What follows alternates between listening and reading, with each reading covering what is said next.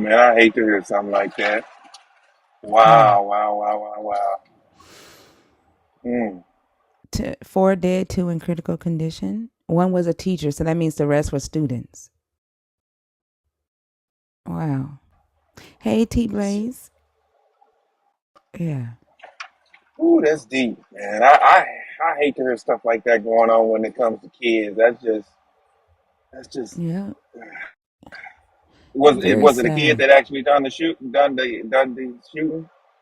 Let me see, because it said they got the killer. They got the shooter.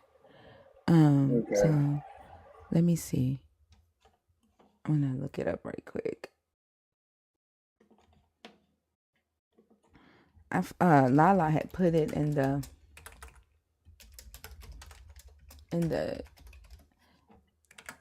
this in the uh 50. It's a girl this time. It's a 15-year-old girl. She opened fire in the Christian school she attended. She killed a teacher and a student. Well, two did. She killed a teacher and a student and wounded six others.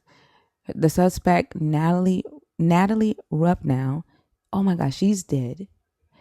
It suggests that the teen who went by Samantha, oh, she killed herself. She unalived herself. So she took herself out. Um, she had a handgun. Wow, wow, wow.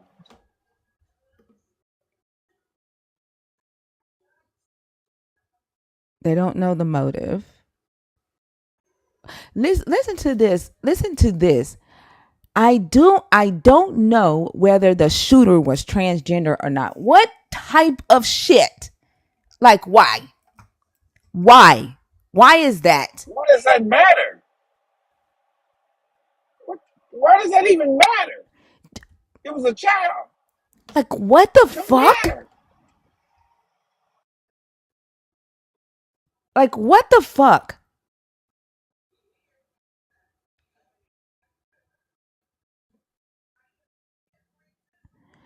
I don't know whether the shooter was transgender or not. Barnes also answered during the conference, but said that it was of no consequence to authorities at the time. I don't think that whatever happened today has anything to do with how she or he or they may have wanted to identify. Like what the fuck? Like why would that even be the top? Like I guess they're gonna try to switch the motive. And, oh, it was against Christian schools, maybe because the way Christians feel about it. Uh, that's just irrelevant. We're talking children. We're talking kids. it's so crazy, I swear.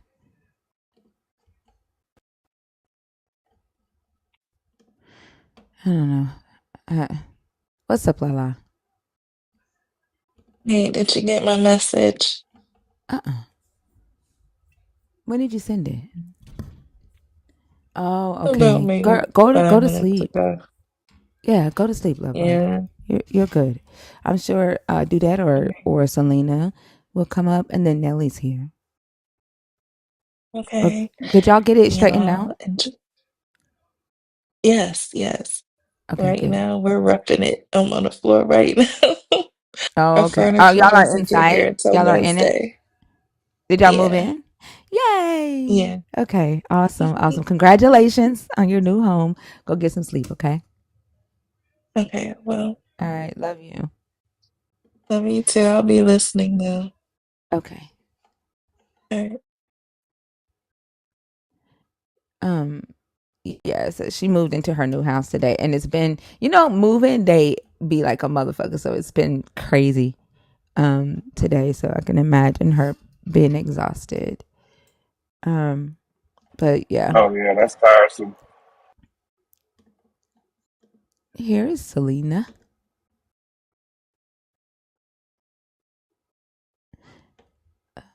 Let's see, where is she at? Uh-oh. Oh, there she go. Hey, Selena, Hey. Hey. how are you? I'm good. I saw Lala was leaving, so Thank you for coming up in her stead. of course. Of course, of course.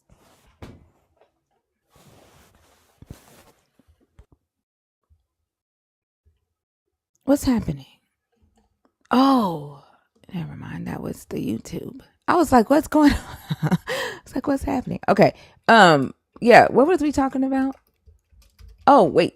Can we get the shares to 100, y'all, so that we can get on the FYP? Don't forget the team braces and the heart me team hearts so that we can get pushed out to the FYP. To the two people that are in the guest box, bear with me just a second. We don't bring in the first guest until we get to 100 shares. So I do see you in the guest box, and we'll start the show in just a second. Okay. I think they are going to try to say that it has something to do with that though, Nelly, Yeah, because that's it's the a only Christian angle I school. can see. I Yeah, guarantee you it's gonna happen. yeah, yeah. Which is insane. But yeah, I just made a video responding to that guy, the Jesus is Lord guy. I think they are the same person. The one that came on here and was like he's happy that he was called a nigger, that he was raised a nigger. That guy. Oh yeah, I remember that. Yeah, I just made a video responding to him because he says that God gave Adam and Eve explicit instructions on how to name the animals. And so I just asked very politely, what were the instructions? And his smart ass response back was, why don't you read the Bible? Like, and then they get mad at me. They'll come in here, they'll get mad at me, and they'll say that my ego is big because I think I'm intelligent, or why do I curse, or why do I always got to get smart, right? But that's like literally their response most of the time. That's their nature.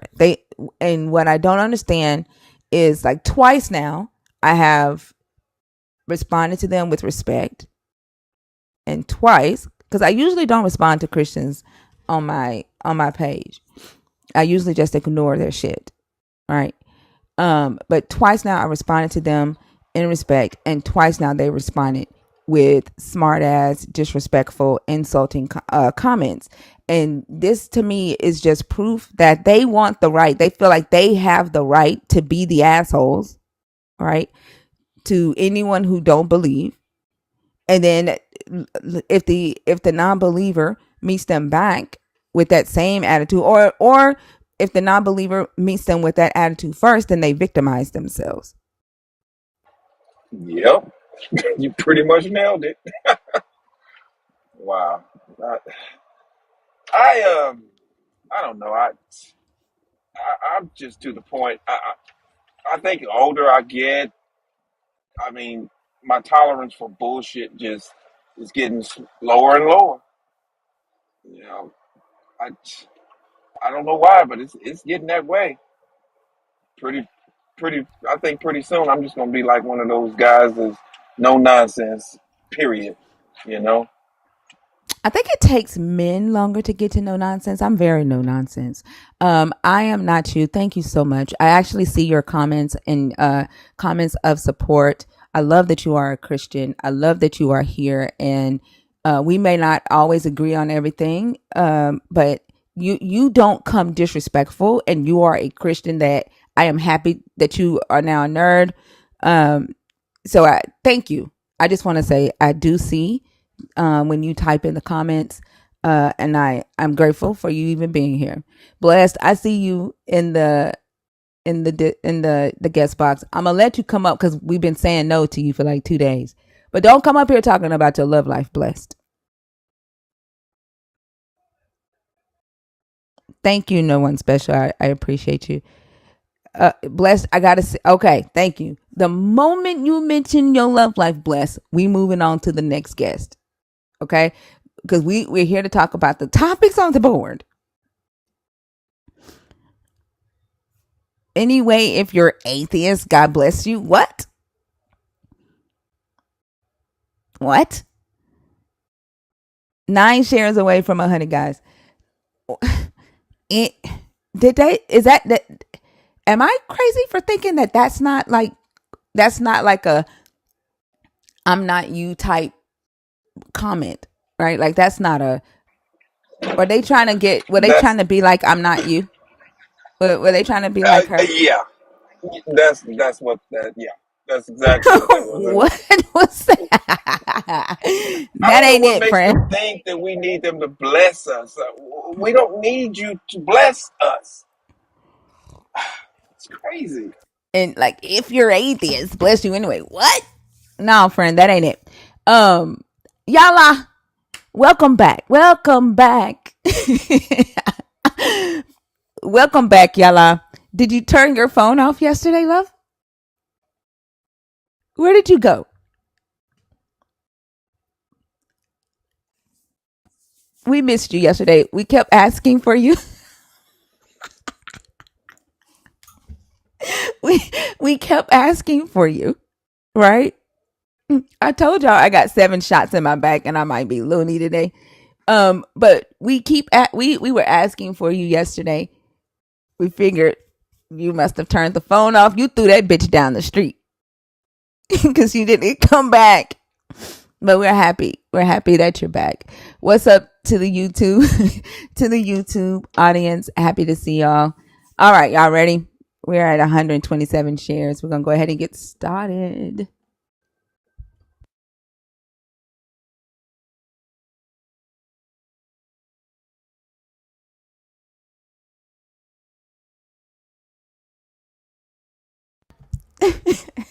Look at you.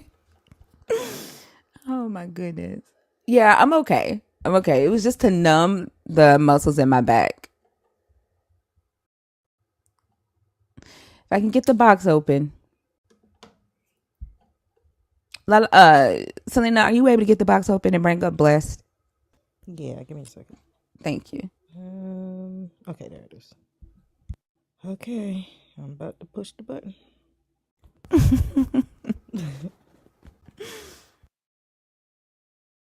Hey, Spiritual Rents, how are you?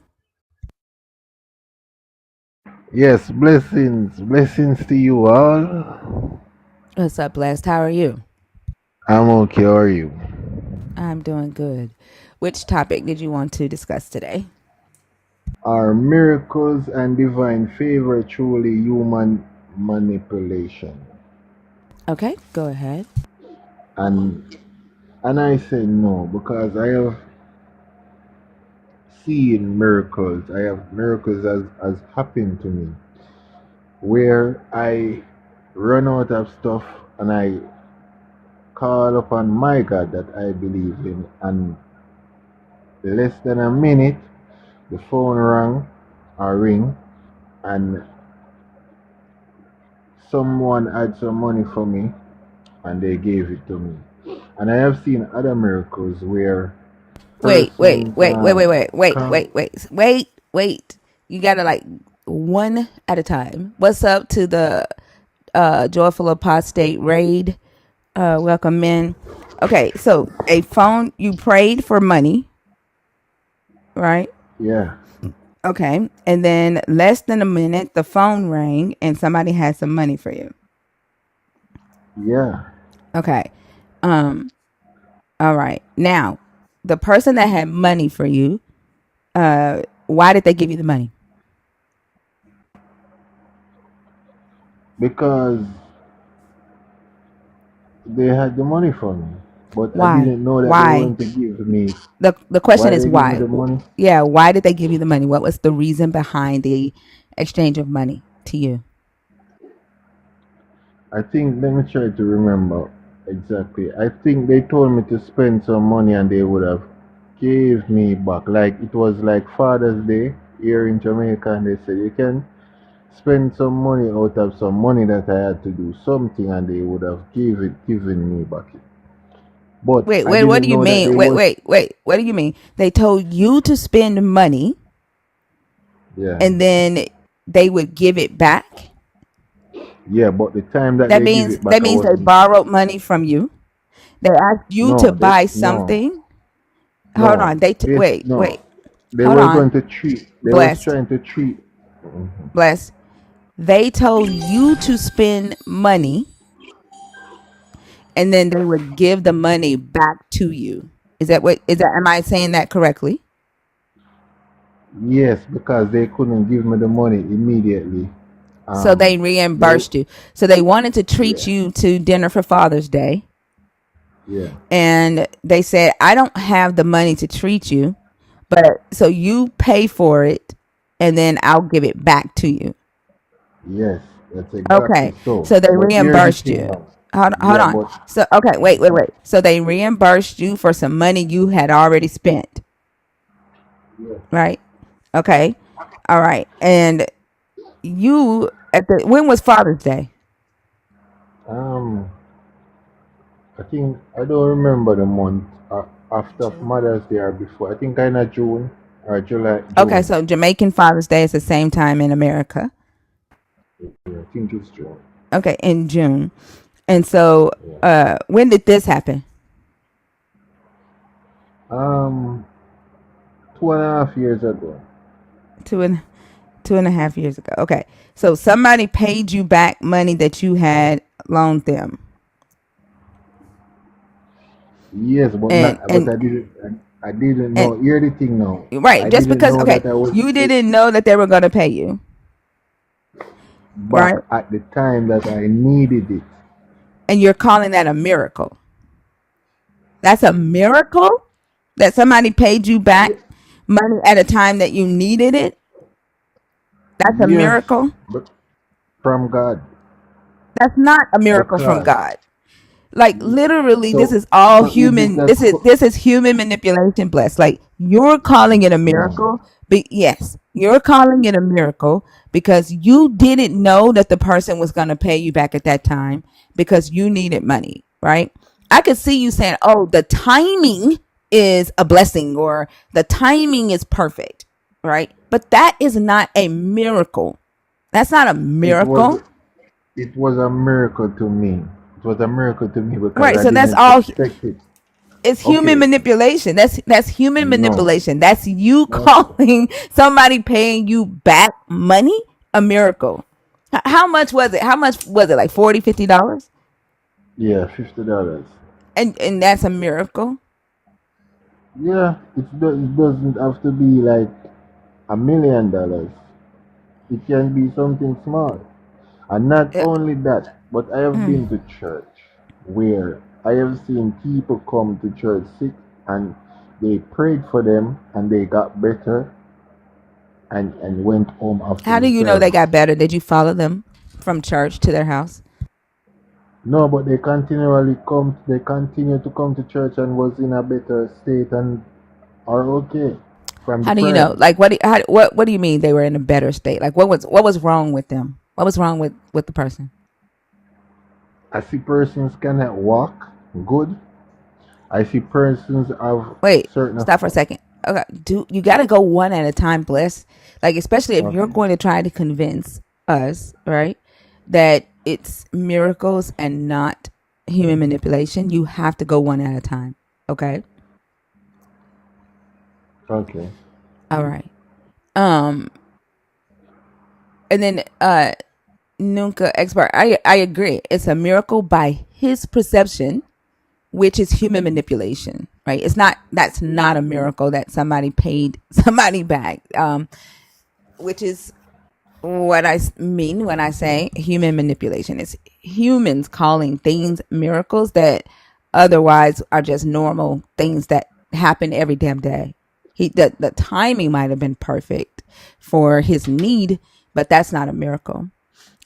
Okay, so you say that you saw someone be healed and they could not walk or they couldn't walk good. What do you mean by they they walked they better? they Like, what do had you to mean?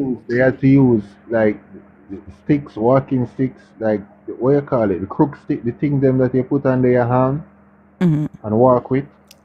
Like when you're in an accident or your foot is broken, Hmm. what you call those sticks that they walk with? You know what I'm talking? Crutches? Crutches. Okay, yes, crutches. Okay, And and what when were they they're on leaving, crutches for? What were they on crutches for? because they couldn't walk Why couldn't they walk? Like properly. crutches? Like whether was their ankle broke? Were they did they have a sprain? Did No, they no, no, no. like what were they on crutches for? It was spiritual, and they What do couldn't you mean walk it was spiritual? What do because you mean? they said they said they like, for instance, I'm not remembering the story exactly, but and I don't want to tell any lie, but it was something happened to them that they couldn't walk properly. So they come to church looking for prayer to heal for healing, and they got the prayer for healing, and they leave out of the church walking. No, wait. So the person came in on crutches, Yeah, right? but You it don't know wasn't what about. you have no idea what their medical history is. None. None whatsoever, right? The person comes in on crutches and you say they left walking without the crutches. Yeah. Do you know this person? Well, I know them. After that day, I know them, but I don't even know them before that day. So you talked to this person after all of this? Yeah, yeah, and everything was okay, and their faith was built up in God, and Wait, their faith yeah, was built up. So the reason they couldn't walk is because they didn't have faith, is what you're saying? not only because they didn't have faith, but they didn't know to I'll say, align themselves with align themselves with the faith of God, yeah, faith in Okay. God, because yeah, Okay. yeah, I'll say. So blessed. All right. So you have this person that you didn't know before, right? Walking your church in crutches. And they say, my faith is bad. I cannot walk. Increase my faith so that I can walk. And then your pastor goes, faith be healed. And No, then he the didn't person say levels up on no. faith. The person levels up on faith right then and there on the altar. The crutches fall to the ground, right? The church goes up and prays, and then the person walks or runs out of the sanctuary, and then y'all become friends. Is that the miracle? Is that what I'm understanding? The person come to church for prayer. They were getting prayer, and Right. the pastor tell them to believe that God is going Right. to heal you. So they believe and that God is going to heal them, and believe and trust and call out on God, and by lifting their faith, yes, they got healed, and they was okay after that, and then they become friends with the congregation of the church. So and I was a part of the congregation, so I become friends with them. So Okay. and Become friends with them. So that means y'all exchange phone numbers and stuff. yeah, we're in WhatsApp group, church group. Yeah, we're No, no, no. praying and stuff. Yeah. Did you become like individual friends with this person? Like, well, y'all Eventually, yeah. exchanged phone numbers and y'all talked privately, went to lunch, stuff like that. No, I don't went to lunch with man. But yes, we exchange numbers. Like, all right, you're in the group, and somebody might just inbox you just come Okay, in so at the right time. y'all weren't like individual friends. So when you say you became friends, they just joined your church and you like Yeah, talk to them casually in the WhatsApp group. Is that correct? yeah, and sometime now you're going to be prayer partners. So So they were your prayer you got the partner? number. Individual persons, yeah. No, So we get was this along the individual way they person your prayer become partner? after, yes, So this individual person becomes your prayer partner, right? yeah, Okay. And exactly, so yeah. you and this person, so this person now has the type of faith that restores walking, right? You are prayer partners with this person, right? That now can get a word up to your God and things happen, right? You know this for a fact now because you've seen it with your own eyes. And now you're praying with this same person. Am I on the right track? Yeah, you're on the right track. All right. How long were you and this person prayer partners? Like a couple of months. Couple of months. All right. Yeah, And so, remember when you first came on the live and you told us that you believe that you have been called, right, to feed the poor in Jamaica and around the world, but you just didn't have the money to do that. Do you remember telling us that? Yeah. And so far, like in your stories of the miracles, you've given us two miracles while you've been on the stage. One miracle was that you were praying and money came, right? Yeah. The second miracle is that you were partnered up with the person who know how to have faith enough to restore people's ability to walk, right? So this person now has the faith needed, right, for things like that to happen. And now you are that person's prayer partner. Now, Yeah. this is 2.5 years ago, right? But for some Yeah. reason, blessed, less than 3 weeks ago, we met you for the first time, and you told us that you didn't have enough money to feed the poor because what? Because, hello? Yeah, why don't you have the money to feed the poor? Oh, why don't I have it? Because I think it is um my fault. I think it's because of my wavered mind. I want to become this, then I want to become that, and it's like I didn't know what I want to become in life. So I am searching now, and I believe that God has shown me my path in life. So to be a spiritual leader and a spiritual mentor to others.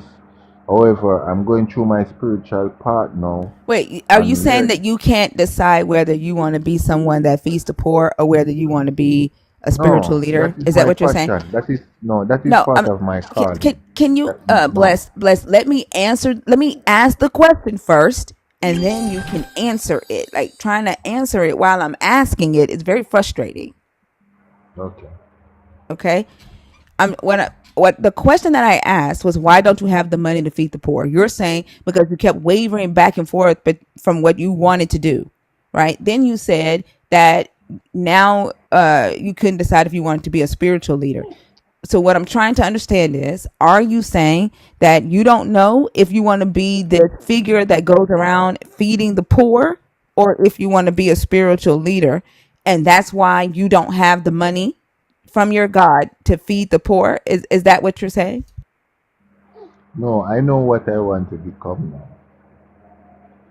But And why the don't you have the money to feed the poor is the question. Not, I didn't ask you what you want to become, blessed. I made dumb decisions and dumb choices throughout my life that led me into this um situation.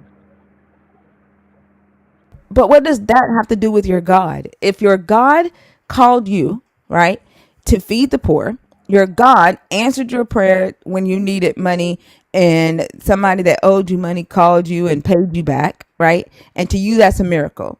Your God healed a person that could not walk in front of your eyes, partnered you with that person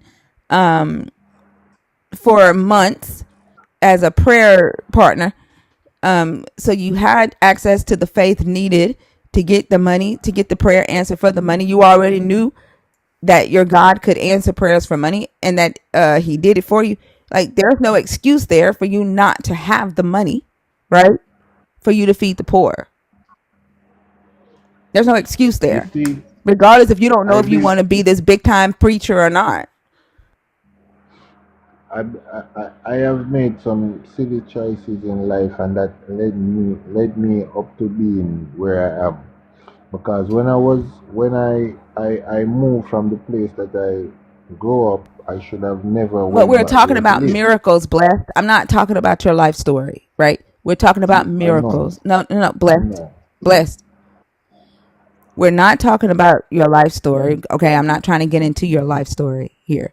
We're talking about miracles. And you said that you, last time we talked to you, like, shit, blessed. It was just 3 weeks ago when you said that you were called to feed the poor. Now you're saying that you know what you want to do now. Like, and within 3 weeks, that's changed. But that literally has nothing to do with you getting the money to feed people who are hungry. Because remember, we said that the reason, if you feel that you were called to feed the poor, then obviously that ain't what your God want to happen if you don't have the money. But you just told us that God gave you a miracle, right? Because you needed money. Yes, but you have to understand this now. My God doesn't have one calling alone for me or one purpose for me. I'm Part not of really my talking purpose. about your calling. We're talking about the miracle, not your calling. Bless this. Like, this is the point that I'm trying to get to is the human manipulation of it all. Because blessed doesn't know what blessed wants to do. It's about blessed. Like, you can't stop thinking about yourself and what you want to do and talking about that to even focus on the miracle needed for you to have the money to feed the poor, right? It's all human manipulation, right? Blessed is deciding what is a miracle, right? So if I don't know a person, I never see a person come to church yet. I don't know this person, and this person come and I see the pastor pray for them, and they started to walk, and from that time until now they are walking. Isn't that a miracle? I don't know that person blessed. I wouldn't call something a miracle when I don't know the history of that person or that person's life, right? You don't know that person. And the only thing you're telling us is that that person became your prayer partner. But yet, as that person being your prayer partner, who so called had all this new faith that could cause him to walk again, you still didn't have the things that you needed to feed the poor that you said that you were called to do. Like, your God tends to call people to do things, but not prepare them with the things that they need to do the things that He called them to do. And then you make That excuses as to why the no. God doesn't do that. Right? It's your You, you, fault that the God called you to do a job and didn't give you everything that you needed to do the job, or didn't give you access to the people to do the job. Right? you, you lit the nail on the head when you say that now. God calls us. God calls a lot of person and He prepared them. Right now I'm going through my preparation. I'm going through my preparation You just stage said that right you now. don't know what you want to do. You just said that you went back and forth about what you want to do, about what you want to do. Is it no longer feeding the poor, or is it you being a spiritual leader? Which is it? What is it now that your God called you to do? It is both. It's not just one So then call. why It's don't not you just have so then why don't you have the money to feed the poor? uh, because I have made some silly choices, some dumb choices that led me Did you into this get state. money and then However, squander it? however, yes, Hold on. I told you that You already. got Yes. wait, no. After you got your calling, right? You got your calling to feed the poor. Then your God blessed you with money to feed the poor, and you didn't feed them. You squandered the money. Is that what you did? I still help. I still like help where I can, but I didn't help as much. I was So working my hard-earned money. the No, money I that was you were working. given to, listen to what No, I'm asking you. You were given money to feed the poor, and you no, did not feed the poor with it. no. So that's not it. I work my honest, hard-earned money, and I'm supposed to take 10% out of everything that I work and give it back to the poor. That is my tithing. They say they can give it. You should give it to the church, That's but not a you can give it miracle. to the. That's No, not that's a not a miracle, miracle. blessed. That Right. that's not. I'm talking about a miracle. I'm talking about your God saying, blessed. I want you to feed the poor. And then your God just blessing you with a bunch of money for you to do that thing. No, he didn't give. No, if he do that and I do that, then God would have maybe killed me if I steal God money. I believe my God would have killed me or allow me to die if he gave me money to give to the poor and I steal it. That is what I think my God would have done to me. Okay. I like honestly, bless you are very hard to follow. Um, like you're very hard to follow. Let me say that. No, Yes, no, bless. me, Like you're no. at the end of the day, the things that you are calling a miracle are not a miracle. Like it's human manipulation. It's you saying that a thing is a miracle. Okay, okay, okay, okay. I told you that I almost lost my life 17 times. And in those process or in those times, going through that, when I call on my God's name, he pulled me through. Isn't that a miracle? Bless, you told me the first time you almost lost your life, you were like 14 or 4. And that you said that 14, you yeah. didn't, and you said you didn't even know the God then. So, no. I didn't have a relationship with him, but I know his name. I prayed to him. I Now, used to now say, you Our want to invoke Father. that you called on his name when you said you didn't even No, know Michael, who he was. no, listen, sometime I Y'all, was y'all going be through manipulating. Like this is manipulative. It's no, manipulative listen. because you want to call it a miracle now. When 3 weeks ago you said you didn't even know who God was when that first happened. Now, right now you remember. Oh, I called on His name and No, that I saved my didn't say that. life. I didn't say that. No, What did you say? no, I didn't say I didn't even know him. I said I didn't go to church and I didn't like pray as often, but I prayed. I know him. I know the name. My grandmother would go to church. She used to carry me to church, but as a child, I didn't want to stay in church, so I didn't really go to church as often. But I know the name of God. I didn't have a relationship with him. That's a big difference. So now you know that you can just call on His name and He'll save you from being killed, right? You so Yeah, because 17 times you've called the name of this God and He saved somebody from taking your life. yes, You've prayed and money came when you needed it. And you've seen this God heal somebody to walk, but bless, you still don't have the money to feed the poor. Like you've seen 17 times that you've used the name of this God and He's done something, right? But for some odd reason, you can't just say, I need money to feed the poor, right? And that thing happened. Does that even make any logical sense at all, no, because blessed? listen, I'm going through my local preparation right now. God has called me, and He's preparing me to manage a certain amount of money, and don't Bless, let it get to my head. how much? And So, what to manage what amount of money? I don't know how much exactly you And want to give me, but I think I'm going to be a wealthy person. you're going to be a wealthy person. You, blessed, Yeah, are going to be a wealthy person. What does that have to do with feeding the poor, blessed? Like this is I'm what I'm going to give saying. away. This is about blessed being blessed, not necessarily about blessed feeding the poor. You like literally this is about you. You want to be this flashy preacher, right? And so you're wishy-washy back and forth. Like you it's all human manipulation. Bless. It's I'm not all a human flashy person. manipulation. And then when you do whatever work you're going to do to become wealthy, you're going to say that it's a miracle. You're going to say that it was God, right? But it's you, Yeah. blessed. Yeah, because you want to be in the limelight. Like you want to be this big name, right? You want everybody to look at blessed and say, "Oh, he's so blessed." Like that's and that's okay. I'm not saying that you're wrong for that. Like do what you do.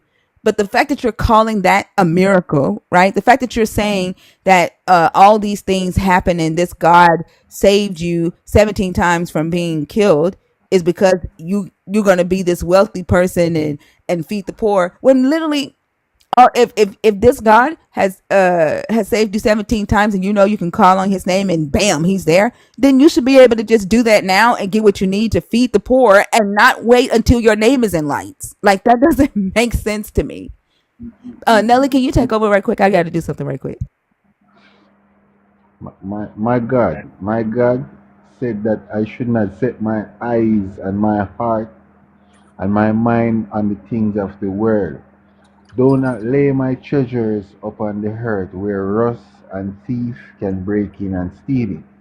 Lay my Okay, okay, treasures. that's all fine. That's great. Um, in heaven. let me ask you something. Yeah, I want to go back to the miracle that yeah, you got this money 2.5 years ago. Let me yeah, ask you a question. yeah. Had you not prayed, let's just say you wasn't praying, you was just sitting around the house. Do you think you would still got that money at the exact time? Well, no, not at that appointed time when I needed it the most. Okay, so you don't think it was because of your prayer that caused your friend to call you up and say, "Hey, I got that money I owe you. Here you go."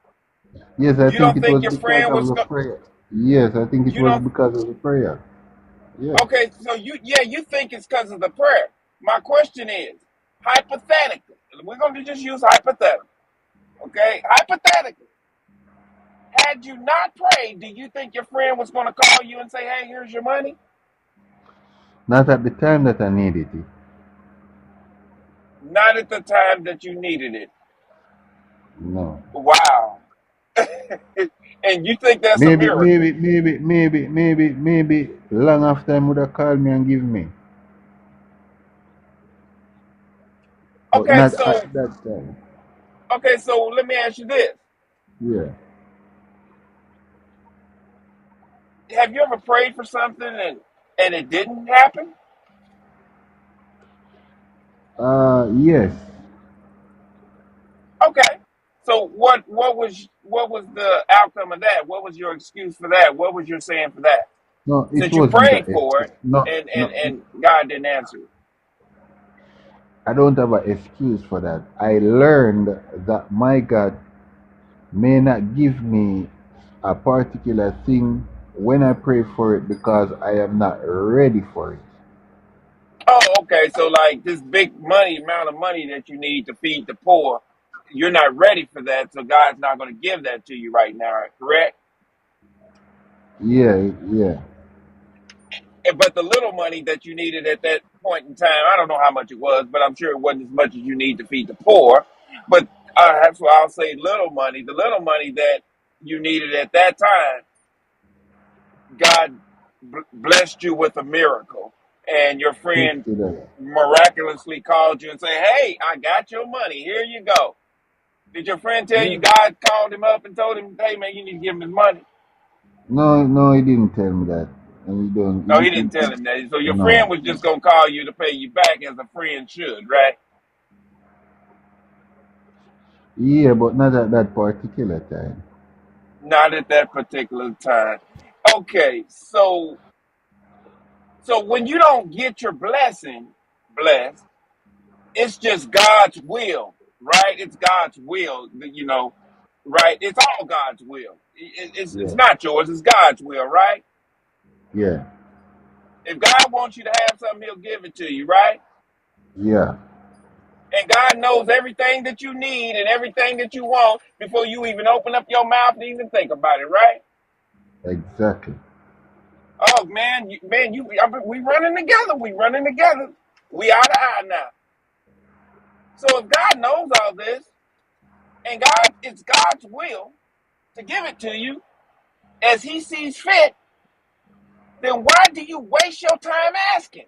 If it's His will, why don't you just sit on your ass and wait?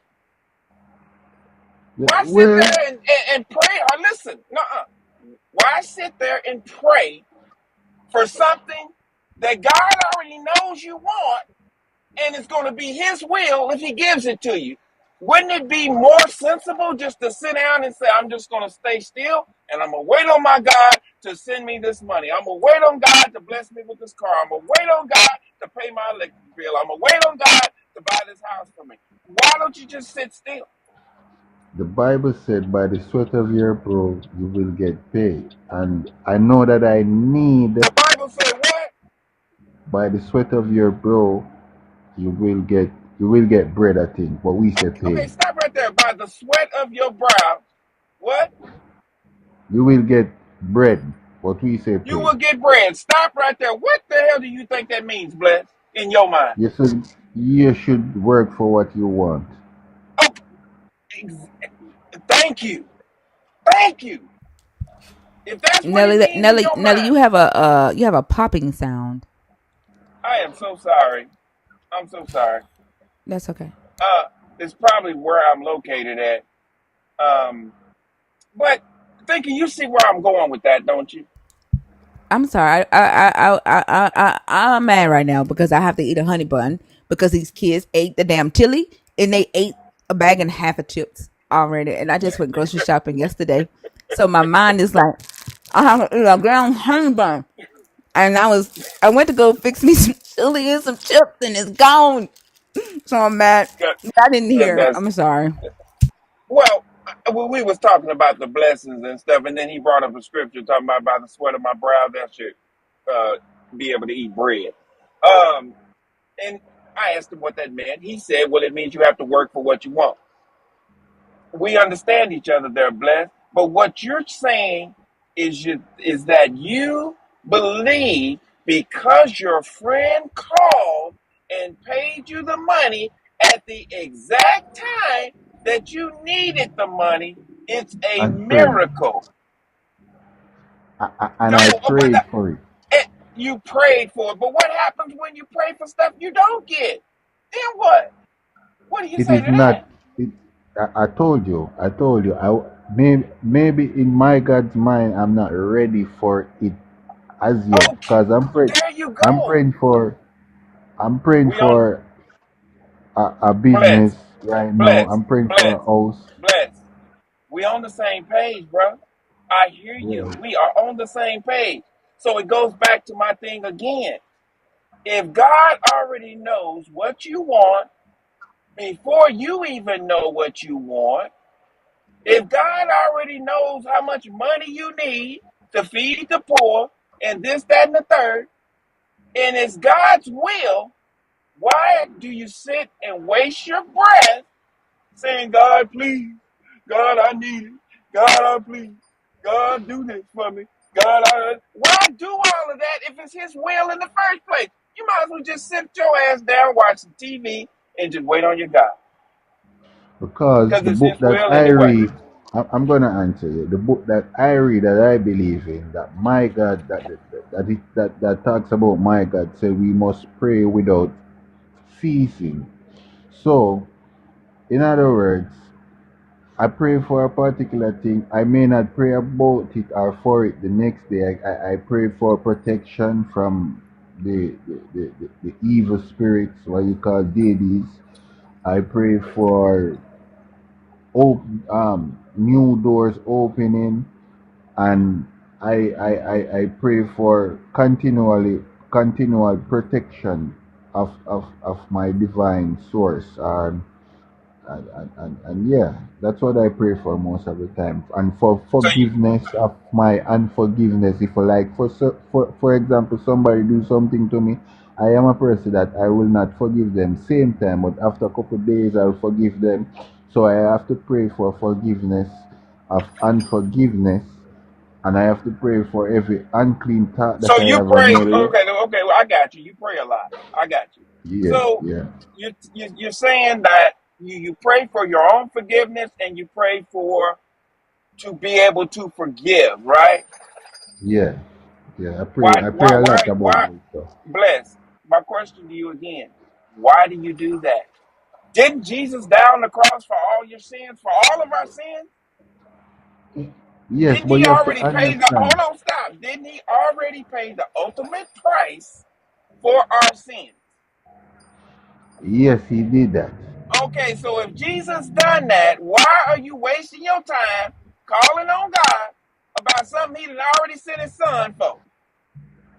If you Because believe that, because of my sinful nature, my your fleshly sinful your nature. fleshful, sensible, okay, I can't. I didn't entertain that long enough.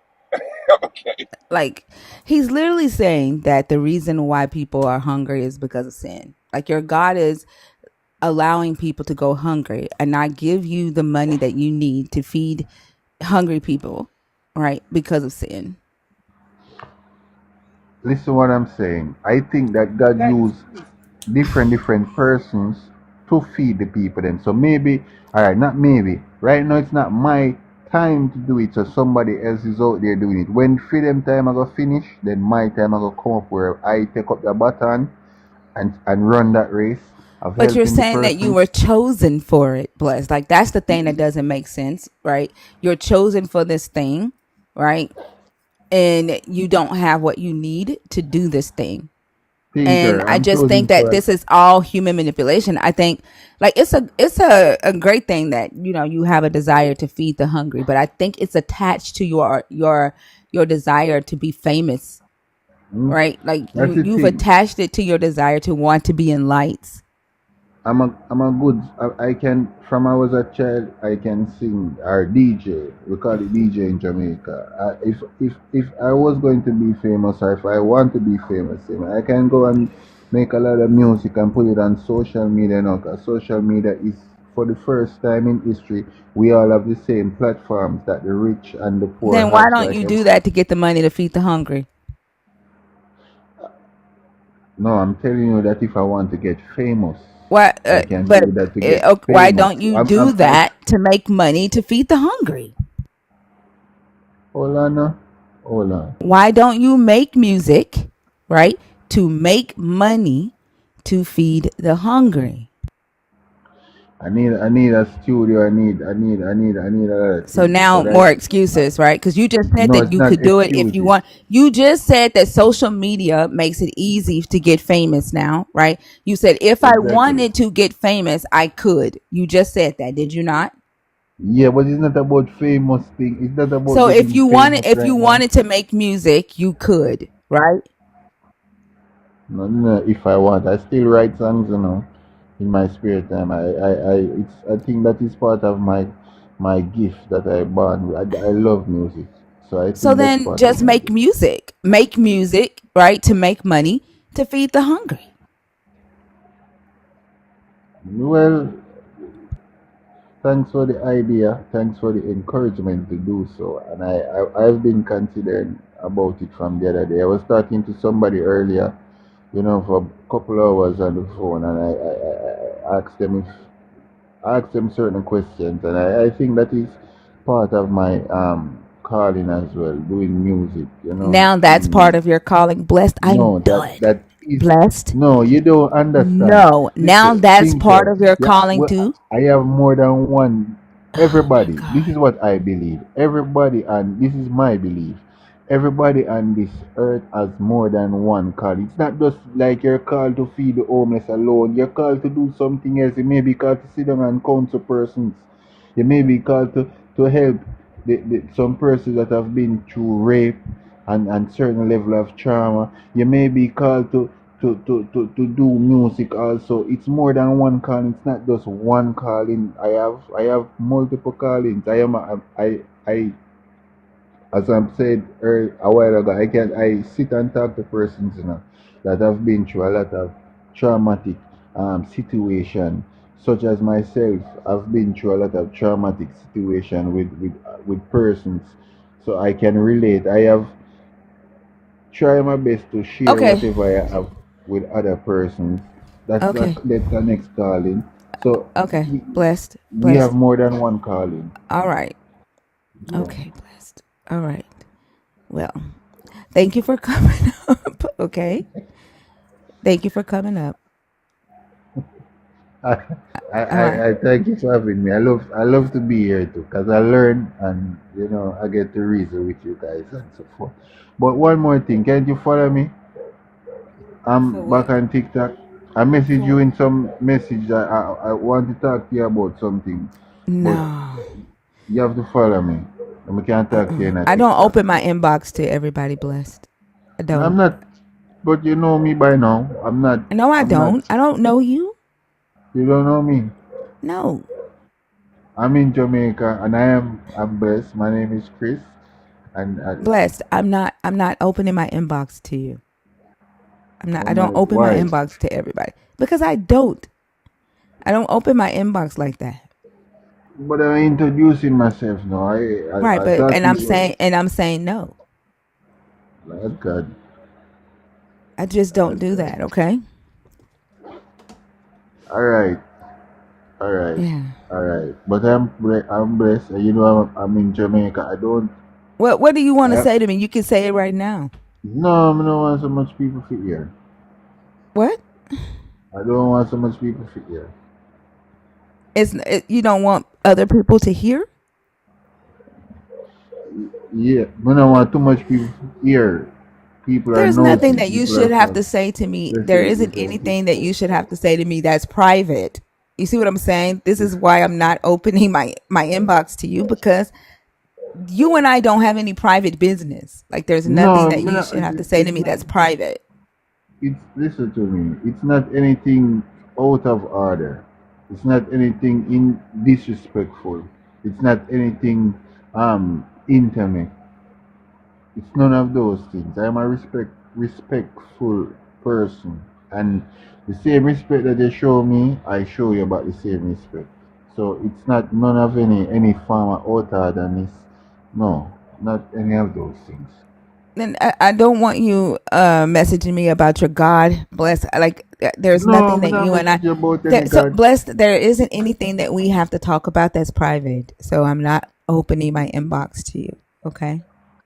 I'm not. Listen to I'm me. saying no and just respect Yeah, that. I Okay. understand, but yeah, respectfully, yeah, I understand, but I'm not going to message you about my God. I'm not going to force my beliefs on anybody. I respect. Well, Dudette has spoken. Thank you for speaking, Dudette. What in the world?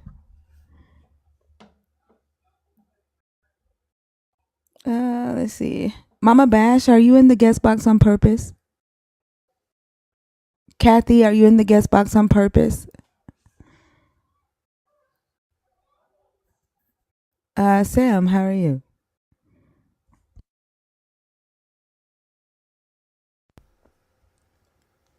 Sam? All right. Can we take Sam down? They're not there.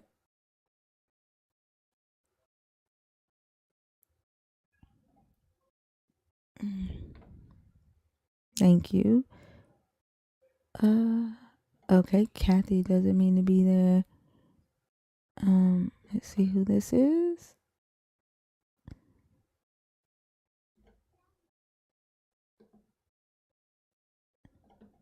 Okay, that person bounced out. Mama Bash, are you in the guest box on purpose? Pink Scorpio, hi, how are you? I'm well. How are you? I'm doing good. Are you a Christian? Are you deconstructing, or are you an atheist? What's up, Phil? Um, I was raised Christian, and I am now a practicing Satanist. Okay. So the topic is about the God of the Christian Bible. As a non-believer of the God of the Christian Bible, when you come on stage, you still have to pick one of the topics that we are discussing, and it has to be from like a place of like adding to our knowledge, if that makes sense. Okay. Okay. All right. Which topic did you want to discuss? Um, I'm sorry. Let me zoom back in. The one about miracles and divine favor. Okay, go I, ahead. I say this quite a bit with people, and I genuinely feel sorry for them. And a great example of it is, just today with the Madison pew pewing at the school. You see the parents come on TV and say that they're blessed because their child came home, but what about the children that didn't? Like, how many times are people going to stand up here and say God is good when these other families are dealing with something that a lot of us can't even imagine? And it's very manipulative. It's very heartbreaking, and I think that there's a lot of people that are truly in crisis aside from that situation that try to go down this road and it leads them nowhere instead of seeking some type of professional help. Um, and it's dangerous to the mental health of people, in my opinion, to put everything on a being or an entity that doesn't exist. I do agree, and it is heartbreaking to hear when people say, you know, God blessed my child to come back home, and then the children that did not. Like, what about them? And we say that all the time, right? When we talk about, you know, the school shootings. I do need to do an age check right quick. How old are you? Oh, I'm sorry, I'm 34. Okay. I think, are you a mutual of mine? Your Um, picture looks familiar. I've been on your panel before, but only one time. Okay. I'm not sure. I'm not really sure how to check if we're like mutuals. I'm still kind of. I'm not really new to TikTok, but I'm not on here frequently, so like I don't know how to Okay. navigate it very well. Okay. Yeah, I think maybe I'm remembering the picture from you being on the panel. Because I remember the dot on the nose, and so I was trying to. But I feel like you may have been in my comments before. But yeah, no. I agree. With everything that you said, and uh, I think like pointing out, right, that the human manipulation and most of these so-called miracles that people try to convince other people that a God is doing. Um, you know, it's helpful, right, to try to get people to recognize the harm in that. So, but I agree. Yeah, and that's all I want is I want people to truly be happy, and I want people to truly find things that can actually benefit them, and I just don't see it in the Bible. I mean, I know people make the claims and all of that, but I think it would go a long way to dive a little deeper and actually seek like professional help with some things that you may be going through instead of trying just to rely on this. And I'm not trying to bash them either. Like I'm trying to be very respect. I'm trying to be respectful, and because I know that this is a sensitive topic for a lot of people. But I appreciate your time, and I think I've said about all I wanted to say on this topic. All right, well, thank you so much for coming up, and I hope you have a good night. Okay. Thank you. You too. All right.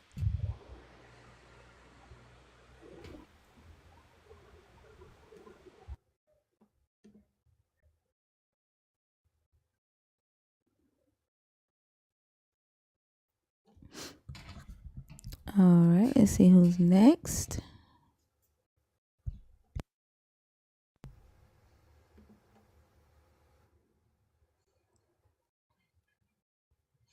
Chaotic Bliss. Yes. How are you doing, Thinker? I'm good. How are you? Not bad. So, we spoke a while back on somebody else's platform and you asked me to join yours, but every time I come I over don't here, remember that.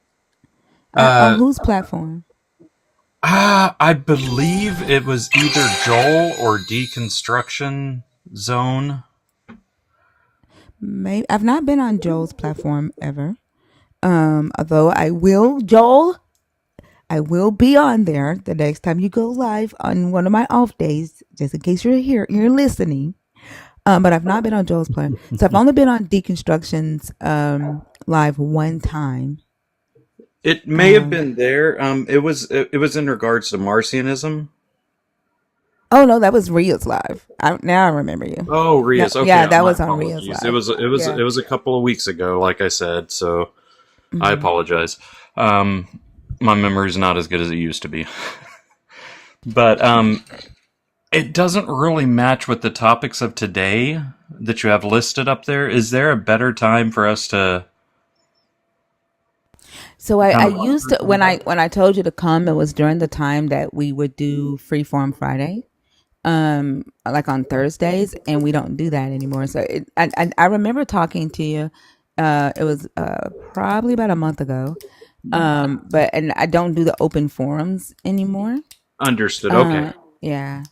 I wanted to be respectful of your time, which is why I didn't jump in on the other one. So I do apologize. I do appreciate it, but It's okay. What doesn't. what what question did you have about, or what did you wanna? So I am currently deconstructing and attempting to, and I keep going back to a couple of items. One would be so I see a lot of contradictions, and this is I think this is me justifying things personally. I see a lot of contradictions between Jesus and the Old Testament God, which is why I'm a Marcion. But I'm starting to see some things in the Evangelicon where it's all about leaving materialism, right? Leaving this material body, things of that nature. And it appears that it has been heavily influenced by Gnostics. I guess it would be the earliest of Gnostics. And it also appears that maybe Paul was made up by Marcion. You really? So you think Marcion made up Paul? Yes, I truly do. I don't know if Paul truly existed. I don't know that Paul existed. I think that a human did write, that there is a person who did write the early Pauline letters. I don't think their name was Paul. I used to think Marcion made up Paul, but I don't necessarily anymore, because there's a 20-year gap between when Marcion lived and when Paul would have died, when Paul would have lived and died. Mm-hmm. What's making you think Marcion? So Paul, oh, sorry, I didn't mean to cut you off. No, go ahead. What's Okay. making you think Marcion created Paul? So Marcion is really the only other person that I have seen equate to the resurrection as a spiritual resurrection, more of a holographic form than a physical body. And the only other time I truly see that is it seems like Paul agrees with that. That's like the one thing that they're lockstep and focus. They're lockstep with each other in that, and nobody else seems to be. Not whoever wrote or expanded upon Luke, and not whoever wrote the other Gospels. They don't seem. They seem to believe in a physical re-embodiment, if you will. And almost all of the letters, except for the final two, really appear that, like, even the ones that the Catholic Church later brought into their canonized books, it really, if you read them without reading the, how do I put this? If you read them with an open mind and not with bringing on things that you have read from the Gospels, there's no true mention, or it doesn't appear to me that they're talking about a true resurrection and Jesus returning here on this plane, but yet returning to his Father, his not the Creator God, but the Father God. Yeah, I agree. The earlier Pauline letters have a Gnostic feel to it, which would make sense, right? Because Marcion had them first. But then, like, there is some influence from Christian believers as they, like in Acts, and then some additions that they added in, like the Corinthian letters. But I'm still not seeing, like, for me it still doesn't equate to Marcion being the author, like, because of, like, it would make sense, right, that the Pauline letters would have this Gnostic feel, and so one could say, hey, Marcion forged these letters and wrote them, or Marcion was influenced by the Pauline letters, and that's why Marcion was Gnostic. Well, You see what that's I'm saying? valid too. Yes. No, that does make sense. I think what I'm trying to do, to be honest with you, thinkers, I'm trying to convince myself that Marcion forged them so that I could it's easier for me to deconstruct, I suppose. Um, I don't know if that makes Why do sense. you need to believe that Marcion wrote them to deconstruct? Because if not, then who was Paul influenced by? That's a good question. Well, not only who was Paul influenced by, who was Paul, right? Because Well, nobody that's valid. knows. Yeah, like no one has ever met Paul. And when I say no one, I mean like the early No one's church claimed fathers. to. Yeah, no one's claimed to ever met him.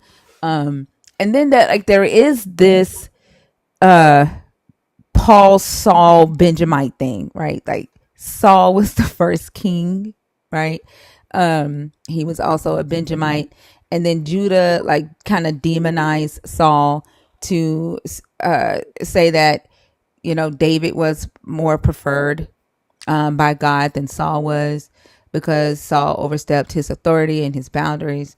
And then you have Paul, whose name was Saul first, who once Romanized became Paul, right? Who was Mm-hmm. also a Benjamite, also a Pharisee that Jesus demonized. So like that similarity too is what once also made me believe that this Paul character is a character, right? A typology of the Saul king, right?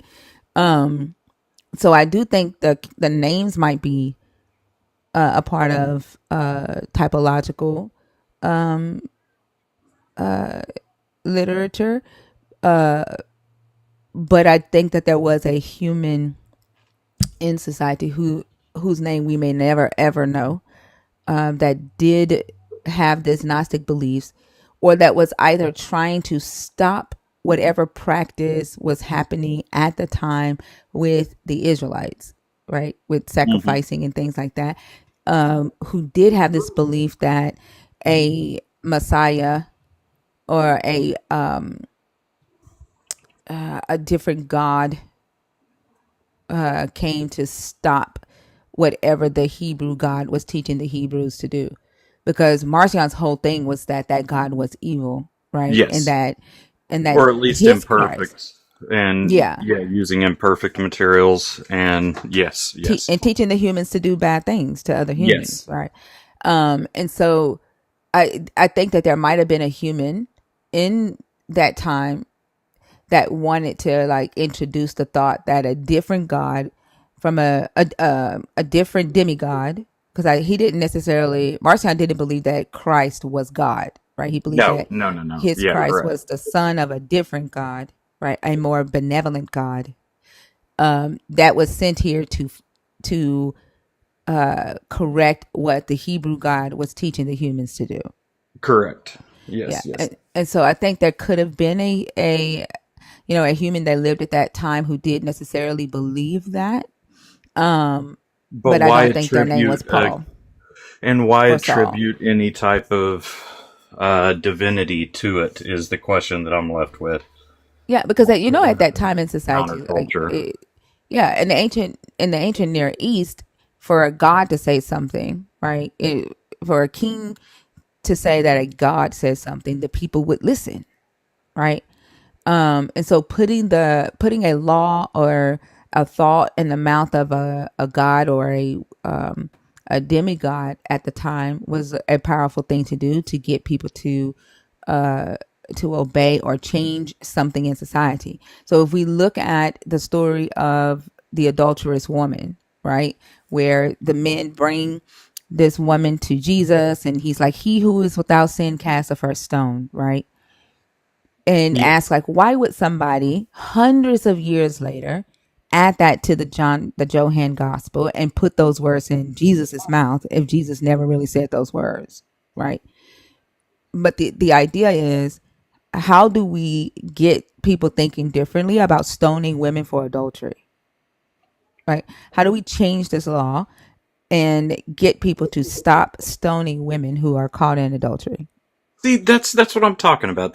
I think that's what I need to look at is more of the naturalistic explanations, because that seems more reasonable than all the assumptions that I have to make to continue my belief. So I think that's where I think that's what I need to really focus on. So Yeah, and I don't think we'll ever really find out who the real writer of the Pauline letters are, because we're and then keep in mind, like in the early church, like some of those letters didn't even have authorship, and they just were attributed to Paul, oh right? yeah. Oh yeah. Yeah, and so I don't think we'll ever. Somebody said it might have been what's his name, Galileo, the one that said was Paul's teacher. I can't say his name, but is it Galileo? Is that his name? Yeah, which was really, but his view wasn't that more of a spin-off of Plato's book, where he tries to explain how a not all-powerful God, or how excuse me, I said that wrong. How a all-powerful God could create an imperfect world by using imperfect materials. I believe all of that comes from the same lineage, which was in direct opposition to the Judaic lineage. I may be wrong, but that Gamaliel, that's his name. yeah. But is that far fetched though? Is that like No, not it's at not? all. Yeah, I don't think so. And so, like, I mean, the reality is we may never find out who that person is. But I think it's a interesting thing to point out, right? How different this character Paul did see the Hebrew God, and how the Jesus in the Synoptic Gospels, because Marcion didn't agree with the Synoptic Gospels No, either, not at all. right? He called them fraudulent. Yeah. Yeah, and so they're different Jesuses, right? And so there is a in the Pauline letters, I can't remember in which book, that character Paul is saying they're coming to you with different Christ, like they're teaching you different Christ, right? And so that knowing that Marcion rejected the Synoptic Gospels, whatever was in rotation at that time, and whatever was in rotation at that time, that writer didn't agree with. And I think one thing that would give us a clue, right, is we know when those gospels were written, right? So we can kind of pinpoint and say when the idea came that there were different versions of the Christ that Paul, or Marcion's Paul, was originally teaching about, right? Which would have And been so, about, what, 70 years after the death or yep. alleged death? Yeah. And so if we take, and at that time, that Paul would have been dead, right? Oh, yeah. Because Paul is said to have died between 62 and 67 CE. And so for this character Paul to say, "Oh, they're teaching you different Jesuses," it had to have been at least when the Mark Gospel was in rotation, or after that. So then we have a different character, we have a different writer, a different author introduced. Does that make sense? Because there wouldn't It be no does. reason for the original Paul to be saying that, because the Synoptic Gospels were not in rotation at that time. That's valid. That is absolutely valid.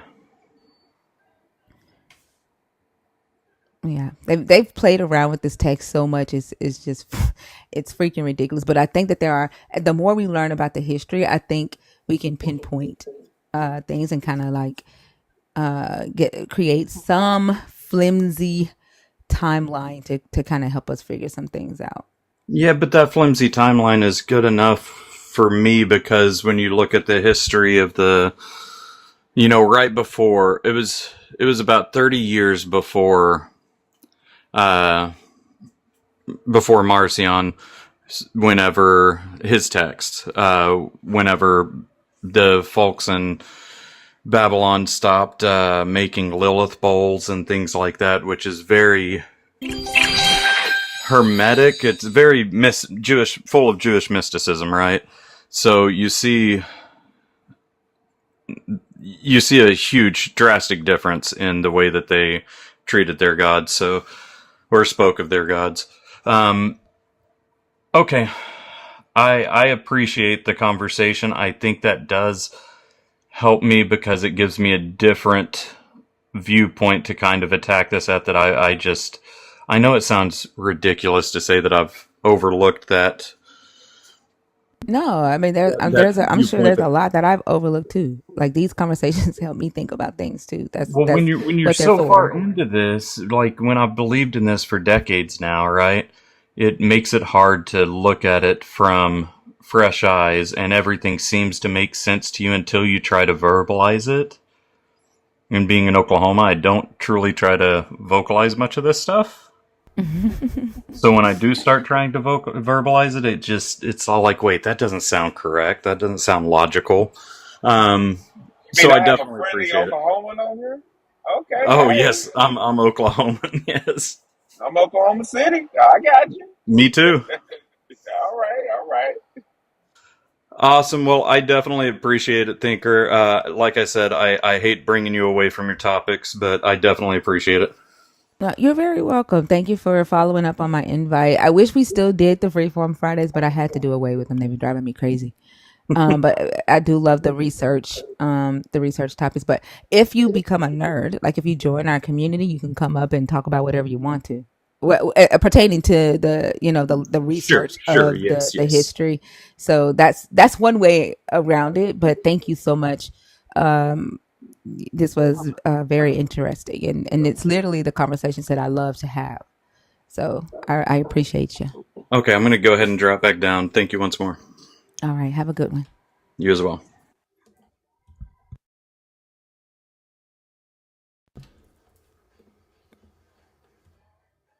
It's also good to know that I'm not the only one who think that there's some shit up with the Pauline letters. Like it's definitely multiple authors in those letters. It's not just one writer.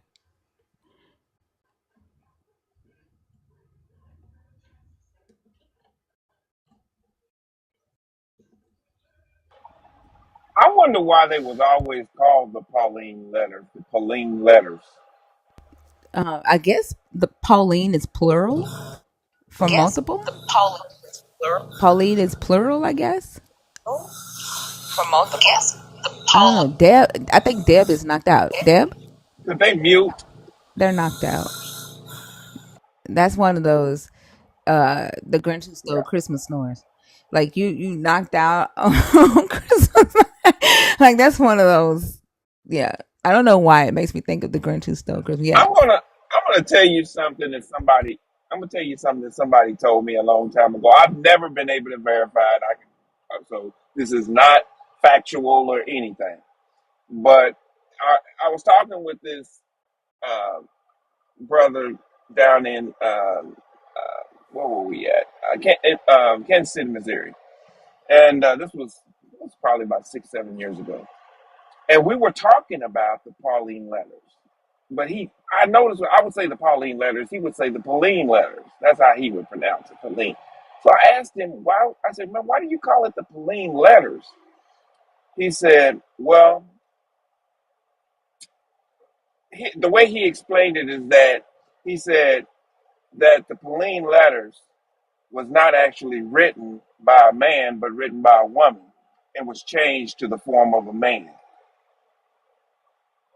And what makes him say that? I, Some of I Paul's have, people were women that helped him build the churches. Um, right. so is that why he says that? Like, what makes him say that? I mean, that's one of the reasons, but I kept digging into that. I was asking, when somebody tells me something like that, I ask for a resource, And of course, at the time, he didn't have any resource. He said, I'm just telling you, that's exactly what he believed. So since he was so strong about it, I tried to research that and I tried to go back and find any evidence of that. I have not been able to find it so far. I'm still not calling it or debunking it yet, but I haven't been able to find any evidence of that. But the way he explained it to me was that the reason why it was called the Pauline letters because it was actually written by a woman and it was changed to a man's writing to Paul. It went from Pauline to Paul.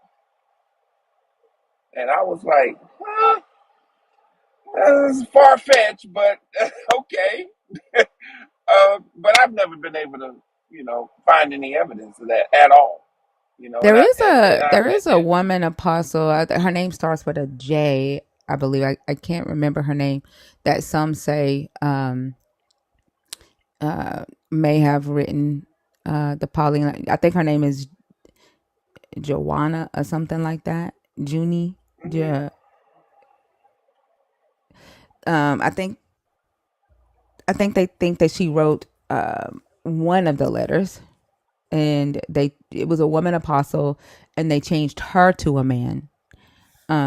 But I've never heard that it was all of the letters, but there is one that was supposedly with him.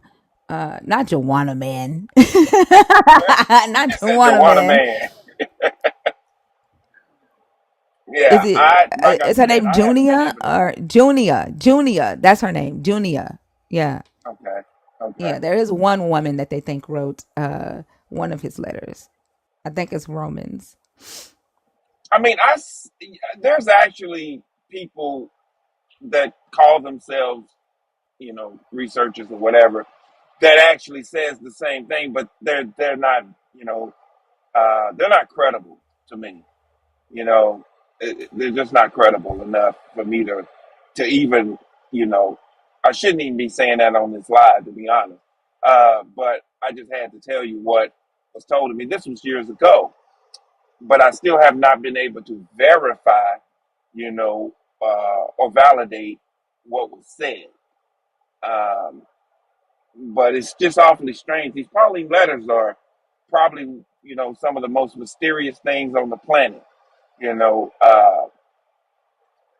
I can definitely stand that. I think I can stand 100% on Paul being a character, not a human being, not a person that actually existed. Uh, Yeah, because of the but typology. Like I can't get past Saul, and that Saul was a Benjamite, and the Benjamites were not liked amongst Judah, right? Although right, they ended up, uh, becoming a part of Judah, but they were not liked. They were demonized because they were like in the earlier time of the Israelites, they were like in between, if that makes sense, in between the north and the south, where they and right, then they later ended up becoming a part of Judah, but well, not a part of Judah, but they were like a part of the South. Let me say it that way. Um, but the fact that they were demonized and Saul was demonized as the first king, and that's what I was talking about yesterday when I said justice for Saul, because really Saul as the king acted in full authority, right, as a king to make decisions both times, for his people, and there's nowhere in the text that alludes to the fact that Saul would have known that it was wrong for him to offer up the sacrifice. Like there's nowhere in the text where Nathan is saying kings cannot offer up sacrifices, um, no, right? And and and and so there's for Saul to be demonized as such a horrible king because he acted in authority as a king and offered up the sacrifice when other kings in the ancient Near East offered up sacrifices. It's like that's a normal thing, right? exactly, that's normal Right. for a king in that Yeah. time. But Saul is demonized for it. Like he's such a horrible king because he didn't obey God. And in reality, what he didn't obey was Samuel, who Right, held three offices. Samuel held the office of priest, prophet, and judge, right? So Samuel had full authority over Saul. But in Israel, the king didn't have more authority than the priest or the prophet. The priests and right, prophets decided who would be king and told the kings what to do because they were to be divided. They were to be guided by the God of Israel, right? And so Saul lost his kingship in both stories because he disobeyed Samuel, i.e., the God, right? And that makes them demonize Saul, and then the Benjamites are demonized. Um, in Judges 19, oh, they're horrible. They wanted to sodomize a Levite, right? The Levite sent right. his concubine out, and then They raped her all night after the Levite told them to, right? They don't pay, it's not, they don't pay attention to the Levite, to what the Levite did. It's all about what the Benjamites did. And then everybody, when the God like damn near wipes out the Benjamites, right? And they're like, oh, we can't get down to 11 tribes. We have to stay 12, so we got to get them wives. And they're all talking amongst themselves, and they're like, I ain't giving my daughter to a Benjamite. Like, that's to let you know that like the Benjamites were disliked, right? So it like completely Right. demonizes them. And then you get Paul here in the Greco-Roman era, and Paul, whose name was Saul, as a Hebrew Philistine, right? I mean, Hebrew Pharisee. Pharisee. Yeah, he's he's persecuting the Christians, right? So here you have this Benjamite whose name is Saul is persecuting the Christians, and then as he's Christianized, he becomes Paul, right? He invokes his Roman name. He's no longer this Hebrew Benjamite that's persecuting these followers of this Hebrew Messiah who is now the Christ, and now he's a Roman Christian named Paul. You see what I'm saying? So I feel like there's some typology there, right?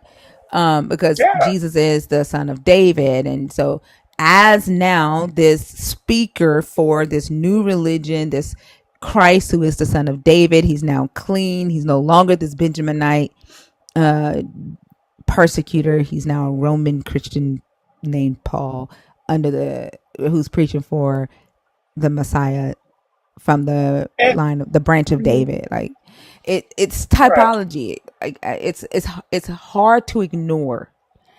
Although people say it has nothing to do with it, it's really hard to ignore that typology. So I don't know. I have not been able to find nothing past Marcion when it comes to these letters. Oh, you're not going to be able to. There isn't. Marcion was the first with the Pauline letters in history ever. You're not going to be able to find anybody with it. But the weird thing is that Paul says that the women that were in jail with him knew Christ before him. So and Paul saying this, he's saying that these women introduced the Christ to him, right? Like they were in Christ before him, is what he says. Hmm. When he's in jail, hold on, let me see if I can find it. Hold on. Yeah, yeah, I'm. Yeah, I guess you're right. I'm not gonna be able to find it because I have researched.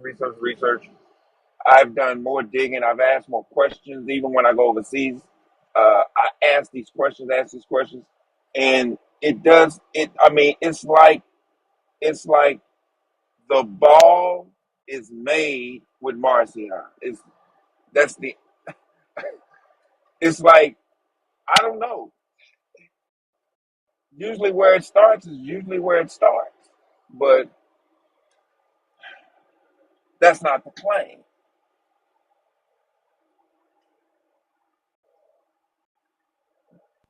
Let me see. I think it's here. Let's see. He says, hold on. I commend to you our sister Phoebe, a deacon of the church at Centre. I can't say that word. So that you may welcome her in the Lord, as is fitting for the saints, and help her in whatever she may require from you. For she has been a benefactor of many and of myself as well. Greet Prisca and Aquila, my co workers in Christ Jesus, who risked their necks for my life, to whom not only I give thanks, but also all the churches of the Gentiles. Greet also the church in their house. Greet my beloved Epaenetus, who was the first convert in Asia for Christ. Greet Mary, who has worked very hard for you. Greet Andronicus and Junia, my fellow Israelites who were in prison with me. They are prominent among the apostles, and they were in Christ before I was. Um, yeah, so these two are also Israelites, and he's saying that they were in Christ before even he was. These two women. Hmm. I think there is some argument though about whether these are women or men. But the fact that he's this letter starts off about mostly women, to just like throw in two men would be kind of weird. You know what I'm saying? Yeah. But I think they're trying to say that these are men, and that's why she was changed. Her whatever she wrote was changed to a man. Because he's saying, like, when he said they were in Christ before I was, ain't no there a in antiquity, ain't no way in hell they're gonna let women be the ones that introduced Paul. You know what I'm saying? We're more advanced in this Christ before Paul was. So I think that's also too why they argue that these two are men. Yeah. And now that you enlighten me on that, now that makes me want to go digging deeper because with the information that I have found over the years in different things, it, usually if you find it once, you're gonna find it twice, and you're gonna find it a third time. So if we have evidence of one woman writing a letter and it was changed, to a man. I mean, he might have been onto something. I don't know, but that's gonna make me dig even harder now because reading them, it sounds like a woman wrote this. I mean, Mm-hmm. it don't have that man feel at the beginning. It just doesn't have the what do you call it, male chauvinist like the Bible is now. It didn't have that feel. Uh, so Yeah, because the later letters of Paul, right, in Second Timothy says a woman shouldn't teach. A woman needs to be quiet. A woman needs to ask her husband questions when she right, get home. But this Paul is like, hey, embrace the women. They are workers too. They knew Christ before I did. This is right. This is right, why I also say, like, you can clearly see multiple authors, multiple hands in the Pauline letters, different perspectives, right? In the right, even in the Pauline letters. right. That's interesting. Yeah, I'm definitely gonna have to. I want to research that because that's been one of my biggest pet peeves is these Pauline letters. Because, like you said, I wasn't able to find anything. It's like it starts with Marcion. It There's does. nothing going past Marcion with these letters. So I know he has something to do with these letters. You're just Marcion not was the gonna first find with it. Well, even the early church fathers knew that though. Like, you're not gonna find anything. Like, they know that the letters. Marcion was the first with the Pauline letters. Marcion was the first in history to have a canonized New Testament, and the first New Testament that Marcion had consisted of the Pauline letters, and the book of Luke, which is our book of Acts today. Right, So it's a different book of Luke than what we have today. Marcion's book of Luke in his canonized New Testament was our book of Acts. So it's the Pauline letters does start with Marcion. As far as we know in history, all the way back to the early church fathers, it starts with Marcion. That's what I be and saying on here. Like, with because if Marcion had the Pauline letters, Marcion did not uh, see the Christ in the Pauline letters or teach that the Christ in the Pauline letters was the son of the Hebrew God, right? exactly, Right. So there's no knowing that, right? And reading the letters that Marcion had, reading from the perspective that Marcion would read. When this character Paul says that there's only one commandment that sums up the entire law, and he says, "Love your neighbor as you love yourself." And he says that the Gentiles already have what the law required written on their heart, like they didn't need a law, right? They were a law unto themselves, right? He leaves right, out what Jesus says in the Synoptic Gospels is that it's two laws that sums up that fulfills the whole law, and the one that Marcion's Paul leaves out is to love the Lord your God with all your heart, soul, and might, because that's talking about the Hebrew God. Marcion's Paul does not add that one. Marcion's Paul says there's right, only one that fulfills the entire law, and that is to love your neighbor as you love yourself. And he's talking about the law that's on your heart, right? Like the law that the Gentiles hold, right? And Right. yeah, so like it's interesting, like to read it from that perspective, and what Marcion would have, been teaching, because he certainly didn't teach that the Christ that his Christ was the son of the Hebrew God. Exactly. Now that was my biggest pet peeve too. Why wasn't that there? Why did it not teach that? Because And I'm curious to Marcion know. taught that the Hebrew God was a malevolent deity, that he was teaching the humans to do evil shit. That's what Marcion believed, right? You know that scripture that says Right. that a good tree, an evil tree cannot produce good fruit.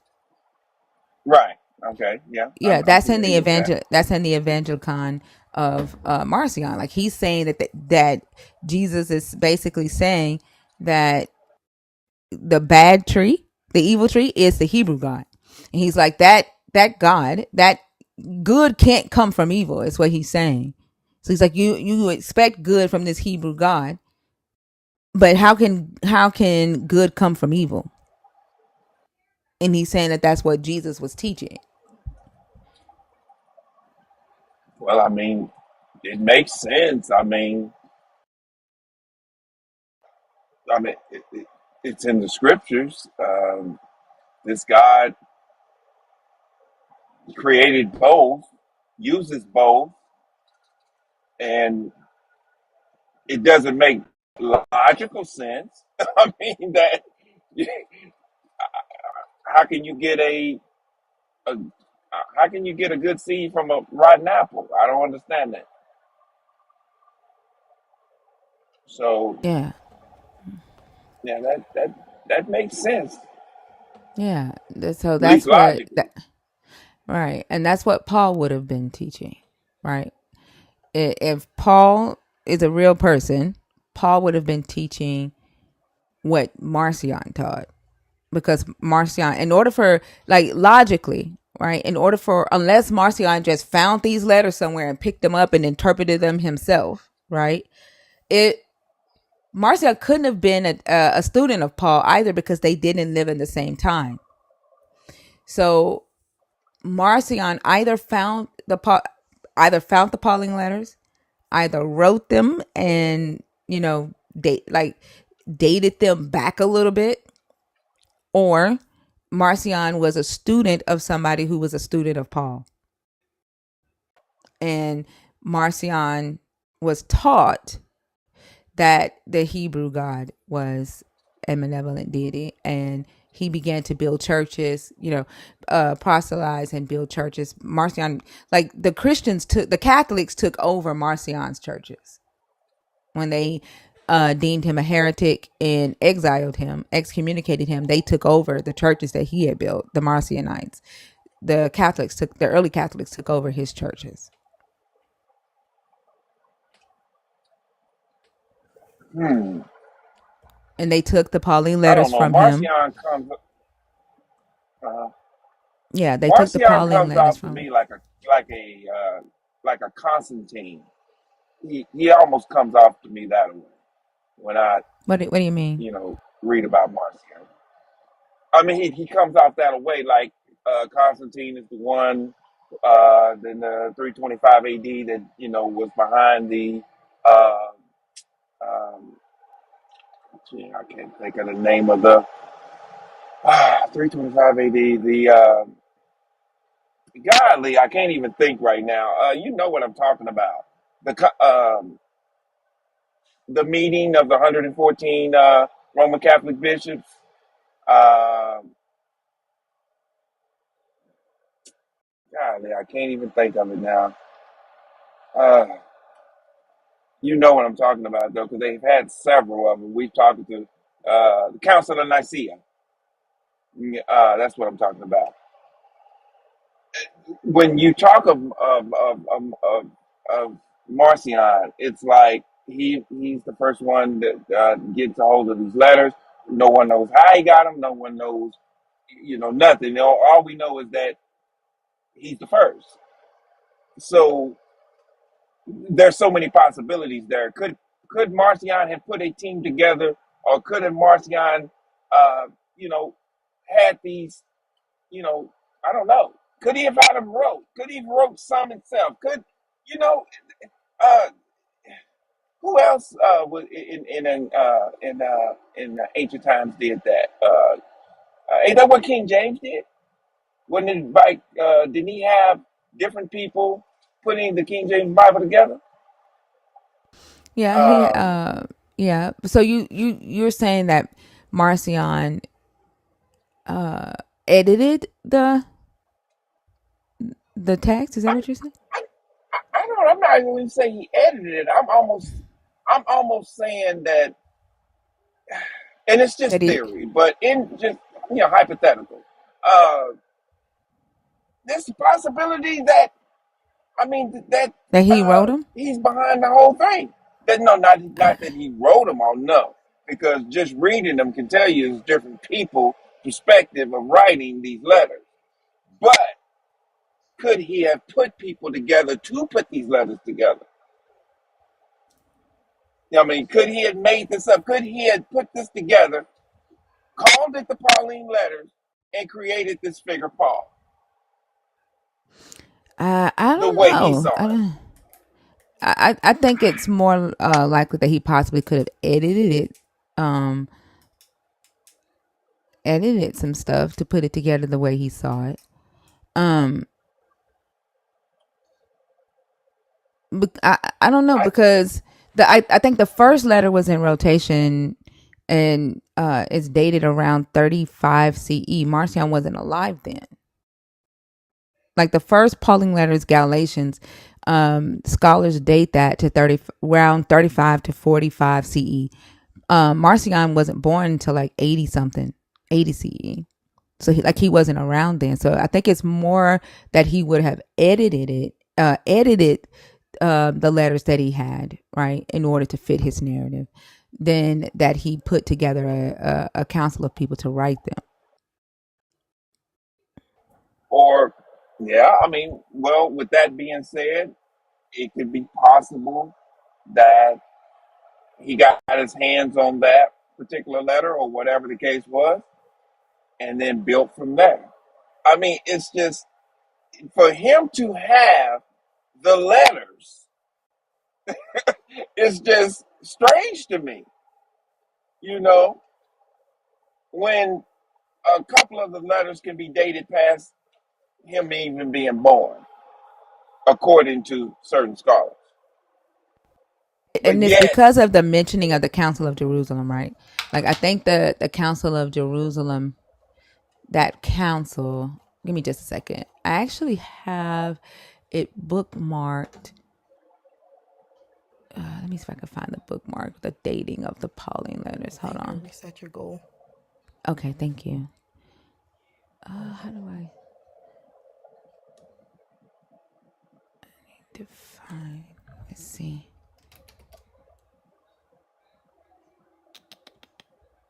I don't think that's it.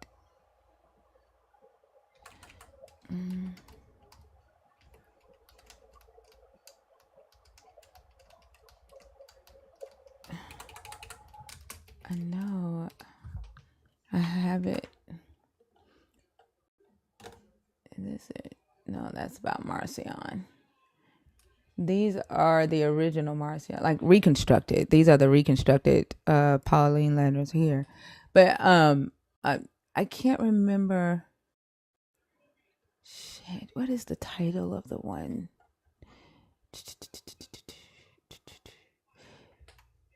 It actually gives the dates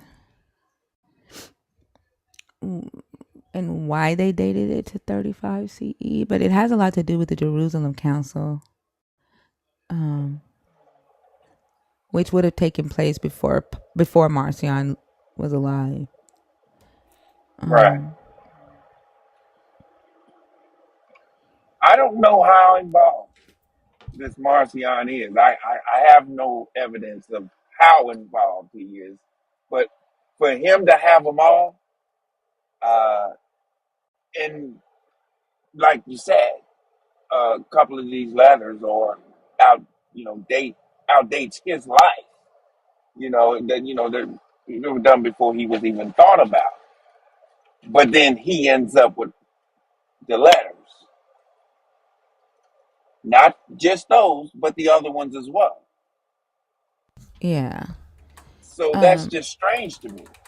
I, It, I I agree. I think for me it leans more towards that he may have edited the letters to fit whatever his theology was, and I don't think the writer's name was really Paul or Saul. right. That I can agree with that. I think that he may have edited those letters to fit his narrative, and I believe during the time that he was doing this, I believe he added some more, and I believe he had help adding more to the put it all together to fit the narrative, because it just doesn't make any sense for him to have some letters, a couple of letters that were written before he was born, and then during the time of his existence, he ends up with all the letters. It don't make sense to me. well, I don't think he had all of them. Some of them were attributed to Paul when the early by the early church fathers. So he didn't have all 13 of them. He had didn't he have what, seven or I think he had like maybe 10. 10? Uh Okay, I knew it was around there somewhere. Because we already know that a lot of the stuff the early church fathers added and contributed to Paul. That's pretty much a fact. but let's this see. Marcion, man, this Yeah, hey, he had I don't mean to go Galatians. off subject. I am so sorry for taking this off subject, but I No, that's love it. talking about this stuff. You didn't take us off subject. Chronic did, but I'm good with it. Okay, so he had Galatians, First Corinthians, Second Corinthians, Romans, First Thessalonians, Second Thessalonians, Laodiceans, Colossians, Philemon, and Philippians. That's what Marcion's Apostolicon included of. It did not include any of the pastoral epistles or Hebrews. So yeah, those the pastoral epistles in the book of Hebrews were all attributed to Paul by the early church fathers. They didn't even have those letters didn't have a name on them, but because they had the apostolic theology in them, they decided to assign them to Apostle Paul. Okay. Okay. Yeah. Wow. Well, like I said, I'm going to try to dig more into it. I kind of got off focus because I've been trying to close up different stuff to finish this one chapter in my book. But that is always, I mean, I wasn't even sure I wanted to even talk about Marcion in the letter because I didn't have enough evidence uh, to, you know, back up what I'm saying. And I'm not going to put something in there that I can't give multiple resources on, the credible resources on. I'm just not going to do that because I'm not going to look bad. I'm not going to make myself look stupid. I'm not. I don't want to come off like Billy Carson. Right. And it's one thing to ask questions, right? Like throwing a theory out there and saying, hey, here's a theory that I have and I'm researching it, right? That's nothing's wrong with that. Right. But then to what Billy Carson does, he doesn't do that. Billy Carson says this is what it is. Right. He Exactly. throws He said wild this is a wild fact. ideas out there. Yeah. And states it as a fact. That's the issue with Billy Carson. But like the only way, right, that we're gonna get answers to the questions that we have is like throw a theory out there and then research the theory. You Exactly. know. And that's kind of what I do. And when I go overseas, because I'm going back to Africa in the end of January. So when I go, I'm going to Ancient Kemet again. And I ask questions. I try to talk to as many people I can. I get, I done had two or three different guides, um, you know, people that speak the language. And, I try to get as much information as I can because, that one person that's sitting in the corner, sitting down, eating a rice stick and doesn't look like, you know, doesn't have much or anything like that, you'd be surprised the knowledge that they have, though. The knowledge that they really have just it blows my mind. And they were quick to laugh at you too. No, I'm serious. They quick to laugh at you. You start talking about Christianity, you start talking about stuff in that Bible. They are so quick to laugh. They not no shame. They will laugh in your face. Because I know They will. westernized Christianity is like they will laugh and be like, "You Westerners are a trip." Like your Christianity, Yeah, your religion is a lie. Like they'll say that in a heartbreak. absolutely, absolutely. Okay, I'm gonna shut up now. I'm gonna shut up and get to the next guest. No, but that was interesting. Yeah, I told you, I'm I'm like gonna you. look I through love my talking about that. yeah. I'm gonna look through my bookmarks and see if I can find the research for Pauline for the dating of the Pauline letters. I have thousands of bookmarks, so I have to go through them. But I'll find it and I'll send it to you. I appreciate that. Thank you so much. You're welcome. Stefan, hi, how are you? All right. Praise God. How y'all doing? I'm doing good. So I imagine by that greeting you are a Christian, correct? Well, I don't use the name Christian, but I do follow the teachings of Christ. Wow, you said the sentence. You said the exact sentence for a Sadakmak. Say that over Have you ever and heard of what a Sadakmak is? Oh yeah, I've heard that term. I've heard that you term. yeah, you said the sentence. So you don't follow the teachings of Jesus. I mean, you don't call yourself a Christian, but you follow the teachings of Jesus. So you're a Sadakmak. Which topic did you want to discuss from the board? Well, the one that got me is where it says the Old Testament condones slavery, Okay. Do you agree, and disagree, or what it is that I okay. Let's look at it from the standpoint of that when God made Adam. Now, when God made Adam, he told Adam, the man and the woman, what not to do. So what does this have it to do with wasn't, slavery? How? I'm going to bring out a point. Just stay with me. All right. Okay. Do me a favor and don't monologue. I need you to like get to the point very quickly. Okay. I don't want Okay. you to like take a long time if that makes sense because this is TikTok and I just don't want you to take really really long to get to the point. Okay. Okay. All right. Okay. When God told Adam not to eat from the tree of good and evil, okay, they ate the fruit. And when they ate the fruit, they made themselves slaves to, you know what I'm saying? So that's a form of slavery, and another Okay, stop. form of Can you stop right slavery. there for just a second before you move from that theory there? I'm going to pull up the scripture and I would like for you to show me in the Bible which word or sentence alludes to them becoming slaves after the fact. So I'm going to go to Genesis 3. They've eaten off the tree.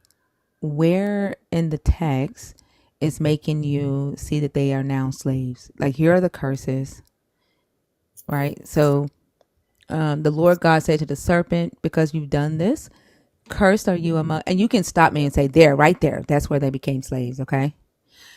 Because you have done this, cursed are you among all animals and among all wild creatures. Upon your belly you shall go, and dust you shall eat all the days of your life. I will put enmity between you and the woman, and between your offspring and hers. He will strike your head, and you will strike his heel. To the woman he said, I will make your pains in childbirth exceedingly great. In pain you shall bring forth children, yet your desire shall be for your husband, and he shall rule over you. And to the man he said, because you have listened to the voice of your wife, and have eaten of the tree about which I commanded you, you shall not eat of it. Cursed is the ground because of you. In toil you shall eat of it all the days of your life.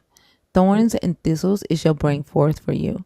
And you shall eat the plants of the field. By the sweat of your face you shall eat bread, until you return to the ground. For out of it you were taken. You are dust, and to dust you shall return. So where you didn't see the slavery yet? Okay. Being that they ate the fruit of the knowledge of the tree of good and evil, okay, the man he had to work really extremely hard to make the land, uh, uh, respond back to him concerning what he needed. And then the woman, she had to give birth in pain for 9 months. So, but whereas that, it wasn't like that before with the both of them. That's what I mean. What I mean is that being that they did sin against God, they made it hard on themselves. So they were a slave. They were slaves as to make themselves have a hard time. You know what I'm saying? So to you, the definition of slavery is hard work. Well, hard, hard work concerning that but for them, it was only because they disobeyed God. Yeah, But but what is but that? But before, how are you? But I'm trying to figure out how you're defining slavery, because it sounds like your definition of slavery is just hard work. now it is hard work based on their obedience, but before their disobedience, it wasn't going to be like that.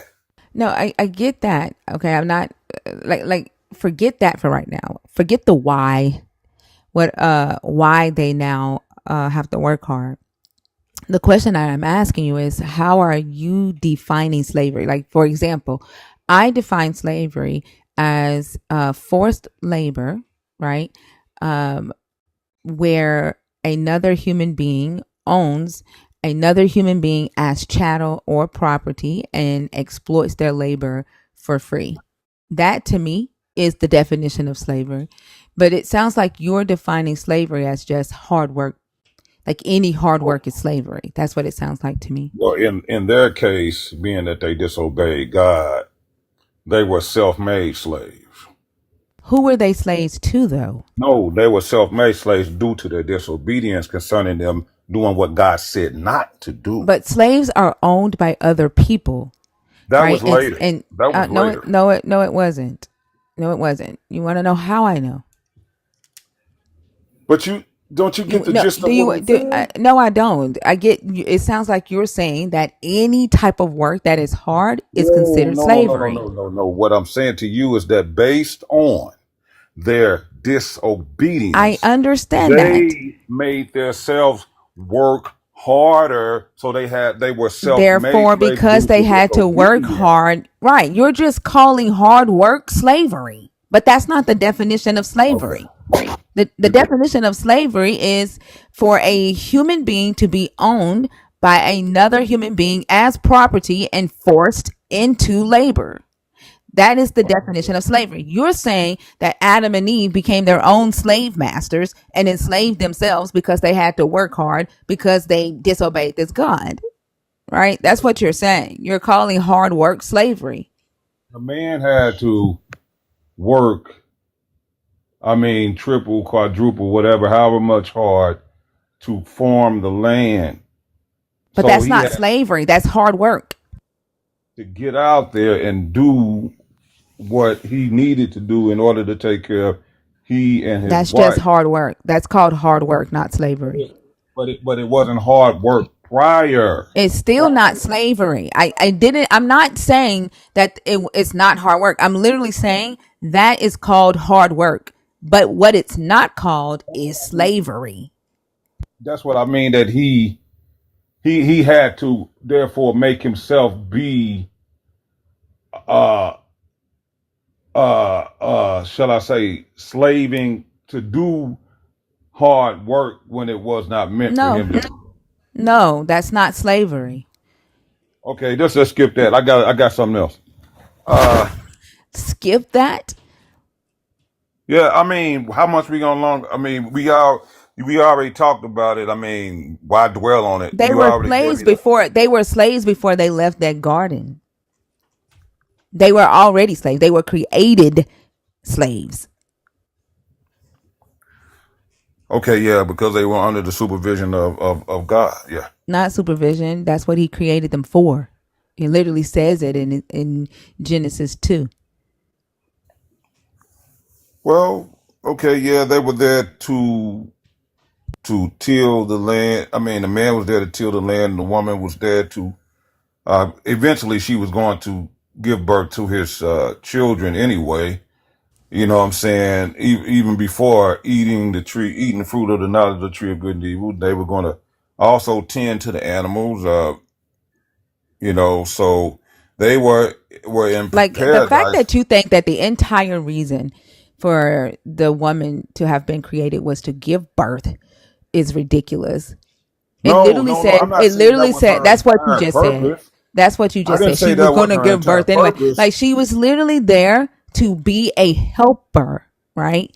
And honestly, if you look at the curse, right, the reversal of roles, where her curse was that now he was going to be over her when it was not like that at first.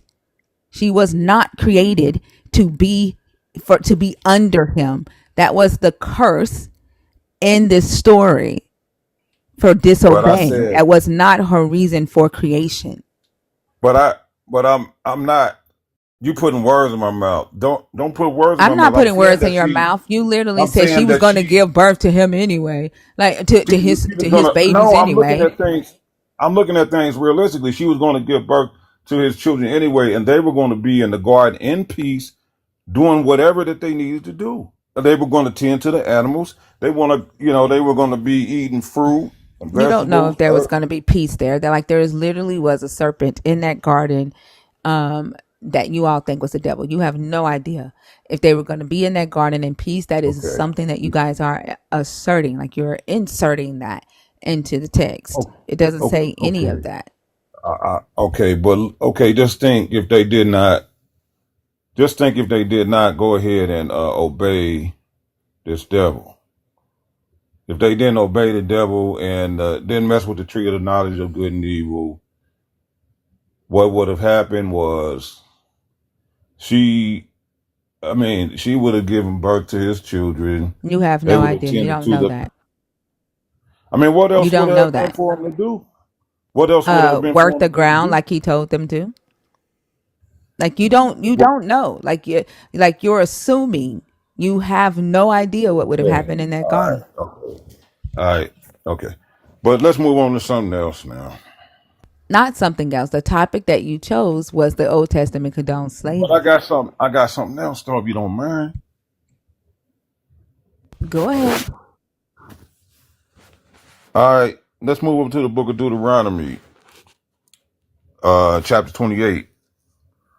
Now, in chapter 28 of the book of Deuteronomy, uh, God uses Moses to tell the children of Israel that if they were obedient to God, they would have, they would end up being blessed. But if they were disobedient, they were going to end up being cursed, and they were going to be under the leadership of their enemies, and they were going to, their enemies were going to rule over them.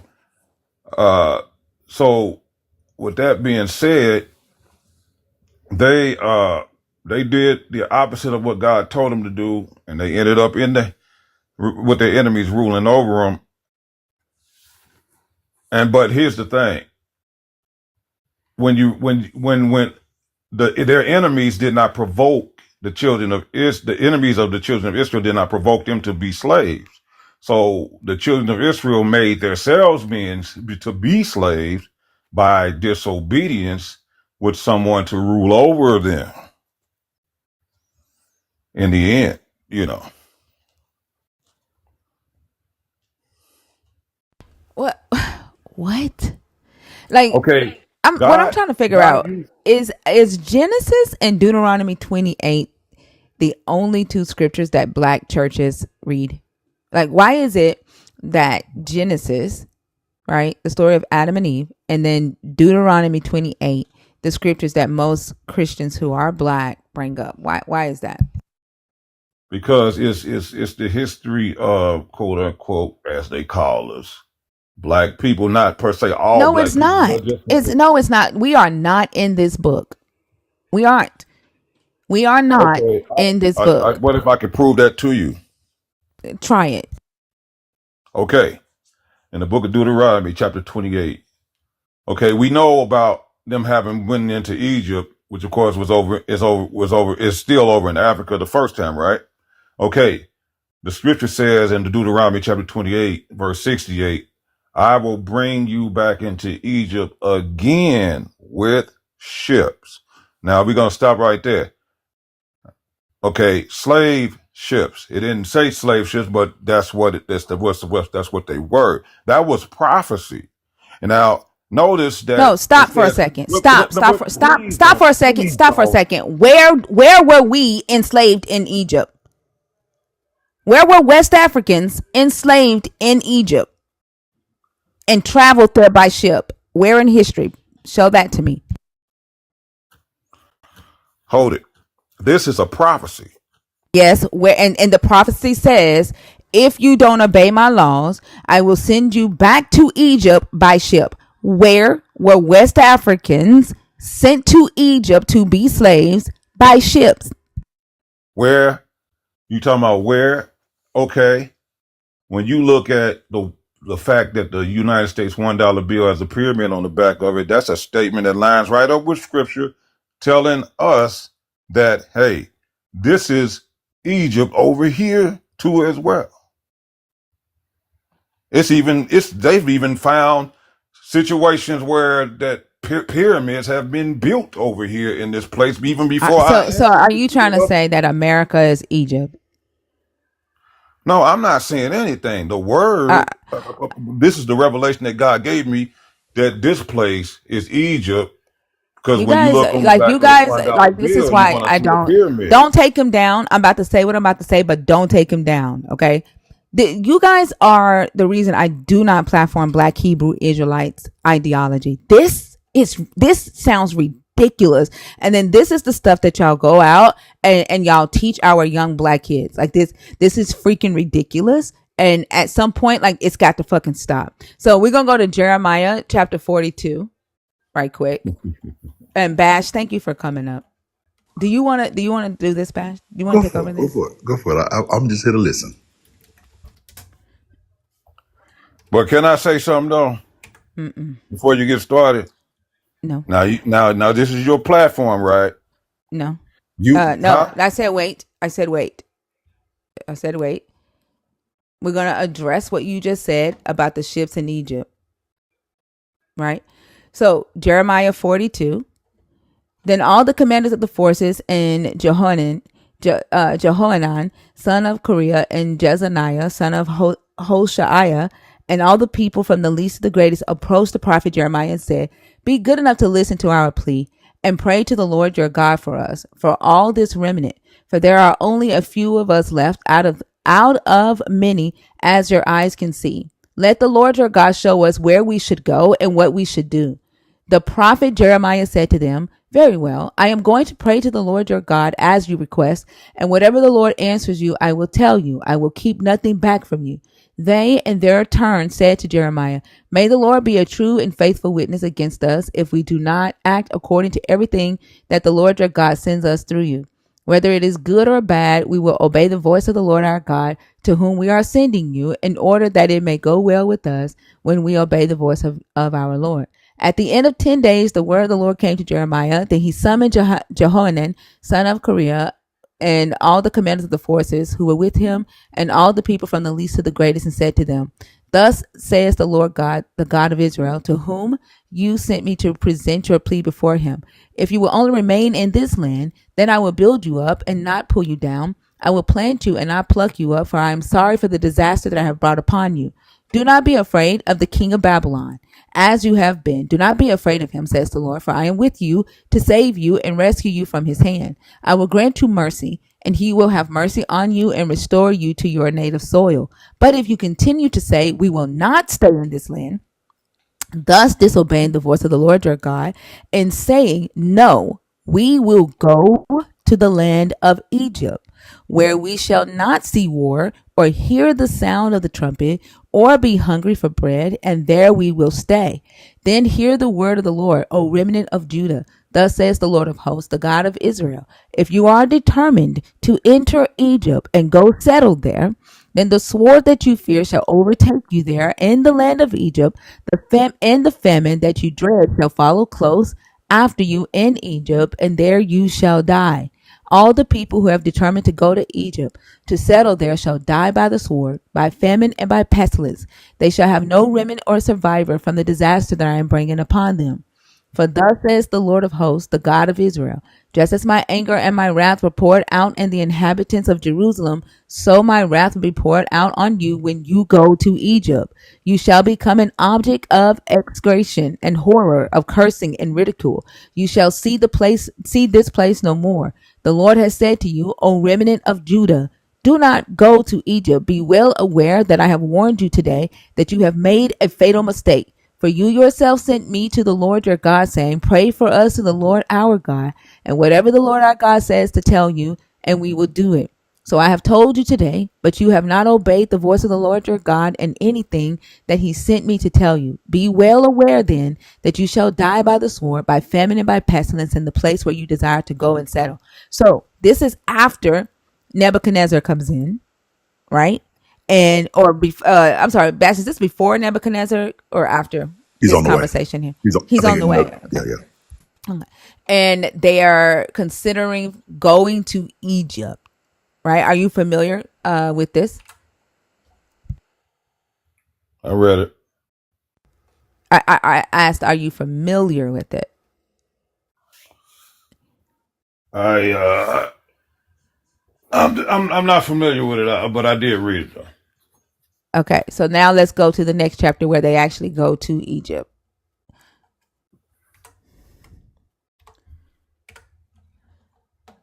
They were taken to Egypt. When Jeremiah finished speaking to all the people, all the words of the Lord their God, with which the Lord their God had sent him to them, all these words, Azariah, son of Hoshiah, and Jehohanan, son of Kareah, and all the other insolent men said to Jeremiah, You are telling a lie. The Lord our God did not send you to say, Do not go to Egypt to settle there, but Baruch, son of Neriah, is inciting you against us to hand us over to the Chaldeans in order that they may kill us or take us into exile in Babylon. So Jehohanan, son of Kareah, and all the commanders of the forces and all the people did not obey the voice of the Lord to stay in the land of Judah. But Jehohanan, son of Kareah, and all the commanders of the forces took all the remnant of Judah who had returned to settle in the land of Judah from all the nations to which they had been driven, the men, the women, the children, the princes, and everyone whom Nebuchadnezzar, the captain of the guard, had left with Jedaliah, son of Ahikam, son of Shaphan, also prophet Jeremiah, and Baruch, son of Neriah, and they came into the land of Egypt, for they did not obey the voice of the Lord, and they arrived at Taphanes. Okay. So they did go back to Egypt. And in particular, they went by ship. They went by ship because they settled on the Elephantine Island. And there is tons of, this is actually one of the stories in the Bible that is actually historically verifiable. If you ever have some time, just type in the word Elephantine, which is just like the word elephant, and just add INE on the end. Elephantine Jews. You'll find that these people did move back into Egypt and they lived on an island in the Nile close to Taphanes. And they lived there for a while, but they really did get sick and die there. They ended up fighting for the Egyptians against the Syrians. They became like merchant soldiers. So they really did go back into Egypt by ship. And the pestilence and blah blah blah. You can hear the callbacks to Deuteronomy 28 in what she just read. You'll be a hissing and a byword, and you'll die by the sword and by famine and by pestilence, and all that stuff. This is just a callback to that Deuteronomy 28 passage. Yeah, but if you just Google the Elephantine Jews, you can find out all about them. Look, we have tons and tons of historical reference to the fact that they were there, what they were doing. They built temples. I mean, like they really were there. They actually wrote letters back and forth to people trying to figure out how to celebrate Passover. Yeah, they were there for quite some time. Okay, I hear you there. I feel you there. Also, I want to say, now, I was going to church, right?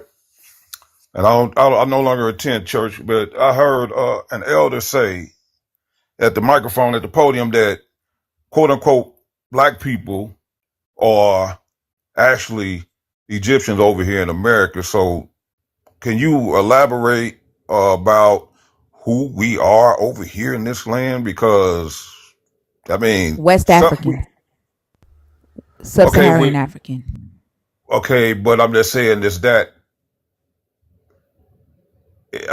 not is it more Egyptian, to it than just that? Or not is it just? Egyptian, not Israelite. So, but we definitely are West African. Well, I don't know where you from. Yeah, I'm West African. Yeah. I'm West Well, what African. I'm saying Igbo. is what I'm saying is what I know to be is that I I was born here. My people were born here. Okay, we know that our ancestors they were brought here. Our ancestors were. Well, I know that I know I'm born here. I know that there is something. I belong to a certain group. Okay. Now, if I'm Hebrew, I'm Hebrew. If I'm West African, I'm West African. But I belong somewhere. So I'm just asking, can someone elaborate about who individuals happen to be born, who we are born over here in what they call the United States of America? Well, the easiest way to find it out, again, I would hate to. I don't know where you happen to be from, right? In as much as Thinker just said, she's Igbo, which is a Nigerian group of people. I am a Khan, which is a Ghanaian group of people. I happen to know that because I took a DNA test. You can take a DNA test and find out exactly where you're from. But I am going to bet you $1,000 a donut that it is not East Africa. You are not Northeast African. You aren't connected to that land in any way. Okay, my sister, she actually did. She went to the what you call it, ancestry, whatever it was. Okay, what did she find out? Uh, What did she find out? What did her ancestry tell her? I believe it was talking about that we akin to the Zulu tribe. That sounds about right. All right. And Zulu people are not Northeast Africans. All right, and I get it because of course if we look at the Bible as if this is the history of all the world and you don't see a story about you, we try to find a story about us if we think this is the history of all the world. But while all this talk was going on in Northeast Africa, thousands of miles across the Sahara Desert, with no contact with these people, were your people living a normal West African lives, just living in West Africa, having lives, having children, tending the villages. They didn't have anything to do with this. They aren't in this book anywhere. Okay. No. Yeah. So yeah, as a matter of fact, that we kin to the my brother, I myself, and our sister, and our dad, and then our mother. We definitely kin to the my brother's other mother. Brother's mother. We kin to the Zulu tribe. Yeah. I'm gonna say one more quick thing about this. One of the things that's so dangerous about this, I mean, and I call it dangerous, but yeah, I'm gonna say dangerous. One of the things that's so dangerous about this teaching that, hey man, we're Hebrews, and thus ultimately what this teaching is trying to do is blame you for being a slave. And think about what I'm saying, right? Ultimately, what it's saying is, oh yeah, see, the reason why you were in slavery is because 4,000 years ago, your parents did something wrong. And thus, God is punishing you 4,000 years later in America. This is your fault because you guys aren't good people. If y'all had been good people, then God wouldn't have to treat you this way. Right? This ain't about racism. This ain't about black or white. This ain't about none of that. This is about you dirty people doing God dirty some thousands of years ago. And so you deserve what it is that you get. That's crazy. Your folk went there. They didn't have no contact with this God. They did not know this God. They don't know these people. Okay. Okay. Okay. Uh, uh, also, I want to say this too as well. When it when it comes to okay, well, how I want to word this. When it okay, all of the hell that quote unquote, you know, us, West Africans have suffered over here in this country. It's like, okay, did you stop by the police? What's your name? Let me get your identification. And I mean, a man like me, or another man might not have even did anything wrong. You know what I'm saying? Just going about our business. Even going all the way back to slavery when they was lynching us, and the hell that we have suffered. It has to be a reason why that they suffered such hell. Well, there is. There's definitely a reason. You want to talk about that? There's definitely a reason why West Africans experience that amount of hell. Would you like to know it? Please break it down. Real simple. Resources. Okay, so keep in mind the climate change that Western Europeans would experience in the southeast of America. I don't know if you know any British people, but if ever you go to Florida, let's say you went to Miami for a weekend, right? If you meet the Brits there, you'll know that the Brits are going to be highly uncomfortable because it's a completely different culture. Like climate. It's hot and it's humid and it's like, they going to sweat. Like they be messed up down there. Okay. All right. Well as in sub-Saharan Africans, this is right up your alley. This is where you come from. It's hot, it's humid. You by the water, it's hot, it's wet. Okay.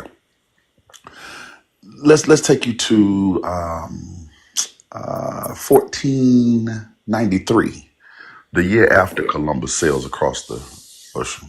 He gets back and he tells them about this land that he found, or found, quote unquote. And there's a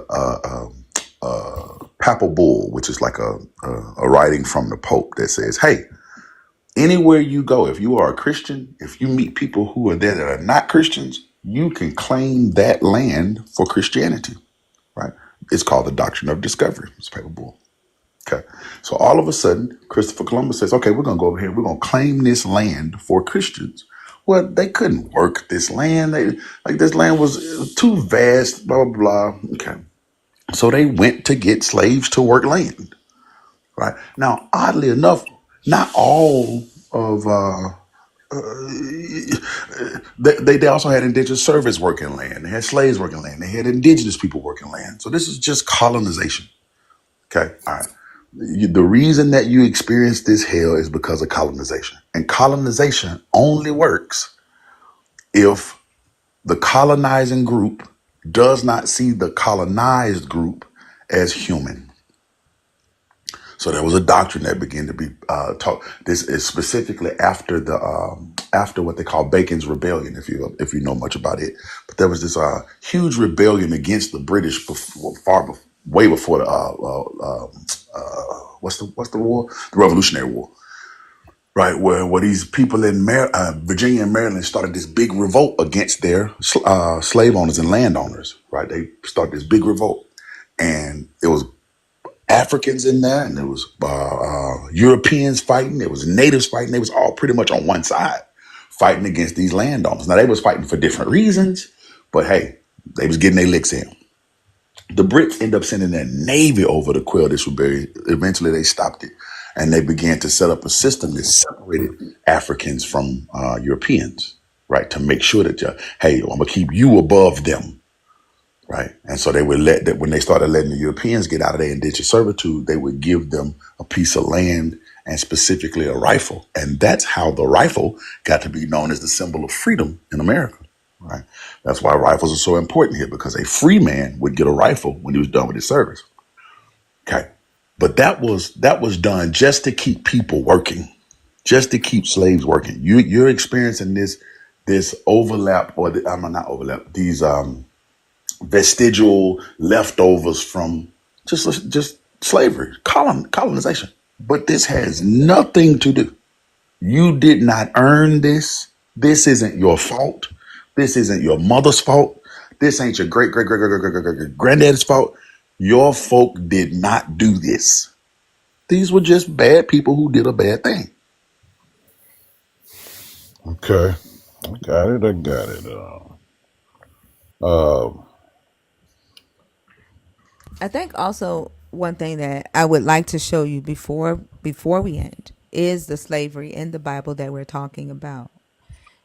Because I think maybe you haven't read Exodus or Leviticus, where the slavery is laid out, or identified the institutions of slavery that the God condones in the book, because you went to Genesis and Deuteronomy 28. So that kind of makes me think that you may not be aware of the institutions of slavery that is condoned in this book. well, yeah, I've read the book of Exodus, in the book of Exodus, well, not Exodus, but even in the book of Genesis with chapter 15, God, he tells Abraham, his people will be in a strange land for 400 years. And it's another part of Genesis where God actually tells Abraham that the whole world would be blessed, because of him.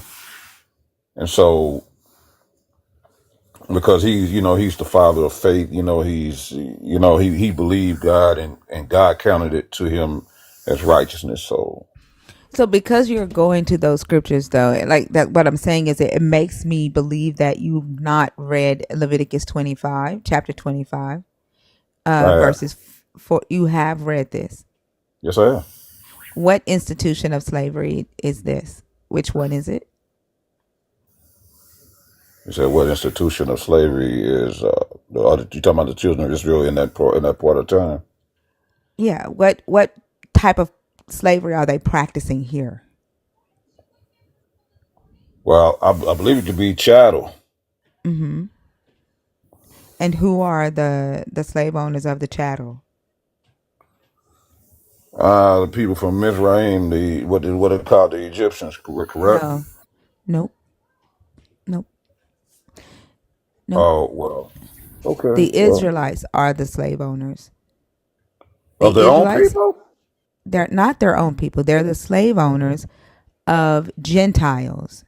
The Gentiles are the chattel property. And your God is telling the Israelites that they can enslave or own other people who are not Israelites as chattel slaves. Okay, I'm gonna grab it. I'm grabbing that right now. Yeah. Okay, he said Leviticus chapter 25. Mm-hmm. All right. Let's see. Right. Okay, 25. I'm right. I'm right there. verse Nah. 44 through 46. It Verse. says, let me know when you're there and then I'll read. As for the male and female slaves whom you may have, it is from the nations around you that you may acquire male and female slaves. You may also acquire them from among the aliens residing with you and from their families who are with you, who have been born in your land. They may be your property. You may keep them as a possession for your children after you, for them to inherit as property. These you may treat as slaves. But as for your fellow Israelites, no one shall rule over the other with harshness. This is Leviticus chapter 25, verses 44 through 46. Now, if we go to verse 39, Okay. verse 39, your God gives instructions to the Israelites on how to treat each other.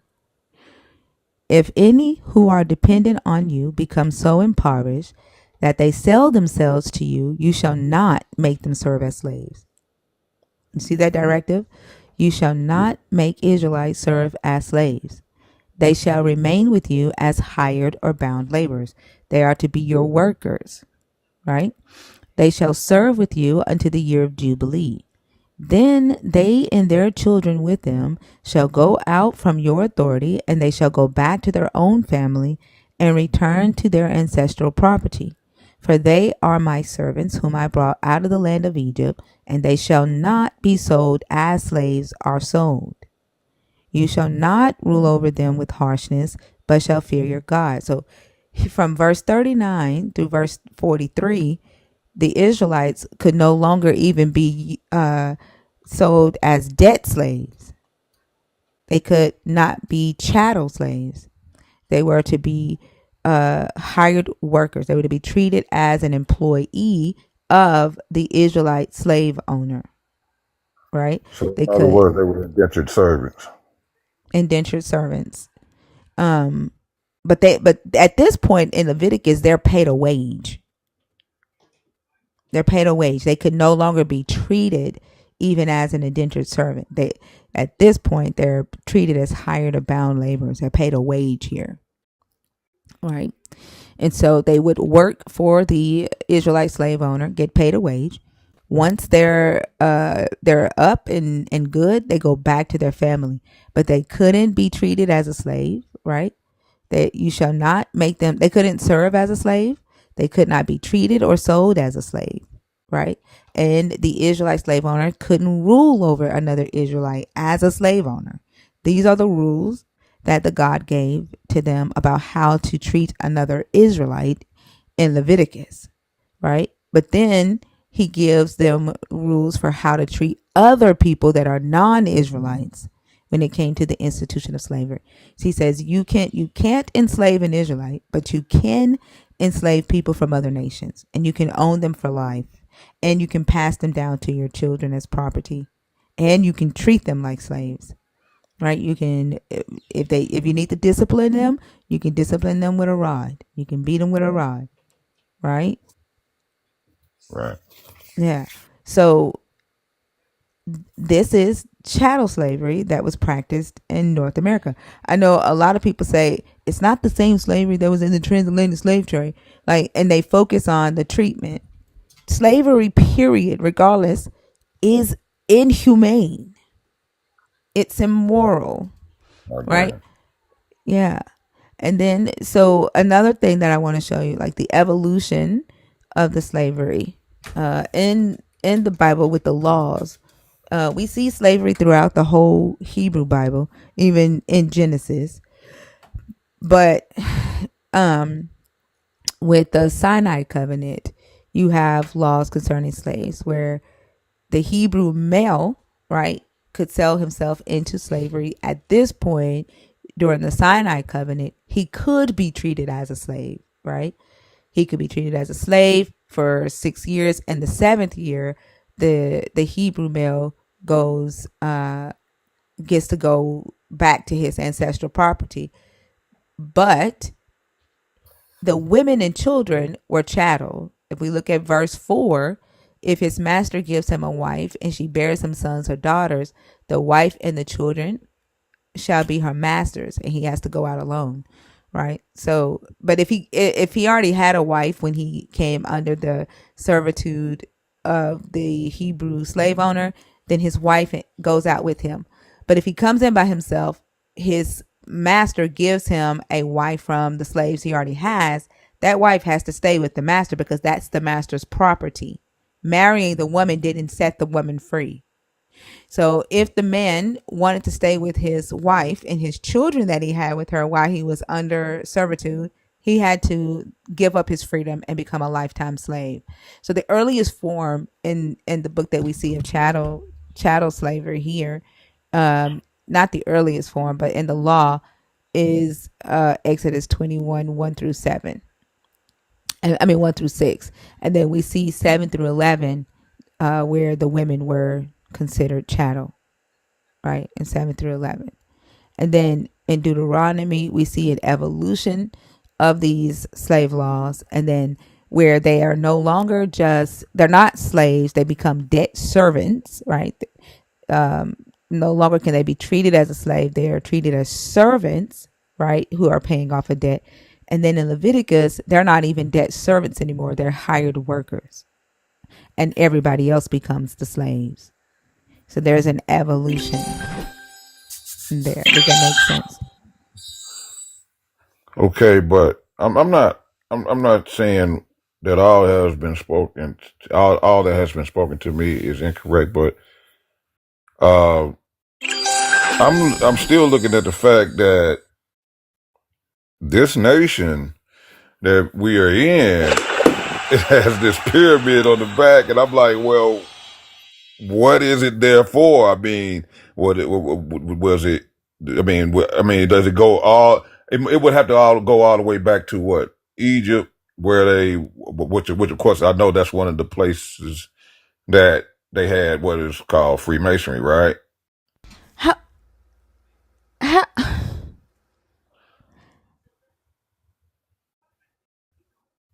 Are you there? I am. I just don't.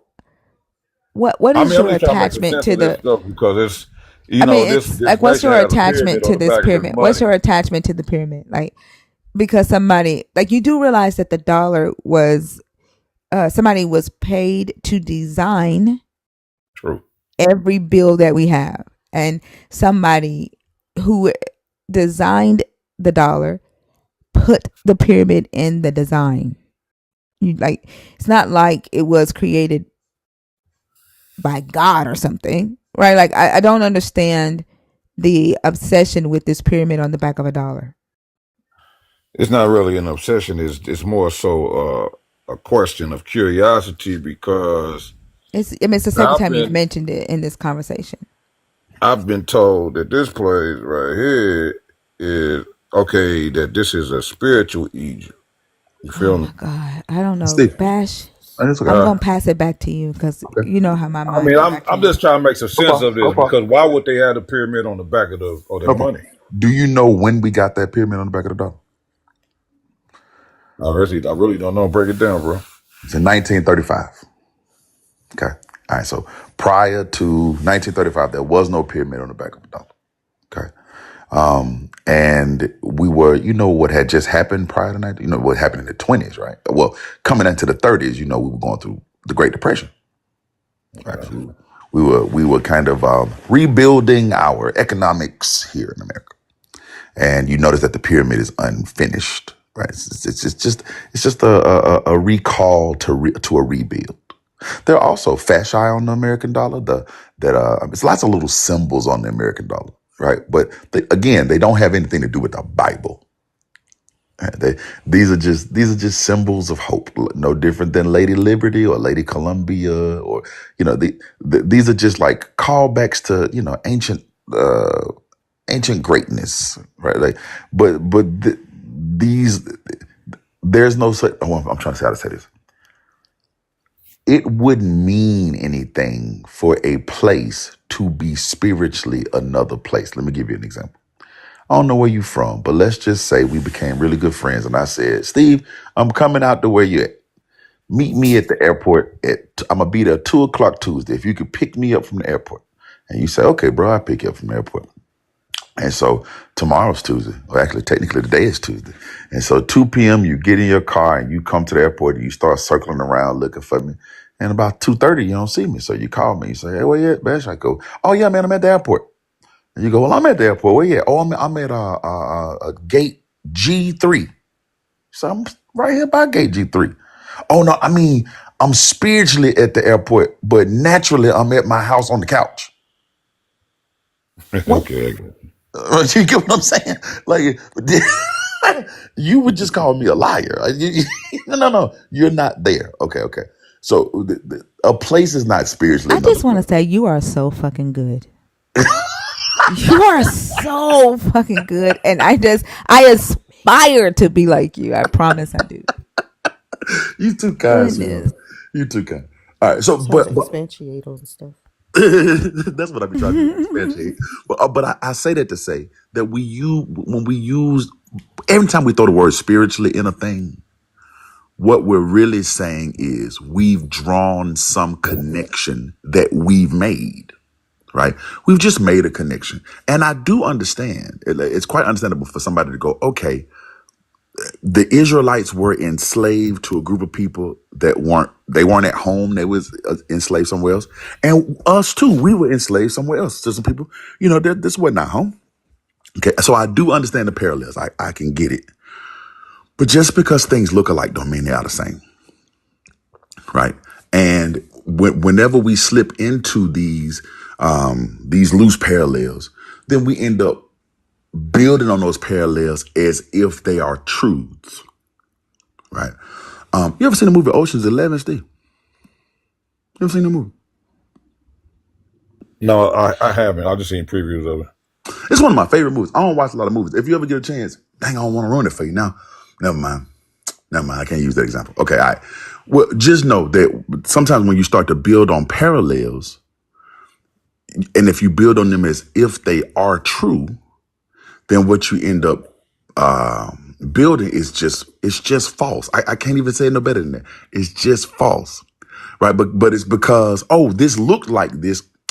I give another good example. If you've ever dated someone, and let's say they looked in your, they found a phone number in your pocket or something. I don't know. They found some, and they just get to going off on you. And I know you was down there, and da da da da. And you like, baby, that phone number is the phone number to AutoZone, right? But that's just the phone. But if you build on this idea that, okay, it was a phone number that was in your pocket. Normally when people put phone numbers in their pocket, it's from somebody that they don't want me to know. Okay. But if you build on that idea as if it is true, you can build a whole world of falsehood. Does that make sense, Steve? Yeah, it does. Okay. The same thing is happening with these parallels, right? I know you go, oh, I see that in the Bible, and this look kind of like what happened to us here. This must be the same thing, but it is not. Yeah. Okay. I feel you. Okay, like the Lady Liberty, I seen a picture of her. She happens to be a statue of a melanated woman. She's holding a lamp. She's dressed in a nice women attire, and the only thing is about her is that she is different from the one they got sitting up over in New York City, the Big Apple crap. You know what I mean? They two completely different statues. Lady of Columbia and the Statue of Liberty, two completely different statues, right? But again, they may look alike, right? This is what I'm saying. Sometimes we try to draw too many without knowing the background. Okay, why do we have the Statue of Liberty? Where did they come from? Right?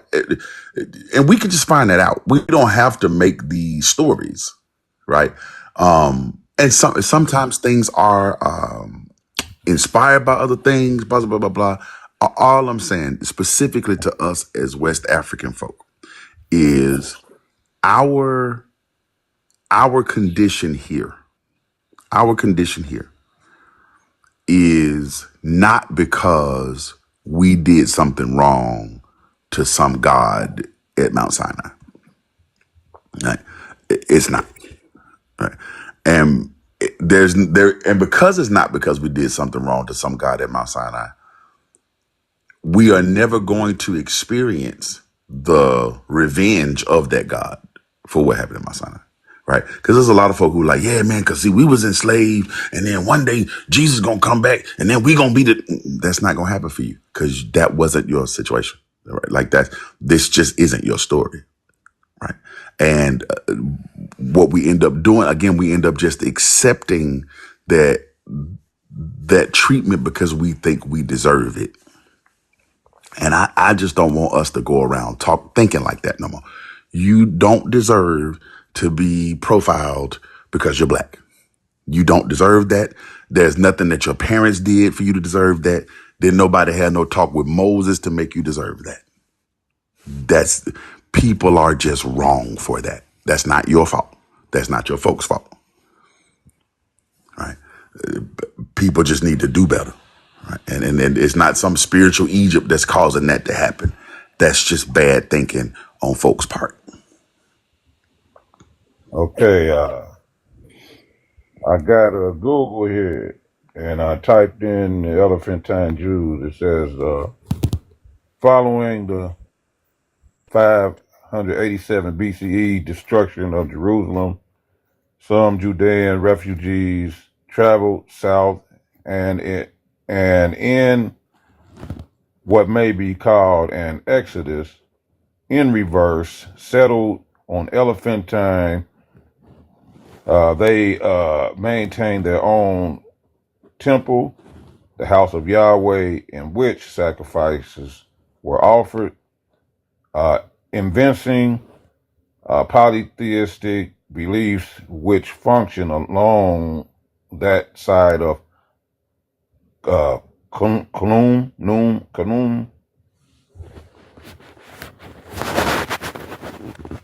Yep. Yeah. So you see, this is when they went back into Egypt. They literally did go back into Egypt, and they were on a little island in the middle of the Nile, right? The Elephantine Island, right? So we have this ain't just something that's in the Bible that I'm interpreting or nothing. This actually happened. Right?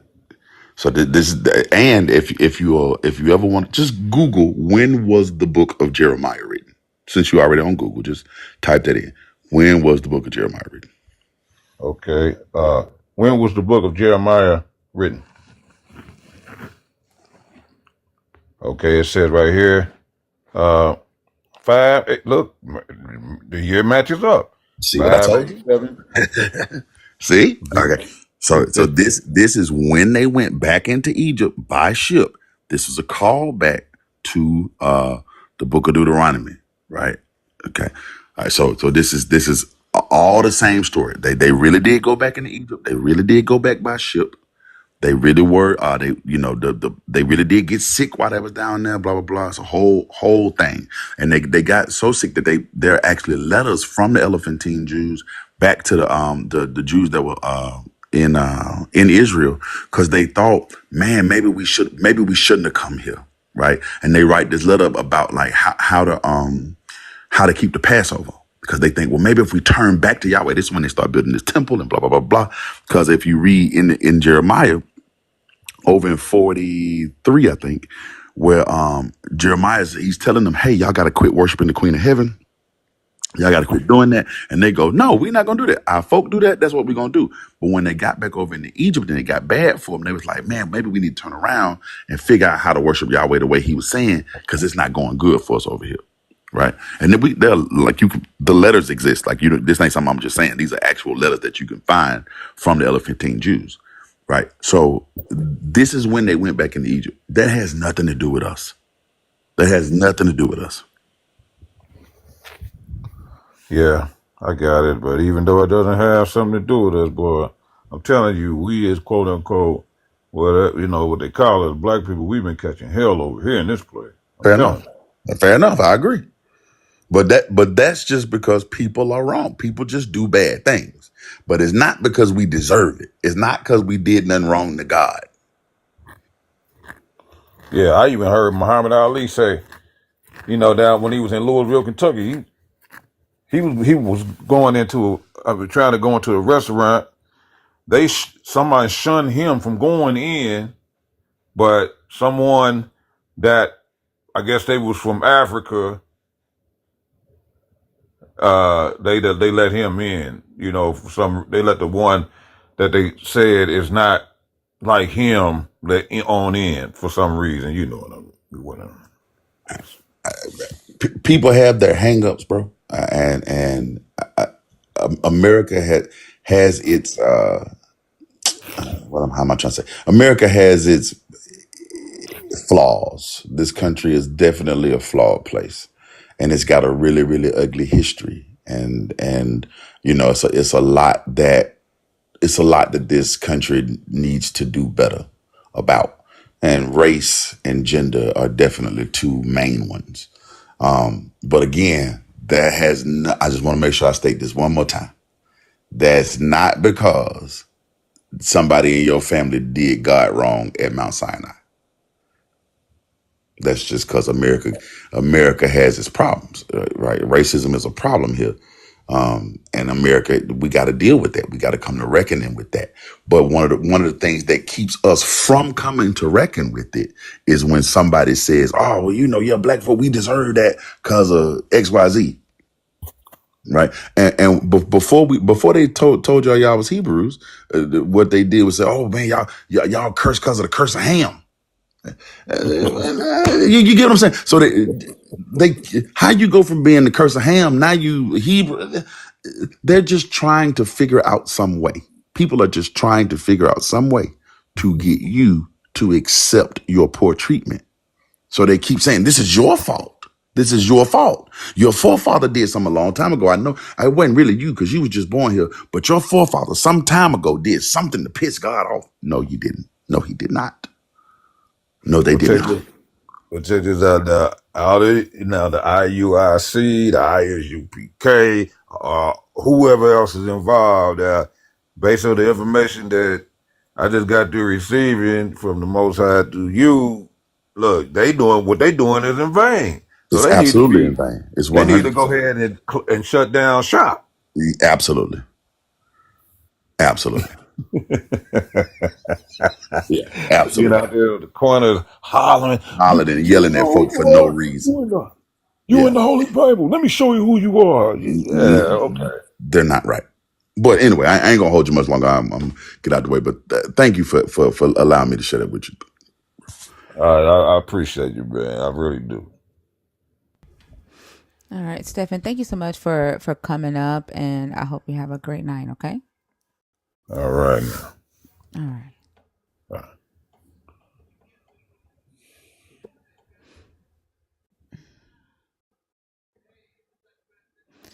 All right. You think he gonna remember anything you said?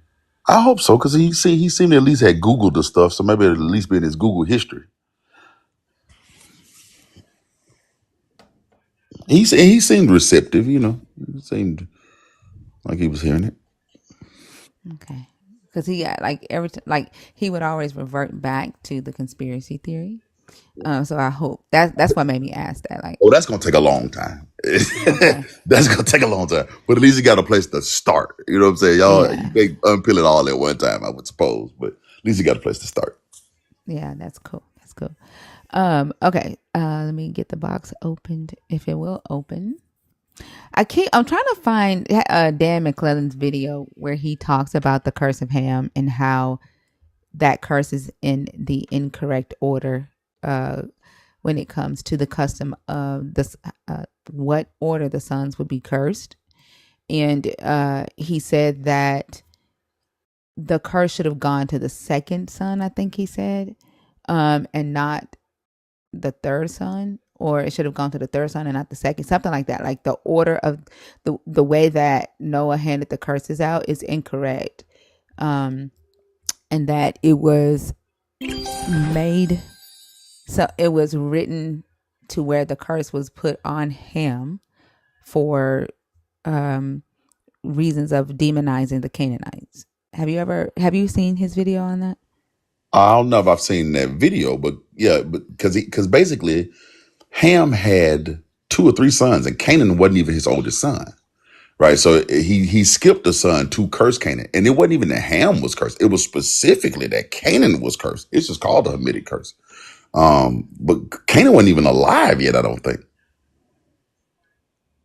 You said Canaan wasn't alive yet? or maybe he had just been. But yeah, but I know he wasn't an adult yet. But keep in mind, it was Ham that had done the wrong thing, right? And Right. then, and then when Noah came out passing out curses, he didn't curse his firstborn; he cursed Canaan, which is random. Like, why would you Right. curse And it Canaan? should have cursed Ham, right? Yeah, he didn't He curse Ham; he cursed cursed Canaan, Canaan and not, which is his yeah, that's what it grandson. was. Yeah, he didn't even curse Ham; he cursed Canaan, which is his grandson, which makes no sense at all. That was just like a random cursing of Canaanites.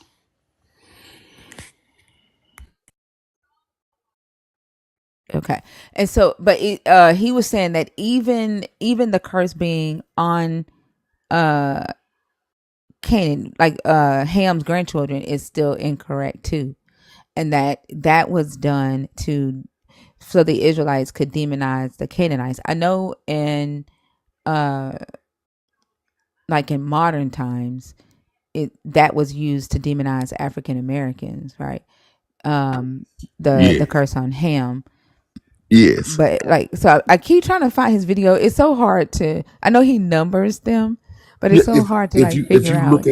look at the in Genesis 10 where you find out these children are normally named in like order of birth, right? Okay, Mhm, so like if you see like and Noah had three sons, Ham, mhm. Shem, Japheth, right? So the order in which they name them is normally the order of birth. If you look at That's what he was saying. That's what he was saying. And I yeah, think Shem was supposed to be the one that received the curse, not Ham, but because the or something even like if you're that. cursing Ham because Ham saw his father's nakedness, if that's the thing, then Ham had four children. Ham had four children. Canaan is the youngest. If anybody was supposed to get a curse, it would have been like what was his children's name? Mitzrayim put. Oh my God, let me go look. Hold on. Yeah, and then like they were saying like the nakedness. He was saying like the see his father's nakedness doesn't mean he saw him naked. He saw a secret. He knew a secret or some shame that Noah had, and he told somebody, which is in that time and historically that was the worst thing you could do to your father is share one of his secrets of shame, Yeah, and that was the thing that he did. But he was saying like even then the curse is like the order is wrong is what yeah. he was If you were saying. gonna curse somebody, it would have been Cush because Cush was the oldest. So it's Cush, Mitzrayim, put, then Canaan. Right. So if even if you were gonna curse one of Ham's children, it should fall on his firstborn. Right. But Mhm. he skipped all three of the first. Like he skipped Cush, Mitzrayim, and and then put the curse on Canaan, which is just random. It was just a way of demonizing Canaanites. Yeah, okay. That makes sense. So it should have not that it wasn't supposed to be Ham, it should have been Cush. It should have been Cush. Yeah, okay. So that makes sense. And then but also it's still misinterpreted with Ham as well. I've seen some scholars say that the interpretation that was done on that it's still misinterpreted and misapplied in order to demonize African Americans. Oh yeah. So, First off, if you take all those people, and if by chance you made all of those people, the fathers of later on African nations, none of those have anything to do with a West African. Of the land of Punt, the land of Cush, the land of Mitzrayim, and the land of Canaan are all in Northeast Africa. They still have nothing to do with you. Later on, it's interpreted that these are all Africans. As a matter of fact, the Hebrew Israelites use, oh my God, I want to say out of the Zondervan's dictionary, when you look up Ham, it'll say the progenitor of da da da da da da da da, and it'll say not the Negroes, right? Meaning West Africans, right? Okay. They use that to make that's how they jump from being African because they're assuming that Ham is the progenitor of all African nations, right? And then they go, okay, but if they don't mean us and we the Negroes, that means we not. We're not from Africa. That's so you get all of that twisting around. Again, you build on something that's faulty and flawed, and then you end up with a whole new world. But um, Cush put the land of Punt is right in between Ethiopia and well, a little south of Egypt, but not to the east where Ethiopia is. So put Mitzrayim, which is Egypt, Cush, which is like out there, like in the Sudan, blah blah blah blah, and then Canaan. You know what land of Canaan is. Right. So all of that's in Northeast Africa that it would have nothing to do with West Africa. But because they Right. misinterpreted to be all Africans and then da da da da, and then they say, okay, you're a son of Ham. As a matter of fact, you hear Hebrew Israelites call people from Africa dirty Hamites. Right. Even though they're from West Africa and there is nothing about Ham that's connected to West Africa at all. Right. So yeah, it's still misinterpreted to have something to do with African Americans, and it just doesn't. There's nothing there at all that has anything to do with sub-Saharan West Africans, even in the slightest bit. Okay, thank you. No That problem. helps a lot and gives me a point of research. I appreciate that. Mama Bash, did you still want to come up? I added you and then you popped out. She probably just hitting them. No, she messaged and said, "Can I come up?"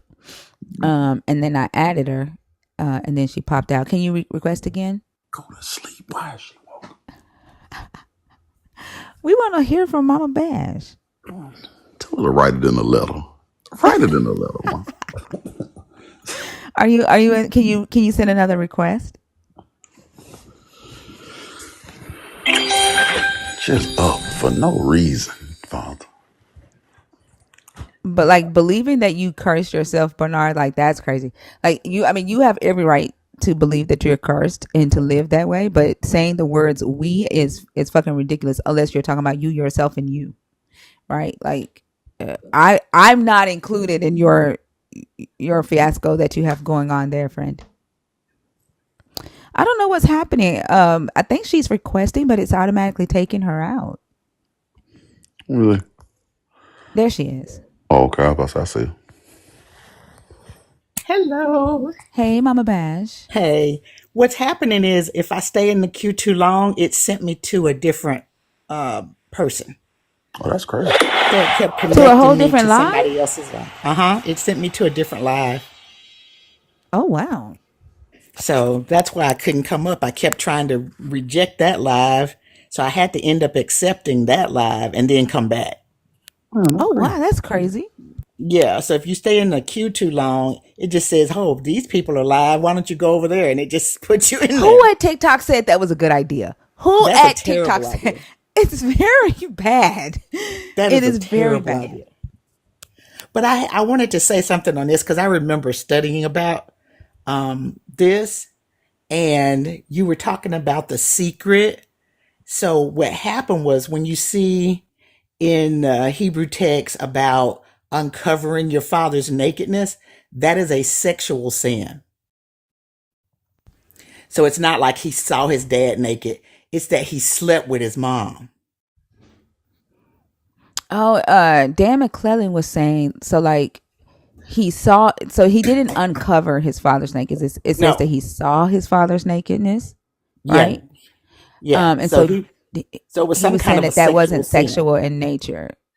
He was saying that like that's what Dan McClellan was saying, like that there's only two times in the Hebrew text that refers to seeing the nakedness of someone, and both times it's meaning like a shame, right? Like even when Adam and Eve saw their nakedness and that equated to shame and not a sexual nature, he was saying that Ham found out a secret of his father and then he told someone, which to me, like earlier on when I was first researching the Akhenaten Moses connection and learned that Akhenaten was intersex, I did learn that one of Akhenaten's sons found out that he was intersex.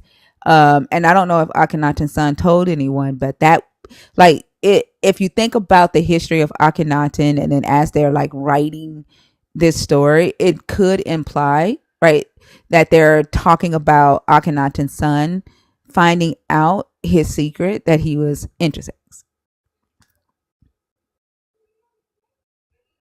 because I used to think that, but like now that Dan McClellan is saying that to see his father's nakedness is it means that he learned a secret of his father and not necessarily a sexual nature.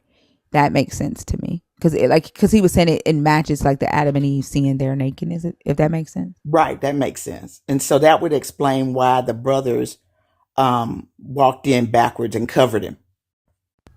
Yeah, because like maybe they protected the Maybe they were secret, or protecting the secret. yeah, and they were the ones that didn't tell because he was saying like in the ancient Near East, um, it was a big thing like to tell someone, you know, your the thing that your father is ashamed of, or to spread your father's personal business. That was the thing that you didn't do in the ancient Near East, and it was seen like as, you know, a big deal, like a traitor almost. Right. And yeah, And so then that's what he why was would he curse Canaan, who was the grandson? right. Yeah, and he was saying that that was a that was intentionally written that way by To the demonize Canaan? yeah. Yeah, I keep trying to find the video, but he has so many videos on his page. Like I spent probably an hour scrolling through his page trying to find the title, and I don't know what he titled it. And so I'm Right. gonna have to make a video to him and ask him how to understand his like methodology of figuring out, like searching through his videos, and see if he can tell me what number I need to look for. Right. But he breaks it down, like he breaks it all down in one Right. video. Yeah, I thought that was pretty interesting. I just want to say Yeah. that I'm wide awake because I slept all day. Like I am too. I am So too. that's But why I'm yeah, up thank you. calling. Melatonin. Go to bed. I'm going back to bed, I'm but finna I take just some went. melatonin myself. I'm dead serious. All right, let's get out the way. All right, love you. Love All you right, too, love Joe. you too. Bye. Oh, I Love thought you, you was Mama talking to Dash. me. You will. I forgot her son was on stage. Look, I'm like, I love you. Gotta jump I in there. forgot her son was on stage, huh? Nah, All right, that was my thank you, But alarm. I love you too, Baba Bash. What do you say? I said that was my alarm talking. I thought you heard my alarm talking. Oh no. Okay, let's see who's in the box waiting to come up.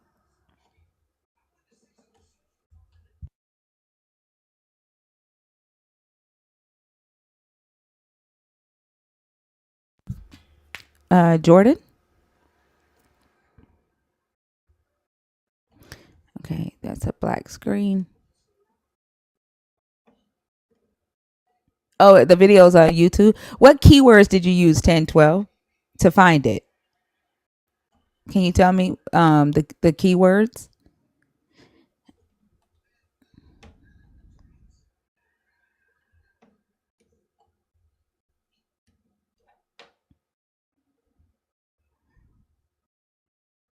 Ty baby.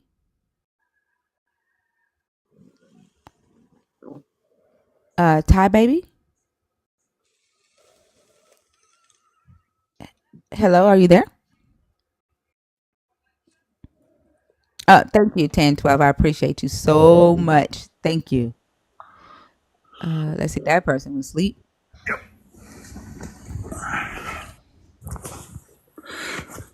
I'm gonna go to bed myself, darling. I will catch up with you later. Okay, thank you, Bash. Have a good night. Bye, Bash. Bree, thank you for commenting, saving us all time from going through ghost requests. I appreciate that. Good Bree, evening, hi. How are everyone. you? Good evening. I'm Uh, great. How are you guys doing tonight? I'm doing good. Awesome. Are you a Christian? Are you deconstructing, or are you an atheist? I am agnostic. Okay. So the conversations are about the God of the Christian Bible, or the Mhm. Christian God of the Bible. And so if do you believe in that God or the teachings of that God, although you are agnostic? Um, what I'll say is I believe that there is a God. I grew up Christian, so years past I've done a lot of deconstruction, which is what interests me about this live. I just really want to have open dialogue because talking to people who are deconstructing Christianity from their minds and unindoctrinating themselves is something I've always been interested in having that kind of conversation with people who are kind of thinking like me and um, in that way. So it's not really something that I've had the opportunity to do before, which is why I'm here. Okay. Okay. Sounds good. Which one of the topics did you want to discuss? Um, I, you know what? Let me actually look. Yeah, I'd like to discuss the Christian God's nature is contradictory, or yeah, contradictory. Okay. What are your thoughts on that? I think that it's weird how Christians and Christianity teaches that God is a jealous God and yet somehow is all loving. That doesn't really make any sense to me because how can you be all loving if you're jealous, if one of your children who you gave free will decides to use their free will and worship someone that's not you? It's kind of backwards thinking. Yeah, I think so too. And not only, the fact that of him being a jealous God, right? And at the same time thought to be all good, his jealousy tends to spill over into his chosen people. And it Hmm. tends to be a theme, right? And uh, the evolution of the Israelite religion.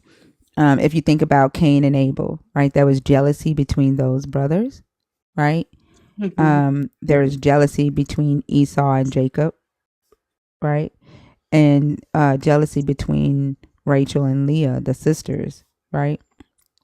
And all of this is about, in each one you see that the God favored Abel, he favored Jacob, and then he favored Leah, and because of this God showing favor to one sibling over the other, it caused a sibling rivalry.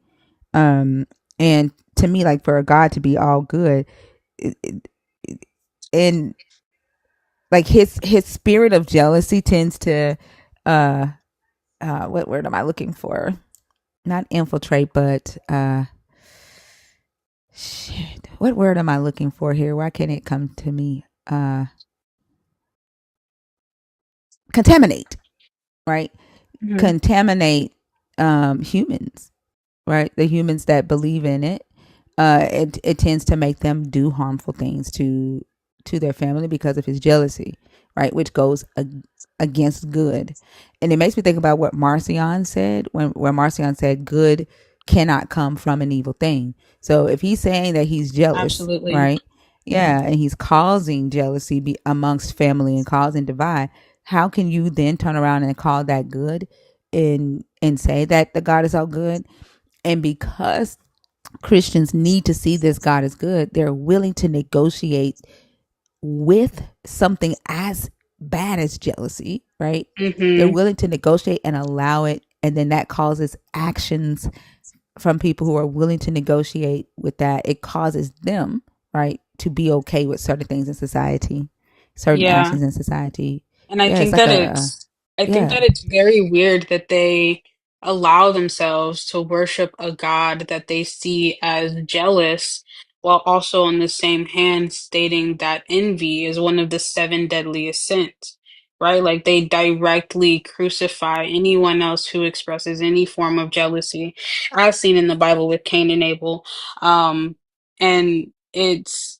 how are you holding humans who are known to be imperfect beings to a higher standard than you're holding your God, someone that you're supposed to be worshiping, who's all knowing, all loving, all powerful? Like, if he's all powerful, then how can he ever be jealous of another, God? Like, even if there is another, God to worship, then he, and God in their God is all powerful, then clearly he's not all powerful if he's jealous of another God. What do you have to be jealous of if you're all powerful, if you're all knowing, all loving? Right. And then honestly, like, wouldn't he have created the other gods for, like, why is he jealous of the things that he created? Right. That means that your Hmm. God has a tendency to be jealous of you as a human. And if he can be jealous of the things that he create, then that's a dangerous thing. That means at the same time, it's possible for him, right, to not love the thing that he created. So that goes against him being all loving at the same time. Absolutely. Yeah. And the atrocities. I think this is my main beef with Christianity and honestly really all organized religion is the atrocities that are using these religions to justify what it is that they're doing in the world, whether it's obviously American chattel slavery is one of the most modern examples of this, but even throughout history, like the Crusades, the G-sides amongst all the different Abrahamic religions, it just doesn't make any sense to me that your God that is all knowing, all loving would compel you or even allow you or encourage you to do these kinds of things. The Yeah, God that I worship, because I do worship a God, the God that I worship would never allow something or would not encourage something like that to happen. He obviously would allow it because of free will, but he wouldn't encourage something and he wouldn't advise his people to do that. give me just a second.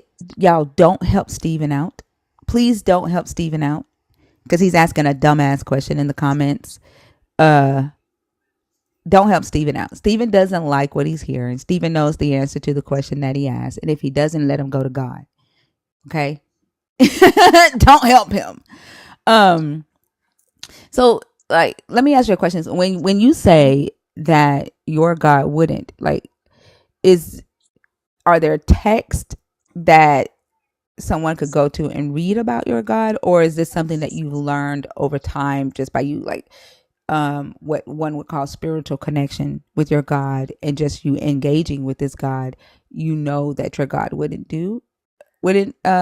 command humans to annihilate other humans? Yeah, so there are no texts that can directly or at least there are no texts that I know of that would directly relay who my God is to anyone else. I think that God is really like within your own like spirit, within your own being.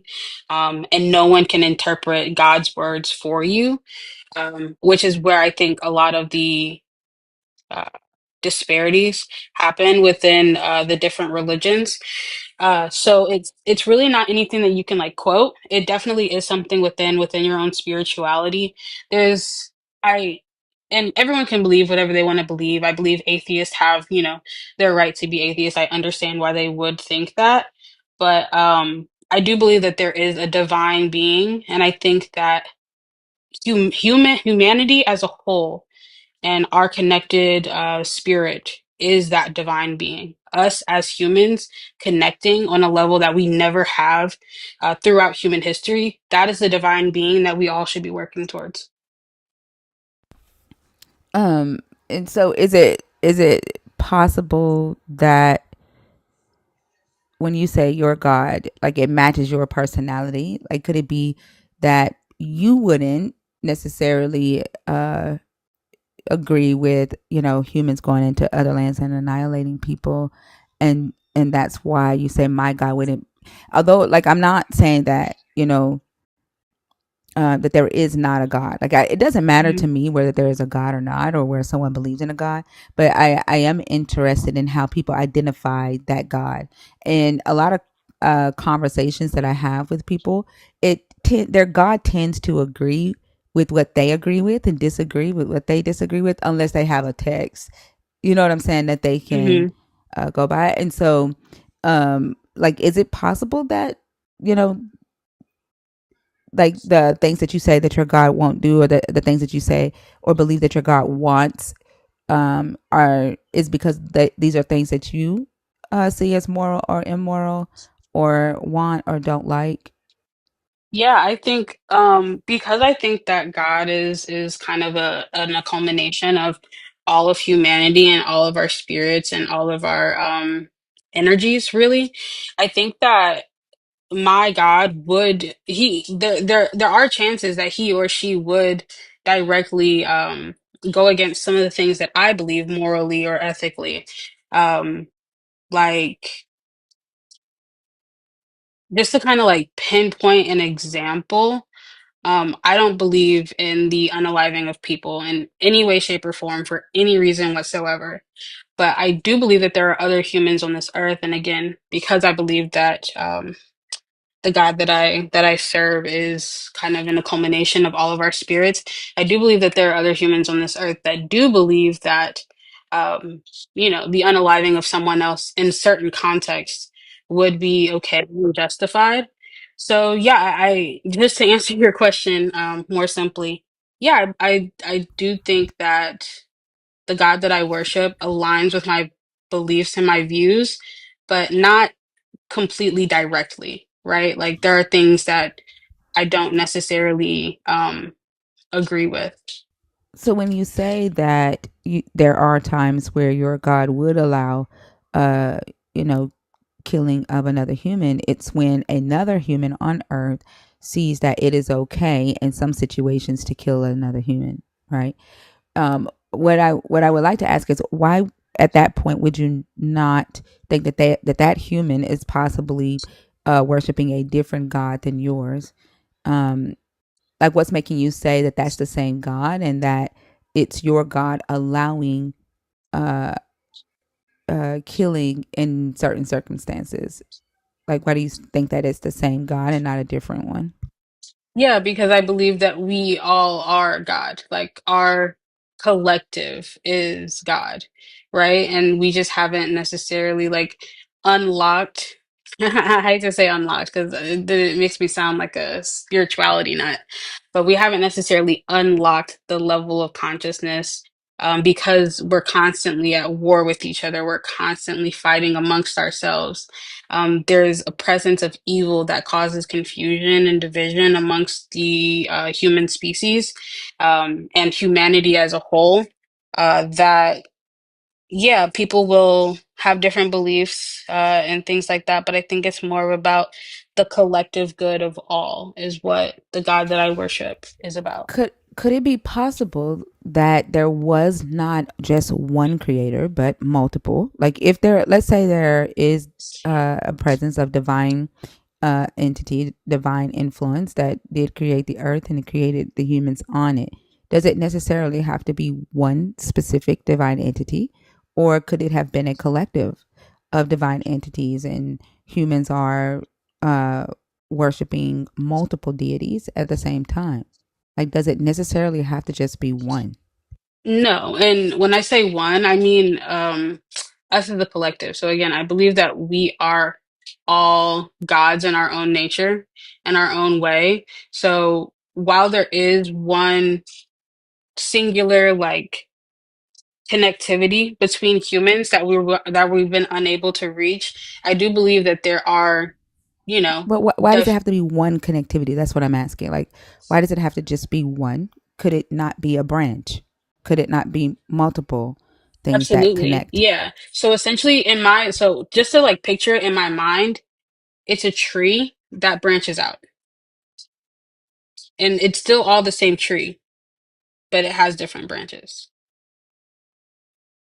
And so, in your mind, that tree, the bark of the tree, is the supreme God. Like you, No. and so, There is no supreme God, right? Like there is no like one being that is above us all. We are all that being. We are all like in our collective that being. but if we're all in a collective, that being, you're still saying it's one central being, right? Yeah, I guess if that's how that's not how I'm meaning for it to be interpreted. I don't know if I'm articulating myself properly, but it's not like it's not one being that you can point to. It's just a collective. Okay. And so the way that I would understand that then to be that there it is possible, right? That your God does not allow or command for killing of other humans in any circumstances. Yet there is a different God on this earth and inside of another human that would allow it in other circumstances. That like for self defense, let's say, and then there is a God in another human being that will allow it just because they're pissed. Essentially, yes. Yeah, and that's why, like for me, I just think that human thought, if that makes sense, our Hmm. internal dialogues, our actions, our beliefs, to me, that sounds like that is the God. And so, like, when people say, like, do you believe, that the Christian God exists? I do not believe that the character in the book itself exists, but I do think that it is very real in society, in the hearts and minds of those that believe in this God, just as much as your God is real to you, in your heart and mind. Does that make sense? But I think that the Christian God has taken on different forms in Hmm. in its believers, based on how that believer shows up in society, what they believe, right? The things that they say and do. Yeah, absolutely. And I think that the issue with there's a lot of issues I have with Christianity, but I think the major issue with Christianity and the Christian God is, sorry, noises distract me, is that they essentially make it an all-powerful being that is here to essentially control all of us. And I don't think that's what it is. I think it's more of a collective, and it's not even like thought, like it's not conscious thought that is behind the God that I worship. It's more something subconscious that connects all humans on this earth, um, whether we know that it's connecting us or not. Yeah, I definitely think there is, this idea of this God that wants to control humanity. They've been doing it for a while, right? Hmm. The influence of those that are in power, right? And we see that on different levels, where we see it with corporations, those who have the most money and they control the resources on earth. That might be a different type of God, right? And that might be the one that has the most influence to influence the thoughts of the humans on earth in different areas. I think, those that are in the government, right, is a different type of God that seeks to control, um, you know, other entities. And then you have those within these religious organizations, right? Is a different type of God. And that branches out to multiple types of deities that also seek to control humans on earth, right? And then you have your what we call lay people, right, who create their own versions of these type of deities, that become what would probably be like the demigods on earth. And so that, to me, that is the tree that you're talking about, but it all, to me, stems from human thought, human desires, um, and actions. Does that make sense, Yeah, Ebony? absolutely. That makes Yeah. sense completely. It and yeah, that is that if that's how it is for you, then that's completely understandable. But again, for me, it's more, it's not something, it's not conscious thought, right? That is connecting us. It is something completely subconscious. It's not something that as humans we would ever actually like actively think about. It's just something within us that connects all of us. Yeah, I'm not saying that it's conscious or subconscious thought. I'm just saying Okay. that it's human thought. Whether that thought is, you are aware of that thought or not, right? It's thought, right? That I think, like, each person, right, does a thing from a thought, right? Even you being here today came from a thought, from your mother and father. Like, your mother and father had a thought, and that thought caused them to get together, have sex, which created you. You know what I'm Absolutely. saying? Hmm. So yeah, that's kind of how I say. I don't necessarily believe these entities exist, or they're like, there's this entity sitting on in heaven in the sky. Yeah. That's kind Yeah. of a ridiculous thought for me. I truly believe that it's something more internal. And I think that when I say the God that I worship, I don't necessarily actively worship anything, right? Like I'm not praying to anything in particular. And I'm not like giving glory and honor to anything in particular, as Christians say, giving glory and honor to God. But it's more of a connection to my fellow humans that I see as a higher form of consciousness and a higher form of existence that we have yet to unlock as humanity as a whole. Yeah. Um, and I think that like even I agree with you there. 'Cause like what is the thing that stops us from connecting, right? It's knowledge, right? A lot of times our thought is interrupted, um, you know, by the things that we see. Division is caused where we don't talk to each other.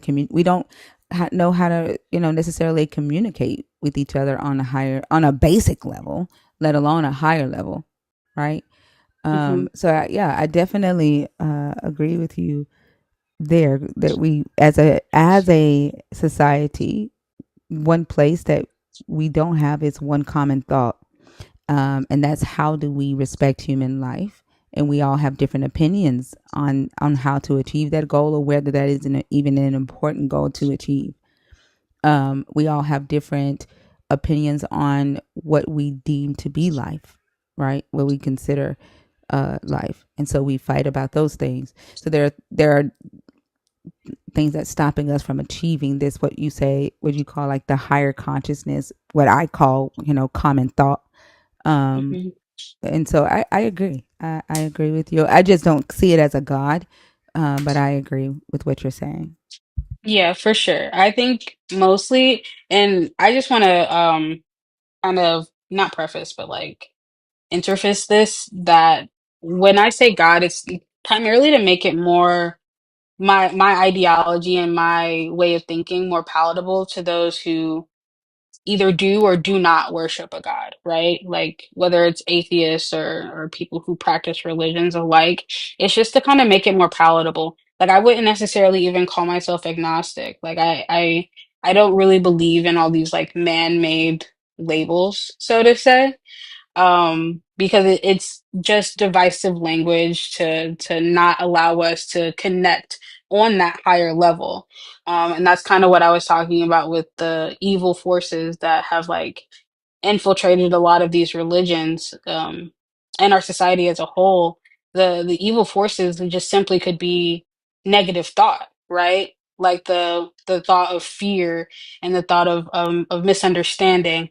That is, in my opinion, an evil force that is used to confuse and divide us as a species and as a collective. Yeah, So think it's about the kind of story of the just a. Tower of Babel, right? Like, Mhm, I think the story of the Tower of Babel is a great example of this. Like in that story, humanity had one language, although it's an etiological tale of how the Semitic language evolved over time. But if we look at it from an interpretive lens, right, on what we're talking about right now, all the people had one language, which meant they had common thought, right? And because they spoke the same language, they understood each other, and they had one thought, which was to build a city. And inside that city was going to be a tower so high that they would not be spread out throughout the earth. They wanted to stay together, right? And so, with that one thought, that one language, one understanding, they were able to achieve, right?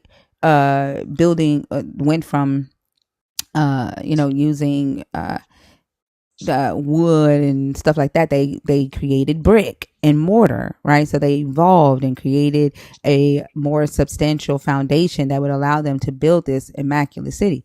And then a god, right, that looks down, mhm. or they look down because they're talking to each other. They look down and they say, "Uh oh." They're all of one thought. They all of one language, one understanding. And unless we create some type of divide and interrupt that thought, there's nothing that they're going to be unstoppable, right? Yeah. There's nothing going to be impossible for them to do. And so the God decides to confuse the languages, interrupt that one understanding, that one thought, and create a divide. And so division is beneficial to the gods. Hmm. And Right? that's an example of the evil that I was kind of speaking of. And I think that I appreciate you bringing up the Tower of Babel because that's an amazing example of why I cannot and will not ever again worship the Christian God. Because why would you? Oh, because again, I believe in the collective, right? I believe that we'll reach a higher level of consciousness once we're able to all connect. And since they were connecting on that level, they were all communicating and they were all kind of working towards the same goal. Um, there was a force of evil that brought confusion and division amongst them, and it divided their language, right? Not that I necessarily 100% believe that that actually happened, but in that instance of Christianity and of like a story in the Bible, it shows that their God that they are worshiping is evil in some way. Because why would you not want your beings to elevate themselves and come together as a collective to have one goal and to grow? That's weird. Yeah, exactly. Because it's beneficial, right? Like a god can't be a god unless it has worshipers or servants, It right, or needs that power subjects. structure. It needs that power structure. Yeah, and then the power structures on Earth, right? Our 1%ers, right? For example, I was talking about how the 1% doesn't necessarily just mean white people, right? We have people of all ethnicities in the Hmm. 1%, and that in order for them to maintain their spot at the top as 1%ers, they need those of us that are not 1%ers to continue to feed into them, right? Into their bank accounts, into their status, into their worship of, oh my God, this person's so amazing, superhero, superstar, this, that, right? And so it's beneficial for them to do whatever they need to do, whether that is create culture wars between us so that we're fighting about abortion, so that we're fighting about reparations, right? We're fighting with each other. We're fighting about gender affirming care. We're Hmm. fighting about Christian nationalism. We're fighting about women's rights, right? And so while we're fighting with each other, they're feeding us with more information that will continue to have us feed into what keeps them as the 1%. Therefore, they get to stay a God, right? And we Hmm. stay their subjects, right? Same thing with religion, Exactly. right? Yeah, Absolutely.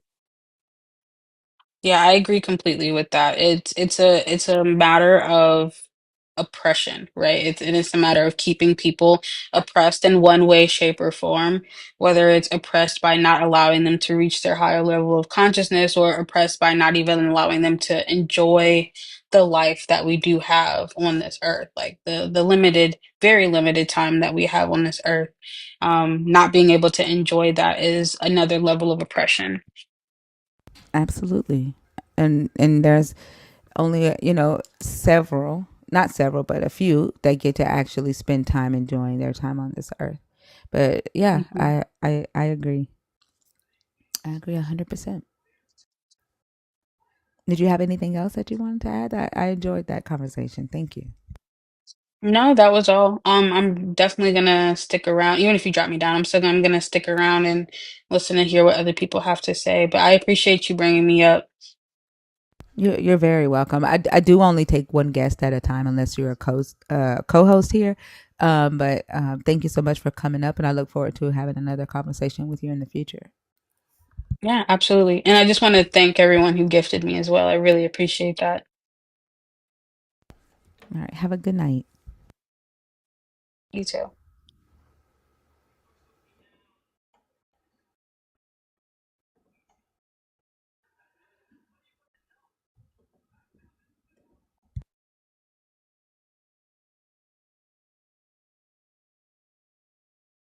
Exactly, Annika.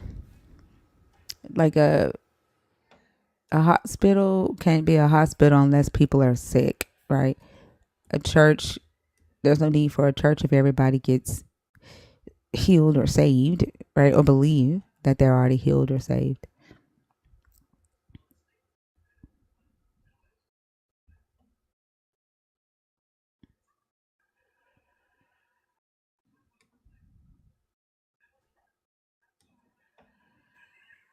Akorda Bantu. Yes, Hi, how are you? I'm doing fine. Thank you very much to have me. You're very welcome. Are you Christian, deconstructing, or are you an atheist? Well, let me just say I was born Christian, but right now I recognize myself and I accept myself as an Ntu. Ntu is a meaning from head, and which comes from Bantu. So you can say I come back and I am Bantu. So I don't Uh, have nothing at all with religion. I'm not either a Christian or Muslim. I'm Bantu. and so that means that you don't believe in the gods, like the Abrahamic gods, at all, or you That just don't that that, identify as that. that, What does that that is mean that actually? is a great question. That's great, wonderful. Thank you for that. Um, it is written on the Bible, "You shall know the truth, and the truth shall set you I just free." need to know how you identify so that we can get to the topics. Like, are you? Do you believe in the God of the Abrahamic God, or no longer believe in the Abrahamic God?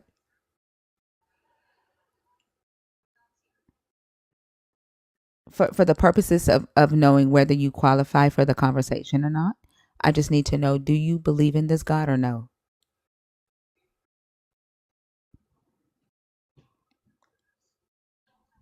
Did we lose connection?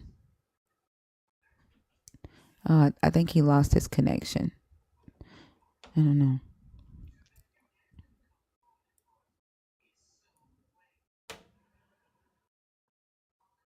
Oh, is that what he said? That he is the Abrahamic God? I didn't hear him say that.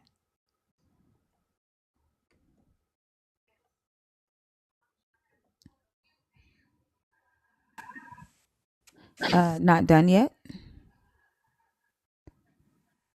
Hello, not done yet? Are you there? All right, we'll move on.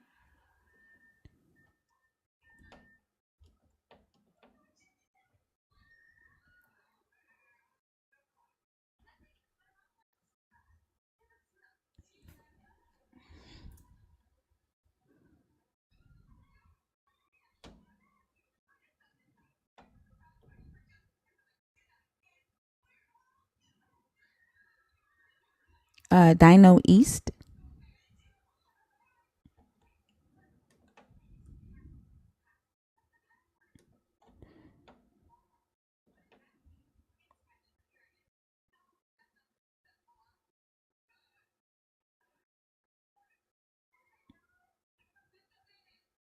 If you are in the guest request box and you're waiting to come up, can you please comment to let me know if you're in the box on purpose, please?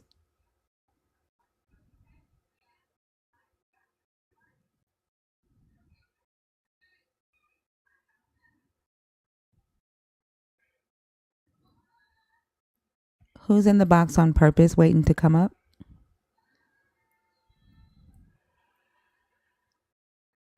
Cool, Sammy. You know what you can do? You can write a essay on how your God made thinkers parents and then read it to yourself.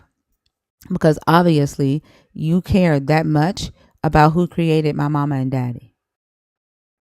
Go write an essay about it.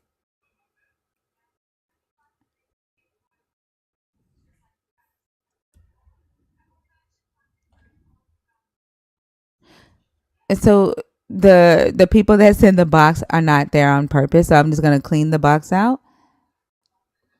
All right. So the box is now empty.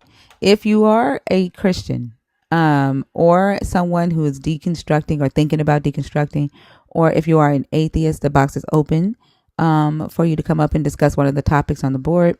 Also, of course, a nerd, you know that you can come up and talk about what you need to talk about pertaining to your deconstruction journey.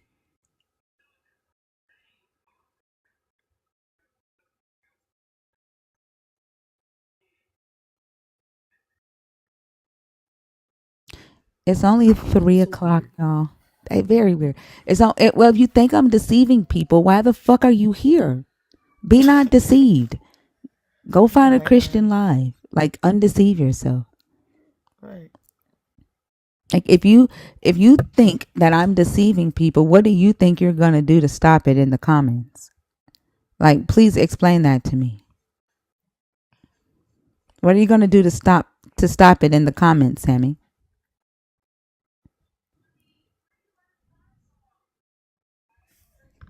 I would like to know.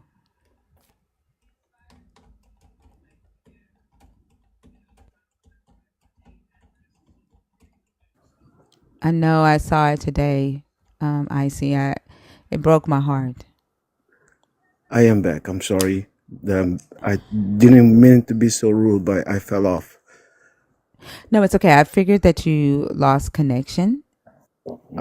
I Um, am very glad for your understanding. Can we carry on the conversation, please? what I need to know before we do carry on. There's three type of people that I Right, allow on stage. I need to know: do you believe right. in this God or not? Like, do you believe in the God of the Bible that we are discussing, or are Well, you an well, atheist to that God? I do not believe in the God as we speak. I believe in the Almighty, and I use the Bible. Just why I was trying to tell you that I was born Christian, but I step off the Christianity. So it's like that's why I try to introduce myself as a Bantu. So I, I, I uh, I know what Ubuntu means, but that doesn't have anything to do with the religion, right? Or the God that we're talking about, right? it it yes it is, but it depends on how we speak and who we It speak. doesn't, unless Because you're trying to say that all Bantu people believe in the Abrahamic God, or that they originated from the Abrahamic God, which isn't true. yeah, well, God is not really the way we as Bantu see as the I'm Almighty not One. talking about Although we any all God, though. I'm not talking about any God. We're talking about okay, the Abrahamic God, right? yeah, And so, what I'm asking you is, do you believe in the Abrahamic God that is in this book, or I like, believe in the name as we you. If you allow me to use, you say God, I will say Congo or Nzambi. okay, You say is it is Abraham. it is it the God in this book? That's what I need to know. Yeah, Is it the God in yeah, this book or not? yeah. It is, Okay, so you do but believe in the God in this book. That's all I need to know. Okay, yeah, whether you call it uh Congo, Nizambi, God, get whatever you call it, okay? It is the God yes, in the book that we are discussing. I yes. Vessel, I got you. I feel you. I got you. I know. I know. Okay, okay, all All right. right. Now, which topic do you want to discuss? I mean, I just tapped in because I kind of like the conversation what you were having here, and Yeah, there's as five you, topics. There's five topics yeah, on the board. Which one did you want to discuss from the uh, board? uh, I guess the one we are talking about, the Old Testament, right? The Old Testament condoning slavery? Yeah, but we can talk about something else if No, you no, want. no, we can't. There's five topics. Do you see? Listen, there is a way that I run this live. Okay, I understand. there are five topics in front of you on the Yeah, screen. Pick one of those topics to discuss.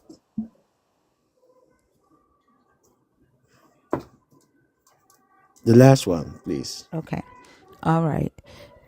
And Do you can you agree or please disagree? introduce me a little bit No. before you give For me what? my introduction? Introduce you for what? I mean, just introduce you mid the question so I can carry You on mean and you mean go explain on. the question? You mean give you my point of view of that? Is that what you're asking me to Yes, do? please, because Yeah, I really like of to hear course I from will. you first, if Yeah, you that's what allow a me conversation to. is, right? Okay, thank you very much. All right. Yeah. So that is my stance that the Christian God Yes. is the great deceiver. One, there is no devil in this book deceiving the humans in the book, right? Yeah. Other than the God. Okay. Okay. Yeah. The Satan characters in the book or the Satan characters in the book Mm-hmm. do the things that the God tells it to do or allows Mm-hmm. it to do, right? Yeah. Yeah. The so-called devil in Revelations is a Mm-hmm. different character than the Satan that is Mm-hmm. in the book. Uh, Mm-hmm. the God, can you mute while I speak? Yeah, I will. Okay, thank you. The God in the book tends to one, he lies. He works through deception, tends to bless through deception, while at the same time saying that he despises deceiving lips, right? His nature is that he cannot lie, except he does. He uses lies, and he lying and deception is a part of his overall plan. Also, he's the only God in the book that is intentionally blinding humans and making them deaf and dumb and mute to theology. So there you go. Thank you. Thank you. Thank you. Well, as I introduce myself, I am Bantu. Let me just say that I am a member of the Congo Kingdom from Tadi Jambuisu Tadi Zantedimisi, the King of the Kings, and I understand your point of view. First of all, I was born in Africa, and let me just make a joke. I am not one of them who on the boat, right? But let's just Can you, carry that's on. not a joke. That's not a joke. I don't even know why you would even think that that's a joke. But what I would like for you to do, okay, Yeah. is Uh, address the conversation, like giving a history of yourself. All of mhm, this is unnecessary. All of that is mhm. unnecessary. You're just here to have a conversation about the topic that you picked. We're not looking to be best friends. Like, I don't need to know all of that. What are your thoughts about the God in this book being the great deceiver? Okay, I got you. Well, what is a father for you? And let me ask you, let me tell you, let me answer for myself. I will give you the answer for your question for you, because you need it. A father is someone who take care of the Wait, family, because I right? need what? You said I need it? What do you We mean by that? need it. I mean, No, you need. I don't need you to tell me what a father is. No, no, no. I mean, I am telling you that you need to has to need you need to know my answer, right? I am telling I you didn't right now. ask that question. You did. I don't care what you think a father is. I didn't ask that question. That was your question. Yeah, but that's I'm just trying to answer your. I mean, just trying You're to not go to answering the anything that I said. conversation. It sounds like you're having a conversation by yourself. I didn't ask you what a father was. So you're not Yeah. answering my question. You're not addressing the topic. You've said a bunch of stuff, and I've yet to hear you address anything that I said about this God being the great deceiver. Mm-hmm. Can you address Okay. that, please? Okay. As Thank you. I don't believe that God was a great deceiver. I believe that he just took his manners to reign the sons he had as a father. And as a father, sometimes you have to do things to teach your kids.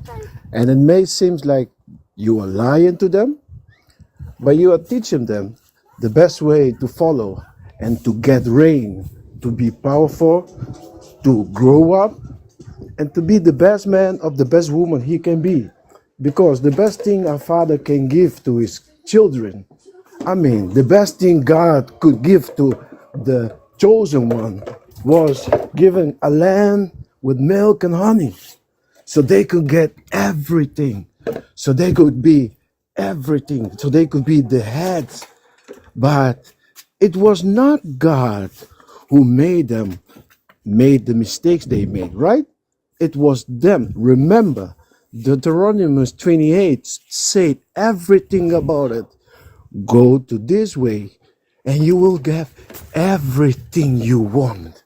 Because he said that to you. But remember that he also said something else, and that's the father roles. Because sometimes when we are children, we think like whenever our father are talking, we only hear the good things Don't because tell it's the me to way take we are. time. Don't tell me how to have a conversation. Like I don't work. I'm not talking to you. I don't work for you. I do not work for you. I communicate the way I communicate. I'm not obligated to listen to bullshit. So don't tell me to take time and let people just say whatever they want to say. If you want to take time with him, then you take him by the hand, take him to your life, and you sit there and take time and spend your time the way you want to spend your time. But do not tell me how to spend my time.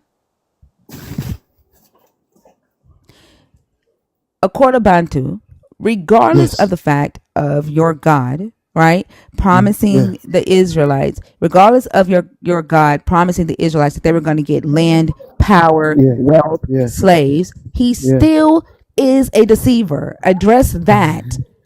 It does not just because he became that his people became wealthy does not Yeah. negate the fact that he's a deceiver. I don't Uh, care about the uh, wealth. Like it's like you're saying, oh, it's okay to deceive people as long as you become wealthy. And so no. all the people, all the corporations in the world that have sold products to humans that made them sick, right? Products to No. humans that were not what they said they were and became wealthy, that's fine because they became wealthy and powerful and now have milk and honey flowing out the yin yang. It does not negate the fact that they were deceptive. I guess I misunderstand you and myself at the point because I'm trying to go with you to the Deuteronomy 28 where the same God on the Bible speak to the people about the good things, but he also spoke about the bad things because you'd have to What remember good when things? What good the, things? Wealth and power? That doesn't he, negate deception. ho- ho- The hold topic on, of the hold on, topic Bantu. The topic no, no, no, is no. The topic is deception. yeah. That's How the can topic. someone deceive you if he first teach you and gave you some of the things? Because I mean, you have to remember. Let's be What honest. are you Every saying? time he So spoke, when an every time he organization, spoke, when a corporation sells yeah, you medicine, yeah, okay? Let's yeah, take big pharma, right? When big pharma first came out with the opiates, right? And yeah, they yeah, were uh um formulating the opiates to make them more addictive, right? And yeah, telling you that it's not addictive. They were saying, "Oh, it's not addictive. It's not addictive," right? And paying doctors to prescribe the medicine to people to get them addicted to opioids, right? That yeah, and they got wealthy. They got filthy rich, right? yeah. Do just because they got rich, are you saying now that it's not deceptive because wealth came Wait, from wait. it? No, no, hold on. Wait. I mean, the remember, it was like he was a deceiver, right? You was telling about he was a deceiver from the start till the end, right? Is that what you're telling? But I'm just trying to tell you. Remember that every time he spoke, let's go back to Adam and Eve. He put them on the garden, right? But what did he teach them? I mean, let's just be Yeah, honest. please If enlighten I, me. if I, What did he teach them? Let's go to it. What did he teach him? yeah, Enlighten me. whatever you do, Hold on. We're yeah, gonna go yeah, to yeah. Genesis. No, I didn't say. You didn't say what did he command them. You said what did he teach them? What did I he mean, teach Adam and Eve? yeah, but whoa. What does a father do? Does he teach or does he command? What did he teach Adam and Eve? Wh- what does a father do? Does he teach Can or you does he answer the command? question? Can you answer the question? What did he teach them? Okay, let's just make some quick. He put them on the garden, right? And he said to them, okay, you can do whatever you want to do, but don't put your hands on the so you can, because if you do So that, no you will teaching die. then. So no teaching. Like what I'm asking you, Ah, what did he teach? And you're talking about what he told them not to I do. mean, if I say to my kids, so don't play with the fire because you're gonna get burned. It's not. Is that teaching or not? No, that's not teaching. You know what? You know what? What You is know that what then? teaching would be? You know what teaching would be? Tell Explaining me. to them what generates fire, right? Well, hold. Right? Explain to them where fire came Wait. from, right? Okay. Right. That's Yeah. teaching. That's teaching. Explain to them why the fire burns, right? What the pain receptors are in their hands and why they feel it in their brain. And that the pain There's. receptors are sending neurons, are sending information to their brain to tell their brain Yeah. that their finger Yeah. hurts. And the reason Yeah. why their finger hurts is because of the Yeah. element of fire, right? That's teaching. Yeah. But Hold on, hold on, like stop talking while I'm talking, right? please. What you did was give a command. Don't touch the fire because the fire will burn you. That's it. You didn't teach them Yeah. anything. You gave them a command. Okay. Can I speak, please? And just give me 30 seconds to just let's say something, please. Okay. You're American, right? You there? Are you there? You 30 seconds go. You're wasting your time. Oh, I just asked you something. Yeah, and I'm not You obligated American, to right? answer that. That's none of your business. Oh, all right. It doesn't matter. I'm living in Europe for a couple times, but it doesn't matter. Uh, you know that there are a couple age couple age. Whenever you are young, so like from 0 to 3 years, you learn some, and from three to I guess 6, you learn some, and from 6 to 10, and so on and so on and so on. That's the way you have to teach them, because you don't have to give all the knowledge at one time. Hey, remember, if he put them all the knowledge at the kid from 1 year, 1 year, just give him everything. Talk, and don't forget about it. Talking about prostitution, talking about sexuality, talking about everything bad. Give it one to one kid, just one child from 1 year old.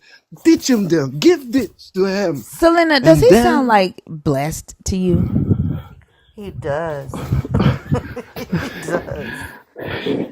Oh my Literally. gosh.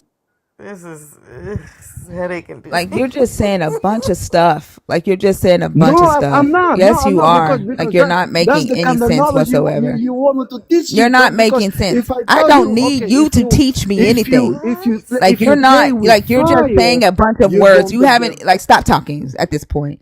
Like at this point you're just saying a bunch of words, right? You're just saying a bunch of words. You're not even connecting a point. Like goodness gracious. I don't even think that this conversation is going to go anywhere. I don't. No, because he hasn't answered the question at all. I haven't heard a coherent answer yet. So I don't even know what to even say. Like are you done, Bantu? Oh, I'm sorry. I thought you put on mute because I was I talking too did. much. Because No, because you were talking about nothing. Literally nothing. well, well, please, let's just be honest with each other. I mean, you cannot give a knowledge, every knowledge from the whole world, the good and the bad one, to a child. You cannot give that to them. So remember that you have to give time. Everything is about You time. You listen, know that. you are the one who said this God taught Adam and Eve. He didn't teach them anything, right? Like you're just at this point you're Indeed. just yapping.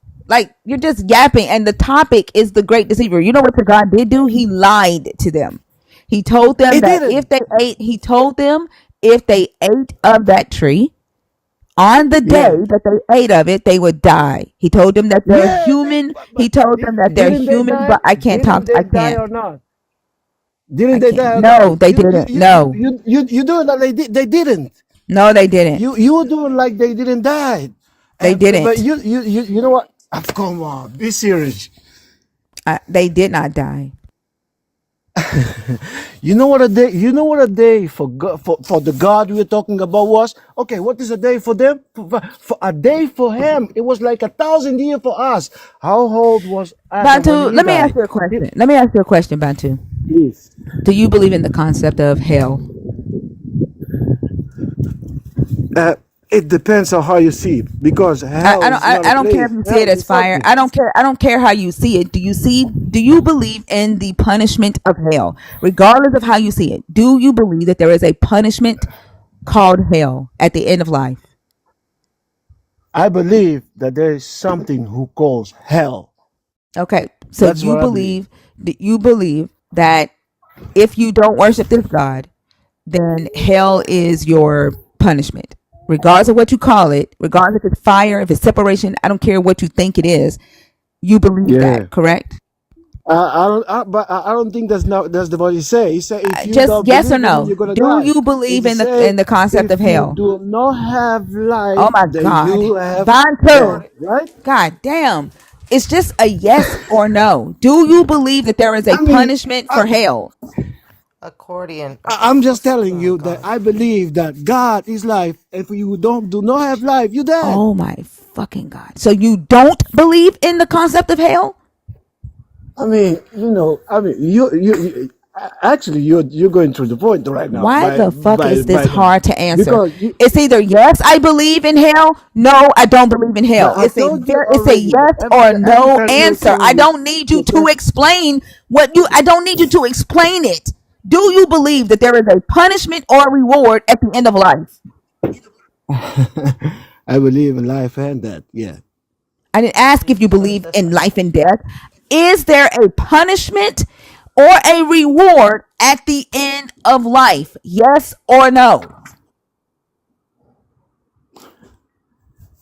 Yes. It's God yes. damn.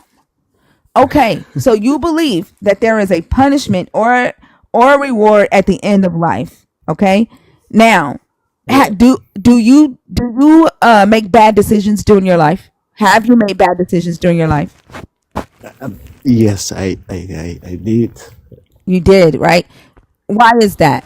Why did you make bad decisions during your life? Although you've been told that if you sin against this God or whatever, that there's going to be a punishment or a reward at the end of your life. Why did you still make that bad decision? Okay. No, That's a good just question. really quickly. Why? Yeah, If although you know that's a that good there is a question there. reward or a punishment. Because wherever you do, you're still a man being that you have to grow up. And by Okay, every stop. step That's you cool. do, That's you're gonna cool fight. because Right? of time. Wait, because of time, right? The time. You get it right? Okay, stop. Really easy. Time.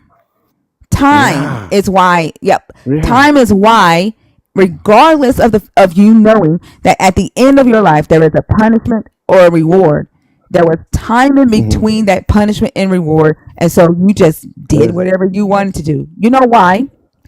Because Yeah. the punishment and the reward was not imminent enough, right? For you to actually Yeah. do whatever you believe your God wanted you to do.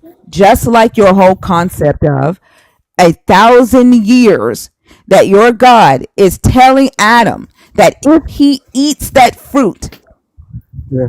he will Yeah. die 1,000 years Yeah. later. The whole concept of this 1,000 years, the time. One day, right? I'm One talking, day, I'm right? talking, I'm talking, I'm talking for Adam, Yeah. right? To see 1,000 years, it's just like for you to see the time in between this reward or punishment of death. It's not imminent enough Yeah. to make you actually obey this God. Just like the 1,000 years to Adam would not have been imminent enough to make Adam obey this one command of this God. It's the same damn thing. It's so your but here's the I crazy mean, thing. Here's the crazy thing. That's not what your God did.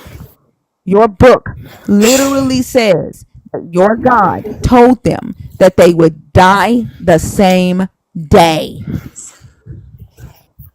one day, 1,000 years for him, right? I mean, What sense does I it make? understand What your sense point does of it view. make for your I God mean, to tell please. them that they would die within his time frame?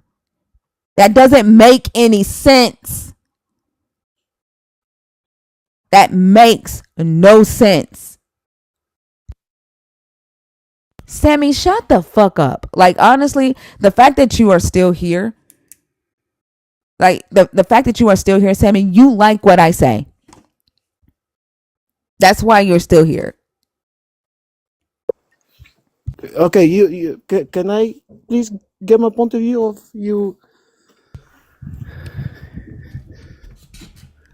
I don't care if you say that it was your God's 1,000 years of your God's universal time.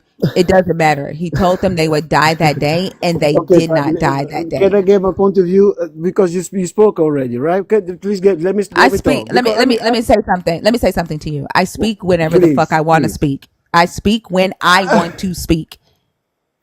I'm I not trying. speak when I I want to didn't mean to speak. be rude. But you If you are. felt that way. But you Oh, are. You are. I'm sorry. You were I'm rude when just trying. you were rude when you came on here with that dumbass joke about not being one of the ones from the boat. You were rude from the start. Well, let me just say I'm sorry about Yeah. that Well, because it's too late, Mr. Curtis. no, I'm not no. as generous as your Yahweh. You gotta go.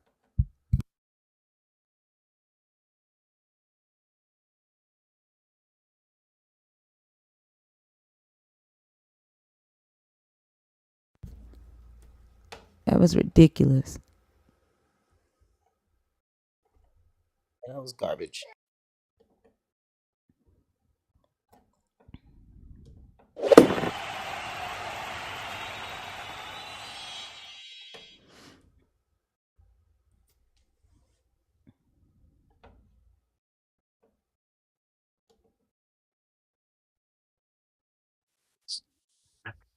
Hi, what's your name? Host, how you going? I'm doing good. So I assume that you are a Christian because of Yes, your ma'am. name. Yeah. Which topic did you want to discuss? I just wanted to see what you think of Jesus. Yeah, that's not on the board. Like, pick one of these topics It's from the not on the board. board? There's 5 topics on the Um, board. It says choose a topic. okay, Jesus being a deceiver? Well, it's yeah, Jesus, Yahweh, both the Trinity, all in one. Yeah, go ahead. Yeah. So, what makes you think that Jesus is a deceiver? One, I said the Christian God, right?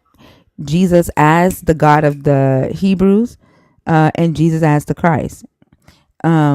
He uses deception. He told everybody that he fulfilled prophecies in the Hebrew scriptures that he did not fulfill. Which Um, ones? he uh, he uses lies to bless his people, and then he uh, uses delusion to so-called blind people so that they would not think that they wouldn't hear whatever message Isaiah was giving them. And the Christians believe that he cannot lie, except he tells you that he will with no problem. Where did Jesus say that he would lie? As the God in the Old Testament in Ezekiel 14. Yeah, I'm asking you where did Jesus I say just he would said lie? Ezekiel. I said again, that's like, I like the way you keep trying to just say Jesus as if, and this is also a deception, right? Like, you keep trying to say Jesus. Have a good day. I love you. You keep trying to say, where did Jesus say that, right? As if your belief is not that Jesus is the God of the Old Testament? You've caught me out, thinker. I'll tell you what my presupposition is. I I don't care think what it's your probably presupposition is. all right. I don't care. I'm I didn't trying to ask. explain. But I don't care. Well, I didn't ask you that. You keep trying to say, where did Jesus say this? Where did yeah, Jesus do this? Right? As if Jesus is not, in your belief, the God of the Old Testament. As if he is not the God of the Hebrew Bible. I understand that, but he's also the image of the invisible God. You can't I understand don't the care God of about the Old that. But you Testament asked me. without Jesus. It doesn't matter. You asked me, where did he say that he would lie? I tell you Ezekiel 14. You say, but I'm talking about Jesus. Understand that. That's why I explained you can't isolate the Old Testament, which is what you're doing I now. didn't You're doing isolate. No, I the didn't. inverse of what I'm doing. I literally told you in the New Testament, right? And that his very nature, right, of saying that he is Jesus, that he is the God of the Hebrews, right? But you identify him as an entirely different God. That within itself is deceptive. But I also said that he's deceptive because he says that he fulfilled the prophecies in the Hebrew Bible, and he does not. I have no Which problem ones? addressing. I have no problem addressing Jesus, but what the deception is when we try to address Jesus as the God of the Old Testament. You guys want to separate that Jesus from that God, while at the same time saying that he is that God. That within Well, no, itself that's not. is That's not what we're deceptive. doing. That's That's not what literally we're what you're doing. doing. That's No, literally I'm what not. you're doing. You said the Yes, it is. Christian God, right? The way we Yes, understand the Christian God is through the lens of Jesus. He's the image of the visible exactly. And God. he is also You're that God from the isolating Old the Old Testament. Testament. Just let me finish. I'm Let me not, finish. no, I'm not isolating Oh, the Old Testament. okay. I'm bringing it all in. But No, you want to isolate from the Old Testament. That's no, what not you at want all. to I look do. at it through the Yes, you lens of do. Jesus. So, for So instance, then you could did look at Jesus, is Jesus the it. God in Ezekiel 14? Yes, he's Yahweh. Okay, so Yahweh made flesh. therefore Jesus, as the God in Ezekiel 14, said that he would lie, said that Show he me would where he lied. deceive. Which verse? I said Which verse did he Ezekiel say that? 14. Yeah, where? Ezekiel Which one? 14. Just read Where? Ezekiel 14. You're saying he's lying in Pull the it whole up and read it. verse. I said he For the said that Lord, he would lie in Ezekiel 14. for the Lord will. You want me to read the whole thing to you right now? I mean, if you're the You one really want who's to listen to asking, that? like you're the one, I've I'm read it asking which thousands of times. verse. I've read it thousands of times on here. I've read Yeah, it well, you should thousands know of then. You times. should know which Yeah, verse I'm then. not the one asking. You are. I'm not the one asking you You're which making the verse. claim. You're making the Exactly. claim. And I said So back Ezekiel it up. 14. In Where in Ezekiel Ezekiel 14? 14. In Ezekiel 14. Okay, well, you said for me to read it out. I don't want to bore your Yeah, read it. viewers. You want me to? Read it. Okay, all right. Read For it. the Lord will have compassion on Jacob and will gain choose Israel, and he will set them in their own land.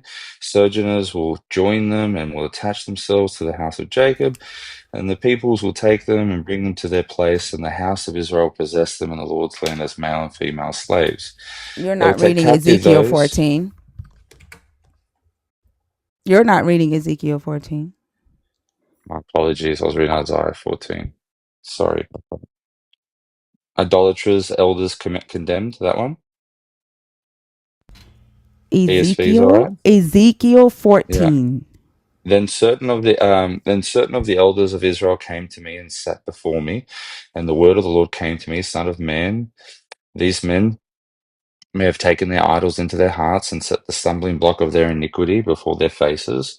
Should I indeed let myself be consulted by them? Therefore speak to them and say to them, Thus says the Lord, any one of the house of Israel who takes his idols into his heart and sets the stumbling block of his iniquity before his face, and yet comes to the prophet, I, the Lord, will answer him as he comes with the multitude of his idols, that I may lay hold of the hearts of the house of Israel, who are all estranged from me through their idols.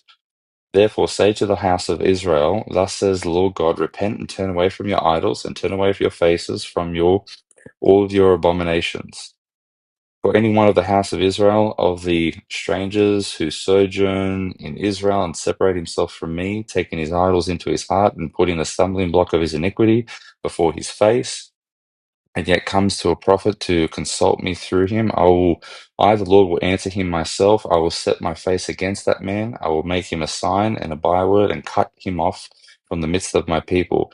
You shall know that I am the Lord. And if the prophet is deceived and speaks a word, I, the Lord, have deceived that prophet, and I will stretch out my hand against him and will destroy him from the midst of the people of Israel. You're talking about that scripture there, that Yes. verse? Okay, Yes. so you just ignore the context all the way before it. Oh wait, the context is why he would deceive. Is that you want me to talk about the why Well, he's versus the what? explaining that these people, he's giving them over the Which reprobates is to the their why? sin. Which is the Yeah, why, right? he's giving them over But to what? their Wait, sin. but hold on, but hold on. Are we discussing why he would do it, or are we discussing what he said he would do? Well, I don't think you're being charitable with the Wait, text. are we discuss? I He's don't have to just be charitable with the text. Are we discussing the well, you why? Are we discussing why he would be deceptive, or are we discussing that he said he would be deceptive? What are we I think discussing? there's what's the precondition of him being What deceptive? what are we discussing? What are we discussing? That he would be deceptive. This is Are This we? is I don't give judgment. a fuck. Are we discussing that? Of course, I'm judging him by saying he's the great deceiver. That I judged him in that statement. Like we're beyond that. Like you he's should giving know them that. over to their You should sins. know that already. I don't care. I don't care what you claim This that is the he's four doing. judgments of Right. Israel, I don't care what you Jerusalem. claim that he's doing. That's your why. Right. That's your Yeah, justification of it. What we are discussing is the what. Right. You asked me, where did Jesus say that he would be deceptive? In Ezekiel 14. The what? What did Jesus say? Not why did Jesus say he would be deceptive, right? Correct. correct. We're discussing the what? The what? And that is Jesus saying that he would be deceptive. Yeah, but they're false prophets. It doesn't matter. I don't care. It does matter because the It context doesn't matters of what's matter. being It said. doesn't matter because He is Your God's judging them. nature, God's nature, right? Your Christian God's nature is that he cannot lie. Except your Yeah, and it Christian doesn't God say he here in lies. Ezekiel, he says that he It doesn't deceives the lie. The prophet. It says different, he speaks. He said that he himself would answer, right, you know for what the the Hebrew word is prophet. for lie? He said that he himself would answer the prophet, right? And that he would deceive that prophet. If that prophet speaks a word of deception, it is him who deceived the prophet. It is him He who gave, spoke yeah. the false prophecy. Therefore, a false prophecy Hmm. is not a true prophecy. A false prophecy is a lie. And Hmm. in Ezekiel 14, regardless of whatever justification you give it, your God, who cannot lie, is saying that he would lie through the mouth of a prophet. Yep. And why was that? I don't care about the why. We're discussing the what. About the deception. So he deceives the false prophets. He's given them over to their No, sin he and said that deceives he would. them. He Okay. didn't say Why is that no. bad? He didn't say. He's literally making his own prophet, right, a false prophet by him speaking a lie through his own prophet. What he literally said is that if an Israelite or someone that lives amongst the Israelites go to an idol first to get guidance from the idol, right? And they're Yep. false prophets. And then they come to a prophet of Yahweh and seek guidance from Yahweh through that prophet, right? Then your God would answer through the Yahweh prophet, right? Hmm. And deceive the inquirer. Then he said that he would then, right, the prophet who he used to deceive the inquirer, the prophet and the inquirer would get the same punishment. But And how do you, he's the one making his own prophet a false prophet by speaking through that prophet a false prophecy. And regardless of whatever justification, if you say, oh, it's because he said he wants to get his Israelites back and clean out the false idols from amongst them, I don't care what the justification is. He's saying that he would lie, that he would turn his own prophet into a false prophet for the sakes of getting back at those that went to idols first. But his nature is that he cannot lie, according to the Christian God. Mm. So can I ask you a question? Do you know what the Hebrew word is for deceive? What Because is you that? obviously How is it? Let's you're look it up. because Let's go to you're the Blue Letter interpreting it. Bible. Let's go to the Blue You're Letter Bible. because you're interpreting it with Let's go to the Blue Letter your Bible. contemporary lens, Sure. Yeah. and Let's you're go to saying the it's Blue. lying and all that. Yeah. So Let's go that's to the the Blue interesting Letter part. Bible and pull it up. How about that? It's Let's patah. go to It's go patah. to the yeah, and let's go It's and patah. see what it Have a means. look what it is. Tell me what it means. Let's go and see what it means. Yeah, Anyway, because I like have we're a here. second question after this. Yeah, so It's it's okay. pitach. Let's answer your question Yeah, first. yeah, Okay. Let's yeah. answer your question first. Let's have a look. All right. Because this will give you Wait, more hold on. context as to Yep. what he's doing Sure. here. It's not Yeah. I lying. don't care. I don't care about what he's doing. I You don't. do. I don't You care about said the the what context. is I don't care about the important. context. Like you're Okay, saying that fine. why he's doing it, right? No, To be no, the what? enticed, to be enticed, to be It's not deceived, be lying. It's not deceived. lying. Um, to It's not what is a lying. false prophet? What is a false It's not prophecy? lying. What is a false prophecy? It's not lying. What It's is not. it? What is a false No, prophecy? What is it's it? not lying. What is it? What is a false So you prophecy? think don't run away Answer from the the question. question. Answer Wait, the question. What is a false you're prophecy? running away. You're running Answer the away. Let's have a look at the question. word. What is a false You prophecy? you answer the question I asked you What is first. a false prophecy? Remember? What is What it? is If the it's not word lying, what for is it? deceive? If it's What's not pitach? lying, what is it? You said entice. Okay, entice them Is to do what? enticing? Okay, so Is he it enticed them to do what? He spoke through the prophet and enticed them to do what? he's given them over to their iniquity. To do what? The What iniquity is the that iniquity? What is it? they did not align their will with that of God. They chased To lie. Uh-huh. idols. To To do lie, what? thinker. I'll answer it. To lie. I'll Yeah. answer it. It's to lie. Hold on, explain. He To do what? Like entice Why is them it to so? do what? To do what though? Giving them He over to didn't. their iniquity. What was the Yeah, iniquity? he gave them over. What to over to They went to what? idols. To do They what? went on with idols. To do what though? What to do what? What were they doing with the idols? What were they doing? They were taking them into his heart, into their heart. To do what? Hold on. Here it is. Deceive, right? Ezekiel 14, right? Mhm. What were they doing? And here the patah doesn't mean entice. It means to deceive. Here is the reference. What was he doing? No, means to What persuade, to what seduce, it or to says? lure. It does not. In the It does. reference in the reference that the Hebrew word patah is being used here, right? In Ezekiel 14, it's being used to convey deceive. What were they doing? What were they doing with the idols in the story? What were the Israelites doing with the idols in the story?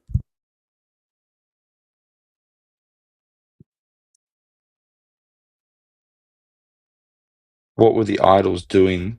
What was your What were the question? Israelites doing when they went to the idols and their prophets in the story? What were they doing? And why would your God need to answer himself? What was But the see, this is answer? see, What was the the see, but answer?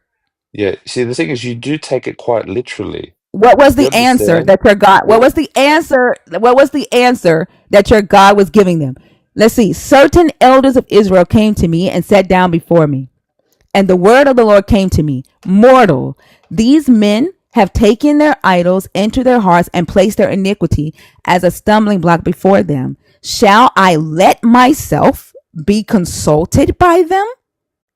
Therefore, speak to them and say to them, thus says the Lord God, any of those of the house of Israel who take their idols into their hearts and place their iniquity as a stumbling block before them, and yet come to the prophet, right? If they go to their idols and they put their idols into their heart, and then they come and to then Ezekiel, they come to the prophet, I, the Lord, will answer those who come with the multitude of their idols in order, here's the why, in order that I may take hold of their hearts of the house of Israel, all of whom are estranged from me through idols.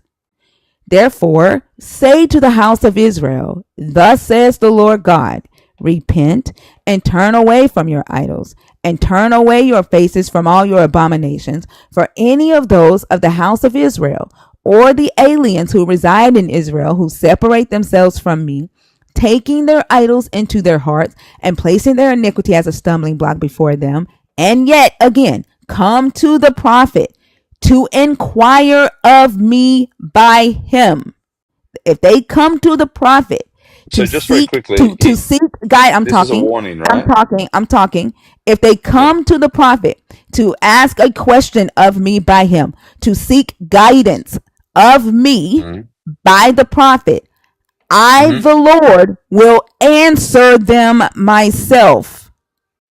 I will set my face against them. I will make them a sign and a byword, and cut them off from the midst of my people, and you shall know that I am the Lord.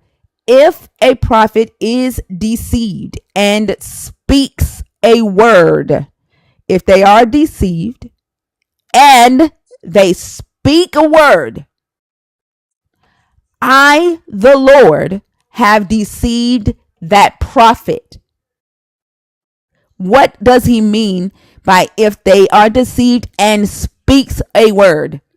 So What you does take it he quite mean by literally, that? right? What So you does take what that does scripture that mean? quite I don't literally. care. I don't care if you In take it true or verse not. eight, in verse What does eight, it in mean? verse What eight, he does it mean says, when he says and my speaks face a against word? the men." I'm talking about verse 9. He says, What "Yeah, I does it understand that." But in mean? verse What eight, does it he mean when says, he "He said says to my and speaks a face." word? What Yeah, does it he mean? says, "I set my face What against does that it man. I mean? will make a What sign, does it and I mean? will cut him What off." does Do you verse take that quite 9 literally? mean? What does Do verse you take 9 that mean? literally? What does Do you verse take 9 verse nine mean? literally? Do you What take does verse deceive 9 literally? What does verse 9 mean? Do you? What does verse Do you 9 take it mean? deceive? Is this your tactic? What does verse No, 9 it's mean? not. What It's just what does amazing how verse 9 legalistic you mean? are. You What seem does quite verse Pharisaic. Okay, I don't care. You I don't care know, what you it's think. I don't care what you yeah. think.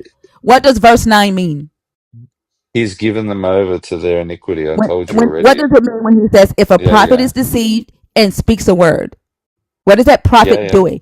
If that prophet is He's deceived and deceived. speaks a word, what is he doing? Yeah, he's deceived. He's speaking. He's What attempting to speak on the Lord's behalf, and he hasn't. He's speaking for the Lord, and he's speaking He's a what? What is he speaking? Is he speaking the he's truth? attempting. He's attempting to speak on about the Lord's Is he speaking behalf, the truth, but or is he speaking? He's Is he not. speaking falsely? He's not Is he, speaking the truth. No. he's not. He's speaking falsely. Correct. Hmm. And who So made you him believe speak God, false? Yahweh has a hand? Who said that he's Believe making him speak falsely? do, Who's do making you him believe speak Yahweh has a falsely? hand? I don't care if he does it or doesn't. The Who's making prophet him is speak speaking falsely? falsely of his own will. Who's make? Oh, so you just ignore The prophet that? is. You ignore that part. You ignore Well, I, I, the the Lord, Lord. have deceived the prophet. Yeah, you ignore that part. The scripture, I'm not ignoring that part, but you're So taking who? So everything literally in in the this text. text. So in the text, who Do you is the take out, I stretch character? out my hand Who against him? in the text? In the Does text, who Yahweh is have the a hand? character? Listen, in the Hey, text, what does Yahweh have a character? hand? Answer What that question. character? I don't give a fuck if he does or Does not. What Yeah, but so character you're just is picking saying and what choosing. character is You're this? How you picking guys, and choosing this is when why you I say want. your God is a deceiver, because you have to be deceptive to defend it. You have And to who's be your God, these Tinker? deceptive Who's your as God? tactics that you use to defend this deceptive as God. You are Who's your God, deceptive Someone Tinker? just needs like to your drink. creator. You are Who's deceptive your Who's just your God, like Tinker? your creator. You are deceptive just like your creator. It's Someone fucking says Who's ridiculous. your This is sick. It's sick and ridiculous. Like why? And then on top of that, if you so love, I see you, G. I see that you've paid. I'm gonna drop them in a minute. If you so love this God so much, then you would love his stanky ass draws, and you wouldn't even have to be making excuses or dodging his bad character. But you've told yourself that this God is good and perfect and can't lie, Why do you and he's think it? humble and mercy. But because he's not these things, you have to be deceptive, just like Why do him. you think he's bad? Just like I've already answered that. Somebody paid Why? $15 to drop you. I would have had fun continuing this, but the chat is tired of you.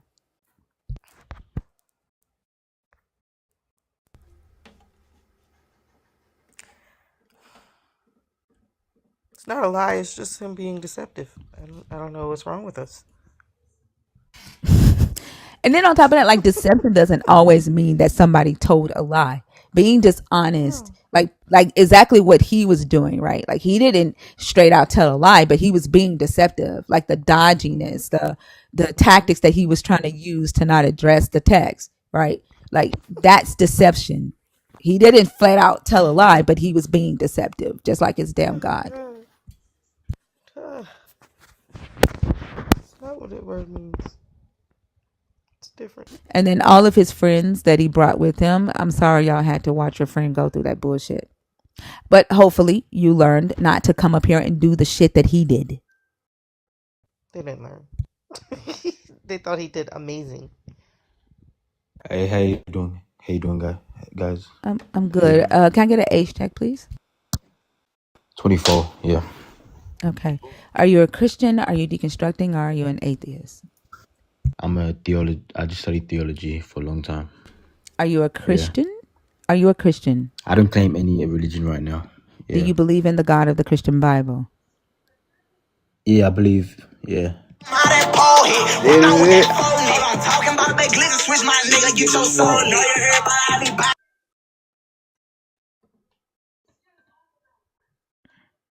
Was that supposed to be like, I don't know, Yes, that like was what supposed was to be that funny. supposed to do?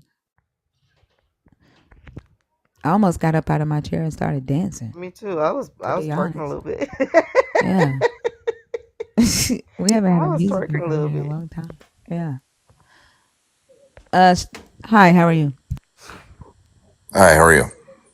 I'm good. Are you Christian? Are you deconstructing? Are you an atheist? I'm an atheist, but I'm deconstructing too. Okay.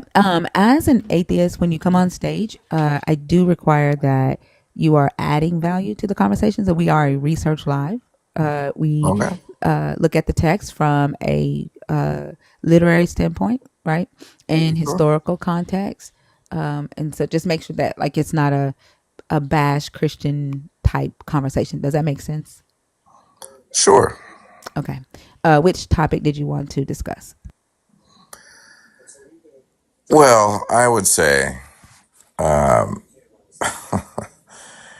I would say this. I would start out with a quote from one of my favorite philosophers. So there's 5 topics on the board, right? So it's not one of those free form lives where you can just come up and talk about what you want Okay. to talk about. Yeah, there's 5 topics on the board. Which one of these topics did you want to discuss and add value to? Uh, the Christian God is a great deceiver. I'll go with Okay. that one. All right, go ahead. I would say Immanuel Kant, philosopher, said, religion in and of itself cannot be bad if it makes people be good.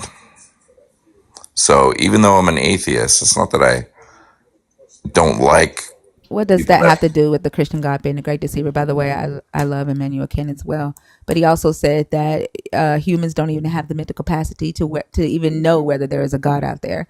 But what does that have to Well, do with this the is Christian true. God being the great deceiver? Well, he can't be all knowing, all good, and altruistic at the same time. I mean, that's not, but that cancels itself out. Yeah, but I'm trying to figure out what Emmanuel Kant's belief about how religion keeps society under control, right? What does that have to do with the Well, Christian God being the great if deceiver?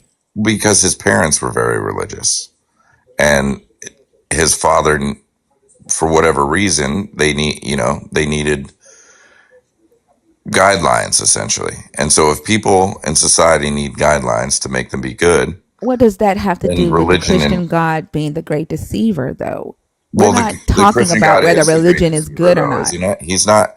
He can't be all knowing. He can't be all good. And, it's a dichotomy that cannot be Why do I processed. feel like you're not really an atheist? Why do I feel like that? Why do I feel like you're not really an atheist and you came up here to defend religious people or Christians? I'm not. I'm not. I'm just saying that Well, so explain. So the Christian God is a great deceiver. So explain to me. Are we talking in circles? Well, explain to me like childhood, like bone cancer in children. What does that have to do with the Christian God Well, being the he's great not all good. deceiver? He's not all good. But that's where I don't think that you came up here under honest pretenses, right? Um, I'm going to go ahead on and move on. But Sure. I hope you All have a right, you good day. guys take care. All right. Bye. He kept saying the same thing over and over again. His first statement was to cite Immanuel Kant Right. in defense of religion as an atheist. After picking the Christian God as the great deceiver, that man is not an atheist. That's wild.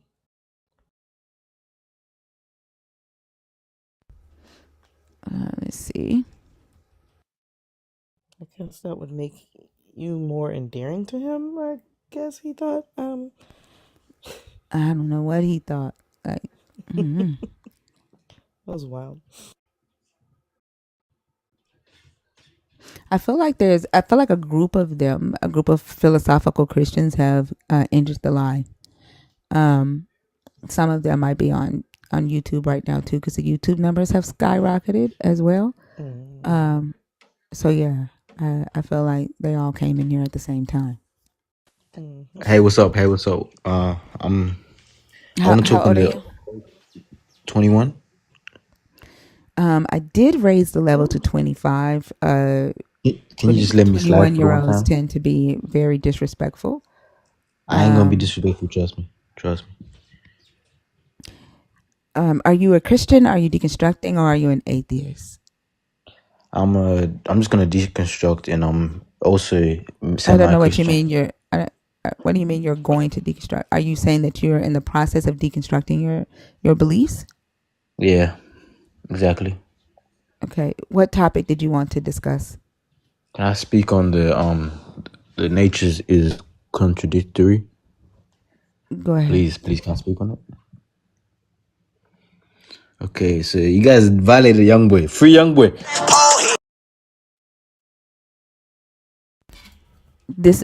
I I have will. my finger on the At button. this I have my point, finger on no the more button already. 21-year-old. Yeah. At Yeah, this I point, had no my more finger on the button. 21 I knew year what was olds. happening.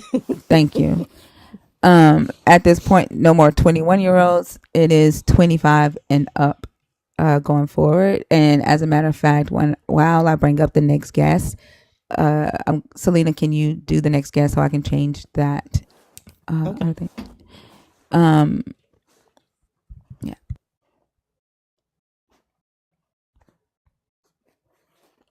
Let's see.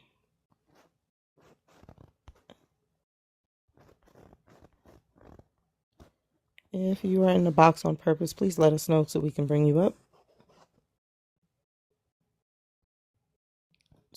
Malcolm was down there asking, and I don't see him anymore.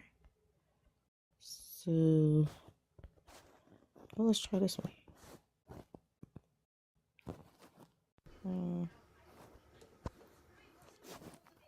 I hate to say it.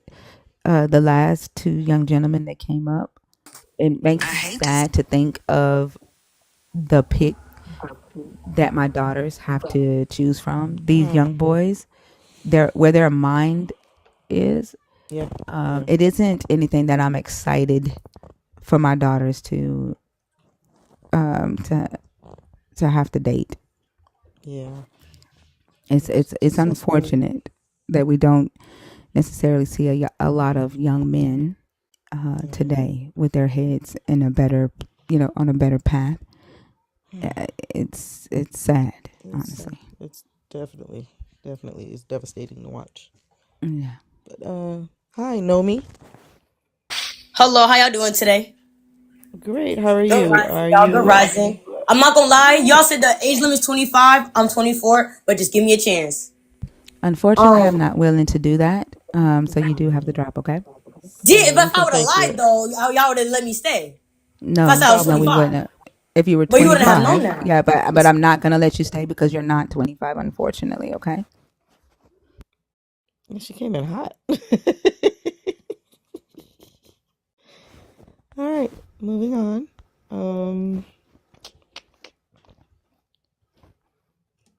No one is responding. Okay, let's try you.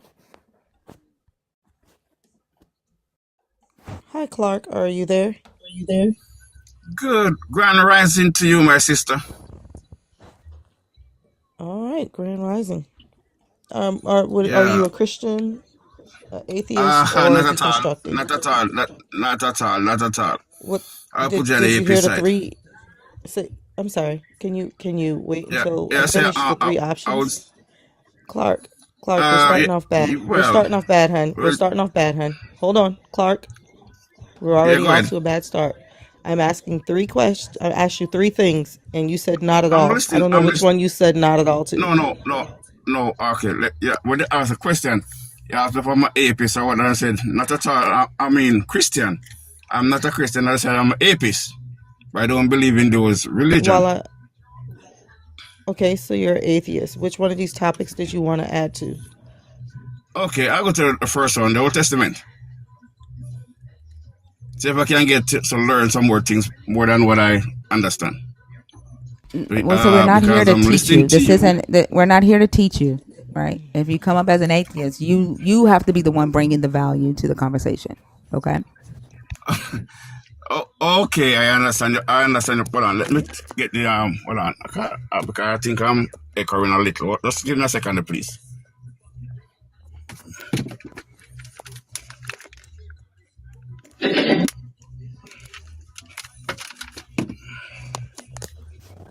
Okay, you hearing me much better now? We could hear you Go fine ahead, before. Selena. We could hear Oh, you fine before.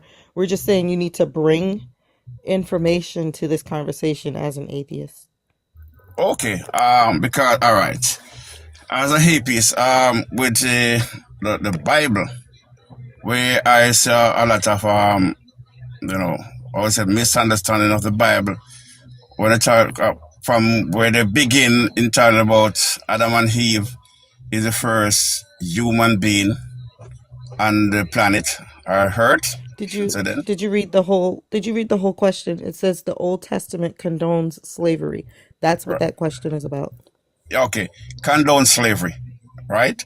Um, but when I check it out, I don't think the Old Testament, in terms when it's called condone slavery, because with our ancestors, right? What they do with our ancestors, when they slave our ancestors and then put it in the Bible and then until it said, obey you must obey Jesus like how you obey your master like how you obey Jesus Christ.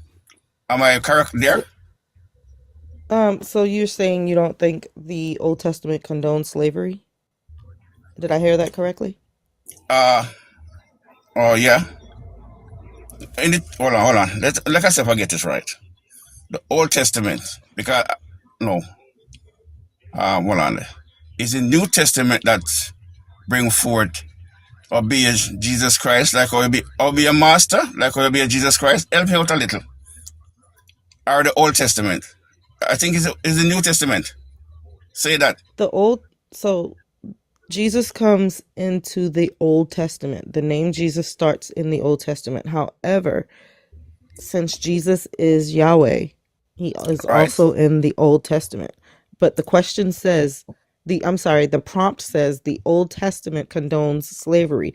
Do you think it condones slavery or do you think it doesn't condone slavery? I think they did not condone slavery. I don't think did not condone slavery. Because Okay, so yeah, go ahead.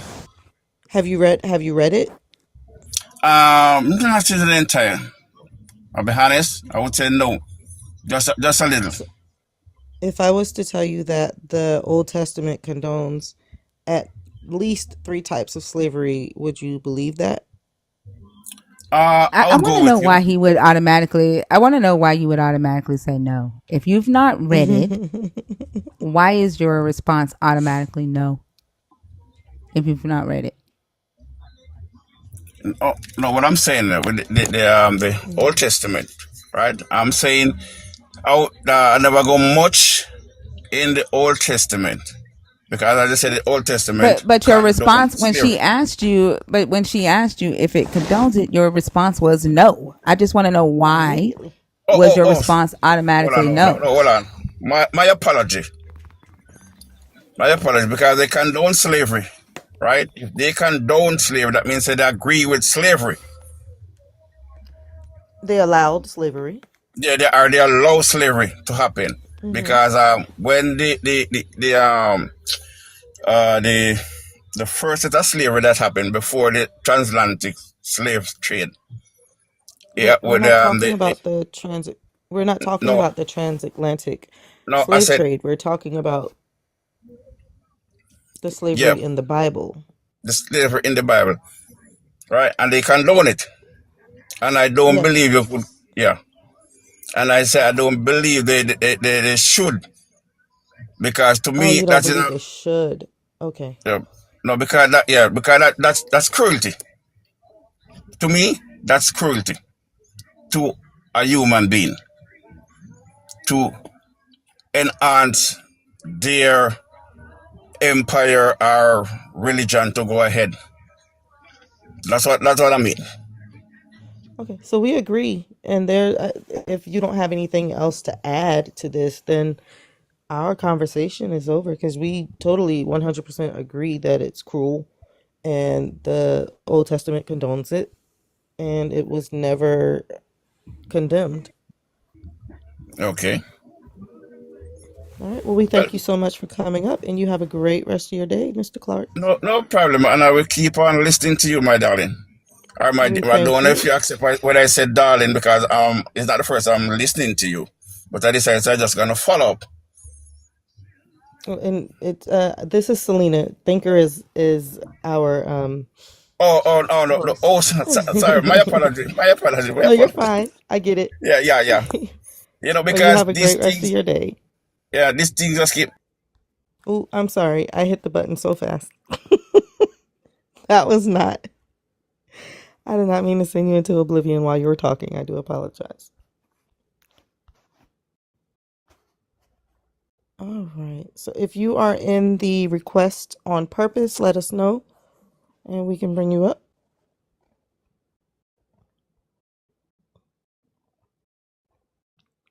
Oh, and while we're at it, y'all, these likes are abysmal. For some reason, TikTok won't let me do the thing that I said I was going to do and cut the comments off, so you have been spared. However, these likes are not anywhere near where they should be, especially at 5 o'clock in the morning. What, four What happened for to them? Did Thinker? you drop them? Yeah, well, Huh? we I were just done. got Like back. he agreed. Yeah, he agreed with everything, and I was like, if there's nothing else you can add, then we're done because we agree. And there was nowhere this conversation was going. Okay. Yeah, but All right. he So was I polite. have He was updated polite. the age limit, y'all. 25. You said he's what? He was polite. He finally came around Okay. to say Cool. that he was saying it shouldn't. They condoned it, but they shouldn't condone it. So I was like, okay, now I get what you're saying. So Oh, okay. yeah, I just saw somebody respond. Let me.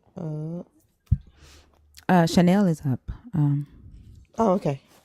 Chanel, hi. How are you? Hello. First time. Fine. Big I'm fan. sorry. Say Big that fan. again.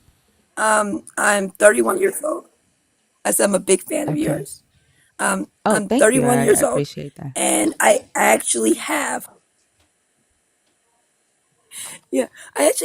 one of the topics I actually want to talk about are the miracles and divine favors truly human manipulation?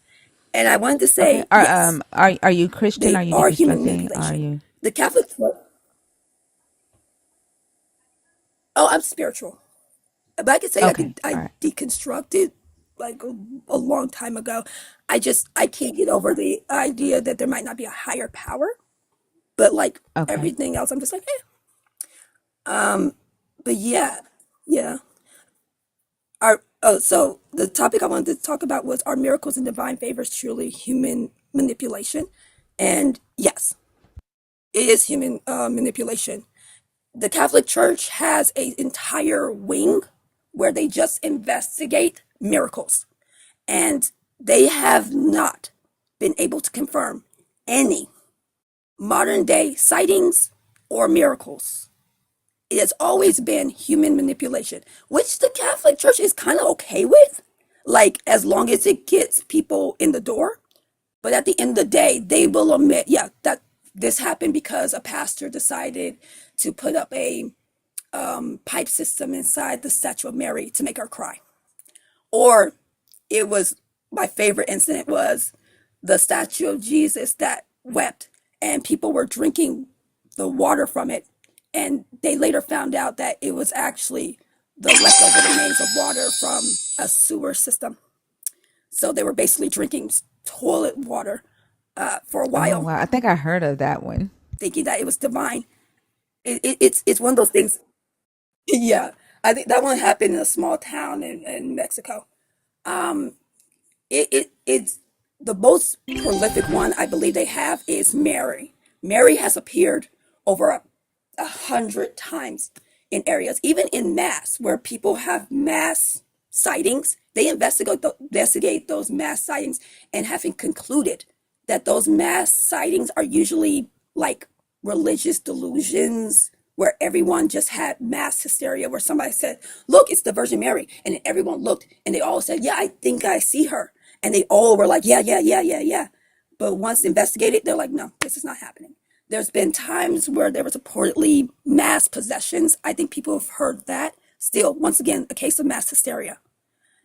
And it is very sad. Like, I think people really do want proof of faith. But when there is no proof of faith, you just got to accept that there's no proof. You can't just keep pushing. Like, no, no, no, people saw that. Yeah, and the Catholic Church investigated and found nothing. So if the church investigates and find nothing, then you need to conclude that it's nothing too. And also, just to wrap it up, we have a lot of saints. Even I think the last time I heard a saint got conducted was a 19-year-old boy from New Jersey. And when it comes to saints, they do say that there is rules and regulations on what could be a saint and what not. And it always has to deal with the body not decaying because of the belief that God does not let people he bless decay, that will free them from that. And so there are many reasons as to why those bodies do not decay as rapidly as a normal body, weather conditions, environment, you know, if it's too cold, it won't decay. If it's too hot and dry, it won't decay. There's always certain things. And when the Catholic Church gets their hold on the saint body, they preserve it. They really do preserve those bodies. So there's a good chance they won't ever decay as rapidly as people want them to. I just wanted to say that because I think we all, when I come up here, they always do the slavery and the contradiction, but they rarely want to talk about miracles and divine favors because those Yeah, things are thank you for. investigated by the church and they're never found to be true. Yeah, and I think the Catholic Church, the Vatican just Yeah, I know. released I'm sorry. Yeah. new guidelines, yeah, on the supernatural, and basically they're saying that they're telling them that they can't actually name something as supernatural anymore. Like they're not allowed to call. They have to use the word phenomenon. Um, and so yeah, I agree. Is there anything else that you wanted to add to it? Yeah, thank you. I just wanted to say that. No, You're very welcome. that's Thank you. it. I just wanted to say it and just, I love your lives and I like being, listening to everything. Thank you. I appreciate your support and I hope you have a good night. Thank you. That was nice. Yeah.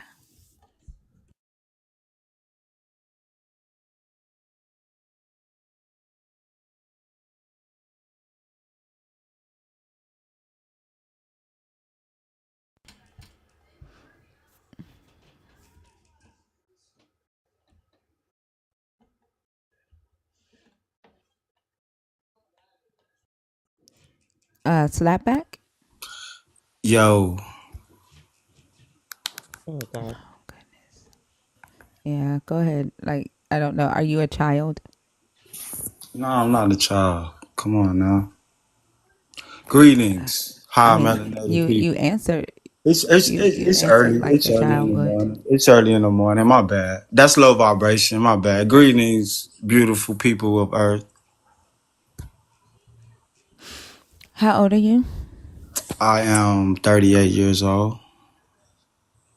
Okay. Are you a Christian? Are you deconstructing, or are you an atheist?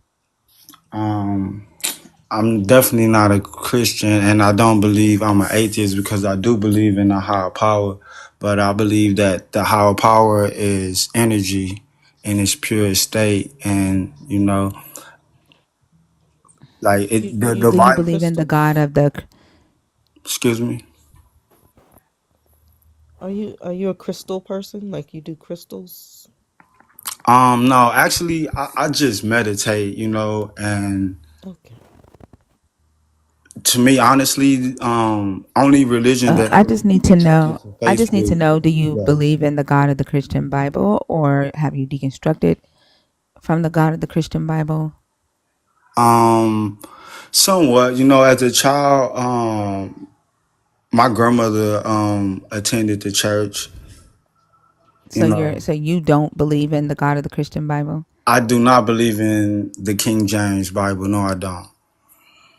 Not the King James Bible. Do you believe in that God? No, I don't believe. I don't believe in that God. I do not. Okay. So can I ask what made you come on stage? Because I saw the topics up here, the Old Testament condones slavery, and I just wanted to touch on my personal beliefs real quick. And yeah, I just feel like About your personal beliefs about the God of the Christian Bible? about religion as a whole. So we're not talking about religion as a whole. We're discussing the God of the Christian Bible, right? This is a research live about the God of the Christian Bible, about the Bible, about Christianity. Yeah, I feel like Christianity was a tool used to enslave our minds Right. and our bodies. But right, I get that you don't follow Christianity. So as a non-believer of this God, right, or an atheist to this God, in order to be on stage, you still have to pick like one of the topics. And then what I ask that you are doing is that you're adding value to the conversation, right? Like some research that you've done, something like that. Okay. Does Yeah, that make so sense? yeah, of course. Okay. And which topic did you want to discuss? I mean, we already know about the first topic. It was clearly stated in the book, So, and as far as Which miracles, topic did you want to discuss? Like what value are you bringing to us for, out of one of these so topics is I what I'm would want to asking. say that the Christian God's nature is contradictory because the stuff that's written in the Bible is basically one person's account of what they perceived at that time, and anybody can write something down. That doesn't make it actual facts, So Yeah, so we're not that statement isn't necessarily saying that the stories in the Bible is contradictory, right? Although there are things in the Bible that is contradictory, but it's saying the nature of the God, right? The Christian God is believed to be all good, right? He's believed to be omnipresent. He's believed to be omniscient, right? Faithful, just, and merciful. Right? He cannot lie, right? The nature of who he is and like what makes up that God. yeah, That's but what we we're saying we is already know that contradictory. nothing's one sided. So it can't a God can't be all good. Just like nothing's all bad. It's the universe runs on balance, a yin and a yang, a positive charge or negative charge.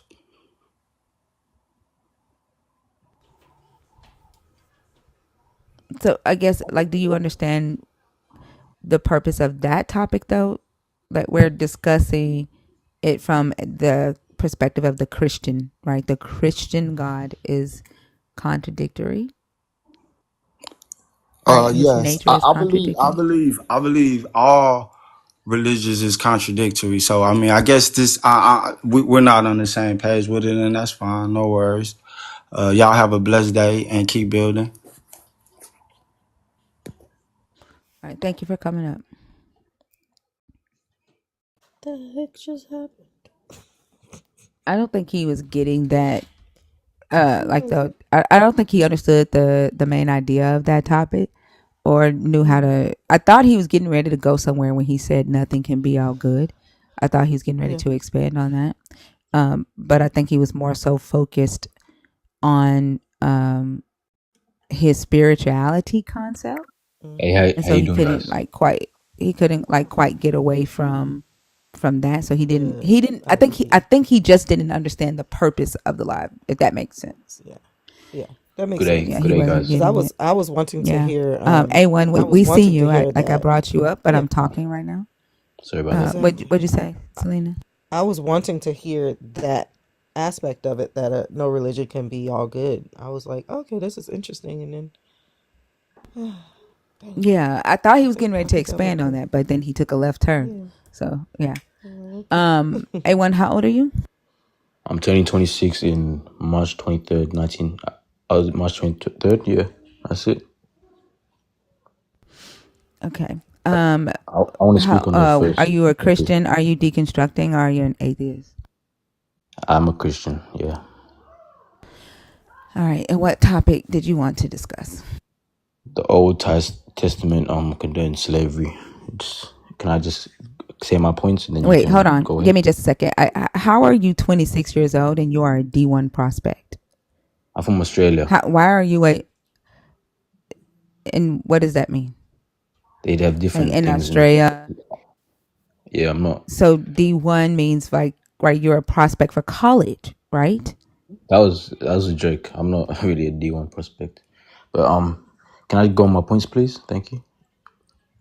I just want to The make sure old that you're actually 21. What year were 20, you born? I mean 99, 25. 99, yeah, March 23rd. I don't know. Can somebody look at his profile for me right quick? Because Can I I don't just talk go to other on my? people's kids. Like Can I I just think go it's on? odd for a 25. I think it's odd for a 25-year-old to have the D1 prospect in your bio. You know, like that's really odd. Yeah, I'm just trying to make myself feel better about my situation, but I feel like I'm trying to Are be you a basketball sure? player Okay, in I'm gonna Australia. trust you. Okay, I'm going to trust you. Thank you so I'm gonna much. trust I that wanted you're to speak on actually the 25. Old Testament doesn't condone slavery. It's like a misunderstanding of the context. Like the Old No, Testament's it's not. laws were like regarding slavery were vastly very different from the No, they brutal weren't. chattel slavery. Yes, of the recent centuries. No, they weren't. They're not. It was more. Yes, it They're was not more different. akin. What's the definition of chattel slavery? Wait, my children. Sorry. D1 is a basketball or a football Hello. category. Like Yeah, I'm when a former scouts player. go to high schools. Give me just a second. For those of y'all asking in the comments, when sports scouts go to high schools to prospect high schoolers for college scholarships for their team, that's the category. Division 1, Division 2. Yeah, that's what that means. Can you please? And yeah, it's just kind of odd to have a 25-year-old have that in their bio. But yeah, go ahead. Yeah. So like it was just different it's different compared to like the recent centuries of slavery. I don't believe it should be like it's not bad the No, I slavery asked that you for was. the definition of chattel slavery. What's the definition of I chattel know it's, slavery? it's hard to explain the definition, but I know what it actually is. It's I not. know how. What is it? There is you can Google the definition. I don't have anything on me What's right the now. But definition? can I just You search it are up on Google? Just no, literally wait, on a wait. phone. Like I promise you, One you're person acting like a has total 17-year-old. ownership of another. Sorry, You're literally acting like a 17-year-old right now. You're on a phone with Google. I don't want the microphone to cut out because yeah, I don't want Google the definition of chattel slavery. that one person has total ownership of the other. That's not the definition of chattel slavery. That's what it says on Google. Yeah, it says on Google. Yeah. The definition of chattel. What is chattel? What does chattel mean? Chattel. Chattel means it has two meanings, but I'll say the first one. It's like a personal possession. Like Chattel is movable personal possession. property, right? Movable property. Like cattle. Yeah, Cattle cattle. can be, yeah, cattle can be Yeah. chattel, right? So chattel slavery, right, is slavery that is bought and sold, correct? Yes. And then slavery is where a human is owned as property by another human, 100%. Yep. right? Okay. And in North America, which y'all always bring up for some odd reason, in North America, humans were chattel slavery, correct? Yeah. They Yep. In were the bought and in the sold 1700s. as property, 1700s. and they were held as property for life and passed down as inheritance to their children, correct? Yeah. Yeah. Correct. They were forced to work without wages, correct? It was forced labor Yes. without Correct. wages, correct? And you Yes. say Correct. that the Correct. Bible does not, and you say the Bible does not, that the God of the Bible does not condone that type of slavery. It doesn't. Nah. I have the So have you facts if read you need. Leviticus chapter 25? Have you read Leviticus 25 verses 44 through 46? Have you read Exodus 21? Have you read Leviticus chapter 25 verses 44 through 46? No, I haven't. But I have read this one personally. It's But out. hold on, You we're know, talking about, you go on X. wait, A1, Sorry, I A1. apologize. I apologize. I We're talking apologize. about chattel slavery right now, Yes. right? Can We're we move on talking to the about next one, whether please? the no. You do this one more time, I'm going to take you down because I honestly believe you are a high schooler. Sorry. I apologize. Right now, we are talking about chattel slavery and whether the Bible condones that or not. That's what we're discussing, right? Yes. Then we can go and move towards whatever else you want to move towards. But your stance is that it Yes. does not Indeed. condone that. Okay. Here in Leviticus chapter 25, Okay. verses 44 through 46. As for the male and female slaves whom you may have, is from the nations around you, that you may acquire male and female slaves. You may also acquire them from among the aliens residing with you, from their families who are with you, who have been born in your land. They may be your property. That is chattel. You may keep them as a possession for your children after you, for them to inherit as property. That is movable chattel. These you may treat as slaves. You treat them differently than the Okay. Israelites. But as for your fellow Israelites, no one shall rule over the other with harshness. Indeed. Indeed. Indeed. But Indeed, indeed, indeed, which what? version is this in the which Bible version are you It's reading? the NRSV. Why do y'all always ask that as if you think the King James is going to say something different? Okay, but can I go to you on that point? Just letting you know, you proved me wrong. Not But I have there is no another winning. example. There is no winning. This isn't a debate. Okay, but I have another point. Can I please explain it? What point are you Exodus. trying to make? Because the topic, hold on, the topic that you chose, right, is the It's a Old part of it. Testament condone slavery. Does the It's a Old part of it. Testament condone slavery? Yes or no? It's in. I have another point to. Wait, listen. This is how you have these conversations, A1. The topic Yes, sorry. that you chose, yes, sir? Yes, sorry. I said sorry. I have Australian accent. Australian. Down The under. topic you Yeah. chose, the topic you chose is that the Old Testament condones slavery. Does the Old Testament condone slavery? Yes or no? Can I finish? Okay, I'm gonna say. Can I say yes or no? Yes or no? Answer the question. It would end Does the the Old live if Testament I say condone yes or slavery? no. That Would you No, it end it won't. if I say Will yes? it end the life? No. Would you end me? Would This you is end me how if you I have say a conversation. Oh my God. Are you're you gonna end me? sure You're you're gonna. 25, about to be I'm 26? There's no 25. way in hell you're damn near about to be 30. You're gonna kick me out if I say yes. I think. I'm You not going to what? kick you out. I already think that you're 17. Like seriously, I think you are a high schooler. Like there Okay, is I'm gonna no say. Can way I say that I no? have to Can I walk you say? through having a conversation.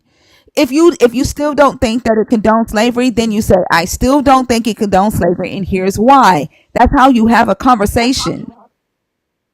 Okay, I still don't believe it condones slavery. Slavery. Yep. I'm Okay. moving on to the next point. Can I? No, now you have to address Please. why you don't think it condones slavery. I can't address. I'm addressing right now. I'm telling you, but you're not letting me. You're not letting me explain it. Oh Can my I explain it? God. Can I Where please? your mom at? Where your mom at? Mom? She's at Yeah. work. But can I just go on my point, please? Exodus. It's Exodus. Exodus. Yeah. Say this. I still don't think it condones slavery. Here's why. Let's go to Exodus 21. That's how you go to the next point. Okay, so I still don't believe it condones slavery, and here's why. In Exodus, you need to go to the exact chapter. Would that help? 21 Yes. to 21:26. This outlines rules for Hebrew slaves, ensuring that they're released after 6 years of service, and offering them the choice to stay with their master's family if they wish. This shows concern for the servant's well-being and agency, unlike chattel slavery. Wait, are you reading from like an He's reading apologist from website? Google Like I Trans. these are made not your notes. I made words. notes. You're I made literally notes. reading from a I website made, right now. Why are you doing that? I made notes. I made notes. No, I you made didn't. notes. You're reading I was somebody watching your else's live. words. Like the way you Oh listen, the way God. you communicate, the way that you communicate right now tells me that the language, right, that you're speaking right now is not your own. Like I literally had to tell you how to transition from one point to the next. There's no way that what you're reading right now are your own notes. I was watching your live What are for a you long time. reading? You had the same. Huh? What are you reading? What are I you made reading notes right on now? Microsoft Word. No, you did I, not. I watch your lives all the time. I watch it. You have the same topics, and It, I try to write notes for this day. I waited for this what day for so many like days. literally there's no way in hell that you watch my live all the time and then your point is I that it promise doesn't you. condone slavery. Your point is that it doesn't condone slavery after reading Leviticus 25 where he literally tells them they can have chattel slaves. That was in And Leviticus, if but you're in gonna Exodus, and if you're gonna go to Exodus 21, you know the very next place that I'm gonna go in Exodus 21. If you watch my live all the time, where am I gonna go after you brought up the Hebrew slaves in Exodus 21? Where am I gonna I go? was too busy writing notes. I was just watching the prompts on the screen. I was But just you seeing watch the. my I was live just. all the time. But you I watch my watch it. live all the time.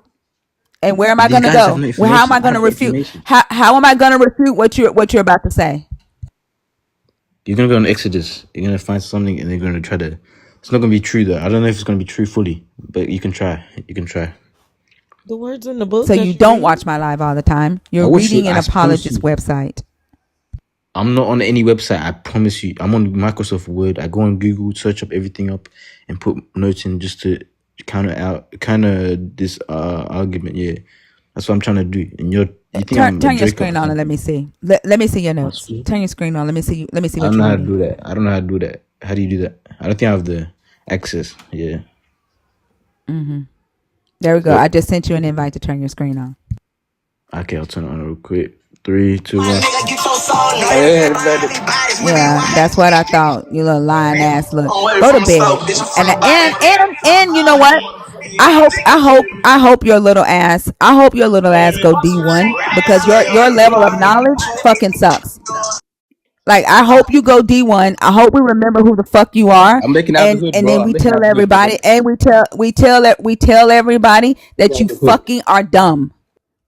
You need to go D1. You need to go D1. That's why where his mom at. Ignorant ass. Like yeah, it's fucking ridiculous. Don't even know how to put two motherfucking points together. You need to fucking go D1. I hope your ass goes D1. because you fucking need it. It's hard to deal with the ignorance. I mean, that's just, I don't even like to call that ignorant. That's not ignorant. That's just plain out stupid. That's stupid because it's not a lack of knowledge. I knew his ass was a kid. I knew he was a kid. I should have kicked his ass as soon as, like, I should have kicked him just from my gut. Troy Johnson, you're I ignoring swear. me. Yep, we are. Sometimes, like I sometimes I have hope in Gen Z, but and I hate to say this, but it's the young black boys that make me worry. Like seriously, the Yeah. way the things that their mind is on, like they haven't had enough people convince them that reading, right, is something that they should be doing. It breaks my heart. Yeah. It seems like it's getting worse. And I feel for my granddaughters. Wow. If this is their choices, I mean, whew, this is not good. It's not good. I really hope his ass go D1 because if not, he's gonna struggle in life, and that's fucked up. Like the way that they're just moving these kids along, without making sure that they have basic reading comprehension skills. That all they want are workers, and they take it as a joke. Like to them, it's a joke, but then when they become like somebody said that he has kids, like so he's like 17 still in high school with a child already, and that's hard enough, right? Not bashing that, that's hard enough, right? As a young boy in high school, uh with the responsibility to be a father, and I hope that he's actually doing it, right? I hope that he's actually taking care of his kids. I don't know, but to have those responsibilities that young, and then if he does not go D1, right, the very next step with a high school diploma, without the critical thinking skills, without the ability to be able to communicate well, the best that he's gonna be able to do, right, he's gonna have to find, hopefully he has family that can help him get like a decent job to where he'll be able to take care of himself, but that shit is hard, and y'all take that shit as a joke. Well, I hope he lets somebody else teach his child communication because he doesn't have it. He does not know how to communicate. He does not know how to have a conversation. It's, The way he's the worst. He's the worst of us, and I hate to say that.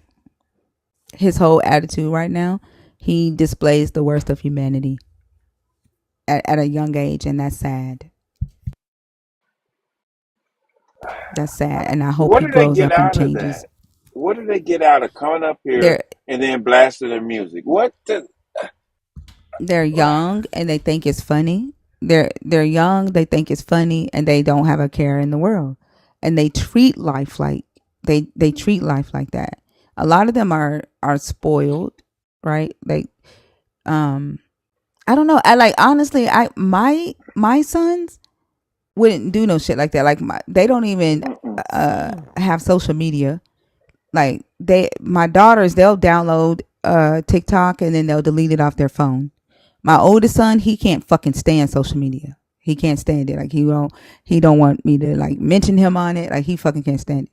My younger son plays basketball as well. He's wanting to go D1, so he'll post his basketball videos on there, and that's it.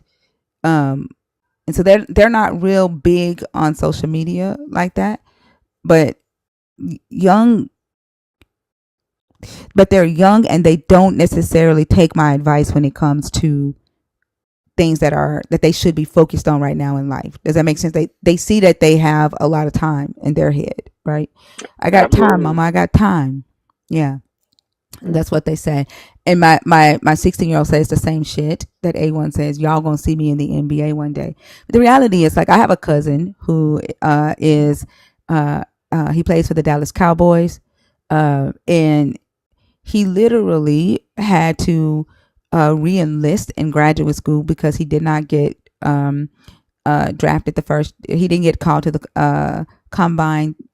His senior year in college. By the time his senior year, so he went to graduate school, played during graduate school. He got called to the combine his first year of graduate school, but he tore his ACL. And then his second year in graduate school, he got called to the combine. He was a free agent, so they signed him as a free agent. He during the draft, uh, he wasn't one of the picks, but he signed on as a free agent. And just this year, right, he was moved from the practice squad to the main team, right? But that took him a total of 8 fucking years to do it, right? And then like he didn't do it the traditional route. And so it takes a lot of it takes a lot of commitment, a lot of determination to get to that so-called D1 state and to get to the league. To get to Right. the league, having the type of attitude that kid has, I don't. It. I mean, he got to have like supreme A1 skills like out the gate, because without the determination, without the ability to continue to go when others tell you that you're not gonna make it, like most people would have quit if by their senior year in college they were not invited to the combine. You know what I'm Yeah. saying? Like it takes Yeah. that type of determination. If you don't fucking have that mindset, you aren't going to make it. Like just wishing and hoping that you get into the league, that ain't it. That's what I'm trying to tell you. 8 years it took Right. him. 8 years. And he Yep. just got put on the main squad, on the main team. And then this year he probably played maybe 5 minutes out of the whole damn season so far. Wow. Your mind ain't there, little dude. Fuck. Oh boy. Yeah, I didn't even engage with that because I seen where that was going. I said this cat is young, he's lying, and I kind of knew it was going to end with some loud music like the rest of them. And it's sad. It's just really sad. I mean, to look at someone that looks like me and is so naive and just takes time for granted. They don't know that one day they're gonna wake up and they're gonna be my age. I'm not saying I'm not. I'm old, but I'm getting there. I mean, I tell my kids all the time. I mean, yeah, I'm 57 years old. I want to get ready to turn 57. I said it's downhill. I mean, it's not uphill. It's downhill. I mean, when I turned 50, I had already said, "Well, I got one foot in the grave," and that's the truth. I'm not gonna sit in a lot of myself. I got one foot in, and it is. But some people, that I was raised with and family and stuff, they didn't get the chance to see 56, 57. They didn't get the chance to see that. So, you know, Y'all they don't just tell me take to time for move granted. on. Like I talk about the things that concern me and young people concern me. Don't tell me to move on. Wow. Like Wow. And see, after time, you like know, mm, mm, mm. These young kids uh, today have no patience. They, it's crazy. Y'all can Ooh, literally scroll out. the values are not there. I mean, it's I, scary. It's scary that they it's don't pay attention. Like, and then like to see the even though they don't have the No Child Left Behind anymore, right? Like we see them closing down the the public school system, right? They're going after public Yep. education, but they Yep. already before they implemented that plan, they like there are so many teachers that will tell you that they have been instructed to just pass them along, even if they don't have the basic foundations of reading and arithmetic. Why else hmm would they tell them to do that? because they need laborers. And these kids, they think it's just all fun and games because they can go to school and not actually do the work and still pass to the next grade and still graduate. So they don't see the seriousness of it. Like that Nope. alone is teaching them that it's not serious and that they're still going to win even if they halfway try. Mm, But the reality is that ain't how it is in the real world. exactly. That's not how it Exactly. is. Mm. Yeah. Fucking break the goddamn cycle, and then you be the one telling your child the same shit. And because you are not even in a place where you can teach your child nothing because you fucked off your opportunity, all you're doing is just repeating the cycle. The shit ain't never gonna break because you think it's a fucking joke. Yeah. It's sad. Uh, Heartbreaking. Sad to me. Uh, Man, I just feel for my grand. I feel for my grandchildren. I mean, my kids are um, kind of up in age. My youngest daughter's 20. Is 32. You know, my oldest one is 42. So, wow. Yeah, my daughter was telling me yesterday because my oldest daughter, like she's 21, and she goes out, with her friends. Remember, at first I told you like she was very nervous. She wouldn't go out. She had social anxiety. She's like a fucking social butterfly now, right? She's a social butterfly, and she goes out, and I'm like texting her this morning, like, "Where you at?" I didn't know, that you weren't coming home last night. And she's like, I tell you where I'm going, blah, blah, blah. So my 19-year-old was like, Mom, just be there for her. She's got to learn. She's going through life. And I'm telling her, like, I, support her living life and experiencing life. But at the end of the day, I still need to know where the fuck you at. Because if some shit go down, I need to know where to come. That's Have right. fun, We say it but all the I need to time. know how to find your ass. That's Huh? right. We tell our kids that all the time. All the time. Yeah, like I'm not We need to exactly. She's like, know. but she thinks you're trying to parent her, and she's 21. I'm not trying to parent her. Go out there, have fun, do what you need to do. But if Just some want to know shit go where you down, I are. need to know where to come. Yeah, exactly. That's That's it. it. But they don't understand that. Mm, yeah. Well, they don't understand it till something happens. Then they understand it at that point. I got girls. I have one son. The rest were girls. Man, that was oh, my girls. Woo. Wow. That's the thing. Like, ooh, that's the scary part, right? Mm, yeah, it's Hello. scary. E- every time, even though my kids are adults, every time they leave the house, I'm like, ugh. You know what I'm saying? Because Yeah, it's we the know what's out world. there. We know Yeah. what's out there. We done experienced a lot of things, and I still be telling my If I my mute my you, stay daughters. muted. I will invite you. I will Hello. introduce you in just a second. Mute yourself. If I mute you, stay Okay, okay, muted. okay, okay. Okay. Thank you. Yeah, I'm sorry, Nelly. What did you say? no, no, you're fine. I tell my girls to this day, I'm like, and one thing I did, I taught my girls about boys and young men when they turned about 12 and 13 years old. I really started talking to them about it, because I wanted them to get it from a male point of view. And by me being their father, I warned them about certain things, and told them, you got to be careful. I said, because, being young, and I was young, I, I was a young kid. I was a boy. I mean, of course, I'm chasing the girls, and it's all this and that and the third. And I wanted to teach my girls that. So luckily, that Hold got on in their before head. A1 leave. Give me just a second. A1, I'm going to tell you something.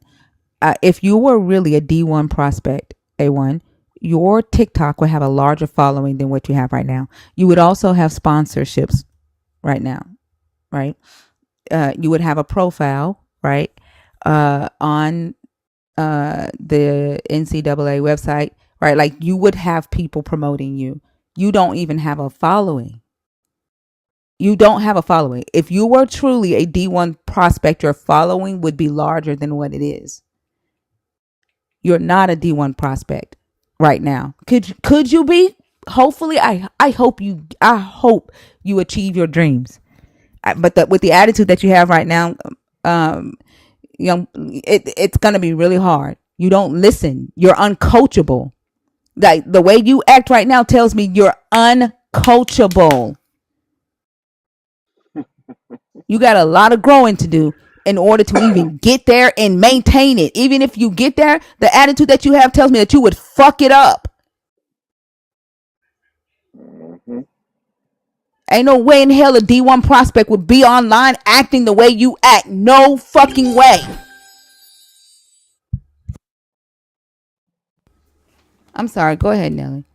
No, you're fine. I was just talking about, raising girls and raising, well, they're young women now, but even today I still talk to them, and this, that, and the third, and they, my granddaughters, they be like, "Oh, Papa, you just old. You don't really know what's going on right now. It ain't like that." Da, da, da, da. And I keep telling them, I said, "Baby, what you going through and what you're gonna go through." I said, "That's a rerun to me." I said, "Don't nothing change." I said, "Don't nothing change but the people, but the players. That's it.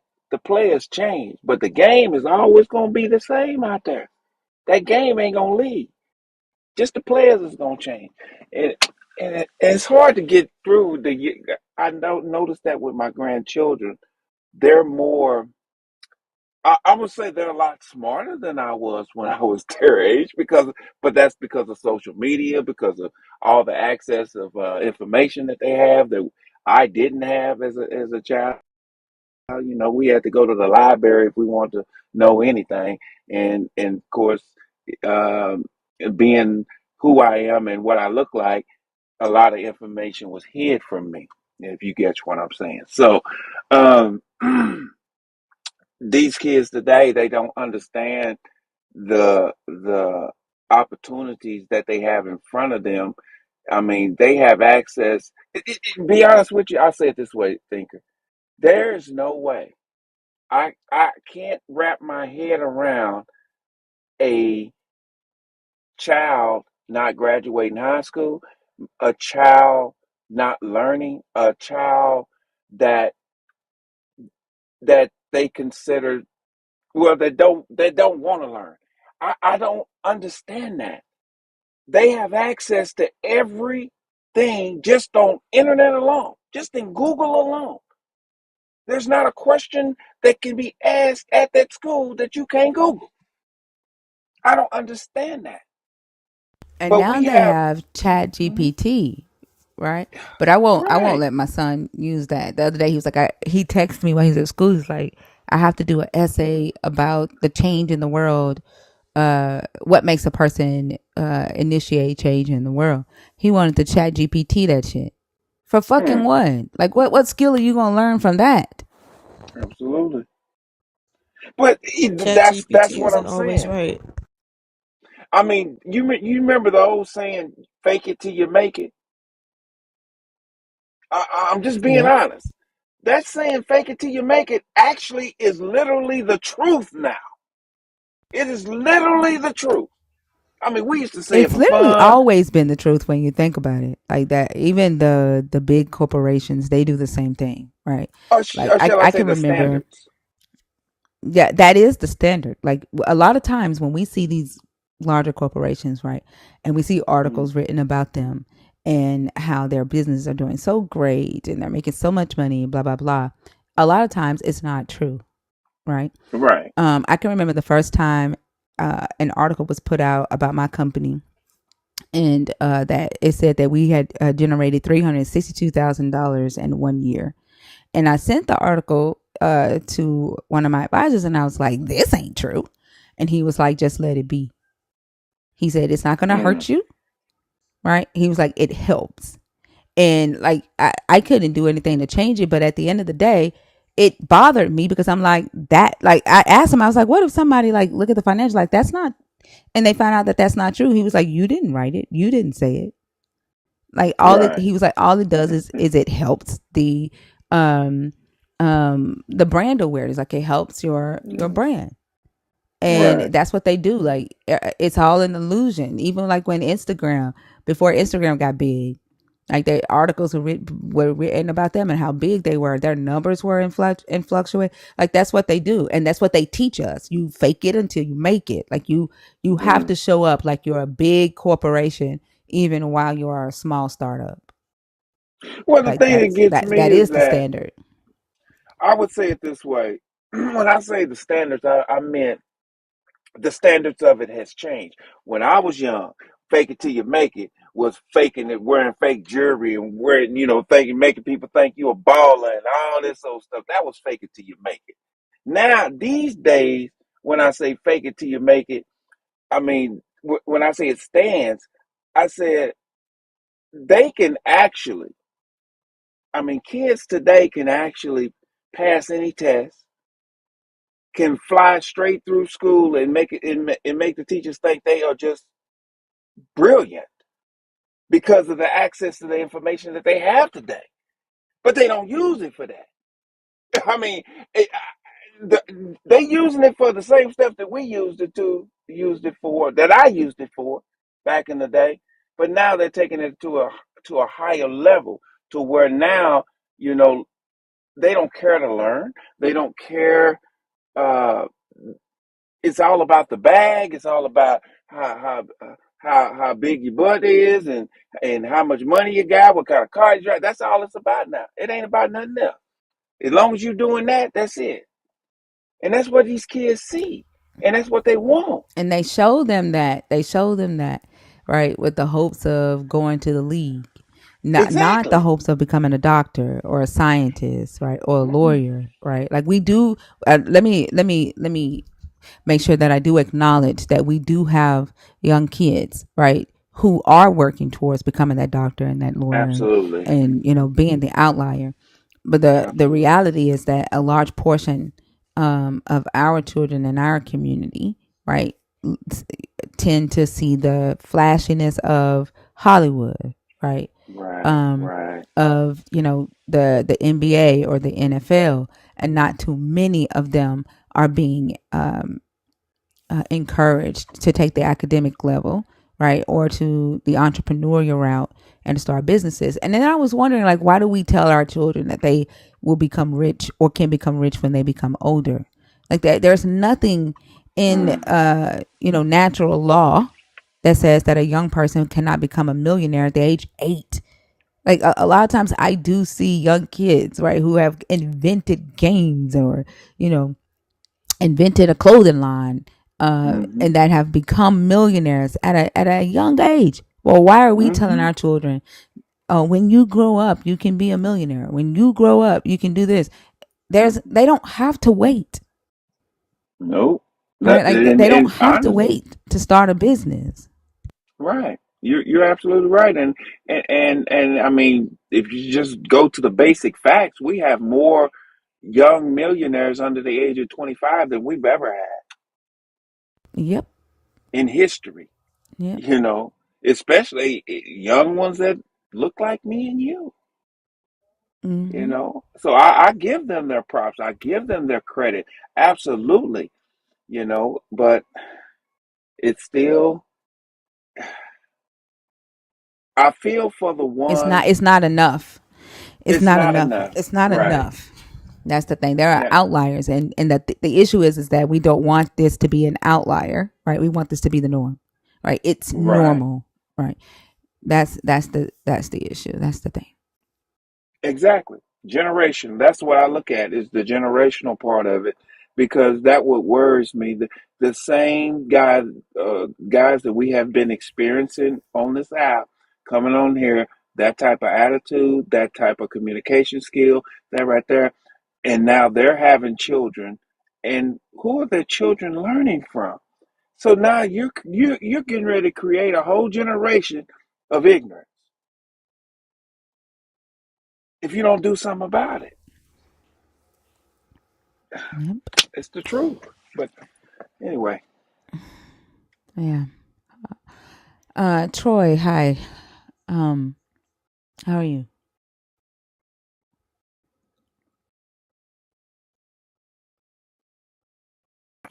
I'm alright. Just here too. What topic do you want to discuss? Where is the black one? President come. Pardon me? What top? We didn't condemn the kids. Nobody condemned the kids. What topic do you want to discuss? The Christian God is the great deceiver. I think I'm gonna deal with it because they're in a nutshell trying to say that God wrong. So I know me God never make a mistake. So let me deal with that. And if What God do you serve? I mean, like you begged to come up here, and like you are already irritating me with your loud backgrounds. You're Listen, going on teacup. Like you have 5 seconds to come back on moving on. and I love that first point. God never makes a mistake. I'm sorry, did he not repent? I'm going back on mute. Did we just get to 5 seconds? All Yep. right, oh let's yeah, move on. All right, move on to somebody I else. mean, he cried big tears. No one's telling the Mhm. host that I want to come up. I've been trying to get up for the past few days, and she's just not letting me on her stage. I don't know why, like that when they say stuff like that, that's their main character syndrome. Because I don't know what the fuck makes him think I even seen him in the last few days. Exactly. I've never seen him before.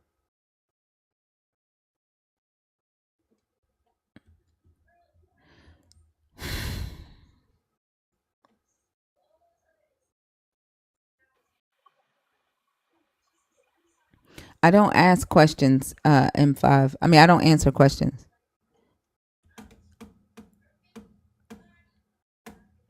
I'm trying to get the box to open, y'all. It's taking forever to open up. Let's see.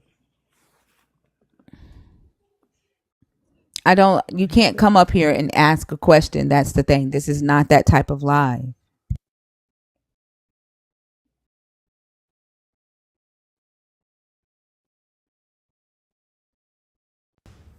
Are you able to open it? Because it's still not opening for me. Mm-hmm. Yeah, let me Okay, can you see. bring up somebody? Yeah, hold on.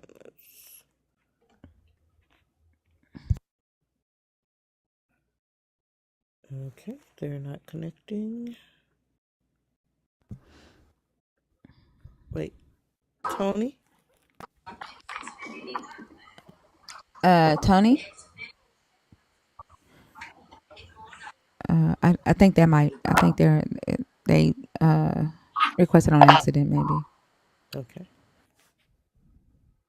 Um, Have you ever had a dream where it felt like you actually did something and like it feels like a memory? Like when you're oh my awake, God, yes. it feels like a memory, but you can't remember. Mm-hmm. Like, do you know what I'm saying? Like right now, I'm feeling Yep. like I'm having a memory of something, but I know that it's a dream. Like it just feels weird right now. Mm-hmm. Ace Bear just responded. I don't trust that one.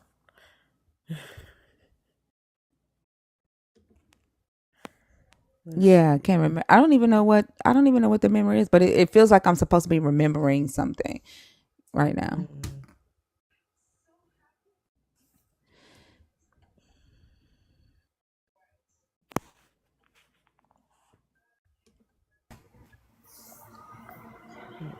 Hayden, are you there? Hayden, Yeah, hi. hi, how are you? Yeah, I'm fine. Are you a Christian? Are you deconstructing from Christianity, or are you an atheist? I'm an agnostic. weak atheist. I'm also a Okay. Theravada Buddhist. Yeah. Which topic did you want to discuss? Maybe we can discuss about the There's problem of five evil. topics on the board. Oh, There's five okay. topics on Sorry. the board. I'm just can I ask a question? Can you like from your perspective, like from your view on TikTok, can you read? Is it hard to read the thing that's the post that I have up? Because a lot of people have come up tonight and Yeah, it's have kind of just like hard completely because ignored. I it looks like a paragraph and it's not in point form. So yeah, sorry about that. You're right. The thing that and the white where it says choose a topic, that's hard to read too. Not really. Yeah, but yeah, the third one should be interesting. Okay, go ahead. So basically, the problem of evil, I don't think has been answered satisfactory by the Uh, Christian people. what do you mean the problem of evil? Okay, so basically, if you Like believe, we're talking about his nature being contradictory. What does the problem of evil have to do with his nature being contradictory? okay, so if a God is the Christian God is all knowing, it's all powerful, and it's all good, right? We have to agree with this three premises, right? It's See, omnipotent, and it's that's the thing. Like, right, omnipresent, that's and how it's you form the argument. Right, that's how yeah, you let us know how you're connecting one thought with the other. You see yeah, what I'm correct. saying? Like, We have to agree with the three yeah, thank you. premises. Yeah. So it's all knowing, it's omnipresent, it's omnipotent means it's all powerful, and it's omnibenevolent means it's all good, right? So if it's all powerful, all knowing, and all good, how can there be evil in on Earth, right? Like for example, natural disasters or a young infant dying of cancer, or these are all evils that is not caused by humans. It's a natural occurring suffering. So if God is all good, then he will not let it happen. If he's all knowing, then he will stop this kind of suffering from happening.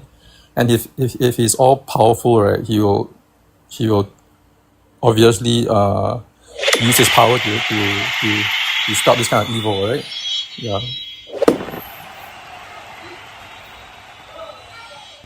Yeah, I agree. So when you have this conversation with believers and they say that good is subjective, right? And therefore it is a good thing that the God allowed a child to be born with cancer because the God wanted to teach the parents a lesson, right, through that suffering and therefore make them closer to God. And so that is good. What's your response? But don't you think that this is kind of twisted? I mean, for humans I in mean, the yeah, of course I agree, but I'm saying that's a typical Christian response, right? so we can basically weigh these two possibilities, right? I mean, to have this kind of thing happen, or or to stop it from happening. I mean, it's obviously the least harm human has, the better, right? We are trying to avoid harm, right? I mean, that's how we measure what's good and what's bad for us. The more harm we are trying to avoid as much harm as possible, right? So if you if you base it on this kind of a scale, then it's obvious that what's good is as as little harm as possible to us, right? Because we do not want to inflict harm to other people, and we do not want other people to inflict harm to us, right? So that's how our secular moral system, or some kind of a social contract is created, right? So when Christians says that something bad happens because God wants to teach you a lesson, I mean, that's, to me, it's illogical, and it's going against secular moral systems.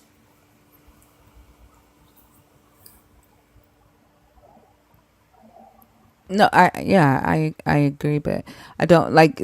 They say that that is God's way of bringing humanity closer, and therefore there are some necessary evils, right?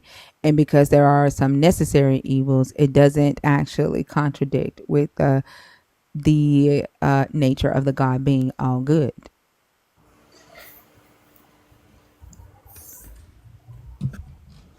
right? Yeah, it's a good point, but I just find it to be very contradictory. You can twist the words like that to suit your point, but if a god is all good, right? Causing an infant to suffer and die to teach a lesson uh, for the parents, I don't think it's maximally good, right?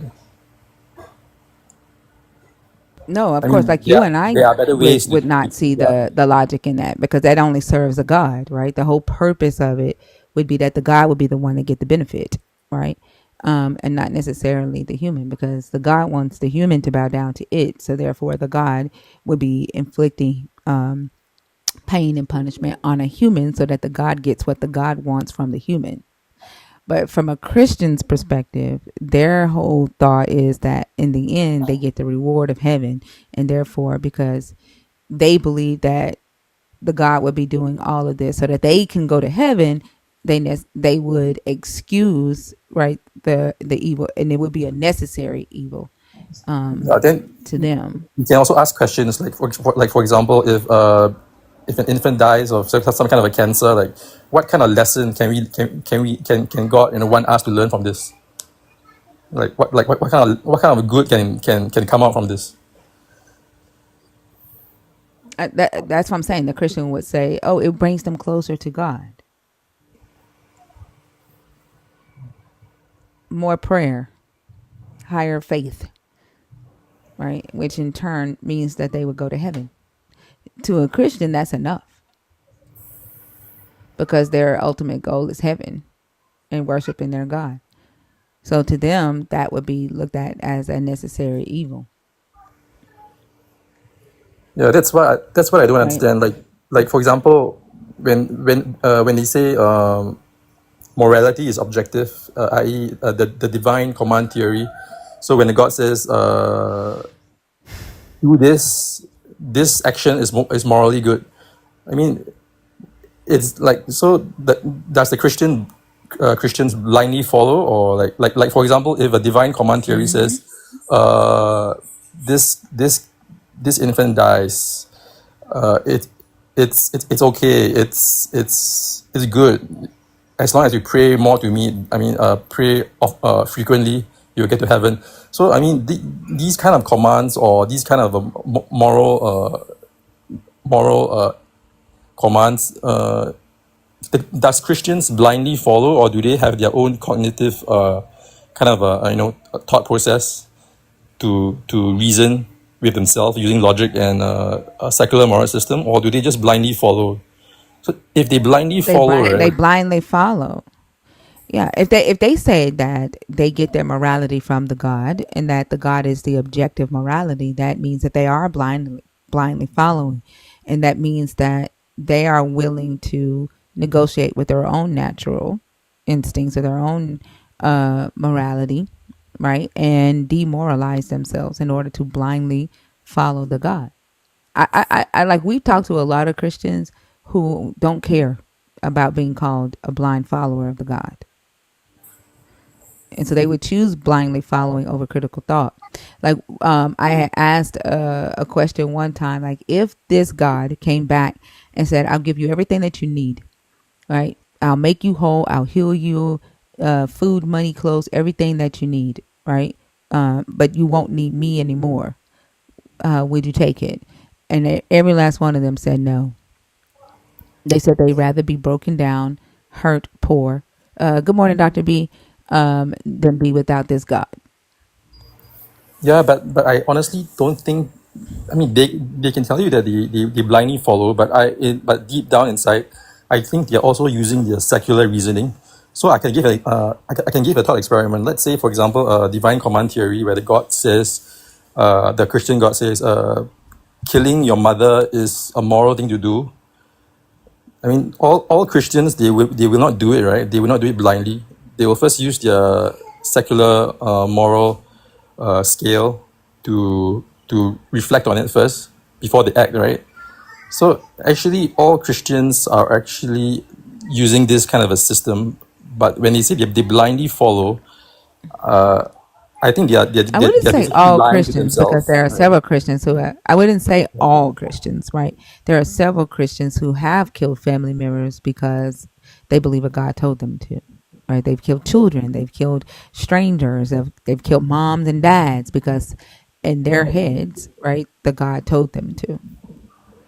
Yeah. So And this we've asked this question on here: would you sacrifice your child if the God told you to? And they automatically say yes without taking a minute to critically think it through. Right? yeah. So They immediately say yes. Although like we hope that they're just saying it, right, to represent the God, but they are willing, right, to say in front of 900 people, yes, I would sacrifice my child if God told me to. So, Anaka actually mentioned in the chat secular morals. What are those? So basically, secular morals is basically, to me, a social contract. So what's moral is to have as little harm as possible to other human beings, right? That's our the most basic foundation, and also we can base it on Kant's categorical imperative. Basically, if killing is wrong, why killing is wrong, we can say that if we universalize killing, there will be no humans left in this earth, right? So it's illogical. If if you universalize any action and it turns out to be illogical, then it's morally wrong, right? Just like stealing. If everyone steals, there'll be no money left to steal, right? Yeah, so it's illogical. So stealing is wrong. So we can actually come up with a lot of very strong secular moral values, and to me, objective morality, like the divine command theory, is also subjective, right? Because most of the time, if God says kill your mom, you would use your secular moral values to actually decide, right? So a lot of them are hypocritical. They say they blindly follow, but end of the day, they're just basically using their own moral values to measure So it. when you say like, you know, doing as little harm as possible to the humans, like your belief is that a believer would critically think and go through their secular moral values and fall in line with doing as little harm as possible to a human. Is that what your belief is? That they would revert to that? Yes, but I mean, basically, So yeah. do you consider harm only a physical thing? So like when a Christian is willing to separate themselves from a child because that child doesn't believe in their God, when they're willing to put a teenager out on the street and not care whether that teenager is eating, whether they're warm, whether they have shelter, whether they have clothes, whether they're going to school, um, because that teenager refuses to go to church or that teenager refuses to believe in God. You don't consider that doing harm to another human because it's not like physically harming the human's body. Uh, when I say harm, it's every sort of harm, but and it's basically to humans only, and not only to Right. humans. So you Sorry, wouldn't to consider every that living things. harm? Actually, yeah. I think You I wouldn't think consider so. I that think harm? so. I think so. It's And mental harm there are to the Christians kid. every day. Yeah. And there are Christians every day that do that. That do that very thing and put their teenagers out of the house over their belief of a God. Or they believe that as for me and my house we will serve the Lord, right? And they put their kids out every single day and not think twice about whether that kid is eating, whether that kid has shelter over their head, right? Whether they're safe Yeah, every day.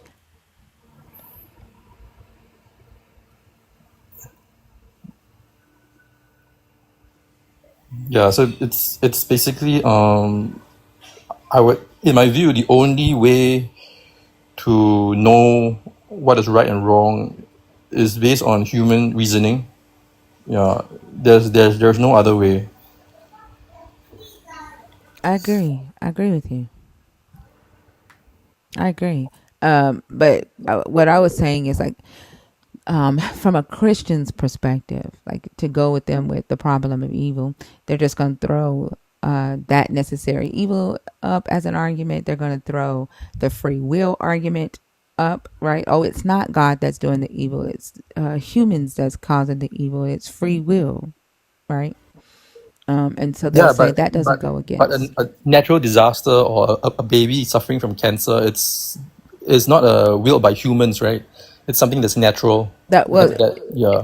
in their belief, right? Oh, the story of Adam and Eve. We had somebody tonight who said that babies that were born with disabilities, or was that last night?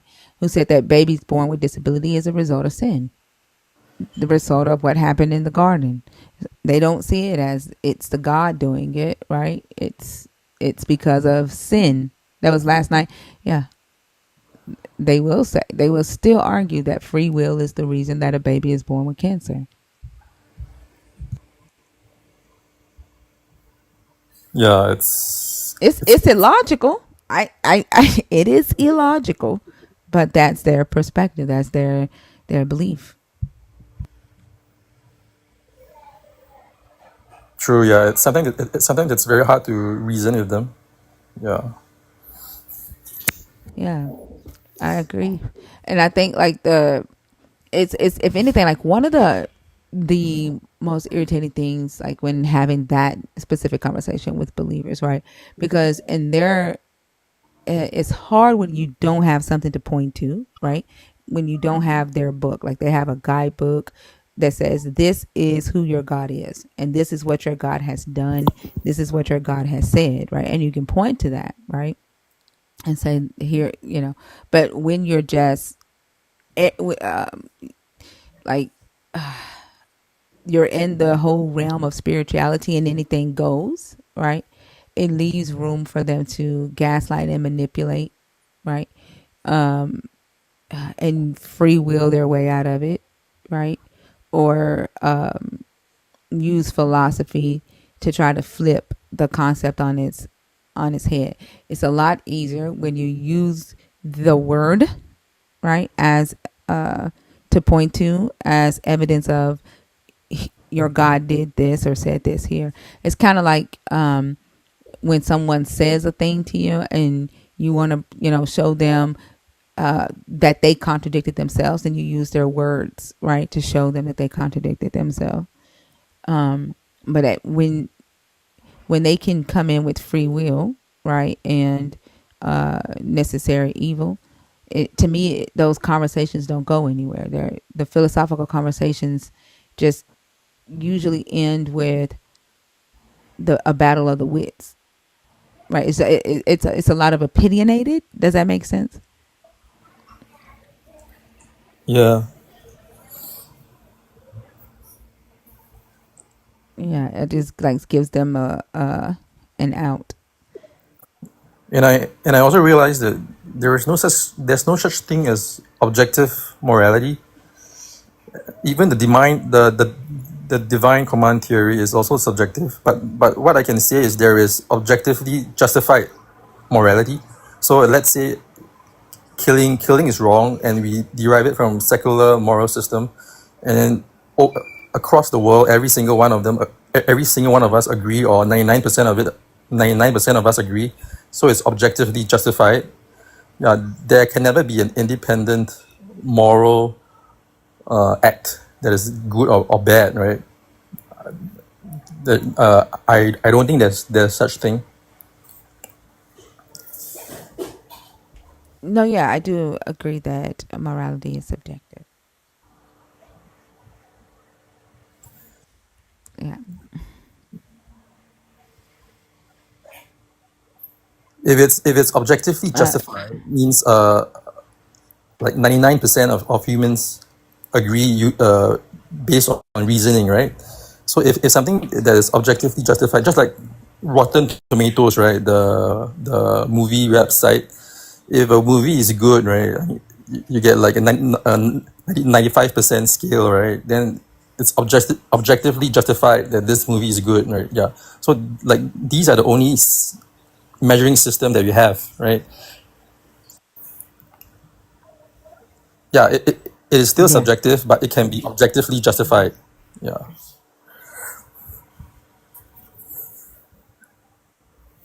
Yeah, I agree. Did you have anything else that you wanted to add to it? Uh, Nothing else, but I'm just curious. Like, do you believe in anything, or are you an atheist, or I don't talk about my beliefs. I don't believe in the God that we're discussing. oh, okay? Yeah. That's all. Anything else? Yeah. All right, Hayden. Thank you so much for coming up. I hope you have a good night. Okay. Or a Yeah. good Thank morning. you. All right. Hey, Dr. B. Good morning. How are you? I'm good. Trying to see if we can get a good conversation going.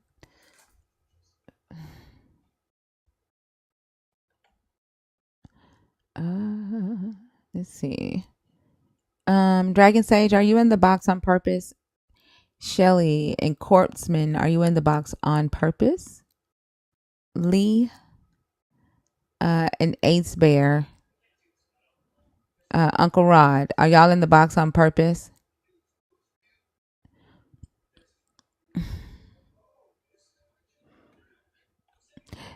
Like, what in the hell got to be going on in your mind for you to just come into a live and just type "y'all will be judged"?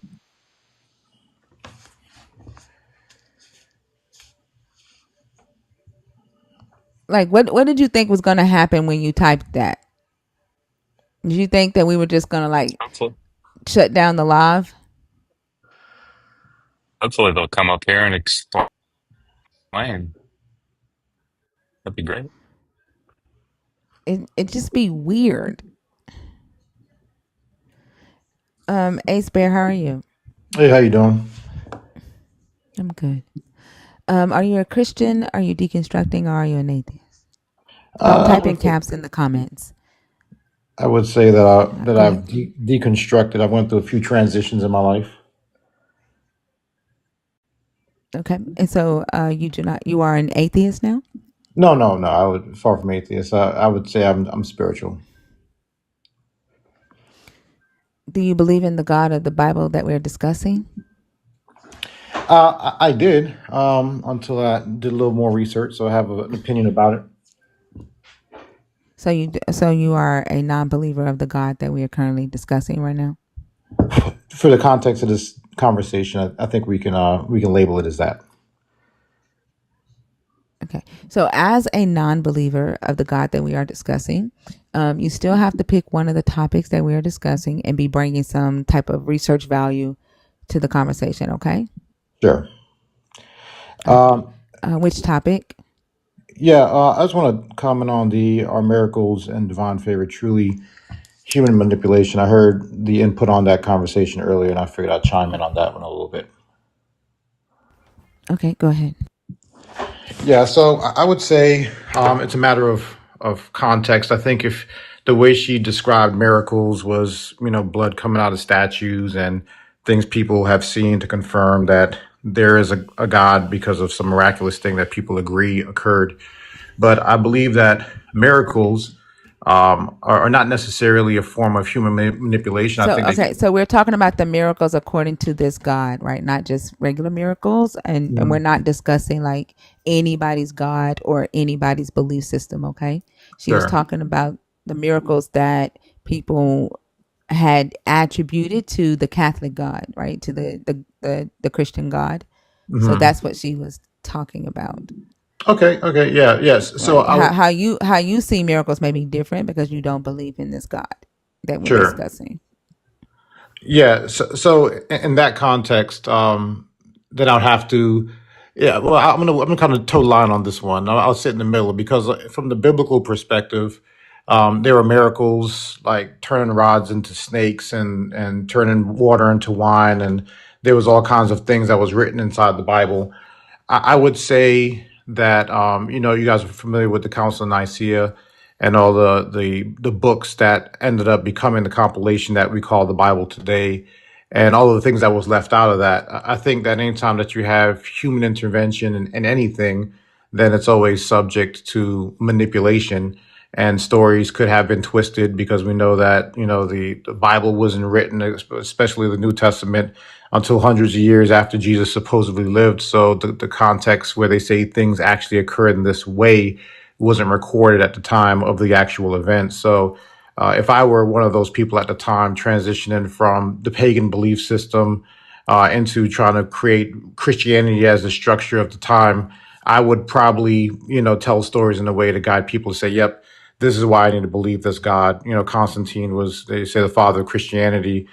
So, of course, everybody at that point in time had a motivation to write stories in such a way to guide people to say, there's a powerful God that can do magical things, therefore follow him without question. So, yeah, I would definitely say that there is a form of manipulation in the Bible. But on the other side of the fence, I think that there are things that may have occurred that people will have considered miracles that's just beyond our understanding.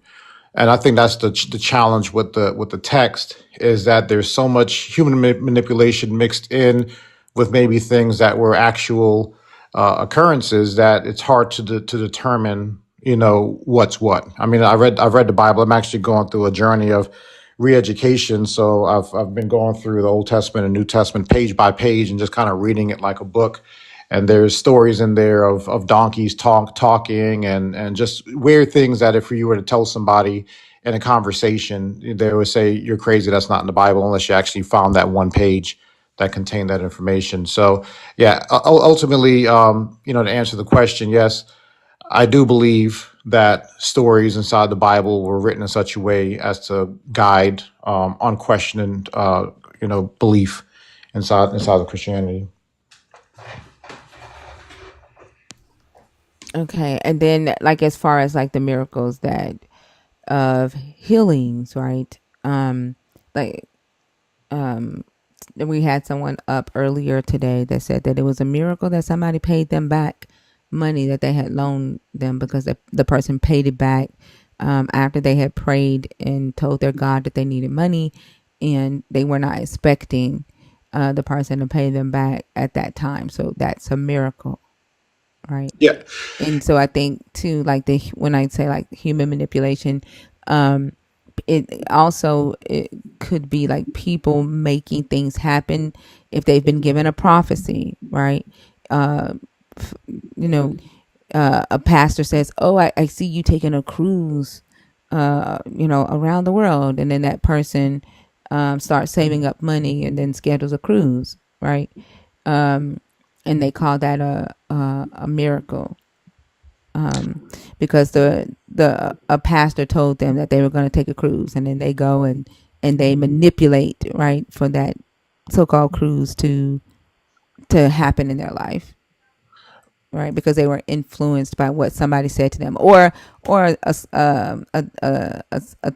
psychic, right, might tell them something's going to happen in their life, and then they're looking for that thing, and they end up manipulating for the thing that the psychic said to happen to Yeah, well, actually happen. I understand where you're going. If I can comment on that, so this is why I think that the belief in these miracles of the Bible is not necessarily a negative thing in the context of human experience, and I say that because I also believe in the scientific idea of quantum mechanics, and I believe that prayer and belief are like the obfuscation of quantum mechanics, that people don't really understand that the idea of believing and desiring and having the emotional response as if something has already occurred for you is a part of the process of coagulating this reality to occur.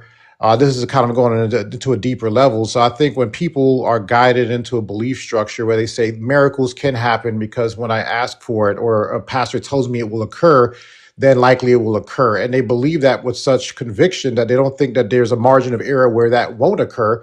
And that strong belief in the emotions that ties to that belief is the recipe for the quantum mechanics to occur and for those things to manifest. And then that's what they would consider a miracle. So I do think that Right. those And two so things are the intertwined. I wasn't like, yeah, but the topic isn't whether it's a good thing or a bad thing for society, right? The topic is it actually divine favor, or is there human manipulation involved in that? And I think exactly what you just explained, proves that it's human manipulation, right? Whether that person believes enough that this thing is going to happen and they start doing the things that they need to do in order to make that thing come to into their reality. That's human manipulation. That's not Sure. divine favor or a miracle. Right. Yeah. Correct. And I would concur with that. I think that I'm going to stick with the Christian God because I know that's the frame that we're discussing.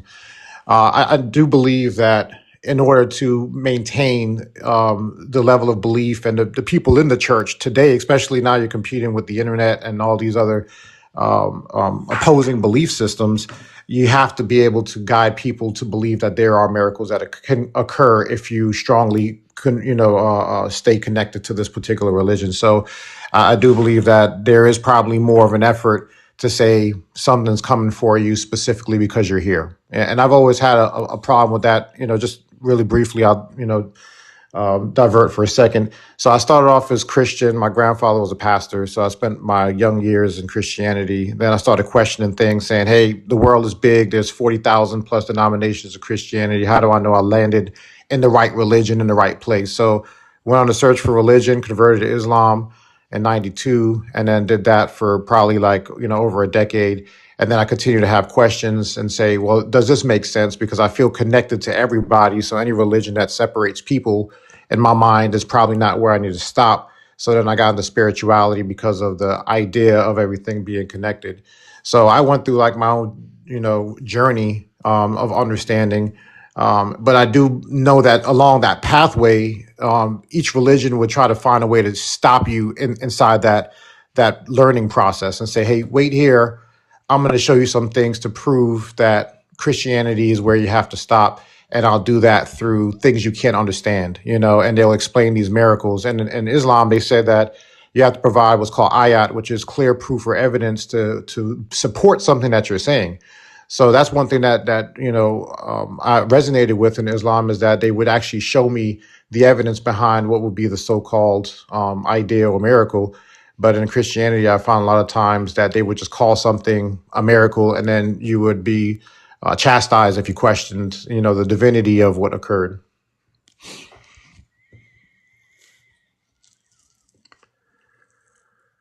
Right. And you're saying that that is a good that's a good thing. No, I wouldn't say it's a good thing. I Mm. would say that, and again, I kind of posted in the comments that there's nothing that's good or bad, right? I believe that we're guided towards a particular outcome, and the way we get there is all different. I commented on a book I read called The Kabbalion. They said that when you're ready, the book will find you, and it's some ideas about the foundation of existence. And one of the laws in there is the law of polarity, and they kind of compare good or bad, like a contrast scale on a TV, where you can make the TV darker or lighter. Uh, it's all on the same scale, right? When you just move a slider from left to right, but the slider is not good or bad. It's just a matter of degree where it's adjusted. So the idea behind a miracle or a divine favor being a matter of human manipulation is not inherently good or bad, because if it guides people to achieve an outcome, then is it really good or bad, right? I think the only time that you can probably maybe argue that it's bad is if Because you there's said it's not a negative. You said like because you were arguing that it wasn't a negative thing, right? no, right. Um, except so that means that you're taking the stance that it is a good thing. No, again, I would say it's not good or bad. If I manipulate people using miracles of divine favor to stay in a religion, and that person is the best Christian that they can be, like they don't lie, don't cheat, don't steal, and they're just. And I just came out of another chat with people talking about Masons and whether Masonic has a nefarious agenda, or if it just makes good men better, right? So it really depends on the or the person, right, if they are in Christianity to be good, and the divine favor or the miracles causes them to stay in that religion and they die a good person, then the fact that they were magnetized to that religious idea is not necessarily good or bad. Maybe they were manipulated to stay in a religion, but if the outcome was positive, if they can manifest the things that they want in life through belief, if they lived a good life that's righteous, then we shouldn't judge that. It's just, So you're saying that using deception in order to make someone be a obedient person in society, or using deception to convince someone to go after the things that they want in life is not a good or a bad thing. I don't know how a person can move throughout life and not be able to identify whether an action is moral or immoral to do.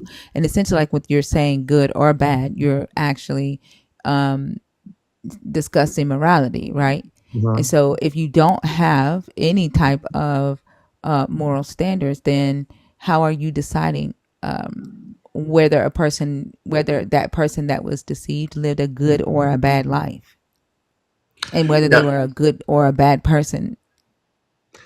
Right, and again, that's 100% subjective. Like, depends on where you're at in society, because what in our society is good may not be good in another society. I see what you're saying. I believe that people are generally sheep, and they need to be led. And if you leave people to their own vices, I don't think that they would automatically find a reason to not do the impulsive wrong thing, because the impulsive wrong thing is the easy thing to do, and people tend to do easy, right? So if I tell So somebody, you use yourself as the sheep. Are sure, you being led right now as a sheep? no, Why not? You are people, right? yes, but so So, so but you are the one that would be uh deceiving the sheep. Like, you're in a place to where you don't need to be led like a sheep. You would be the one that is needed to deceive the sheep and lead the sheep. I would say that I started off as a sheep. There's people who are just naturally inquisitive. I do believe that we have probably past life experiences that leads to a degree of intuition, and I've always felt like something was wrong. And I have this idea for my life that I don't like to be put into a paradigm. I don't like to be in anyone's box. So I don't choose political affiliations. I try to choose religious affiliations. I try to zoom out as much as I can from the picture and look at the forest from the trees, so I can understand the grand scheme of things. So I've invested a lot of time over many, many years researching and studying and reading books. I've read the Quran. I've went through the Bible. I've grew up in the church. I've lived in the Middle East. I've done a whole lot of things to try to inform myself to understand. And I believe that is the journey of life, is to understand, not for your physical body, but for your spirit body, to understand and question things and learn. And a lot of people haven't risen to the level of asking the question why, right? They just believe that their brain is like just a part of an organ in the body that just happens to be there, and they need to be led by an institution, by a structured organization. And that's what I refer to as sheep, because they look for somebody to give them the answers versus searching for it themselves. Yeah, but you're saying that people need to be that way, though, not that they are that way. You're They saying they desire. need to be that Well, way. let me clarify. So they desire to be that way. If there's disorder, most people won't self-organize. They'll look for the strongest person in the group to tell them what to do next, right? They look to the And government. you don't think that religion has trained them to be that way? You don't think I, that, like, these so-called divine gods, right? Like, you do believe in a god, and you don't think that the presence of these divine entities being introduced to the humans is what trained them to feel that they need um, some higher power over them to lead and guide them. one factor. It's not the complete picture, but it is one part of the picture that religion guides them. I think it's a major part of the picture, right? And then you have humans who have a desire to be the representative of these divine entities on earth, and therefore, as the representative of these divine entities on earth, to you would then lead these sheep in order for you and your role to matter. Therefore, you need sheep to lead, 100%. right? And so there is no motivation for you um, to teach people how not to need you or these divine gods, right? Your motivation, because you have a desire to be this leader of the sheep, is to keep people as sheep, right? Yeah, 100%. I 100% agree with that assessment. And I've seen a pastor And that that actually. makes you worse than like that makes you worse. Like in my eyes, right? Like you would be the thing that we are discussing here. Like, so Mhm, if we put you into position, right, of the God of the Bible, right, like mhm. you would be the one that would be teaching people, like, and saying that a God said that slavery, enslaving other humans, was the thing for them to do, right, and keeping them from reaching their an evolved state of morality, of seeing that that is an immoral thing to do. Right? You would be that thing on earth, right? Are That you would referring to be me as causing being? it. Are you referring to me as being a pastor that's kind of forcing people into the structure, or are you just saying in the context of a pastor taking on that role? I'm trying to understand what you were explaining there. As the so-called leader of the sheep, whatever role that you would No, put yourself I'm not in, a you leader of any put sheep. yourself. I'm a leader of myself. I don't lead any sheep. I'm a leader of myself. I'm my life is guided by my personal decisions and my beliefs, and I don't aim But you to. right, but you said, but did you, but and I guess that maybe that like went past you, right? When I asked if you are putting yourself in the position to be like, as you saying that you're not a sheep, right? Mhm. And you are one who has evolved over that, and that you would be one that would be guiding the sheep, Oh right? Did you? no, totally misunderstand. So, yeah, I'm definitely not in a position. So back when I first was going through my life journey and I was transitioning between all these religions, I took great pride in trying to dismantle other people's religious views because I felt I was smarter than everybody else and that I had done more research than everybody else. And then what I came to realize is that there's a lot of people that religion is all they have. That's what wakes them up in the morning. That's what allows them to work through hard times. And the only thing I was doing is breaking people down and tearing down the one thing that they fall back on when nothing else in their life seems to make any sense. And I didn't find any joy in that. Right. So my life journey of understanding is a personal life journey. I tell people about it, but not with the motivation to tell them to stop what they're doing. And that's why I But always encourage people. that's not what I asked though. Like you made the statement that people need to be sheep, right? To have And desire, right? therefore To you, have a but desire you, to be led. right, and therefore you are not a sheep because you don't have a desire to be led, right? Correct. And that you are in the position to be one that would guide the sheep, right? Well, that And last then one you I saying don't that there agree with. is no. I don't agree with that That's last what you statement. said. Okay, well I retract that statement because that's not what I meant. I didn't. I don't want to be in a position. I'm not a religious leader. I'm not a cult leader. I don't want to myself in a position to guide any sheep. I didn't say anything about religion. Mhm. Okay, No, with the even if it's context of not lead, religion, right? the context of lead, can you expand on that? Like I guess I'm not sure what the point was of saying people need to be sheep, but I'm not a sheep. Like what was your point in saying that part? Is that some people need to have, like we were talking about miracles and divine favor, right? So if I can dangle a carrot and I can say this miracle is what's going to guide you towards through life and to this outcome of going to heaven or whatever, people need a structure to follow to give their life purpose, right? Because they feel like if I And that have structure has to be deception. well, it doesn't have to be deception, but many people need the deception because if you try to go the logical path, then some people can't wrap their mind around it. They need something. If we have a logical conversation, we'll argue all day using facts, using like experiences, and it'll always be my perspective. The more I try to enforce my perspective, the more it reinforces you to defend yours, right? So we get stuck in the cycle, right? But if I take it out of context and put I'm it. still trying to find your perspective though. Like because from what I get that you're saying that miracles help people believing in miracles, right? Can help some people, right? And that is not inherently a bad thing, right? Mhm. Um, but believing in miracles or telling people, right? For example, that you can lay hands on a sick person and that sick person will uh, get healed.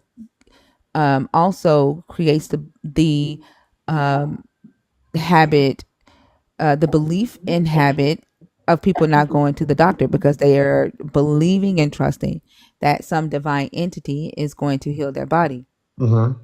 right? And we see large numbers of people refusing to take medicine, refusing blood transfusions, refusing to take children to the doctor, and children are dying because of this belief in these miracles, right? That are being taught or manipulated in order to receive status as a pastor, tithing, or some type of reverence, right? Because of the selling of this deception. And you're saying that that can be a good thing. I 100% understand your point, and I do concur with what you said that that is a bad representation of using miracles, and it is harmful in that context. Um, they're again going back to the what we talked about earlier about somebody saying they want to take a trip and they believe that this is going to manifest for them, and that mindset of God's going to deliver for me, that might not necessarily be a bad thing if they believe in it manifest. But in that context, I would say that yes, that's a bad thing. But Generally, like no one is saying that believing in miracles is a bad thing. But mhm. the idea of acknowledging that the human manipulation of it, right? That humans are involved, right, in Yeah, what people absolutely. are calling a miracle. I think Mhm. that's the thing that so a lot of people do not actually pay attention to, and when they ignore the human that's involved in what we are calling miracles today, then harm done to other humans is exacerbated. I agree. When I went to church with my grandmother one time. This is after I had converted, and everybody was catching the Holy Ghost and having seizures and running around the church and stuff like that. And I just sat there and I was just observing everything. And this lady came up to me and she said, "If you don't stop worshiping the Lord the way He wants to be worshipped, I see a bullet with your name on it." So I was essentially being bullied in that moment to, kind of conform, right, to what they considered to be normal, right? So I was kind of trying to be indoctrinated. So I do agree that, there are a lot of people out there that have an agenda to convince people, to deceive people, to do what they do, because they believe so much in their religion. And it's, that's why I have evangelists and these missionaries that go with the objective of converting people, right? And they do that through sometimes, those forms of manipulation. So I do agree. In the perfect world, I would love to see it where people expand outside of the box, outside of all these different religion option choices, and then kind of look at who we are as spirit bodies. But that's not where we're at right now. But Yeah, I but do agree. I don't think it's necessary. Like, and I think a lot of people, like when we have these conversations, a lot of people focus on the religion, right? Um, and think that our goal is to take the religion or the God away from a person, instead of focusing on the ideas, right? The ideologies that a person holds, and how that idea or that belief affects that human or other humans, right? And that's the thing. Like, I definitely think a person can still hold a belief in a higher power or their God, while critically thinking about the beliefs that they hold about that higher power or that God, and asking themselves, are my beliefs harmful? Right? Hmm. Do my beliefs serve me? Right? Am I deceiving myself when I say, that this miracle happened, right? Am I deceiving others and causing others to adapt harmful beliefs about miracles, that's causing them, to sit around and wait for something to drop out of the sky. Like if they're low on rent, right? And I just say, just pray about it. Am I helping them by telling them to just pray about it, right? That doesn't mean that you have to get rid of your God. It doesn't even mean that you have to get rid of whatever religion. Well, I take that back. Religion itself needs to be a completely, the religion itself and those that are at the head of the religions are responsible for a lot of how the religion moves about in society. Like to Exactly me, right. they're Hmm. like machines that move, right? Hmm. And so that the religion itself um, may need to be dismantled because it's no longer just a belief. It's a entire system, right? But you don't necessarily have to take away the belief in a God in order to reconstruct how you operate and believe in that God and how you show up in society. Yeah, I love the way you frame that idea because I feel like what you're doing is getting people to be more accountable, personally accountable for themselves and their lives. Because, like you said, a lot of people just say, I don't have to go and take cold medication. I'll just pray on it. I don't have to go and get a job. I'll just pray that my bills get paid. And it is, deceptive when people believe that things will just magically happen for them. And I do agree that religion as an institution is not there to guide people into the path of spirituality. It's a business, and people are making money on it. That's literally, that's their job. And they don't really live the ideals that they teach, and it's all a human's interpretation of what's supposed to be a spiritual doctrine. But yeah, we have to get outside of. I do believe that science and religion have always had an intersection that we never really drew. I saw somebody made a comment saying like that I was trying to tie in miracles into quantum, and that's two totally separate things. And I think that's one of the fallacies that we kind of made to believe that they're separate. Because when we describe God as omnipotent, omnipresent, we're literally talking about quantum energy. Like there's this collective knowledge that is in everybody. Energy cannot be created or destroyed. There's laws of thermodynamics that talks about this energy preservation idea. Yeah, but this is one of the reasons why I don't get into spirituality conversations on my live because, like, honestly, it's just spirituality to me is whatever you make it, like how you're making quantum mechanics be about miracles and energy, right? Like that to me, um, you can make spirituality be whatever you want it to be. Like if I had to define uh spirituality, to me it seems to be the beliefs, the personality, uh that that people hold, right? It's their feelings and their emotions, right? I this spirit is not a tangible thing, But right? is This but is the foundation? spirituality is it's immaterial and it's whatever you make it. Like that's why there's like 45,000 different denominations of for one God, and then you have multiple religions, right? Because how people define this spirit or this spirituality is completely subjective. There's no tangible definition of what a spirit is or what spirituality is. Yeah, sure. And I would say when you go back to the foundation of the formation of religions, back to the Sumerians, back to the beginning, right? When they did personifications Well, of the Sumerians didn't start religion. The well, Sumerians didn't start religion well, either. I'm So, just saying what predates Christianity, right? You go back to when they were just a bunch of pagan practices, when there was worship of stars and moons and constellations, and they just assign attributes to them, and then you start to kind of work your way back up into, Eastern religions are probably more accurate than the Western religions, right?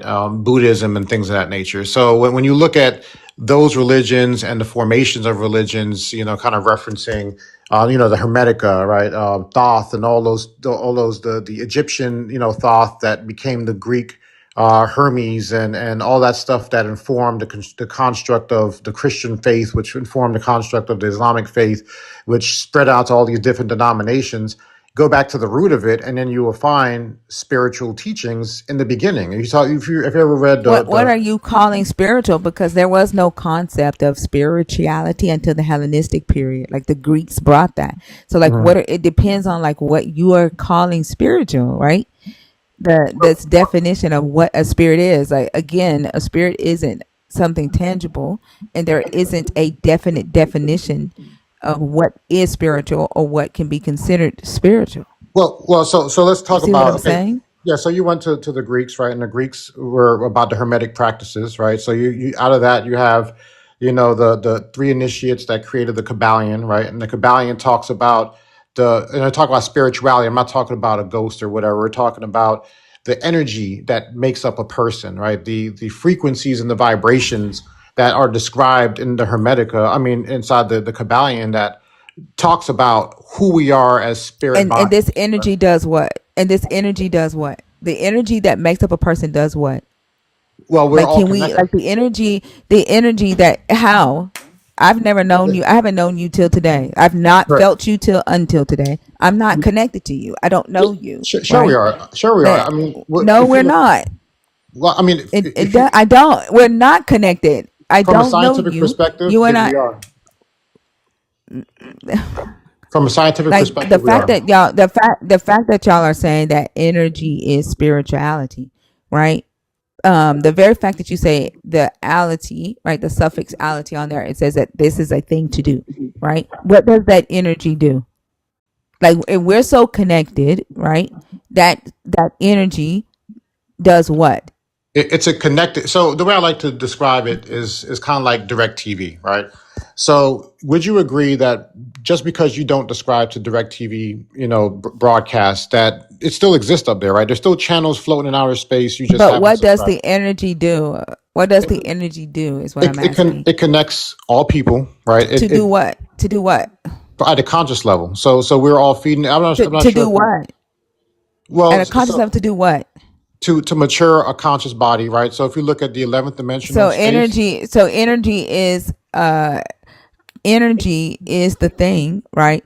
That Mhm. makes people mature and evolve. That's what you're saying. No, Energy is the thing that makes are you people talking about mature mature in and a evolve. biological way or in a spiritual way? How are you referring to mature? I'm trying to define spiritual, and you're saying spiritual is energy, right? Hmm. And spirituality is energy that evolves consciously. Is that how you're defining? I'm trying to understand what the definition of spiritual is and what the definition of spirituality is. And so Hmm. from this conversation, what I hear you saying is that energy is spiritual and spirituality is energy evolving to a conscious level. I mean, Am I I am would. I understanding you correctly? Yeah, you're kind of there. I wouldn't put. I haven't written down or taken time to construct my definition. So I'm not going Do to you see what contact. I'm saying? Because Yeah, yeah. you have to construct a definition. There is no tangible definition of what spirituality is or what spiritual is. It's whatever you make it, right? That's why I don't like I'm not saying that a person's wrong for believing in spirituality. I just don't get into those types of conversations because it's literally whatever you say it is. Hmm. There's no tangible definition. There's no tangibility to this concept of spiritual or spirituality. So I would say that's equivalent to say what is God, right? Because God doesn't have a face. He's never been described. He's energy, right? I God. don't believe in a God. Okay, I well, don't believe in a okay, God. You so do. but in the construct of a religious text, right? We're talking about the Christian God, right? So in the context of a Christian God, how do you define God? What do you mean? He's a character in this book, and Okay, he's okay. that's the hold on. That's the tangibility that I can point to. This character in this book said X Y Z, did X Y Z. Hmm. Right. The character in the book set the expectations for X Y Z. Right. I can Hmm. look and do an internal critique of this character in this book. But Sure, yeah, yeah. I don't believe in some divine entity, right? Like Mhm. that lives in outside of time and space that engages with humans in this finite material world, right? I Sure. like logically an immaterial force like that's this God being able to engage with a material finite being, right? I've not seen any evidence of that. Hmm. No, 100. I understand what you're saying in the context of the Bible and being able to look to a character description.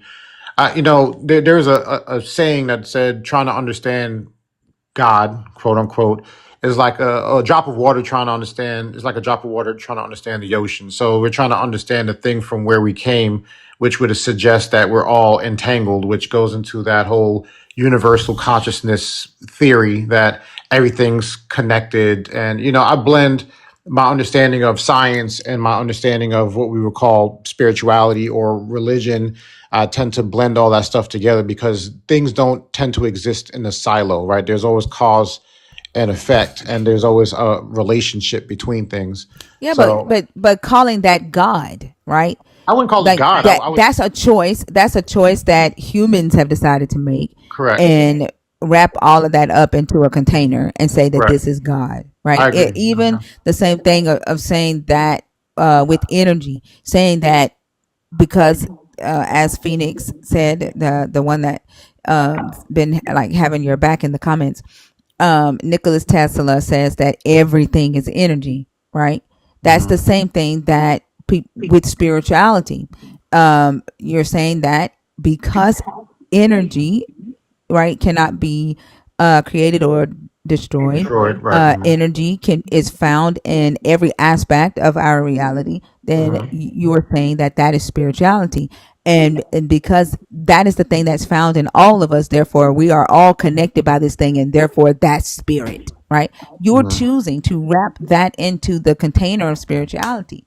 That's something that you're choosing to do, Hmm. right? While also at the same time saying that it is undefined. So this live is about education. So I'm interested in what your perspective is on this topic. Do you believe that there is just you die, there's blank nothingness, or do you believe in that there's another What connectedness? first off, there is not like I the here's the answer to that. I don't know. That's a great I answer. don't know. And That's a then great what does it benefit me, right? To even consider that or worry about that. Well, I believe that, again, this is my personal belief that our journey in life is to mature our understanding, right? To connect at a higher level, to meditate, to, just To connect, do right? what? To do It's what? a maturity of the soul, of the spirit body. I don't believe that And to do we're phys- what? Like for the purposes of what though? Have this conversation that makes me want to weep and then die, thinker. I saw your comment in the like the spirituality conversations, well, like for me, mm, that it's just I say spirituality is like Vegas, anything goes, right? It's such a vast, undefined, ambiguous mhm, world, right? It can be whatever you want it to be, like almost sure. like imagination, right? Hmm. It deals with the immaterial nature of uh of the things that you believe exist. This is where faith lies, right? Faith is the substance, is the thing, right? That you have when you hope for whatever it is that you cannot see. So you have faith that we are all connected by Well, this it's not energy about source, faith, and it's the about whole science. goal, the whole goal, your faith comes here. That the whole goal of us to the reason why we all have energy is that we need to meditate to a higher level in order to for our soul to reach a specific thing for when we die, No, right? that's not my Um, perspective at all. Because that's I what don't. you just said. Well, I don't believe it's about an individual soul. Like, again, when you look at science, right? Science Whether describes. it's individual or whether it's all one big soul, that's literally what you said. But that's your faith, right? That's the It's thing not that you faith. hope for. No, That is faith. You don't know if we have a soul. no, That it's not you about soul. can't It's see about a energy. soul. It's measurable, or the aura around a But you person did is say measurable. soul, right? Right. But So what we're I'm talking about saying energy, is you right? have no idea if we no. The energy is the science. Your faith comes in where you're saying that through this energy we're all connected for That's some proof. big major cause, right? That That's your faith. No, this that's this not faith. one That's soul, science. this meditate. That's not science. It is Science has science. not proven a soul. Yeah, Science no, cannot prove a no, soul. I'm There not is no saying science soul. behind this No, concept. I listen to what I'm I'm saying saying. There energy. is no science that says that our goal in life is to all meditate and reach a higher level of consciousness. That's not science. That's your faith. No, you're kind of taking the conversation in a direction where I'm not going. What I'm saying is that we're all I'm energy. saying it's what you said. What I'm Okay, well, saying is the difference can I between clarify? what I'm listen to what I'm saying. I hold on. I recognize the science and the energy that's in everything. That's science. I get that. But the rest that you put on that, right? As and saying that we are all connected for the purposes of XYZ, that part of your sentence is your faith. That's I what I'm saying. 100%. I see where you're coming from with that statement. Well, what I was trying to explain, where I was trying to go with this, is that science has measured and proven up to the 11th dimensional space, right? They've been able to demonstrate that there is at least 11 dimensions, right? They've been able to prove the idea of quantum entanglement, right? That if two particles are entangled and they're related to each other, there's a relationship with those particles, no matter space, time, or distance in which they're separated, right? So it could be, It hasn't proven. proven that you as an individual on this finite level are stretched throughout all of those dimensions, or Well, that you as an individual are even evolving through those dimensions. That's your faith.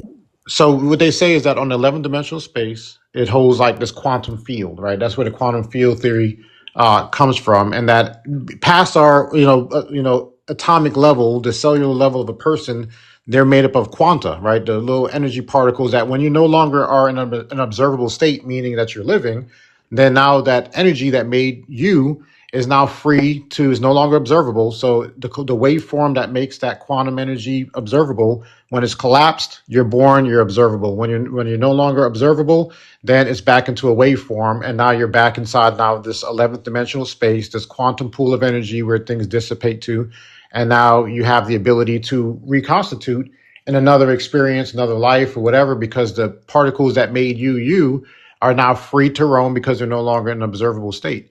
So we would call that when people are born and they have recollections of past lives, and they're talking about that, like, I was a pilot in this past life. I got a birthmark that corresponds with how I Again, died. this is faith. This isn't science. This is not science.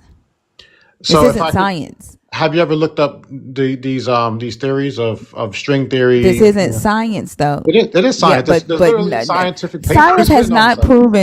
science has not proven that The, you have lived the, multiple lives. the U.S. military did a research paper called the Gateway Experiment, and there's a paper published by the military intelligence that explains the Mm-hmm. idea of all this Yep. stuff. Mm-hmm. So this stuff A is lot of and so those CIA documents through the fire request. Is that what it's FIOA? Is that how you pronounce it? Fire. FOIA. FOIA. The FOIA request, right? A lot of that is them collecting studies that other scientists have done, and them saying, them researching it themselves, testing it themselves, Correct. or being privy, right, of what scientists are working on. It's not them making a claim that yes, this is definitely what it is, No, I right? mean, But no, a they lot made of a people conclusive that claim in go that and paper. read those FOIA requests, right? I've read it. They made a conclusive, they're saying that yes, this is actually proven. Anchor, we're like two steps from ancient aliens in the discussion here. Mm-hmm. Yeah. Yeah. But I know that the conversation, I've exhausted my my point. I really appreciate you giving me the opportunity to step on the stage. I know you're kind of hesitant because I had a picture of a dog in my profile picture, but I appreciate you giving me an opportunity That to. that doesn't that's that. What do you mean? I was hesitant, but Oh, I wasn't hesitant. yeah, What do you one of your mean? hosts. I heard him say that Ace Bear posted something, but she was a little bit skeptical earlier when I was trying to come on. So I thought that was one of the. That was Expatiate who said that. That wasn't Oh, me, and I think she okay, didn't know if whether you were a child or not exactly. because of That's what I was saying. That's what the I was kid that kept coming up playing that damn Young Boy song. saying. Absolutely. But I appreciate But it. It was a great debate. I didn't debate you. It was a great There was no conversation. debate. It was a great conversation. All right, I agree. Have a good morning. All right, you too. Ciao.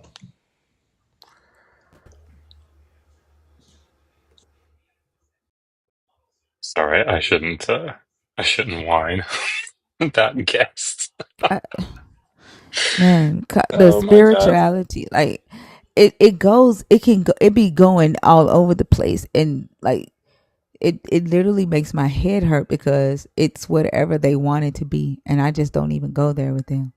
Do you Like, remember my analogy about the hallway, no, remind and me. the room at the end of the hallway, how much you can see as you walk down the hallway?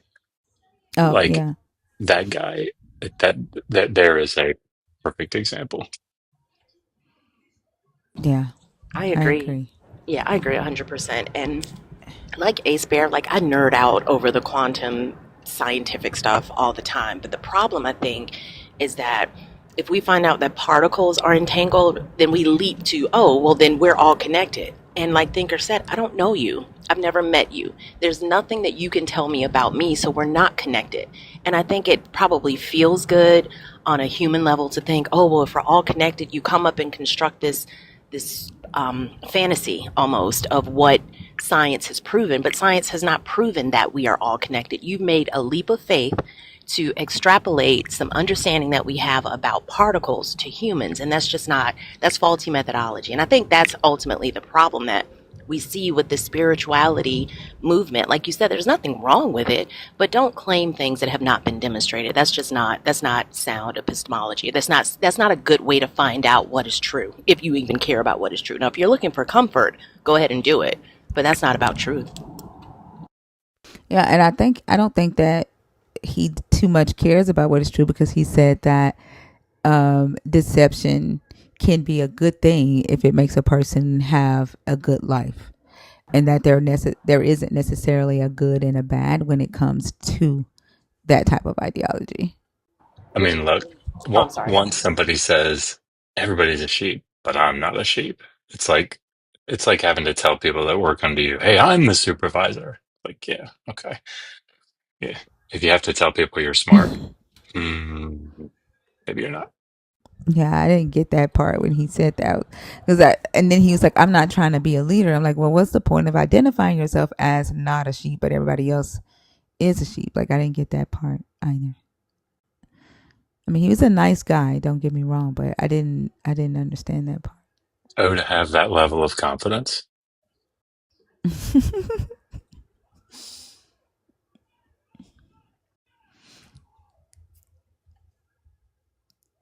If you're in the guest box waiting to come up, I've tried to bring up two people and you were not there.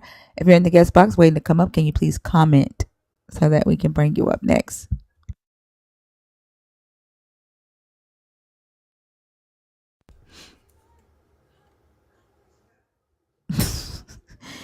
That's got it. Is that also paper inconsistent? Is that also? Yes, that's his Rocksteady parody account. Oh, you see what he said about Dr. B? Nobody said. He Whatever said it is, it Dr. had to B be isn't a real spot on. doctor because he don't do. He said Dr. B isn't a real doctor because he don't do dental cleanings. Why, Osha? Just why? Also wakes up like that.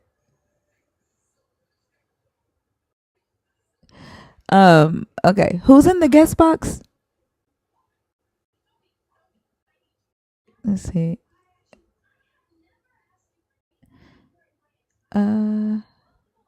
Like it's not letting me add anybody.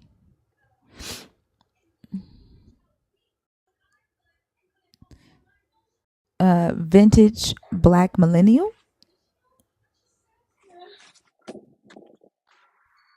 Hello, are you there? Okay.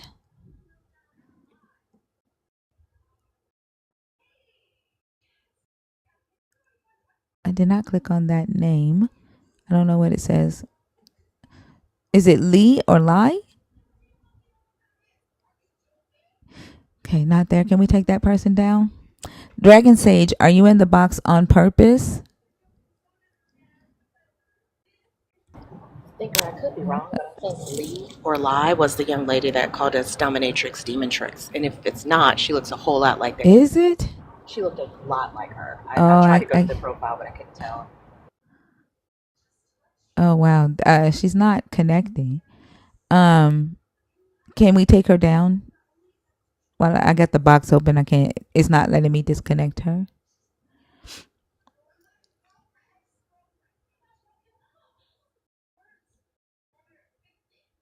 Selena, are you able to disconnect the guest?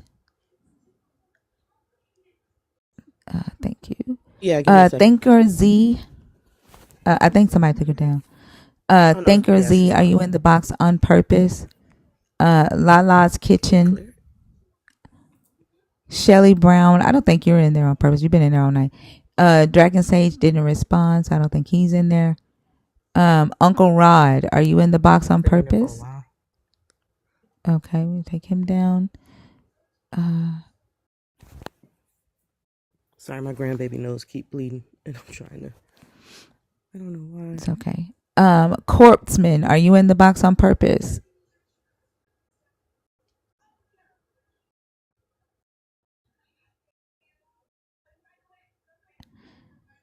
Let's see, who is this? I don't think Corpseman's in there on purpose. Yusuf, hi, how are you? I'm good. How are you? I'm good. Are you a Christian? Are you deconstructing? Are you an atheist? I'm Muslim. Alhamdulillah. Okay. This is a live about Christianity, okay? Well, that's fine. Yeah, doesn't bother me. All right. Well, we're talking about the Christian God, not the Muslim God. Yeah. But just wanted to know what's the what they're saying about miracles and divine favor, because we have miracles and divine favors as well as Muslims.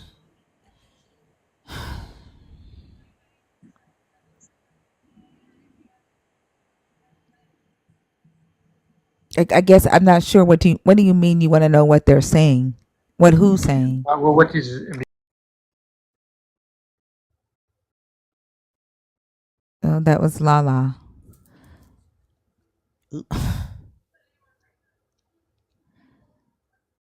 Goodness gracious. If you are a Christian, if you are deconstructing, or if you are an atheist or a nerd, the guest box is open. There is no way. Yusuf, we are not discussing Islam.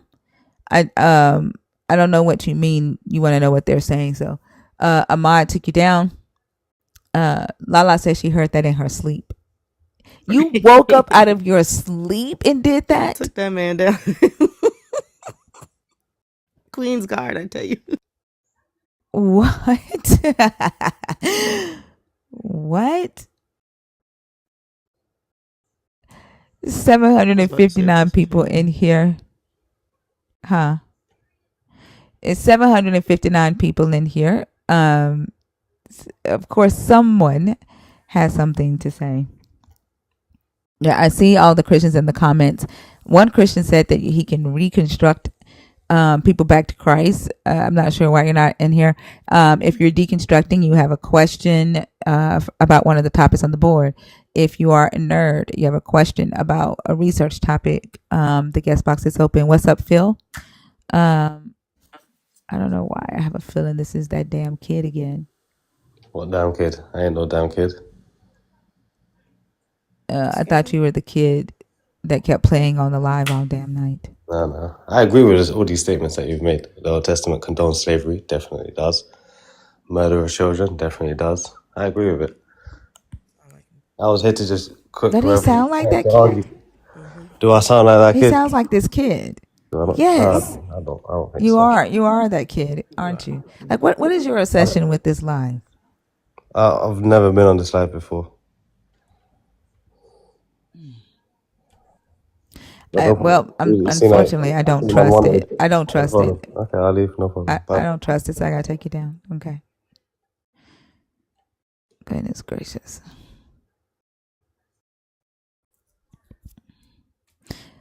I'm sorry, I don't trust it. That yeah, that kid has like Right. made me not trust young black men with Australian accents. Unfortunately, Oh, so we're talking about is that for also? tonight's live, huh? Also in the Yeah, we no was talking about UK was that folks or also? anything.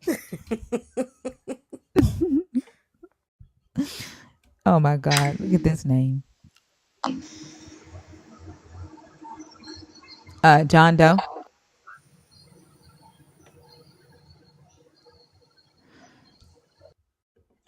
I just don't have time to ask for What? a second time. Oh no. I swear, we as humans, we do some weird shit sometimes.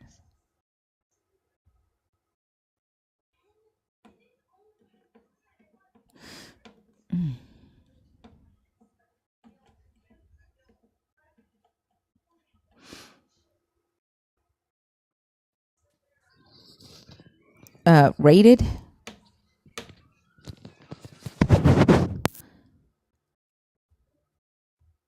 Is it rated?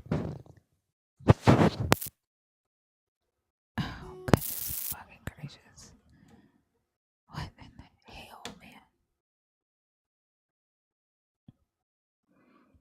man? Deisner? Is designer to be. Oh, designer to be. Designer. Why in the wrong Oh, place? okay. Okay, never I mind. think maybe move the Y behind the Z, and then that'll be like, it'll be easier to read that way. Got you. Yeah. So what's Are you Christian? Are you deconstructing? Or are you an atheist? I'm an Israelite. Okay. Have a good night. Okay. Well, why? Oof. Doing two in a row. We're not doing two in one night. Yeah, we've already done the Israelite thing tonight. Goodness gracious.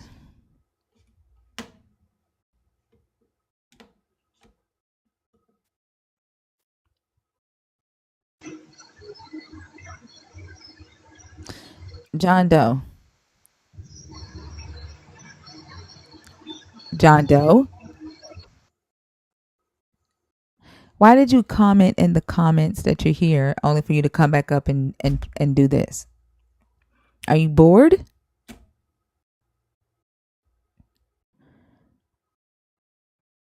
Okay. Give me just a second. Well, I was trying to block him. Expatiate? Oh, I'll get him. Hold on. Okay.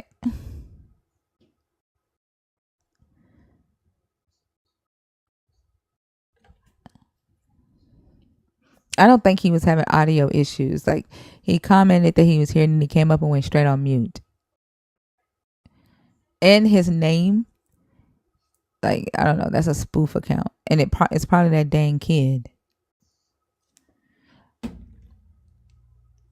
All right, y'all. It's 749 people in here. If you are a Christian, if you're deconstructing, or if you're an atheist, the guest box is open.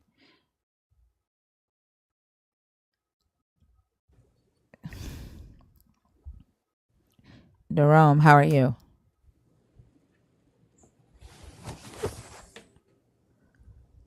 Hello, Jerome. Oh, I'm so sorry. That's okay. I'll take you down. I hope you have a good morning, okay? You do the same, my love.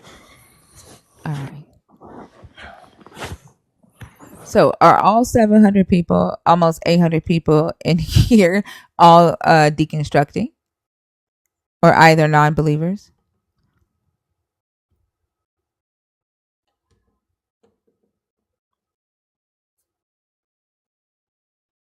No, you're not.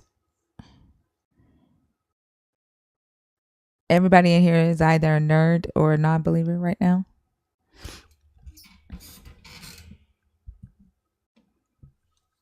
Wow. Wow, look at that. Goodness gracious. Interesting. Ain't it interesting? Diet Biblical said I believe I can fly. You know what? Oh God.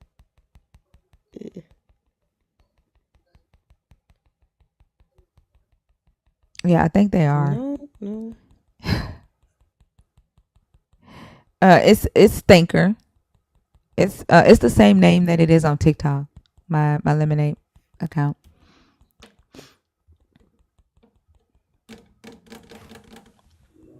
I think maybe I need to change the topics. Like when I come back tonight, I just need to have a new topic. I don't know. Fila? Yes, ma'am. Is it Fella Fila? Pekin. No, fella. Fela Fella. Fela Yes. Pekin. Pekin. It's How are Nigerian. you? It's I'm good, I'm good. I'm good. I'm a non-believer. Are you okay? And what topic did you come up to discuss? To be honest, I guess I heard you saying nobody wanted to come up. So I thought I'd come up and just ask you a few questions, if that's okay. If it's not, I'll drop down. Unfortunately, no, not unless Okay. you're a nerd. Got you. Yeah. Got you. I didn't realize I But wasn't thank Yeah, you. unmuted. it's not that I just don't like I'm not a teacher, right? And I don't work for free, if that makes Right, sense. right. Yes, it does. Yeah. Yes, it does. Yeah. Thank you for for what you guys are doing. Thank you. You're welcome. Thank you for coming up.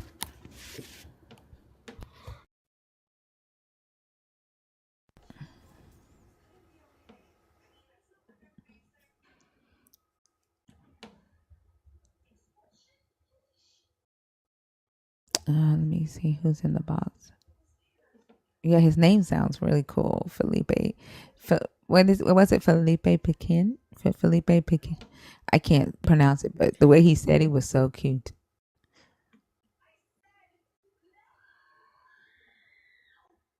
Filet, filet Pekin,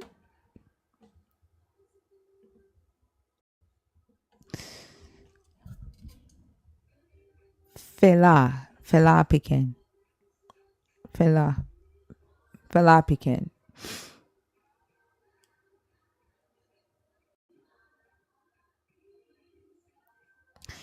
Wow. So 800 people in here.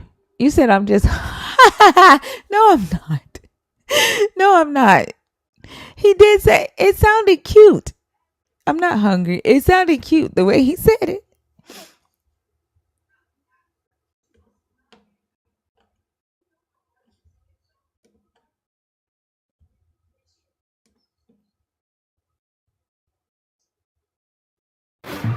Hey, Phil, how are you? I am good. Well, a lot better, let me say it. Yeah, the eye is recovering slowly but surely. Yeah. How are y'all doing? Hey, fine. Hey, Dr. I'm Josh. doing good. Phil? T. Good. It's fine. Yeah. Did you come up to talk There's about one of the something that topics came to or? my mind there about miracles. Okay. Sorry, I can't hear you. I hear up my earpiece. Just give me a second. Because my earpiece connected and I didn't realize. Hello? Yes. Why are they saying get better soon? What happened? Yeah, good. Oh no, What happened? my right eye, I had conjunctivitis, aggressive infection. Oh I wow. thought I had told you. Oh, Yeah, and pink a eye. corneal ulcer. Yeah, and corneal ulcer Oh on that wow. eye. Yeah, so it's recovering. So I was out from work for a while, but I'm now on vacation. Um, yeah, so yeah, I had to go to the ophthalmologist and yeah, specialist and so on. Yeah, but it was really bad. Yeah, Oh but wow. I'm it's glad doing a you're lot feeling better. better. Goodness. Yeah, so I was seeing mainly out of one eye. You can see out the eye, but I can't put in my contact lens in that eye. So it's real uncomfortable. Were you sleeping in your contacts? I I I went to sleep. Apparently, I fell to sleep the night in my contacts, but I have fell asleep before in my contact, but that has never happened before. But there's conjunctivitis going around. here in Okay. Barbados. So yeah, so I guess yeah that compounded it, you know. Let me decline here for now. Yeah, right. Yeah, miracles. You know, that topic there are miracles and divine favor truly human manipulation. I think it is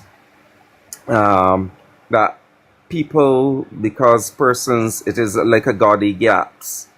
The miracles part is like a gaudy gaps that something happens. It seems there's no. It seems for the person there's no explanation. So they say, okay, yeah, this is a miracle. This is I can't explain it. Therefore, this is God doing something for me. I just can't explain it. But there are people who there is a naturalistic explanation, but the person just doesn't know. And the divine favor part, it is playing to the ego, right? When they feel, oh, I am highly favored. You know, you usually hear that among Christians. They say, I'm blessed and highly favored, right? And it's kind of like to make the person wants to feel special because human beings as human beings we want to feel special, and it plays to that that this God is looking out for me because normally it comes from an egotistical sort of thinking from my observation and having been a Christian for many years before, um, I realize it is playing to that ego to make you feel, oh yeah, I am really, yeah, God is looking out for me, you know. And you even hear it like when people say, oh, you are blessed, God has blessed you. There are people in other lands that don't have such and such, and God has blessed you with this. That when I hear that, that usually gets me my blood boiling. Yeah, because it is like this carding is like okay, God is looking out for you, but ignoring those other people again is related to the problem of the problem of evil and unnecessary suffering.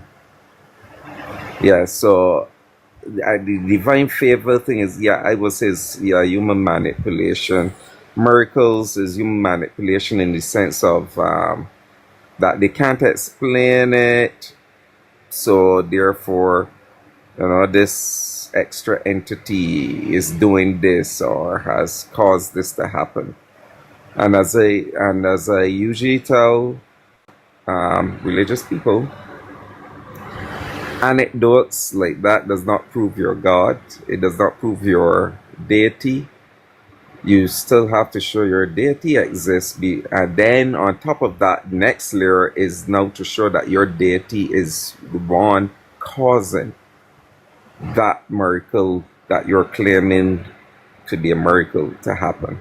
Yeah.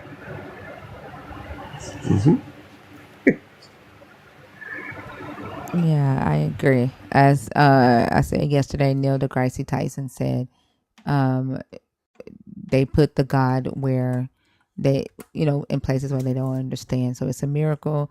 If science hasn't gone and been able to explain it yet, then it's God. And if they can't explain how something happened, then it's a miracle. Uh, Yeah, the way I agree. the Fee and quantum Selena, I'll entanglement. be right back. Sorry. Yeah. Okay. The quantum entanglement stuff. People are because they hear the word entanglement, the woo woo comes in. People are bringing this woo woo to say, "Oh, we are all connected." The entanglement has nothing to do with us on this macro level. It has nothing to do with people. It has to do more with the quantum level, particles at the quantum level, particles at the quantum level, how they interact. This has been observed. It has nothing to do with us being connected. It is just a conflation of people who have this idea of spirituality, trying to connect. And Fee, you explain it very well. You showed that what they're doing is taking science and trying to put faith on top of that, using that to, in a faith way, to connect it. Right. And something you just said is exactly the point I was trying to make. Like on a micro level, this is how a thing functions. That doesn't mean that it's going to function like that on a macro level until we have Correct. demonstration or evidence that it does function like that on a macro level. Then it's faulty to believe it. It may feel good. It may be comforting. It may give you some sort of hope or something to connect to, but that doesn't make it true. Correct. You're on point. You are on point. But they need some, because of wording, right? Persons hear certain words in science, but like, okay, something from nothing. You might hear in science. It doesn't. Nothing in science is not the same thing as nothing in philosophy. And what's his name? A theoretical physicist, Lawrence Krauss. He explains that in his book, Something from Nothing. Yeah, But I've read that one before. yeah, And I also think that like science doesn't claim that something came from nothing. I think that's a believers superimpose that on the Big Bang Theory and sometimes evolution just because they don't know what that theory states anymore than they know what their book states. They just want to continue to pull nuggets of sayings out of both belief systems and try to construct this reality that just doesn't comport with any reality I experience. right. Yeah, that is what they're doing. And I will, and another thing I realized, even when I was a Christian and going through deconstruction, I realized what Christian and people who are earth creationists or creationists do. They don't have an understanding. They do not read about the thing they are opposing to understand what it is saying. So they straw man, red herring, the concepts, like the concept. When you ask them what is evolution, they say, "Oh, it's saying we evolved from monkeys." That is not what evolution is. Christians, and this is a word I want to give to Christians and people who believe in creation and is trying to disregard evolution. Learn what evolution is. You make yourself look bad when you come up to give an argument against evolution and you don't even know what it is. You misrepresent. Learn what it is, learn what are the facts behind evolution. Try and understand. The same thing for other concepts like quantum entanglement and what quantum physics actually talks about. Because you are just trying to make your trying to give your belief validity when there's no connection there, and that is disingenuous, that is dishonest.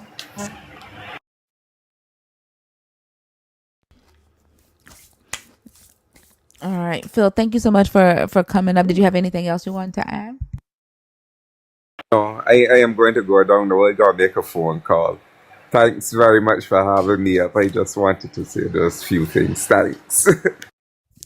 You're welcome. Thank Thank you for coming you. up, and I'm glad that you're feeling better.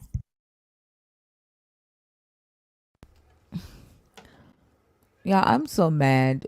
Like when you go grocery shopping and you buy what you want and they eat it. Like I'm still not over the fact that they ate my damn chips. Like I just it damn near makes me want to cry because Because you have your it's mouth like set for it. Man, like, That is so and then like, how irritating. do you not think, like, man, like you don't even think about it, like you don't even say, let me leave some for mama because I know these are Nope. her favorite chips. Like Nope. that, like what is that? I I'm think so it's frustrated. Yeah, it's in the DNA of teenagers and young people, and I'm like, oh my goodness, it's so frustrating. But I did want to tell you, you mentioned corn from Wingstop the other day, and my son was ordering Wingstop. I was like, you know what? Give me an order of that corn because Thinker mentioned the girl. It was so good. That Oh, corn is life did you only get changing. the 5 piece? Yeah, I just got the Did you? 5 piece, and And my I bet you was mom. like, I wish I would have got the bigger one. I only got one piece of it though, because my mom got one, my Oh sister wow. got one, my son got one, my ex husband came over, he got one. I was like, yo, but it was delicious. Yeah. Now I know what I'm gonna eat when the live ends. I'm gonna order that Corn from today. That's what I'm Wingstop. gonna eat. Yep, I'm gonna get me a big bucket of it, the 20 piece. Yeah, I'm gonna have to do that. Yep. There's one right up the street And from they me, but not getting none. I'm Yeah, gonna and I'm gonna eat it, and they're gonna ask for some, and I'm not gonna give them none because they ate my damn chips. yep, that's on the menu. Why is the brave trying to figure out the scientific theory? Is oh my God.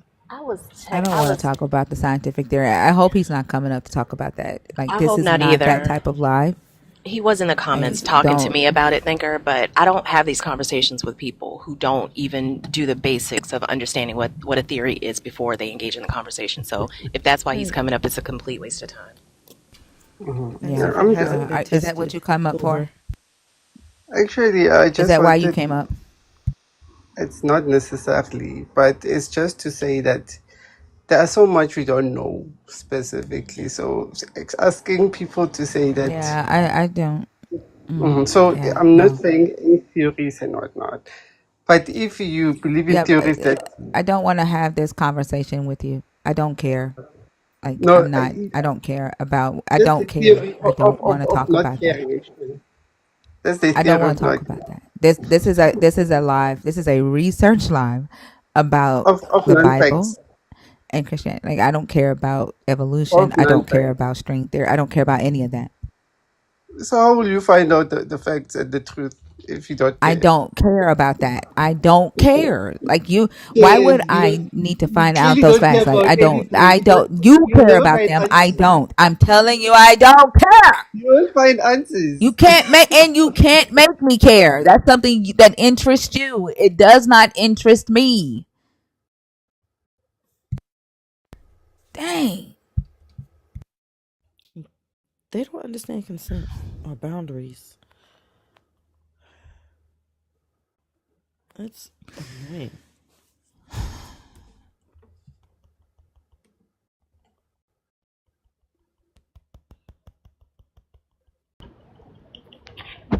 Good morning. What's Good up, morning, Oso? our sailing friend. I think I need a Snickers bar. I'm gonna be in a bad mood over my chips, y'all. Give me just a second, Oh, cause goodness Oh wow. gracious. dang. Hello, sir. Are you a Christian, atheist, or deconstructing? None of the three. I'm a Negro Mizraelite. Oh, okay. Why Can is he you here? Why is he here? okay, I came here specifically to give Thinker a woosah moment, and she freaking just like said "fuck that guy" and left. It's crazy. Oh, so you came up here and identified as a Negro miserable, Uh huh. Israelite. and you're wondering why she left?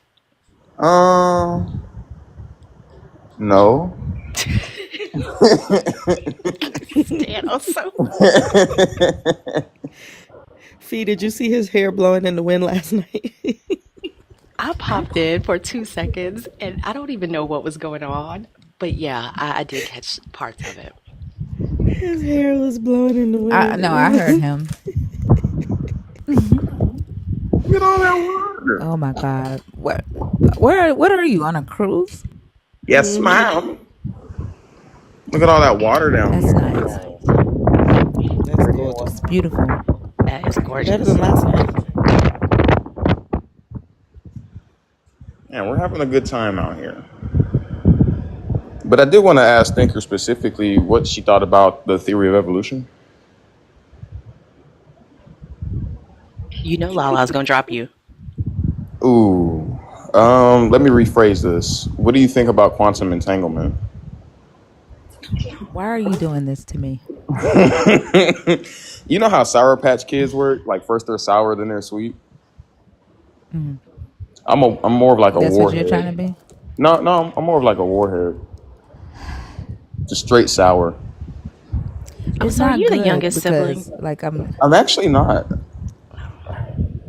I'm the oldest I think he's sibling. the oldest. Yeah, I'm the oldest. Yeah, I'm he has older sibling energy. yeah. Oldest brother energy even. Yeah.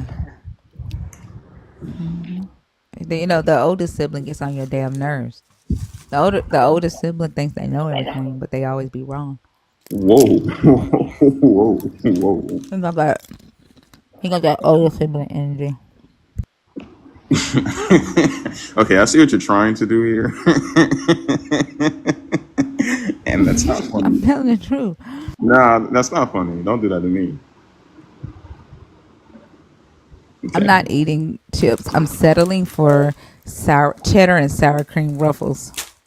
I'm Ew. settling right now. What kind of chips were Yeah. these? They were ruffles and they were the barbecue ranch ruffles. Barbecue ranch ruffles. Okay. Hmm. I know you don't like people to pray for you, so I'm gonna talk to Poseidon in Don't you private. dare. Just Poseidon. See if maybe he can't make some of those wash up ashore for you.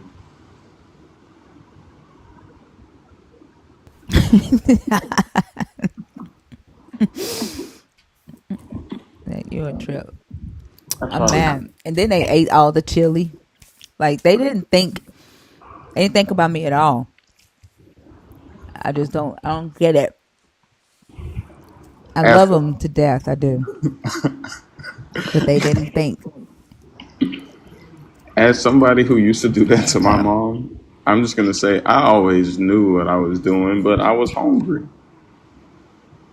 But I was hungry. Thinker, I have to drop down real quick to call my mom, and then I'll pop right back up if I can.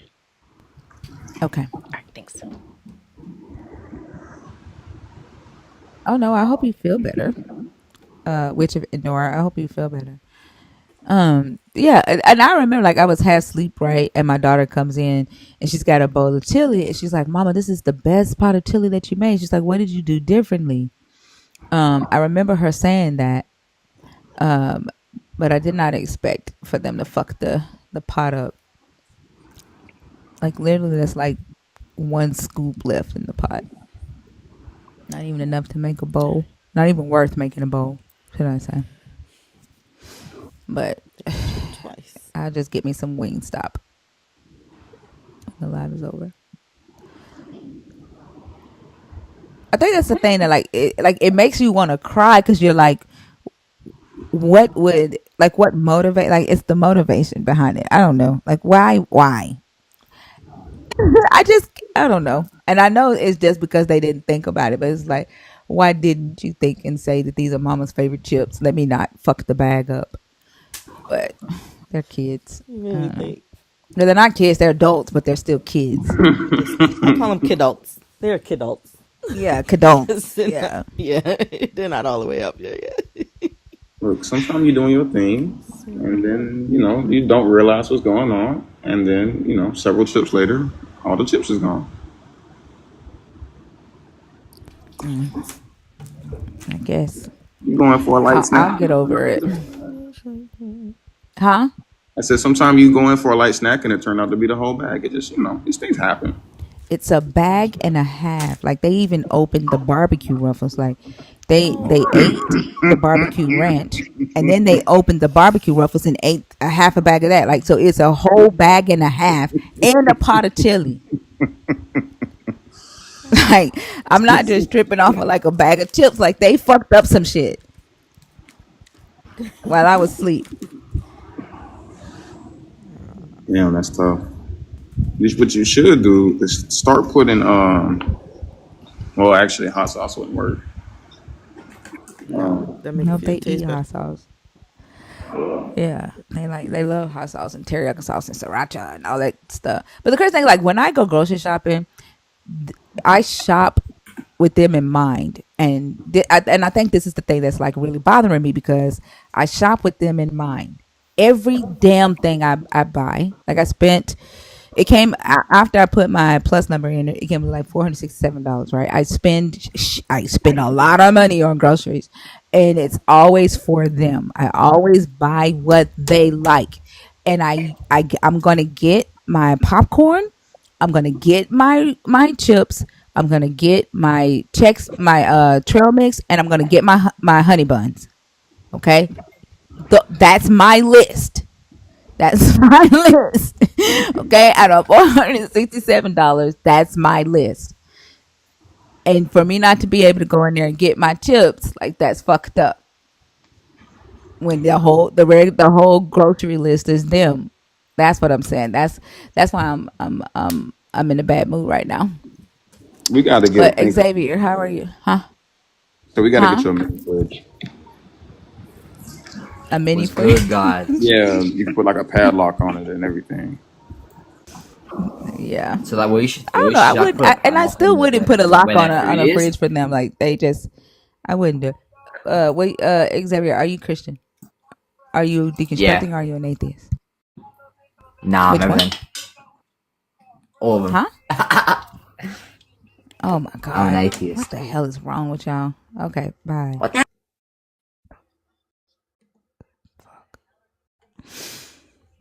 This My is front weird. I page. might What? shut the live down and start back over, y'all, because I think it's just us in here. And iced, of course.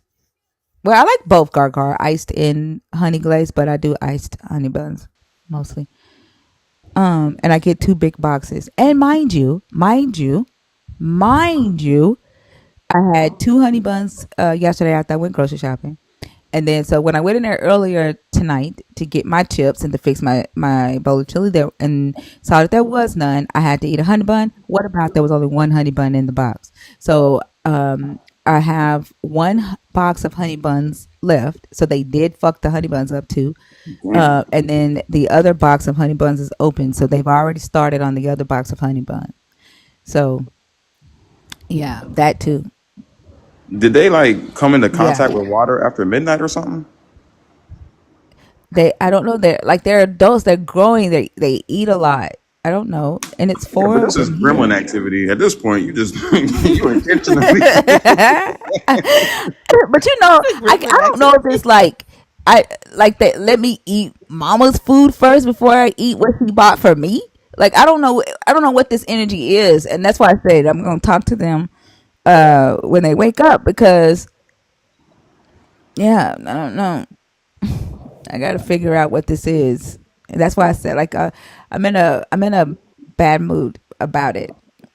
I'm in a bad That's mood about it. listen, that's understandable. Honestly, you have every right to go into the yard and flex your status as the alpha, and you know what I mean. Let them know, hey, when it's my honey buns, it's my honey buns, and start charging them honey buns. You know what I mean? Start charging them honey buns. Yeah, might as well. Or put I know. bills in the chip bags and see how many times they go back in that motherfucker. I just Put want my what in the chips with a chip light bag? bill. Bills, like a light bill, you know what I'm Oh, saying? light A bill. water And bill. see, and I don't make them pay any bills either because they're saving their money. Like they all have car notes and car insurance. They pay their own cell phone bill. I'll take that back. They pay their own cell phone bill, their own car notes. One of them is she has 3 months left until her car is paid off. Mm. And then they have credit cards, so they're building their credit and they're building their savings account. So like they don't pay any bills in the house, right? Like trying to How you teach them holding? how to budget and how to save money and stuff like that. But they eat like a motherfucker. Mm. Like when I was at the grocery store on Sunday, this lady was like, "I hope that's food for the whole month." And I just said it is, but I know damn well it's only gonna last us like It's two gonna weeks, last you. I'd be like, like ma'am, 2 weeks. I hope you mind your business. I'm uh, That's crazy. I'm sitting here with my mouth open because we still pay we paying everybody insurance and cell phone bills. What? How Yeah, old are like their insurance? Their insurance is high because they're it's young. high. Like their Yeah. insurance is like having a car note. Yes, it is. Their car note is less And than their insurance. it is. So we did get all their cars with no notes on them, because my brother-in-law is a mechanic and he goes to the auction all the time. So we were able to get good cars at the auctions. But I'm because I think it's guilt because I used to have to pay bills from the time I started working when I was like 16, and I'm like, I don't want my kids to have to do that. But Yeah. Like so I we need some did that, play well money. not we. Let me take that back. Their dad gave them their first car. So he did give them their first car, but they didn't last long. And so they ended up having to once their first cars broke down, they ended up, getting their first car, like car loans. But Mm. yeah, we did that, but I ain't paying no car note. I ain't paying no insurance bill. But I think it's a good way for them to learn how to budget, right? Yeah. And how to put their bills first instead of squandering their money on clothes and all of that. So, but Yeah, my yeah, daughter I be get a feeling new sorry bag for from them. Shein every Insurance week. bill be high. Shit, fuck that. She get a new My bag from daughter told Shein every me, week. Ugh. and see, and I when my daughters would shop, and I'd be like, why are you spending money on clothes? You just bought clothes a week ago. And my daughter had to tell me, she said, you and daddy make me feel like it's spending money is wrong. And I was like, damn, am I like, you know, teaching her to fear, buying things that she wants? So I had to like back up off of that, because I did used to always like clock what they're buying, even to the point to like my 16-year-old, his bank account is connected to my account, and I can see when he pulls money out of there. And he doesn't like that. Like he wants his own account taken away from mine, because I'm clocking everything that he spends. And they said that I'm teaching them to fear spending money.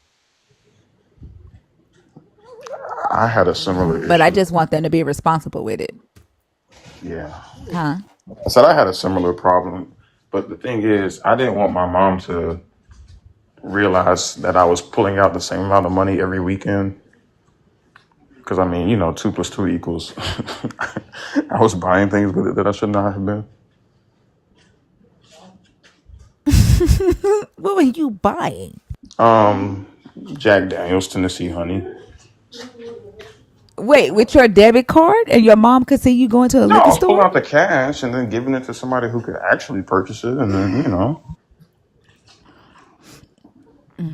I was doing bad things as a child. But yeah, I'm different. I'm sure your kids are much better than I ever was.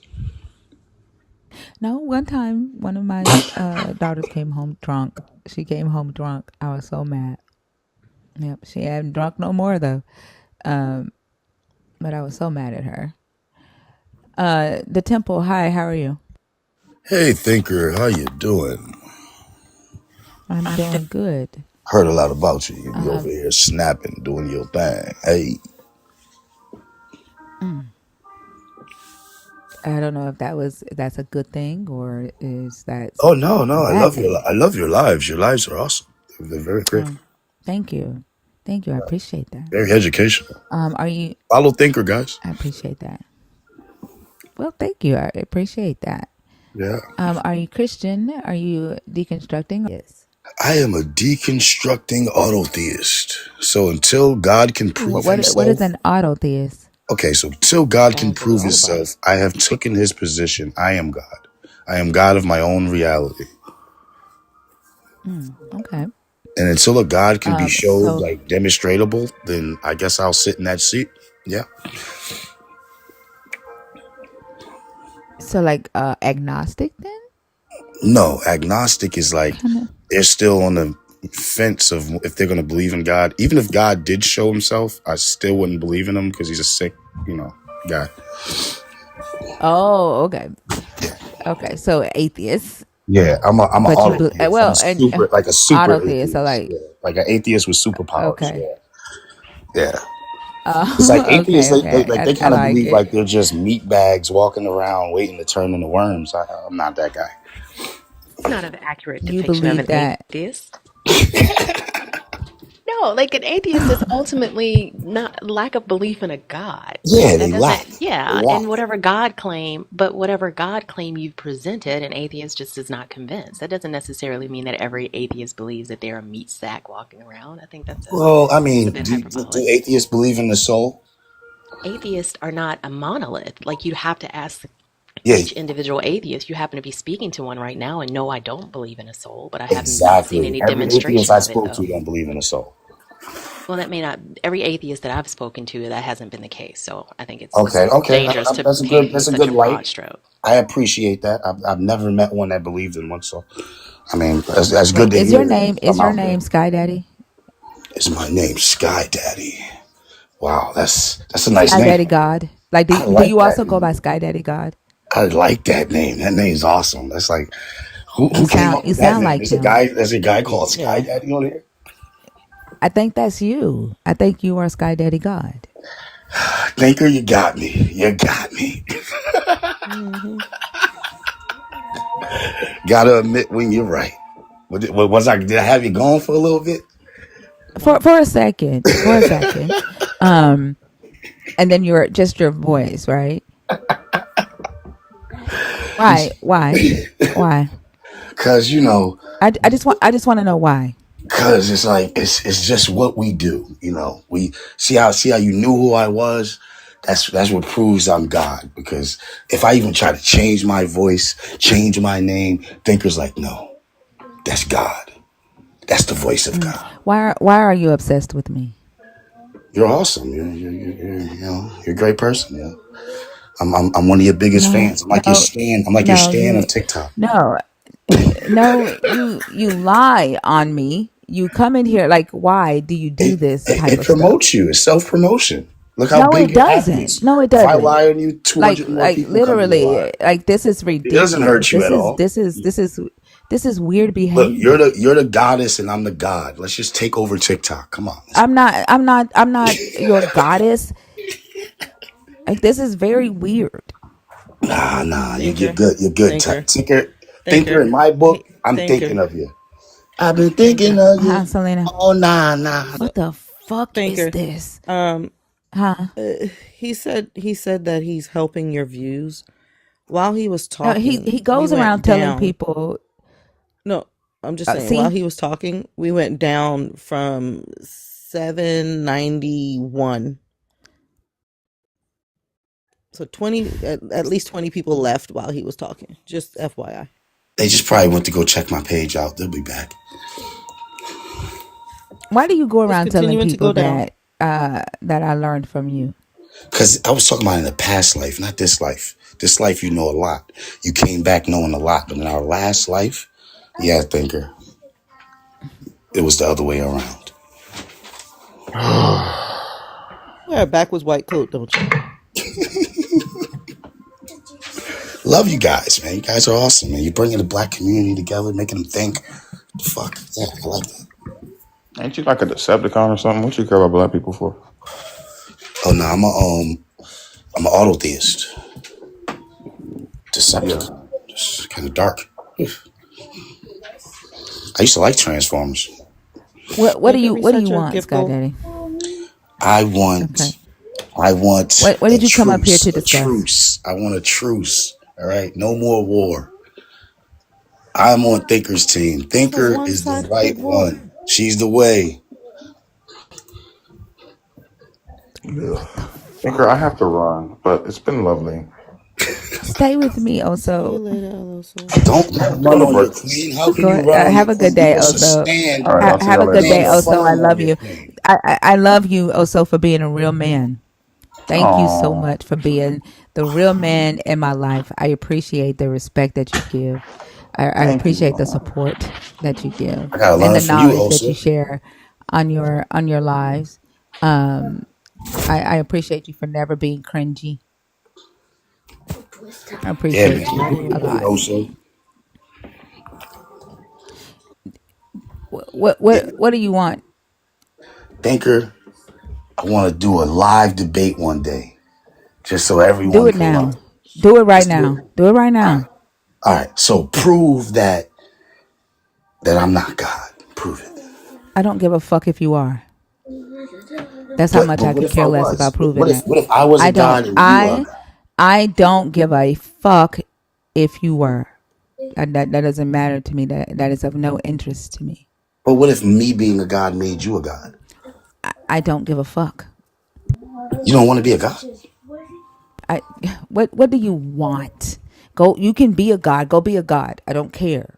You're a generator, operator, destroyer of your own reality. What do you want right now? You want to debate me? Let's debate. Pick a Okay. topic and let's debate. Okay. I got proof that Abraham and Moses never existed. That's premise Okay, one. and like I don't care. Like already know that. What? What else you want to debate? The fact No, that, I don't want to debate. You want to debate me. okay, Pick a I want topic to debate and the debate. fact that, okay, I'll pick a topic. My topic is um the existence needs no intelligent design.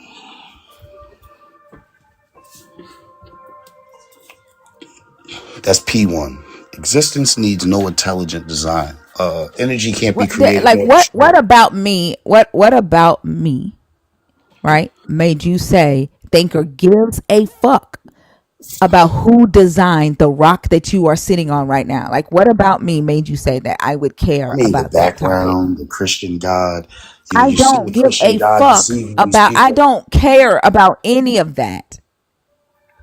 Okay. I don't care about I love your any of fire. I that. love your fire. That's yes, thinker. Tell me how you feel. What do you want? Why are you here? Why are you here? I'm here to support the thinker campaign because we're getting people to What think. the fuck is wrong with you? I don't know. Did you put a hashtag under my picture or something? I don't know what you did. It's probably that This is weird, bro. good Like old you've been doing TikTok this for damn TikTok near a voodoo and year. shit. Oh, it's been like a year, right? Yeah, yeah. We've been linked up for a while. I've been sharing your lives and Yeah, everything. I ain't linked with you. you say you want to debate, right? You Mm-hmm. say you want to debate. You going around telling everybody that I learned everything that I know from Yeah, you, yeah. You gotta right? stir up some controversy. Get your name out You take my post and and use post them it. and tell Yep, people that I stole your content, yep, yep. right? It built. It makes Okay. them run back to All right. you, and All you'll right. see your loyal You're here followers. now. Okay. You're here now. You're here now. Uh huh. Let's debate. All right. I think that in a past life that you learned these things from me. Okay. Prove that. Prove Oh, that I learned everything that I know from you. okay. So when I astral projected, I went back to our past life and thinker, you were one of the greatest students that I had, and I knew that you would be great. I even told you that. Yeah, you remember? You're starting to remember, huh? Yeah. I bet you can't prove me wrong.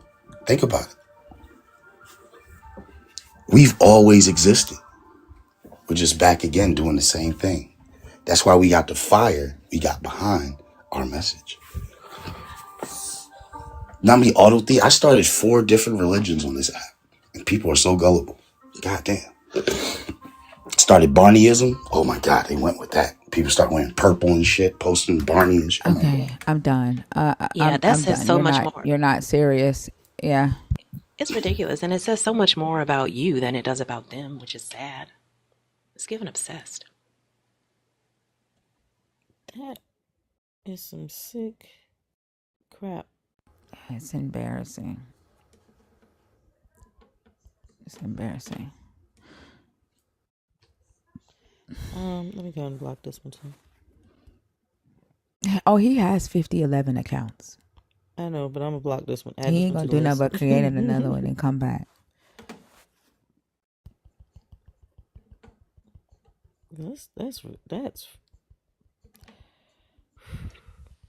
That's hiding in the parking lot in the shadows, waiting for you to get in your car. Level Yeah. stalkerish. Yep. Hi, good The crazy morning. thing is that he literally had been telling people that the prompts that I put up that I stole them from him. Like he'll take a screenshot of my prompts and go do a live and host a live and that live will be him telling people that I stole his content.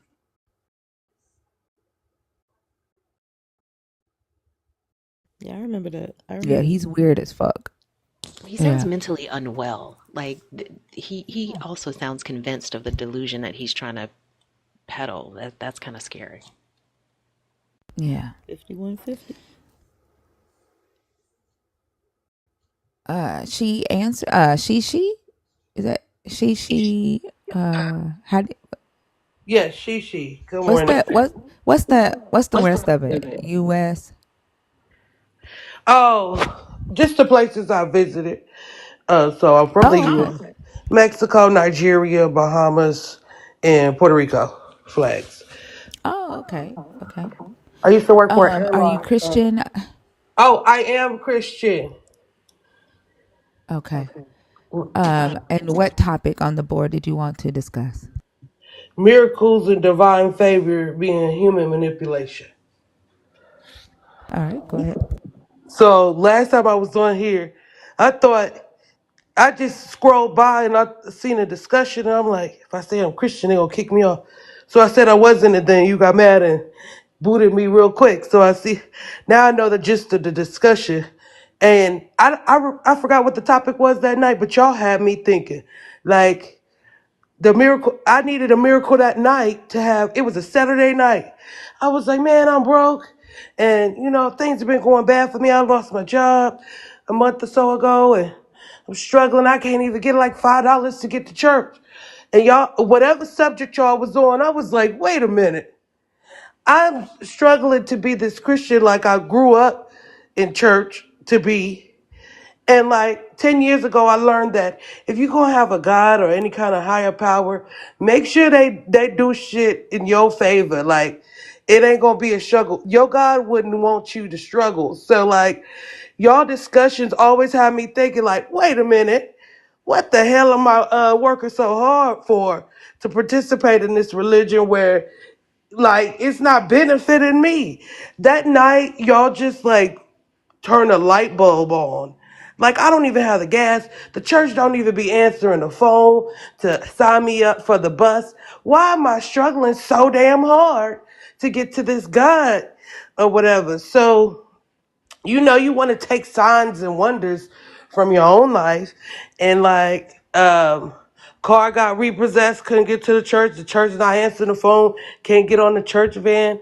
And then like this past weekend, I caught a little virus, so I shouldn't even be around people. So I'm like, let me stop struggling to get to this damn Christian God that I always believed in, because I think he would, if I was to have a God or a higher power I trusted and loved, think they would make it a little easier for me to go fellowship and go worship them. So y'all got me thinking like miracles and divine favor. Like I needed $5 to drop on my counter that Saturday night I tuned in to y'all so I could make it to church in the morning, and it didn't. So I'm just like, the subject had went with that one. So y'all just have my I don't brain. remember, like on a Okay. Saturday night. I don't go live on Saturdays though. Was You it sure it was me? Friday? Was it a Friday? I don't go live on Fridays either. I don't. It Are you sounded sure it like was you was me? with like a white guy. Yeah, Was it the she night that we Bernard did was up there. the live with Dr. B? Hmm. Is he Oh, what? the live that with Dr. B and Justin. I think his Yeah, Oh, name she was okay. said Justin. she wasn't a Christian. Oh, okay. And I got booted. But in all honesty, Okay. I grew up Because we were Christian. only talking to Christians. Yeah, I grew up Christian and I am. But lately, I've been finding the struggle in being Christian. And I'm like, why would I want a God like that? Like, if I go back 10 years ago when somebody said, if you go after any kind of God, make sure he want to treat you right. Write down a list of stuff you want and don't want in a God. And just call out your higher power and go with that. So, um, my Christian God ain't doing me right. So y'all got my brain open to thinking. And it's so it is manipulative, right? Like I'm thinking I'm having financial problems because I haven't tithe or whatever. And when I do have money, it's like I need that for bills. Like I'm supposed to get that to God and then just sit here looking like crazy. I've seen I've seen blessings in my life, but I think maybe things just come with time, and I got to learn patience. It's not no magic. Put your 10% in and get 100-fold back all the time. So like that really upset me when I couldn't even get the church to pick me up. I didn't have even the gas to get to church or whatever. And I'm like, I'm a little bit more peaceful when I let that shit go and stop struggling for gas for Sunday and chill on Saturday night. Like, if I don't say, oh no, I need gas so bad so I can get to church because I need my blessing. Like, the blessing is in just like not even worrying about getting there at a certain time to do what they want me to do, sit there for hours. I'm fucking starving by the end of this 3-hour lecture or whatever. So I just appreciate y'all having the discussion and having me thinking. I just don't know how to officially leave Christianity, say I'm not a Christian, because I would still like to go to church. I like the fellowship part of it, the praise and worship and stuff, but I don't like the struggle to follow their schedule.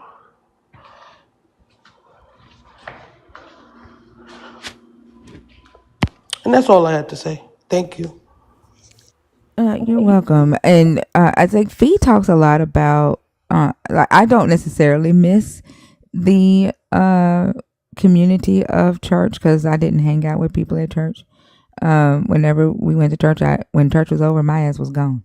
And I just didn't think about it. Like, but Fee talks a lot about missing the community aspect of church when she left. So she might have some, insightful words to share with you.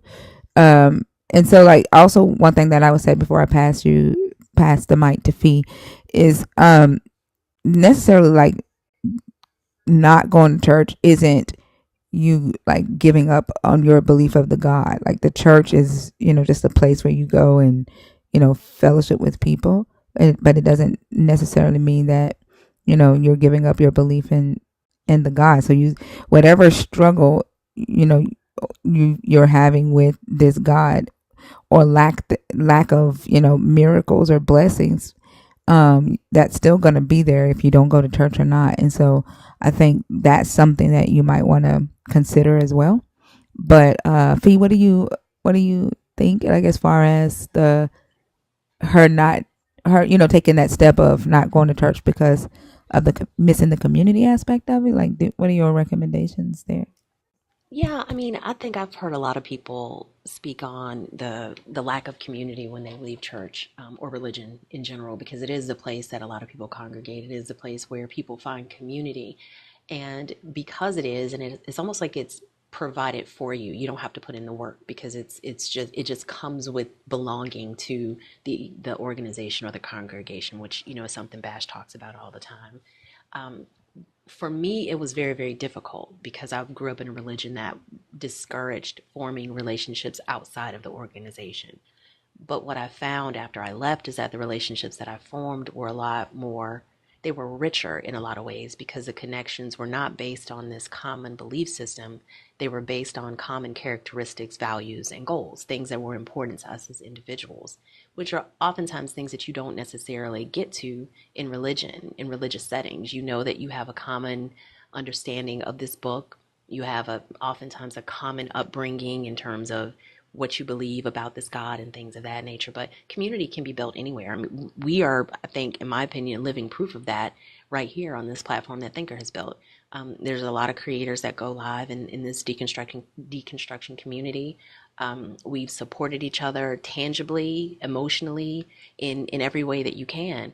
So I think that when you create the community that fits who and what you are, and also that allows the evolution and development and growth of you as the individual, that's going to be a community that gives you a whole lot more than one that requires you to be a certain way in order to gain admittance, if that makes any sense. Um, Something else you said that I thought was interesting. Different people start to deconstruct for different reasons. But to Thinker's point, just because you leave religion, it doesn't mean that your struggles are going to end. In as much as being in religion didn't prevent you from having those struggles. So if you are truly trying to deconstruct and you truly want to deconstruct, I would suggest maybe sitting with yourself to figure out why that is. Is it because your needs aren't getting met? is it that you believe in a God, but you're blaming the God? It could be a variety of things, and only you know the answer to that. And it's not going to be something that anybody can give you because only you have access to the inner workings of your mind. So the community can be built, the community can be found, it can be discovered, and it allows you to kind of tap into what truly motivates you as an individual, and then you'll naturally gravitate to the things that align with that.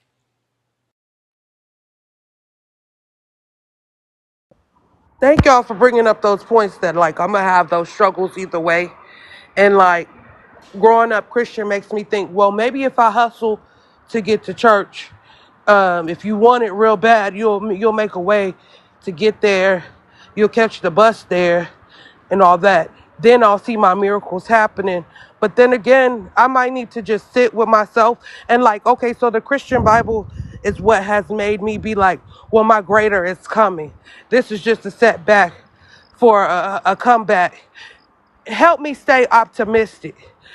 Just the sayings I heard in church. But that community y'all are talking about, I found like a group of girls. We get together every other month, and it's not based on religion. And I'm open to, finding or building a because people at church can be weird. I don't necessarily talk to nobody at church. I like the theatrics of it, the praise and worship and all that. We all get in our own little praise on or in our own bubble. So I'm torn in between what y'all saying, which is I need to reflect on myself and see what's going on in my life. And then I'm like, what if I hustle and get to church and God will see my effort and bless me? And like at the same time, my blessing or my better day could be around the corner, whether I went to church or not. So I always had that fear. Growing up Christian, you always got that fear in you, that fear of God. Oh, you need to get to church. You need to hustle to do it like you would anything else. So you being lazy about it, then you just gonna see. Not that I would forever But see struggle, but you won't see no coming out of I, this dark tunnel. I think if you can hustle for Jesus, you can hustle for yourself, right? Like, Right. if you can hustle, right, to get $5 to go see Jesus at church or see the theatrics, then that means you already have in you what it takes to hustle for yourself, right? To where you can get yourself out of the place where you are struggling financially. It's just that right now you're hustling to get like it's almost as if your belief is limited, right? You have this limited belief where your hustle has to be just enough for you to get to Jesus, and then the outpour comes from Jesus, right? But if you extended that hustle, right, for yourself, then the outpour that you're waiting on this entity to allow you to have, whenever this entity is ready for you to have it in your, as your belief says, you get there a lot faster. And probably the probability of you getting there is higher instead of you waiting for it to come from a deity in the sky. Does that make Yeah, and sense? I'm sorry. Yes. So that's what I was getting from y'all's last life, a wake up. Like, what the hell? I'm hustling to get gas money. What I'm supposed to do when I get to church? Tell them, well, I hustled to get this $5 in gas. Now I just need some ground beef so I go back and feed my daughter. I'm walking her to school right now, so sorry if it's loud. So like that's where this light bulb is coming on. I'm like, what the hell? Like some of this shit I'm making happen. I can't all praise due to Allah some stuff because I went through my own trenches to get where I'm at, right?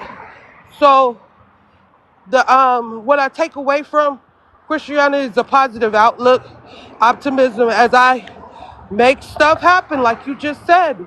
I'm limiting myself by waiting on God to do it for me when it just takes some work on my part. And I've been putting in the work or whatever. And it's been some scary signs. Every time I try to go to church, the car I ain't got no gas, car get taken away. They ain't answer the phone to pick me up. I'm like, all right, maybe that's not where I need to be. I need to focus on feeding my family instead of gassing up that car or whatever. So I also think that there's a transactional perspective that a lot of believers take. And to Thinker's point, you've added a layer of complexity that's not necessary. You're doing the work to try to get to church for the purpose of giving God your money so that He can bless you with more money. When in actuality, like you said, if you're doing the work anyway, you know what you need. And if being in a part of a religion is about a relationship with God, but you're only there.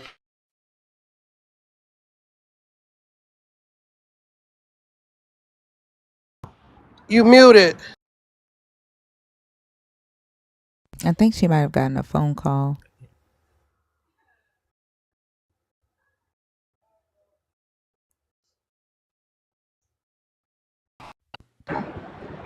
So that 10% tithing See, can't get I'm over. sorry.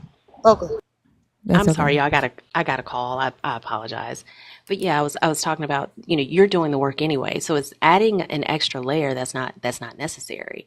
And like we always say, deconstruction doesn't mean that you're going away from a belief system, that you're going to land at atheism or that there is no God. That's not what it means. It's ultimately sitting with yourself to figure out why are you doing the things that you're doing? What is your true motivation? And if your goal is to take care of your family, but you feel this responsibility to do this thing for this organization, for this God, with your fingers, eyes, and toes crossed that He's going to give you more money or give you the things that you need. How much sense does that make? And is it giving you the results that you're looking for? And oftentimes it's not. So I think it's one of those things where at a certain point we all have to sit with ourselves and ask ourselves, why are we doing the things that we're doing, and is it effective? Because if it's not working, what's the point of continuing to do it? I haven't been to church in like 6 months, and before that, I should have been done at the point. I like that y'all saying like I don't have to lose my belief system or whatever. So that ties me to a point of reading the Bible, needing my 10%. I like the perspective somebody gave about your 10% don't need to go directly to your pastor. Like give something to an elderly person eating out or the homeless. Make sure you do something for somebody with the 10%, even if it's a Christmas present for my daughter in these hard times. Um, so I mean, even I, the idea of tithing is not tithing money specifically is not biblical. So it's stuck on me. Like I gotta give 10% of what I receive. Like that's something that's stuck on me. And like when I don't give 10% what I receive, it all end up running out anyway. And then I'm like, is it because I didn't tithe, so I didn't get no more? So it's a manipulating concept that just have my brain mind fucked. yeah, and But I you think probably it's are giving 10% when like one thing that black families have is the black tax, right? Like we're not only taking care of ourselves, but there's somebody or multiple somebodies in our families that we're also assisting to take care of, right? We're helping somebody pay their rent, helping somebody pay their light bill, helping somebody get groceries, helping somebody get gas, right? Pay a daycare bill. You probably are giving that 10% and spreading it out amongst other things already, right? Within people that are in your family or in society, right? Yeah, exactly. And I like that concept than just passing it to the pastor, waiting for it to bounce back. And I've seen it. I ain't gonna lie. I've seen it come back 100-fold, but it's probably tax time. You know what I'm saying? Or I might have been unemployed. That's not it coming back 100-fold. Like that's But my, expected. If you work, that's right? what I That's heard. that's But not a yeah, that's not an increase. But I, I've um and I think I've there's given and also then got a nice job giving me 100-fold back. But then if I look at it clearly, and not like in the jaded shade of what my pastor wants me to look at it. Y'all are right. I earned that. I went to go get that job. I applied and I waited. I don't care when I gave y'all something in the pot. Eventually I started the job and I started working. And you got So to think about too, who does it benefit for you to believe that your blessings are contingent upon how much you give to the church? it doesn't help you and it doesn't help your daughter. So I think it's that magical thinking that sometimes people, and this is why I get frustrated with the spirituality woo woo, because it's the magical thinking that maybe my car didn't start because I'm not supposed to go to church. Like it's all of those layered pieces of just confusion, in my opinion, that cause people to question themselves. You sound like a logical thinking human being that can realize, how would there be a correlation to what I give, the percentage I give to this church, which nobody knows but me, and the blessings I get from God, when there is no balance there? Those scales are rarely balanced, and you know that because you've lived your life. So think about the way that you think about things. Like I think the methodology that people use to accept things being true is really, really important, because if you don't have a consistent methodology, you can fall into these scare tactics of, if I don't give 10, 15, or 20% to the church, then something bad is going to happen. Well, something bad is going to happen to everybody that's on this earth. That's just life.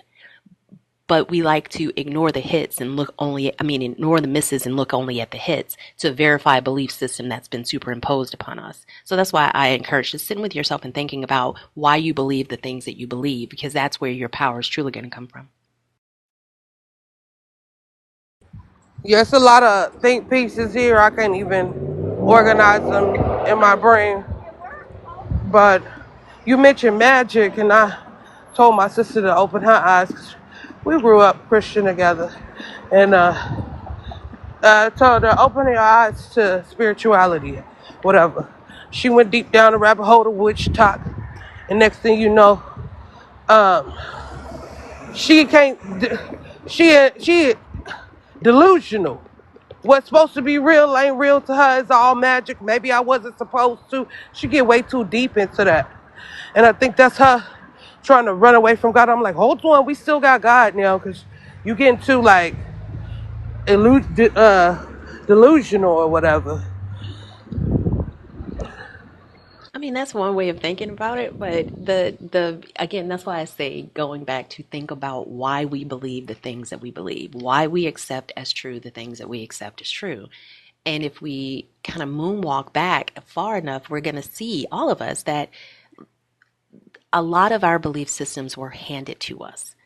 A lot of the things that we accept to be true were just given to us. We were born a blank slate. We didn't know anything. Our brains were smooth as shit. And as our parents raised us and exposed us to different belief systems and teachings and customs and culture, that's when we started to form who and what we are. But we weren't there to filter out the things that didn't make sense to us, because we didn't know what made sense to us yet. So as we get older and we have the mental faculties to be able to go back and sit with this stuff, I think that's important, because, like you said, replacing one magical thinking with another magical thinking is not going to get us anywhere either.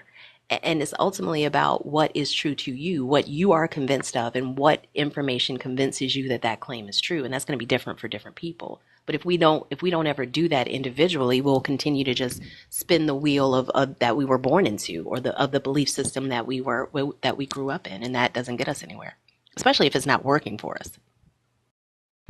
And it's crazy how they go for the root, talking about train up a child. So that's what my brother did. My brother raised me. He's 20 years older than me. He trained up a child because he was listening to the Bible. And they start right there as children. Like you said, we were a clean slate, and all this put into us. It's been hard for me to leave the church even after. My brother raised all the kids. He raised his 3 kids, me, his wife's sister that was my age. I call her my sister. My brother raised 2 kids that wasn't his own, his siblings, and 3 of his kids. And once we were all grown, he stopped going to church. Day after Thanksgiving, him and his wife went away to Vegas to celebrate their anniversary, as they should. They gave us, I'm 35, they gave us 34 years of marriage, just having that connection and raising us and stuff. So they should. And I never asked my brother, why you stop going to church? You took us to church every Sunday as kids. And maybe that was the best way he could handle all them fucking kids. That probably was take them to church, let them go to children's church and get off my hands for a little minute, and beg God to help me provide for siblings and my kids. I don't know what my brother could have been going through. But I should have been done when I seen my brother wasn't going to church no more. I should have been asking him, because he's the wise one in my life who I look up to. And I should have been asking him. I should have been done And another reason I should have been done, I moved in this apartment last December. I was going through a homeless phase. And I'm on Section 8. You can be homeless on Section 8. Once you decide to move, they will cut the contract with your current landlord and tell you to wait for the paperwork to move somewhere, for a voucher to move somewhere. So in between that time, you just sitting there hanging, and they don't give it in. So I come to these apartments on my last leg. It's expensive to be homeless because you got to pay for rooms and stuff like that. And I told the church to help me. She straight up, she gave me a $25 gift card to the grocery store and said, we ain't got it. Ever since COVID, don't nobody come to church. We can't help you with your $300 deposit. I said, you know what? Y'all just started accepting offerings on Cash App the last year or two. I went and looked up. I was so damn tired on my ass. I told the apartment lady, I said, ain't no God, I did this. Because I told that church lady, I went and looked up all my history on Cash App. I said, since you can't help me, let's call it truce. Give me all my offerings back. All I gave you in the last year is like $300. And that's what I need for my deposit. If you give me all my offerings back, I won't even go to that church no more. Let's just call it a truce. Like, God damn, you can't help me in a time of need. Just give my offering back. Can you kindly do that? And when I told her that, somehow she cut the check to the apartment and helped me with my $300 deposit so that I could move in. And I hated to go there with her. I don't like to do stuff like that. But I had to like call a truce like, God damn, church can't help me in time of need. Just give me my shit back. I shouldn't have been giving y'all anyway. Maybe I would have had it. And so I hated to get to that point. And that was at a point where I was like, I'm done with church. But I didn't want to feel like abandoned or didn't belong somewhere. So like I was saying, I just need to find a community. And I have communities of people. I just don't make time for them.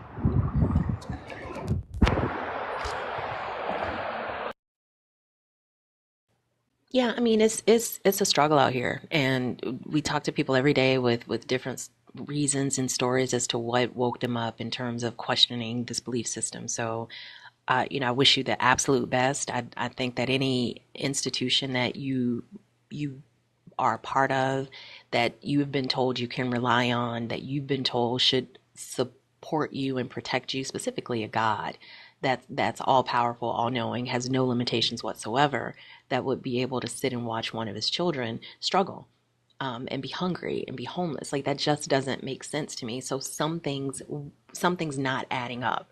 And the reality is these are man-made institutions. They've added this layer of divinity to it in order to give themselves a perception of power, but their power only lasts as long as we believe it. And when we reclaim that power individually and we see that the things that we accomplish in life are accomplished because of our own individual efforts, it becomes a lot less spiritual. It becomes a lot less divine and inspired and all these things that the words and the theatrics of church lead you to believe. And you might be surprised at how your life turns around when you shift your focus to your abilities and things that are within your control, as opposed to satisfying some external expectations of men being disguised as expectations of God. I've seen so-called miracles happen, and it's like magic. Anytime I say miracle, it could have might as well have been magic. When I prayed, got on my knees, begged, and things came to pass. But it's like y'all making me think of the work I put in. Why won't I give myself credit? So that's why I said like it's deep rooted in me. Even when my brother, the person that raised me in church, don't go to church, but I still go. And I'm over here trying to get my daughter baptized and stuff. And I don't want to put, I make sure she's a free thinker. I just told her last night, because half of her head is braided up, half of it's down. She had a cute braid style for the last 3 weeks, and we working on it. And I'm going through this virus. And she said, somebody came up to me and said, your mama ain't finished your hair. I said, somebody don't like you. I gave her the Bernie Mac. Somebody don't like you. Fuck them. I raised my daughter like that. But also, I want her to have a God. I want her to have some direction. And if her dad had it his way, he's Nation of Islam, he'd have her at day services every week. So, providing direction for my daughter just seems easier when you got this soft-spoken Bible with Proverbs in it telling you positive, optimistic things. Because no matter what I go through, when the car got repoed, I lost that job these last 2 months. I'm on like the highest amount of food stamps you can get plus cash up because my baby daddy ain't paying the child support. He been paying for the last 8 years. All that, I'm like, something's better coming. And I hate my worriers, like my friends that's like, oh, you got an interview today? How's it going? And then I'm like, something better is coming because, back to the point I was talking about, when better comes, I'm usually praying for it and in desperate need of it. And it almost seems like magic. But what are you doing? Because I find it interesting that a lot of believers often like to attribute things that happen to the God doing it when they're actually doing the work themselves.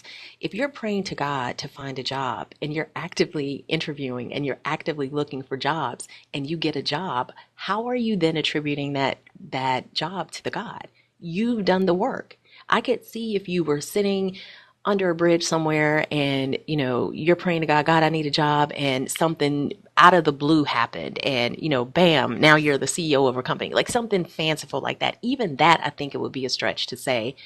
You wouldn't be able to prove that your prayer led to that. You can attribute the prayer to that, but there's no way to demonstrate that those two things are actually connected to each other. They may be corollary, but there may not be a causal relationship there. And I think that's the problem that I have with prayer. Yes, it makes you feel better. Sometimes there's benefit that people who pray, people who meditate, but that's a mind state. That doesn't mean that there's some invisible entity moving on your behalf. And you mentioned something about wanting your daughter to have a God. What if the concept of a God doesn't make sense to her? One of my favorite sayings is the best teachers tell us where to look. They don't tell us what to see. So you can guide your daughter to being a good person. You can guide your daughter to being a responsible individual of society. But that doesn't necessarily mean she's going to land at a God. You may need a God belief, but that doesn't necessarily mean she does. I raised my son to be I don't have a belief system. But just because I don't have a belief system doesn't mean that he doesn't. I don't believe in a God. But that doesn't mean that he'll land there. So I can share with him the information that I have, the things that I know. We can even research things together, but where he lands is up to him. It's not our decision to make for our children in that regard. I also would like to know, like, why do you want her to have a God when your experience with the God doesn't sound too pleasurable or successful at that? Like, I get you saying that, you can read the book of Proverbs and you get some inspiration from that, but you can get inspiration from any book, right? There are so many books that motivate you, right? When you're going through tough times or when you're working towards something. But the fact that you're saying that you want her to have a God when your experience with the God hasn't generated the success that you had hoped that it would, why would you want her to go through the same thing? I guess I'm copying my brother and wanting to give her something. But then again, my brother hasn't made all the best decisions. Like, I have to remind him, I'm grown now. Can't tell me what to do. You looking out for their best interest when at the same time you leading them astray. So exactly what she just said. Like, don't tell her what to see, but tell her where to look. And I apologize in the comments for venting. I guess I wanted to explain the miracle and divine favor magic that I experienced, but it all comes back to like what work did I put in and why am I giving that credit to this God or this ritual of praying and tithing. Um, so I appreciate the gems y'all have dropped, and it feels less stressful to just. I like that, and like you said, the books too. My career counselor told me yesterday I was in a got denied first thing Monday morning. We did not choose you for this job. Here I go going into details. Anyway, my career counselor said, my sister just read Will Smith's book and it's brick by brick, which is another take one day by day, one moment at a time. Like, just get through today. You got to come in here, do job searches today. Come in here, do job searches today. That's it. It's not, well, y'all gonna put me to school and worrying about my future. But here I go rambling again. So, keep it on topic. Yes, there's inspirational books. I should probably read them. I ain't even read the Bible. I just remember them. My brother had us memorizing verses, and you would get, rewards for that. In Sunday school, I'll find the verse before anybody. We played Draw Swords. That was my favorite game. I opened that Bible up to that scripture quick. So I was just trained into that, almost like. And my brother was military. It was like boot camp. No, he didn't. He wasn't mean about it, but we had scriptures posted up everywhere. We had to remember them. We read them together. All that. But the utility of a thing doesn't make it true, right? Like religion is very effective because it's controlling. It tells people who to be. And when you control their minds, you can control their actions. You believing that giving your money to this organization in order to be blessed by this God benefits no one but this organization. Your brother could have had in his mind maybe his experience. Okay, yeah, raising people in the church, you have to keep kids on the straight and narrow. We've all heard that. Growing up, Mike, I can't tell you the number of times people came up to me just in public. Oh, I know you keep this boy in church. No, I don't. They make that assumption because they've correlated decent humanity, being a kind human being, to being raised in church, and it's just not equivalent. So just because it's an effective tool doesn't mean that it's a true doctrine. And I think being able to sit with yourself and diving into it, if God, the God of this Bible, is not the only God served, people lose sight of that as well. They want to rag on atheists, but unless you're a polytheist, you are an atheist with respect to some God that's worshipped. But it's the label that's problematic for them. So that's why I think it's really important for each of us on an individual level to figure out what it is we believe and why do we believe it? Does it make sense? And ask those tough questions. Not only that, like where else in your life do you give something this long to validate whether it's worth your energy, or that it works, right? If you were in a relationship with a human, and every time you ask that human, or you share with that human that you had a need or a desire, and that human ignored you, right, and didn't respond to your needs or your desires, would you still be in a relationship with that human? um and that question, like, it kind of makes me wonder whether your answer would be yes, because, like, the fact that you're still trying to get to this church and be with this community, or that you're afraid to separate yourself from this community when you can't depend on that community in your time of need to even get you to the God, right, which is what they're there for. Like, what I'm hearing you say is that you can't pick up the phone, call anybody at the church, and they are willing to, drive by, swing by, and pick you up to take you to the church. And so, just the fact that you are still trying to figure out if that is, if that's something that you want to continue, although that relationship hasn't been fruitful to you, it makes me wonder whether you've considered the relationships in your life, including the spiritual one you have with this God, whether it's serving you at all. And that might be one place to look at in your life too, are the people that are around you, whether it's family, whether it's friends, church members, or whatever. Are they serving you? It's one thing that I learned, is that your financial situation mimics the 5 people that you hang around. So the 5 people uh, that you would consider your circle, 9 times out of 10, all 5 are within the same income bracket. But if you want to level up, what I've been taught is that you strategically pick those 5, and it needs to be people who have already reached where you're trying to go, because those 5 people are going to be in motivation and influence for you, and you're going to learn from them so that you can get to where you want to go. So you might want to look at the relationships that you have right now, and see if those relationships are fruitful to you in your life at all. And then teach your daughter to do the same. Like, don't teach her to do the same thing that you've done if you already know that it has not served you well. That's perfect because there is a group of girls who started out as a black parents group during COVID and staying connected during those times. And those girls are very well off. And I always thought I was undeserving to hang out with them. It might root back to my Christian beliefs. Oh, they drink and they party. They're not on the straight and narrow. So you don't want to make a habit of hanging out with them. But when I hang out with them, I'm comfortable. I'm stress free. I know everybody gonna have some decorum. So that's when I have to let go of people. You're not looking for the perfect crowd. You're looking for a well-off crowd, like you just said. So, and they invited me back with open arms. I didn't hang out with them for years. But COVID was 2020. I just started hanging out with them again this year. And I had to sit down with one girl because she was like, I feel like you owe me an apology. It's almost like an episode of Housewives. Here I go rambling. We had to sit down and I had to give apologies where apologies were due and let her know I was going through a hard time. I took it out on her. And like these people got decorum.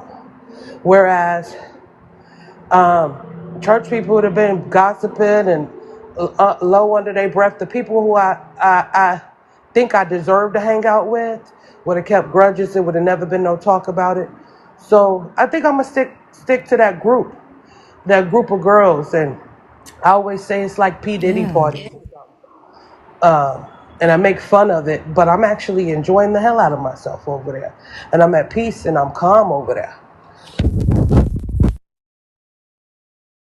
Yeah, if they are where you want to be in life, um our limited beliefs would tell us that when we meet people like that, um you know that we don't deserve for them people to be in our life, or we don't deserve to sit at their table. But you got to get past that, right? um I don't know. I see everybody typing like the P Diddy party. I heard when you said that, but I didn't get the connection to that. But A rich party. Some of them are poly, so we see thruples. Like back in COVID, they was dating their third. And I would love a poly relationship for myself. I think two incomes, two mamas, somebody to babysit, somebody to screw them when I don't feel like it. Yes, I say anything, somebody said in the comment. But like, they have those type of relationships, and society tells you, oh, they weird. Cause some of them are thruples and they in poly relationship. Or they got these big old houses and all they do is drink. So it's like a P Diddy party. They're even charged to get in because like one of the girl husband, he cooks so damn good and they so greedy and they go in there and eat and they mess up everything. And I get so messed up, I have to spend the night, but I have a damn good time and I'm open to poly. And well, and if that's what you like, that like that's your business. Like I'm not. What I'm saying is like as far as what you want out of your life, right? I'm not here to judge that. Whatever you want out of your life, if those young women have reached that goal that you want, then I say, continue hanging out with them, and eventually their influence will rub off on you, I also think it's and you'll learn things from them, yeah, and they might and make connections for you. that's completely true. I also think that there's benefit in feeling and being a little more grounded as an individual before you seek out community. Because what it's kind of like, when you move from one relationship to the next, what you were lacking in the first relationship is your focal point in what you're looking for in the second relationship. But because you're so focused on that one thing, you overlook a lot of things. So I think that's why that time between is so important. And this is no different. When you're growing and evolving as a person, you're moving from something that's very uncomfortable, trying to get out of that uncomfortable feeling. But you know what's making you uncomfortable, so you're oftentimes looking for the exact opposite. So you're not necessarily looking from a very balanced perspective. So before you jump into any new lifestyles, and this is not to say that one is good or one is bad, I'm just saying that time is important and being grounded and centered as a person to know why you want what you want. Why is this important to you? Why is it okay? How am I going to have conversations with people who disagree? Is this going to be a point of contention for me? And that's why I always say sitting with yourself before you make those types of decisions, or even just sitting still for a minute and assessing again why you see the things the way that you see them, good, bad, or indifferent. It's not to criticize or judge any of that, but just being honest with yourself about why you see the things that you do, because you don't want to, again, like you don't want to replace one type of magical thinking for another type of magical thinking. It would be dangerous to get yourself in a situation where you are looking for the approval of church people, but now you're looking for the approval of people outside of church. So that's why I think that time in between is really important. Yeah, and I think that's the main thing. Like I agree with Fee, is you knowing what you want. Like I see a lot of people in the comments making jokes about poly. The crazy thing is like a lot that are doing that don't know that somebody that they really really love and respect is poly, right? And that like Exactly. there's nothing wrong with being poly at all. It's just making sure that you're doing it because it's something that you want to do and not because it looks cool and fun for the moment, but also at the same time not basing what you want out of life on the judgments of other people, because people will try to make you feel bad, uh, because they don't necessarily see it as something for themselves, right? I saw someone make a comment and say that you're on the wrong life because we're not convincing you to, like, I guess, stay with God or stay with the church that's not serving you. But I'm never going to convince somebody to continue um, doing the thing that is not producing any good fruit, right? Like that, to me, that doesn't make any damn sense. If you're trying to put a piece of furniture together and the instructions ain't fucking working, then you got to do something different to get the damn thing together, right? Like, so yeah, like just know what you want. Make sure that you're comfortable with that, and that you're not basing the things that you want in life off of somebody else's validation. I teach my daughters not to give the power of their value, their worth, and into the hands of others. Like they need to be the ones that control their value and their worth, and deciding that they're valuable and that they're worthy of the things that they want in life. The moment you give that power to somebody else, as soon as they think that you don't deserve the thing, they'll take it away, and then you'll be trying to seek validation somewhere else. Always control that. That couldn't be more accurate. And I'll add this. I have a golden rule for myself in that I don't discuss things with people about my personal life until I am completely comfortable in whatever position I'm holding, right? So there are people in this world who do not understand why I live my life the way that I do. And even if I had a dam, I wouldn't give it because I don't need their approval. I understand why I have constructed my life in the way that I have.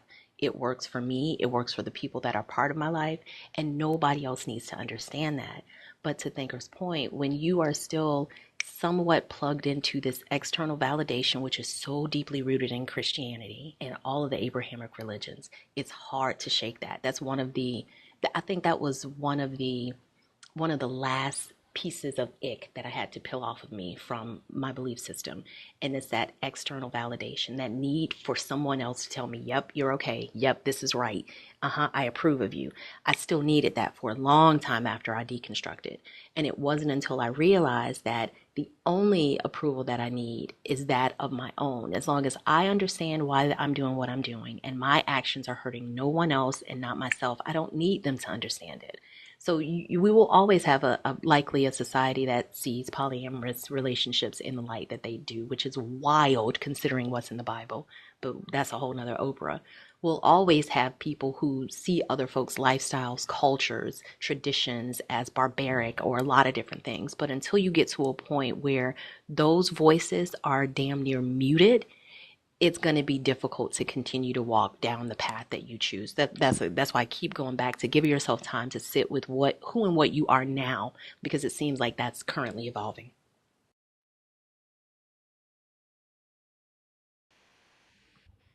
Yeah, just trying to soak it in and be in the comments at the same time as you talking. But that I need to feel and see that I'm doing it. Or like you just said something about having validation or whatever. I need to feel it to feel valid too. And I feel more valid when I let go of, oh, well, I can't cuss because, like, Thinker has made me do. I have my wait. I'm just going to have these wait a damn minute moments, when I'm just like, hold on, what am I doing here? Where am I not giving myself the credit or whatever? So I take a lot of pride in the steps I'm taking right now. And like you said, if I don't feel it, it's because we all gonna go through something bad. That's just life and it's in and of itself. So it don't have to be all rainbows and glory hallelujahs all the time. And I can live with that. So what is this phase? Is this deconstructing when you say, hey, whatever I learned as a kid, I'm gonna break that up and take what I want and leave the rest? Yeah. And so just sharing like with my process, I first, and I didn't even know that it was called deconstructing, but I first started with myself, right? Like, what did I believe about myself? And I had some very bad beliefs about myself. And there's a thing called core beliefs, right? These are beliefs that we hold to our core about ourselves that we've picked up along the way. Some of them started when we were young, right? When our siblings may always picked on us and told us that we were the big headed one in the house, like we had the largest forehead, or we were not pretty because we're brown skin, or things that people might have said at school, right? As we get older and we start dating, things our significant others who we dated have told us, and we internalize those things, and they become core beliefs, negative core beliefs that we hold. And so I started with those negative core beliefs and deconstructed those, even limited and limiting beliefs about money, right? About whether it was okay for me to aspire to, be, you know, uh, successful in life to a specific level. And so I started with what I thought about myself or understood about myself first, and then the deconstructing of the religion started, as I started like researching more about the Bible and stuff. But I think the most powerful thing is to start with yourself before you even start trying to deconstruct your relationship or your beliefs in the God. Like, what do you think about yourself and your capabilities and what you deserve? I mean, even starting with the first question, what is a God? What does that mean to you? What would that look like to you in order to have a relationship with a God? Like, you get to define that. Oftentimes we find ourselves looking for other people to tell us what these things mean, when in reality, nobody can tell me how my brain processes the concept of a God. They can tell me how their brain processes it, but they can't tell me that. So if you can't tell me how to understand it, how can you tell me how to relate to it? So I think again, it's that externalization of looking for someone to tell you how to see something, or someone else to tell you how to relate to or understand something. And for me, when I pull that inward, the entire world, my whole worldview changed, because I was able to see how often my perspective, even inside my own mind, was through the eyes of other people. How many times did I think about making a decision, and as opposed to thinking about this decision from the perspective of what is it that I really want, my thought was, how would it look to other people? And I'm not living other people's lives, I'm living my life. And when I realized that, it just made everything completely different for me. And that's why, again, I'll go back to like what Thinker said, get to that place of a balance internally before you start to stretch it out to other people. Yeah, I could start with myself, and I do that a lot. I always sit back and say, if I'm gonna put myself first, what do I deserve? No stress. So if something becomes stressful for me, I'm like, I gotta let that go. Stop trying to get to the church. If during business hours they ain't answering, to put people on the church ride list. Like, just stop stressing yourself. So if I deserve no stress, like I let certain stuff go. I'm like, I do that all the time. And without getting into specific situations and starting an event, um, I'll start with myself and just keep coming back to the lives, and see what I can do next as far as deconstructing that God. But if I put myself first, God, that Christian God doesn't really get included. Not much he can do for me that I can't do for myself. But yeah, I'm gonna get my day of resting and getting this virus off of me started. And I appreciate y'all letting me come up and have this discussion with y'all. I hope you feel better. You're welcome, and I hope you have a yeah. I was gonna say that. I hope you have a good day, and I hope you feel better as well. Thank you.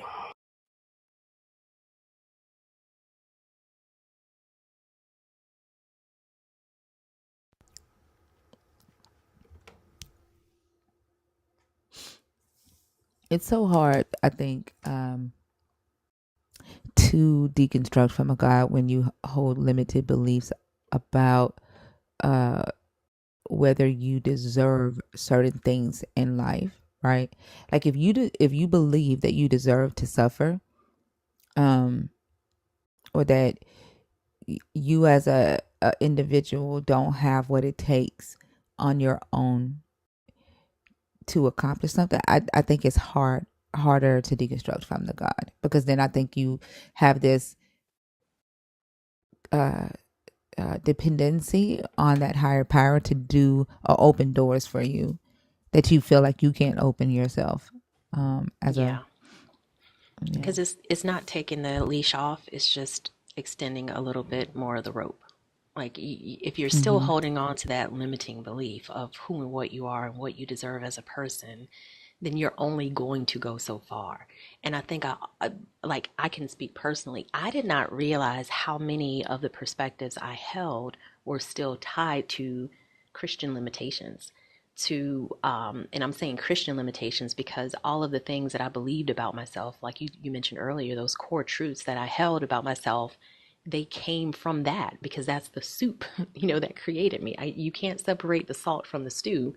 So that reality was a part of me, and I had to figure out how to work around that. At first I had to identify it, but you can't change what you don't acknowledge. So until you see those entailments and you see how deeply those roots are entrenched in, like, the soil of who you are as a person, it's hard to root that out. And you can pull and you can tug all you want to, but you're only going to get so far until you completely break that chain. Yep. And I think a good part of it too is identifying where the belief even came from, and that might be a painful, you know, a painful road to go down too, because it may be open in some like childhood trauma. But you do have to identify where this core belief that you hold about yourself came from too, Yeah. and deal with that and allow yourself to heal from that too. Yep. I had a whole ass marriage that was the result of a faulty core belief. Now, lessons learned, no regrets. I learned a whole lot from it, but it was the result. I went into it because of a faulty core belief. Mm-hmm. Yep. Me too. Hello. I was telling, hi, Devonica, Devanchania, Devancia.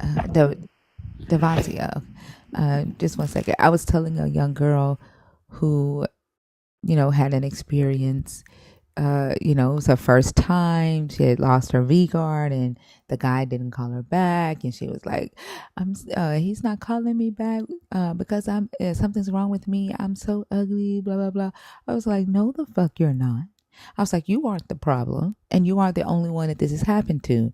And like, unfortunately, 9 times out of 10, when a young girl loses her V card, most of the time, the majority of us have a story like that to tell. So that Yep. alone means that, you are not the problem, and that there's nothing wrong with you, and that you are not alone. But a lot of times, because that is our experience, we internalize that and we say, "I'm not good, something's wrong with me." And then you go on in life, in the next guy that you end up dating, you you end up approaching that relationship in a way where you don't want that to happen to you again. So with this core belief that you're ugly or something's wrong with you, you end up giving way too much in that relationship. Yep. And then it just like it becomes this vicious cycle. And so I was excited that I was able to talk to her and share my experience with her and tell her like that you're not alone. This has happened to many women before you. Um, and there's nothing wrong with you, so that she doesn't carry that core belief, that she doesn't build that belief into a core belief and carry that into her life. But she felt better Good. after I talked to her. Yeah. Yeah. And I mean, the core Yeah. belief there is that our value as women is tied to our virginity or our chastity.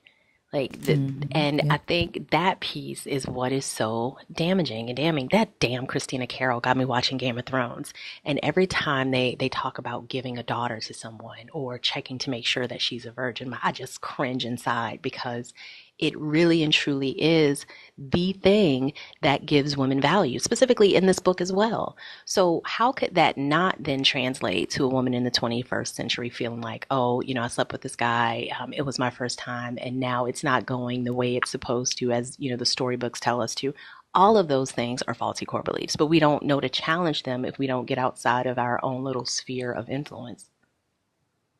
Yeah, and then they see these lives on TikTok today, where men are having discussions about the body count of a woman, you know, and so they see that and they internalize that as well and tie their value to that. No worries, Jerome. It's okay. Devancia, did I say it right? Devancia. Yeah, How did you say it Devontae. again? Devontae, that's my name. Devancia. Okay. Can I get an age check, please? 23. Unfortunately, you have to be 25. Okay. Oh, okay. Yeah. I'm sorry. Okay. Thank All you for right. coming up. Okay. I feel so bad because like 23 should be able to participate in these conversations, but damn it, the 21-year-olds that came up and ruined it for them. Yeah. And I totally understand why you increase that age because it is frustrating. You would wish that 21 would give them a little more maturity, but that's just not the case. Yeah. And maybe I should do 23 for women, but that would be discriminatory, I think. Don't you think? Mm, Would that be? I know women do mature mentally quicker than men. That's a proven fact. It's scientific. mhm. But would that be discriminatory to I say think 25 for men and 23 for women? definitionally, yes. Like it's a separate set of standards based on gender. So yes, and I think the guys would probably just have a field day with that. So I get why you're Yeah. doing it. It's just Yeah. frustrating. Goodness gracious.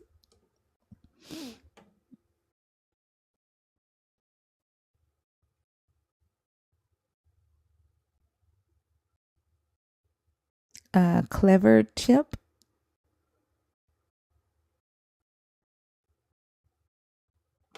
Okay. They're not there.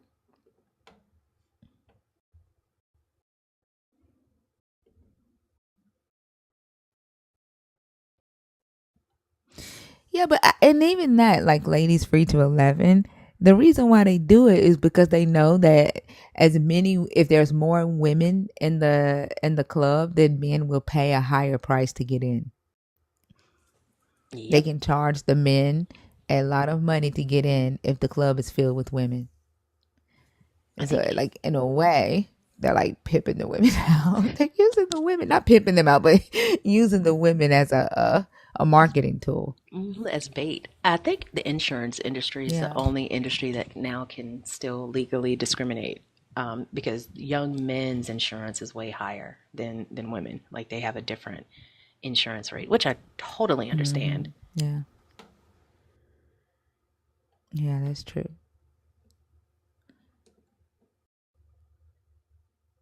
Read my lipstick. Oh, she's gone. Okay. If you're waiting to get in the on the stage and you are in the request, can you comment, please? It is a scam. My daughter had a fender bender, and her insurance company hasn't fixed the car just yet. And I told her, like, we're gonna end up having to sue them for breach of contract because they're dragging their feet. It's hard to even get in touch with an adjuster.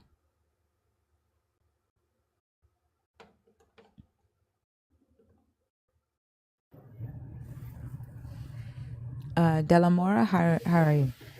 Good morning. How are you? Can you I'm hear me? good. Yes, can I get an age check, please? 31. Okay.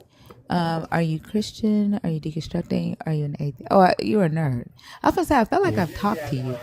Yeah, we talked Yeah. before. Um, I just wanted to talk about like the topic that kind of got me was like the our miracle is divine favor. Truly, excuse me. No, my throat has been like a lot. I need to get some Mucinex or something. Um, a human manipulation. I wanted to touch on that a little bit. Like that was one of the Okay. topics that For kind of sure. had me. Um, so when I was like younger, when I remember I told you the things like, my father was like in a certain situation, and they'll pray like, oh, this is gonna happen next year. This is gonna happen next year. That's when one of the things that I started to question also, because like at a certain age, I was like, okay, I'm 16. I'm about to be 18 in 2 years. You guys kept saying it was gonna happen this year, this year, this year, and it still didn't happen. Um, that's why I felt like it were certain things that would try to manipulate you into like, oh, if you were to like, if you sow a seed, this would happen in 24 hours or things like that. Um, that's why I felt like it would be a manipulation. And I was, before like trying to like, more educate myself and things like that. I was part of that, if I sow a seed, this is gonna happen type of thing. And then sometimes I'd be like, well, I don't think that works like that in a sense of like, okay, if you give this, it's gonna happen immediately because I've been seeing other people give and there's sometimes their situation hasn't changed. Um, I have a story like it was like this church I went to in Fort Lauderdale, Florida. They'll have like a lot of revivals every year, like every week or every month they'll have a different person come in. Um, and it was like New Year's or whatever, like New Year's Eve, and it was this pastor that um the story was funny. Like that's when I was just like I had more respect for the person that he was quote unquote praying for because she told the truth in a sense. So, she was dressed, and she was dressed cute to me, but in the church it was they probably looked down on it. So he picked her out and he was like, oh, God told me you have this problem, this problem. And she was just looking so confused, like I didn't know I had these problems. So he, um, insisted on like praying for her and said, when I touch you, this is gonna heal and da da da da. Mind you, the people before him were like, oh, I feel better, da da da da. So when he prayed over her, he asked her like, how do she feel? She said, I feel the same that I did before you touched me. And he was shocked that she said that. And I had to like compose myself because I wanted to say like, oh my God, this girl just really just told how she felt because everybody else was saying, I feel better or I feel a difference. And she just said, I felt the same way. And he was like, well, let me pray for you again because you don't know any better. And she was just like, she was going through the motion of like letting him do it because I guess she didn't want to seem disrespectful. But it was in her, like, you saw it in her face, like, um, yeah. I still feel the same. So like that is kind of like a touchy thing because it does makes you think like, it is a manipulation. Like if you don't pay your tithe, I told you before, like some pastors have said, God is not going to bless you, or, your job is not going to, you need God. Your job is not your finance and things like that. If you don't give this, if you don't sow a seed, if you don't, and I've been part of where I have sowed seed and things like that. And, you know, um, recently, because I was going through something with a born family member of mine, and, they promised, oh, this wasn't going to happen, this was going to happen, and those things actually happened. I was like, you know what, this is, I'd rather give my money to a homeless person or give clothes or something to a homeless person where I can see like my good actually goes goes to someone, if that makes sense. Like, although I won't probably see them, if I see them once in a while, I say, oh, they were something I gave them, or they, they got to eat or something.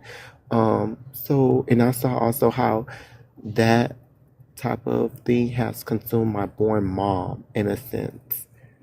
Um, like where she would literally give money, like even going to her credit card to give, because the pastor said, if you sow a seed at this time, you're showing God that, you sacrifice something, God's gonna do something in 20. And it's just like, got to a point where I was like, girl, this is, we get, we giving them money, like,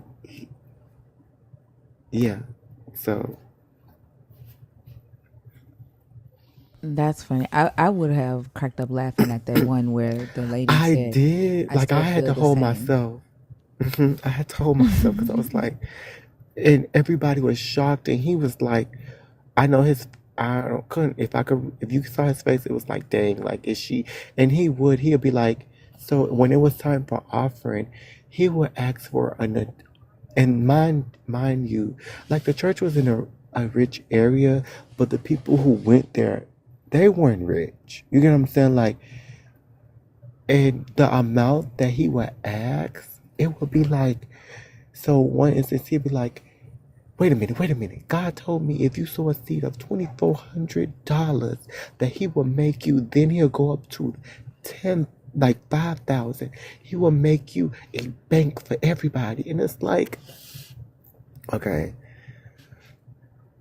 that's a little too much. Like, I would give like 100 or whatever, but like when it starts going up and up, I was like, how is God keep telling you the same thing again to do it? He'll make you this, he'll make you that, and it's like, yeah, I don't know. It's insane. There was two pastors on TikTok a couple of months ago, on live, and they were telling Hmm. people that if they sold $20 seeds, if they cashed out them $20, this God was going to increase their income to six-figure salary. And it's like people were Hmm. cash apping them like crazy. And he's calling out their names and their cash apps. And the both pastors are sitting there with their phones. Like they each have a phone while they're on live, and they're doing a co-host live, right? Hmm. So they both have Hmm. a phone in front of them or a computer that they're going live from, and then they have their phones in their hands and they're checking cash apps, and they're like calling out the cash apps and praying at the same time. And some people in the comments was like, I did it twice, like because they wanted to make sure that they got in and that they were going to get their income raised Hmm. to 600, like to six figures. And I'm like sitting here watching this. Lala sent it to me. I'm sitting here watching this, and I'm like, what would make a person think that they could, you know, pay $20 and a God's gonna like give them 100,000 in return for 20? You know what I'm saying? Right. Um, Hmm. and like it just doesn't make sense. But have you ever heard of the Rockefeller dime or the Hoover dollar watch? Have you ever heard of those stories? No, but now you got me interested in understanding it. So one thing that wealthy people always say: tithe 10, Hmm. save 10, spend 80 gladly. That's their formula. Tithe 10, save 10, spend 80 gladly. And uh, one guy who is an investor told me that Rockefeller would get up early in the morning and he would walk around town and he would give shiny dimes to people on the street. and he Mm-hmm. credited that to him giving away, right, money. And he said every time that he would give dimes away, more money would come to him because that's his tithing 10, right? And Mm-hmm. he said it had got to the point where he's like giving like $35,000 worth of dimes away. And then Hoover would give dollar watches away. Like he would give it, but also they said they would give it to children. That's the thing. They would put the dimes or the dollar watches to children, and they believed that them doing that, right, was sending them money back, and is why they were wealthy. So I think a lot of it too has to do with like superstition, like the whole tithing Right. aspect of it has to do with superstition. There was Correct. a woman on here who was saying that she used to give 20% just to make sure that she got, double the portion back that she would tithe, 20%.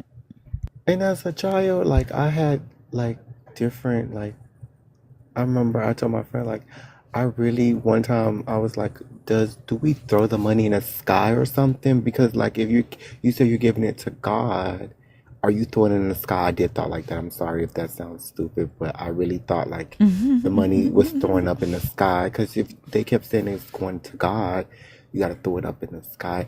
And then also like um when it comes to that, I do feel like some people feel like if you give more or whatever, it'll come. I guess, but everybody, I guess, Chris, like people who don't are not in religion or they do feel like if you give, it will come back to you. But I always felt like as Christians, they do it as a transaction. Oh, I'm gonna do this so you don't stop my blessing. Oh, I'm doing this because I'm gonna get blessed. And it's like in my head, I'm like, well, girl, don't do it. Because if it's like you're not really doing it because it's coming out of your heart, don't do it. It's not making Yeah. sense to Yeah, me, I think also the concept of God being a God of grace and God of unconditional love flies in the face of tithing or blessings being based on tithing.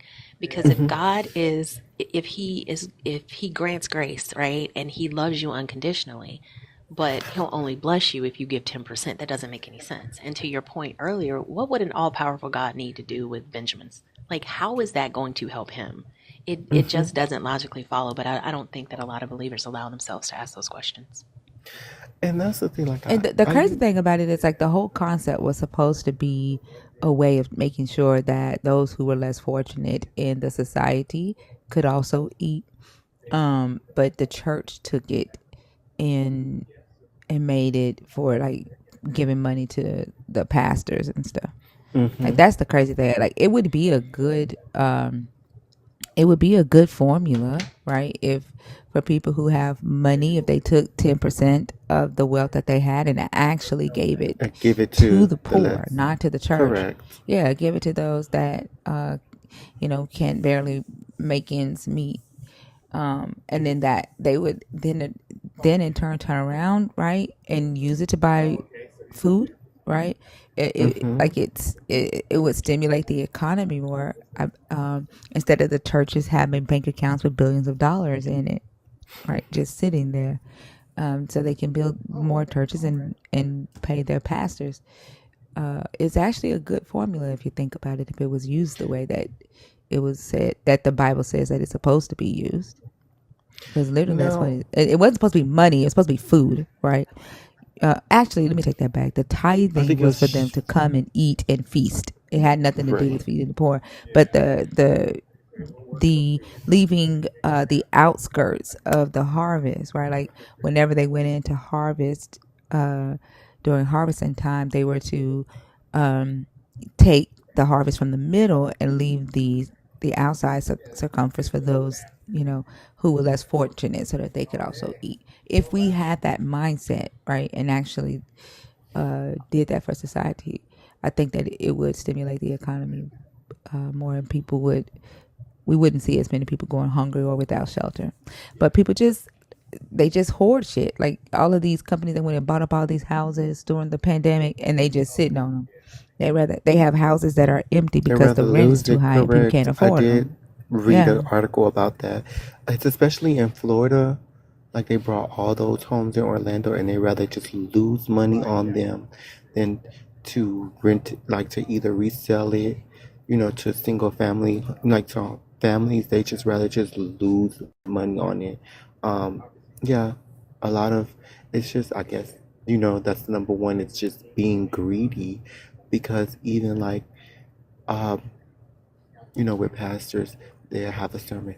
Well, I left a good job, and in my head, I'm like, well, if you left your job to come, you know, preach, you shouldn't expect nobody. You say God is gonna take care of you, but God, if you say God is gonna take care of you, why are you expecting your congregation to take care of you and things like that? The pastor that I went had, like, he said he had a good job, but it's like, I remember one time, like, my poor mom, she had a Mazda and it would break down, and I saw him drive a brand new Escalade, and I'm like, like, what's I was like, I used to have these questions, but I was scared to, like, voice them. I would be like, what's really, like, if he driving an Escalade and we driving this car and we need a new car, um, I don't think that's fair, in a sense, because she would, give her tithes, from her paycheck, to the church and things like that. It's just like, I guess, like you told to the person before, like, this is taught as a child, so it's hard. Like, I think it was an article or a video that I saw that says, like, I think it's the country, like it's somewhere in Asia, like where they use elephants for labor. They capture them as a child and put them on a chain as a child. So as a child, as they're small, they're not strong enough of the stronger than the chain. But as they get older, they don't try to pull away from the chain because they still feel like they're not strong enough to pull away from that chain because they've been chained up for so long. So, yeah. So that's just like, Yeah, I've those are heard. certain things that you I was just gonna say go ahead. I heard that before, and it's really about conditioning. It's about mental conditioning, Correct. and sometimes we don't even realize how mentally conditioned we are to not question things. My son and I were talking the other day, and he was talking about like wedding customs, and because somebody, I don't even remember how it came up, but somebody mentioned maid of honor, and he was like, what is that?" And I started talking to him about like wedding traditions and who's in what position and what happens. And he's looking at me like, what the fuck are you talking about? I didn't even realize that he had not ever been to a wedding in like a church or anything like that before. So he didn't Mm-hmm. know anything about these customs. And he started asking all of these questions. And I didn't even realize, like, I don't know why we do that. Like, why is this the norm? So we come up in this culture where it is just the norm to do things, and we don't ask, why do we do these things? And then when you do ask, then you're the problem. You're the heretic, you're the black sheep of the family. And it just encourages you not to ask those questions and just kind of go with the flow. But I think it's the asking of those questions that will move us along as a society, because it'll allow us to realize that we've just been doing shit for the sake of doing it. Why are we doing this? It Correct. doesn't make any sense. It's not helping us, it's not helping anybody, really. And I guess that's where we get to the point that, like doing I call it like a re-education phase. I have told myself, like, I don't want to judge people and things like that. And even like when I have conversations with one of my best friends, like, some of her, she's not fully traditional, but she has some of the traditional things, and I'm getting out of that in a sense. So like we have like agreements to disagreements, like in a sense of, uh, some people feel like, with marriage, or like, um, in reference to like who should pay more in the relationship, or even like about how you should raise, um, a a boy or a girl. Like for me, as a child, like as I told her before, like, growing up, like, this is personal, but I did grow up hating myself, because that's why, like, it took me when I was like 28, 29 to realize that I was more of a non-binary, identify as non-binary, because as a child, I've always was, I would say, jealous of, like, the outfits that girls will wear, like, the skirts and stuff, and how they had their hair. But I also had like, um, certain things that I liked, as in some of my masculine energy, but I was more of a feminine. I have more of a feminine energy, as well. So like in reference to, like, I always felt like, why do, because growing up it was like, oh, with the body count stuff, it's like, well, what, shouldn't body count be the same for both genders? Or like, if you think, you know you call a girl a 304 because she's been talking to many men, but then you call a guy a ladies man because he has so many girls and they're falling all over him, like the double standard of things like that. And that's what kind of like made me start to, like, you know kind of shy away of, like, this book is only, I realized, like, this book is only to benefit men, because it tells women to stay in their places, or women should do this, a woman is unclean at this. But what about the man? Like, what Well, it about was him? written by Like, them. Yeah, it yeah, was written so by I them, just so was like, they are exempt from any of the expectations, and correct. we see that all over society. I think I Yes. told y'all this a couple weeks ago. I had forwarded Who else does this, that sound like? huh? What you say, Junior? Real quickly, who else does that sound like? Like they're exempt from The all God. expectations. The God, Absolutely. yep, yep, Absolutely. I had yep. sent my son this TikTok video of this guy who was, I forget his name. He talks about, he's critical of Christian beliefs, and, he presents it in a really, really interesting way. And I forwarded the TikTok to my son because it is fascinating to me, because he was not indoctrinated into a belief system. He doesn't know how Christianity speaks about women. So all of these scriptures that were brought out in this TikTok about a woman's value and her virginity and blah, blah, blah. Mm-hmm. He came home from work that day. He was like, "Ma, can you explain to me why any woman would want to be a Christian?" He was like, "Because if this is in the book that this guy just read from," he was like, "that's literally what it says." And I pulled out my Bible and I showed it to him. He was like, "Then why are women Christian?" And we started down that, that whole rabbit hole of why, most people don't question belief systems that they grew up in. But you're right. Like, that expectation is only for women. And if we follow the breadcrumbs, is going to lead to the concept of control, which will take us right back to what Thinker said. That's what this God wants. That's what it wanted in the Garden of Eden. That's what that story is all about. So it's not like this, it's this convoluted concept that we are not equipped to understand with our feeble human minds. Like, it's a very human concept, and that concept is control and power. Right. I just feel like with control and power, I think that's what everybody wants to have. Because if you think about it, even like, uh, with churches, they'll be like, the pastor is the shepherd, and it's like, okay, like, so who is his shepherd? Because if he tells you, like, he got a message from God, how can we really know? Like, how that's, like, does, I always wonder, like, does God have a different voice? Because, like, when I would be in church, I'd be like, okay, how do I know if he's speaking to me? Because is there a different voice? Because all the voices in my head, it's my voice. It's Delamore voice. So to be like, can you tell if it's not your own conscience and it's telling you to do this? Because wouldn't God have a different voice? Because in the movies, God's supposed to have, like, this deeper, uh, I would say, triumphant voice or something like that. So is that in your head? Like, are you gonna go deaf, I think or is?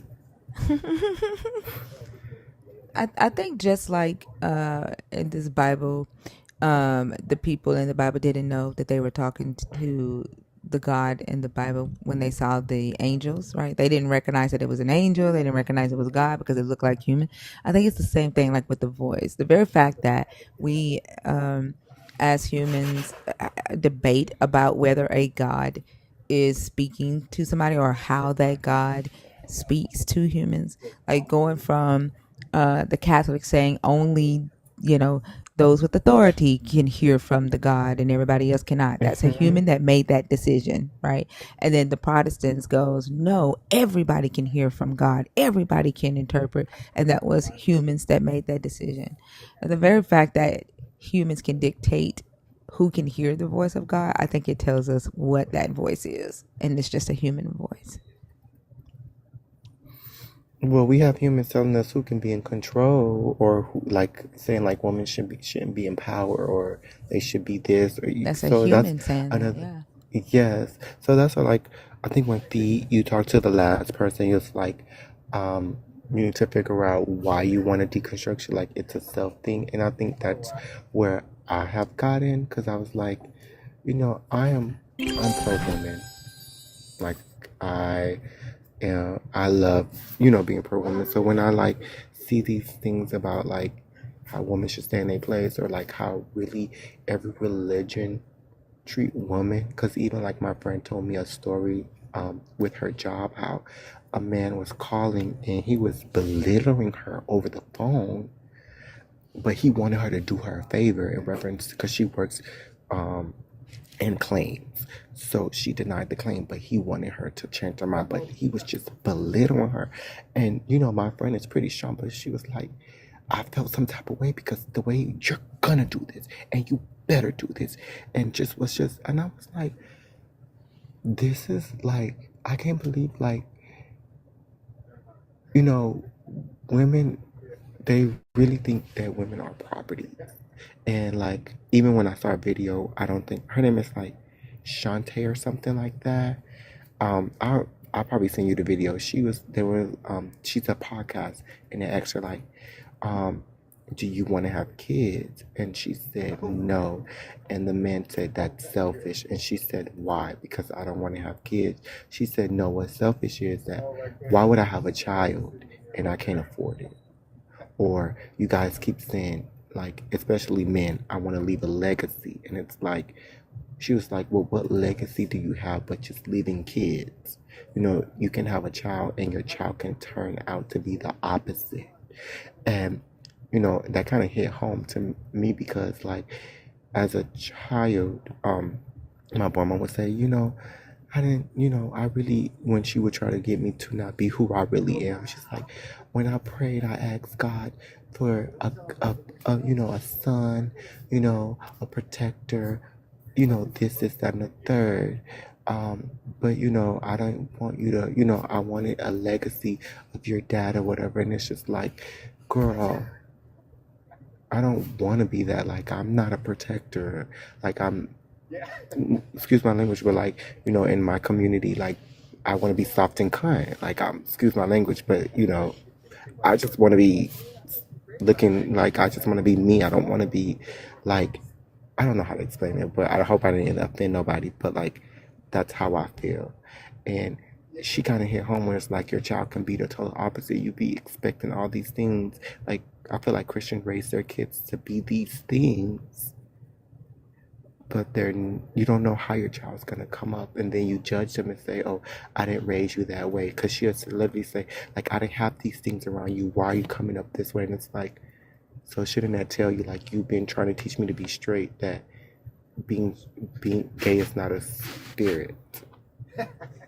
Like, you don't have to be taught to be gay. So yeah, I think that's a very Abrahamic Christian way to bring up children, for sure. And I'm sorry that's your experience. I talk to people oftentimes that grew up in the belief system that I grew up in, that it felt like being forced to fit yourself into the mold of who your parents wanted you to be. And even when I had a conversation with a friend of mine yesterday about folks who are gay and folks who are straight. I was like, and I always say, like, if you feel like being gay is a choice, how old were you when you chose to be straight? And if you did not make that decision at a specific age, what makes you think someone else made that decision at a specific age? Like, it just doesn't logically follow. But when we realize as parents that our children are not our possessions, and that I think that mantra needs to be something that every parent repeats themselves. Our children are not our possessions. I say all the time, my child came into this world as a blank canvas. It was my job to frame him, but it was not my job to paint on that canvas. I can't tell him how to see the world. I can't tell him who to be. And I wouldn't want to, because I know what that feels like. So when you are given the freedom to grow up and authentically express who you are safely and responsibly, then you develop a person who knows who they are and can find confidence in who they are, because this world is going to beat you down enough and try to convince you that there's something wrong with you, and you don't need that Right. inside your own home. And the thing is, like, that's how what I've had in a sense. And like going through therapy and stuff, I've tried to, I've been better and better. Like sometimes I do feel bad. Like it took me to graduate and get older to really be myself or figure out what makes me me. It was like, certain things that, um, would just be like, oh, you're not supposed to do this or you're not supposed to do that, and even like questioning yourself. So I would like with that question about being taught, like I didn't, I when I knew like what attraction was, I wasn't attracted to women, but I would like being that I was told that you can't be gay, I would try to force myself. Until one day I just gave up and I was like, well, child, I guess if I go to hell, I go to hell, because I don't want to be miserable.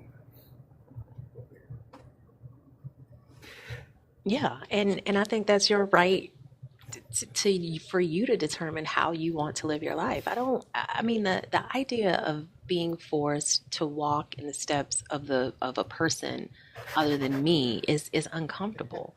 And if you tell me that you believe this God made me exactly as I am, and he made me in a way that's deplorable to him, how is that now my fault? That doesn't make any sense. And Hmm. and they'll come up with all kinds of rationalizations as to what it is. Oh no, it's that spirit in you, it's this and that, and everything that they That's the point number to. one word, Hmm. spirit. Yep, and It's everything that like they you If got a they point to. think jealous it's a spirit. choice, tell them to try to choose to do the opposite. Exactly, Like if they think it's exactly. a choice, tell them to try to look at the opposite sex and try to be attracted to the opposite sex. Keeping it a bean, I wish I was gay, because men get on my nerves. Like I mean, I have a boyfriend right now, but I can only deal with him so often. Like it would Right, be easier for me to be gay, but I'm not attracted to women, and that's right. okay. But I think that points to the fact that it's not a choice. We are who we are, and people always try to regulate and legislate who a person is, and that's the last thing that they're capable of doing. Because even if I behave in the way that you want me to behave, you have no control over what I'm thinking. You have no control over how I feel about what I'm doing. It's just about appearances to you. That's why that scripture that Right. talks about study to show yourself approved, that always bothered me, because I felt like it was about how I looked as opposed to what I truly understood. And It is. how it looks to you, it's about appearances as opposed to true understanding and cognition. And that doesn't help me, because even if I performatively follow these rules, but internally I think they're batshit crazy, who am I helping? And doesn't God know that I internally think that what he wants me to do is batshit crazy? Like, it's just circular, and it never made any sense to me. And that's why, like, I think some people, like, when I ask certain questions, I'm like, these rules were created by one person, I guess, to benefit that whoever. I'm like, okay, so in reference to like years ago before society, how did cavemen function? Like, were there rules? What were their rules? So like people look at me like I'm crazy, but it's like these morals and these rules. How do you know that they're right? We have to understand, like, how do you know if they're right? So, from one person's It's just perspective. reasoning, Hmm. reasoning, right? Like exactly what we're doing right now. Not that they're Right. right. What I'm saying, like when you say, how Correct. do we know if they're whether they're right or Hmm. wrong, right? It's reasoning and using critical thinking. And then some Right. people just reject. They reject, you know, uh, information, like because of their bigotry. There was a guy who is a believer who basically told me that although I was able to show him that the scripture in the Bible for David and Jonathan, the original word there meant that David, when he kissed Jonathan goodbye, that he grew large, right? And had an erection. He said it didn't matter, that he was still going to continue to be a bigot. And so people like are literally choosing, right, to the beliefs that they have and saying that it's a god. That's why I say, like, I often wonder if people in antiquity ever looked at them people and said, you do realize that that's a human telling you a god said something, right? Like, did that conversation ever come up? We don't have anything from uh anybody at that time. But I wonder how many people tried to say that's a human talking, damn it. You know what I'm saying? Like, but yeah, it's just reasoning. I thought about that thinker too. I'm like, we can't be the first generation that's looking at this shit thinking, this doesn't, this is problematic. Like, there had to be someone back in the day thinking, yeah, y'all are crazy. Like, I think the same thing. Um, I don't think I would say I don't think we weren't, because it's like if you look, um, it's I feel like excuse me, I'm not again. I think as us as human beings, most of us, like, it's a pick and choose, because like, if I'm correct, and I don't know, like when I tell people like, oh, you celebrate, I was like, did y'all know like Valentine's Day used to be like an orgy and things like that. So it's just like when the Greeks were in charge and things like that. So it's just like, certain things is like a pick and choose. Like I feel like how Thinker said, like I think there were some people that rebelled, not rebelled, but like said, like, question, like, do y'all know, like, this person probably believes just like us, like, what makes them so special that they can hear this God voice. And I think that's how it is in Christianity, like, you know, especially with like certain denominations. Oh, that person's so powerful, let them pray for you, or let this person pray for you, like, it, if the person can, speak in tongues, oh, that's a powerful person, let that person, don't, God don't play about them and things like that. And then one time I did ask the question, like, I did ask one person and they looked dumbfounded, and I said, you said God don't play about you, right? And I'm gonna say God don't play about me, and we beefing. Is God gonna fight himself for us, or like, what's gonna happen? So, because I just want to understand, like, it doesn't make sense where, if I say God is gonna get you for doing me wrong, and God is gonna get me for doing you wrong, is he gonna fight himself, or what's gonna happen? And they looked at me and was like, they couldn't have an answer. And I was like, I really would like to know. Like, I even asked the question, like, if you make a joke about God, is he gonna just strike you down when you get to heaven? And they looked at me like I was crazy. Like, it was always certain questions I would ask like that. I think those are the questions that they don't allow themselves to ask. Because asking those logical questions will completely unravel the ball of confusion that is their faith. And the bottom line is that I've yet to meet a person that says God speaks to them and guides them to do things that they didn't already want to do to begin with. You might have one that comes up occasionally. Yeah, like, I didn't want to give this money, or God moved me to do it. But I think that in and of itself can just be attributed to the fact that we are fickle people. The fact that people believe that the creating deity, or the creative power of all that we know to be in this universe, knows them personally and has a quote unquote relationship with them, to me is not only self-centered, but it's irrational to a level that I'm starting, specifically in these, after having so many of these conversations, I'm starting to wonder if it's borderline, bordering on delusion or mental illness. Because not holding on to a belief system that you've never questioned or investigated alone is problematic. But you have so many people doing it, and unfortunately nobody wants to kind of step outside of the crowd to look at it from a different vantage point, which is why it continues to perpetuate, generation after generation. I think they too, like, and I'm just like irritated right now because, like, okay, so I was checking my the comments on the video that I did last night, where the guy was like, read the Bible. when he said that the God gave Adam and Eve gave Adam clear instructions on how to name the animals in the garden. And I asked, like, what instructions did he give him? And his response was, read the Bible. Why don't you read the Bible? So on that video, like, I just pulled up Genesis 2, read where the gods brought the animals to Adam to see what he would name them, right? Logically, to see what he would name them means that he just brought the animals and he stepped back to see what Adam was going to do, right? And so I just state that. And a Christian under the in the comments says, I can't agree with your points here. And all I did was read the book. Like, and it's like they choose, right, to just disagree, or they choose to ignore information for the sake of being delusional. And it's like irritating to the point where it almost feels like we'll never reach a point of logic in society, because they want to believe the delusional stuff. Does that make sense? Like Absolutely. they fight against it. Yeah, like it's Were you in Bash's and live that, like, yesterday? even to the point. Who's live? Bash.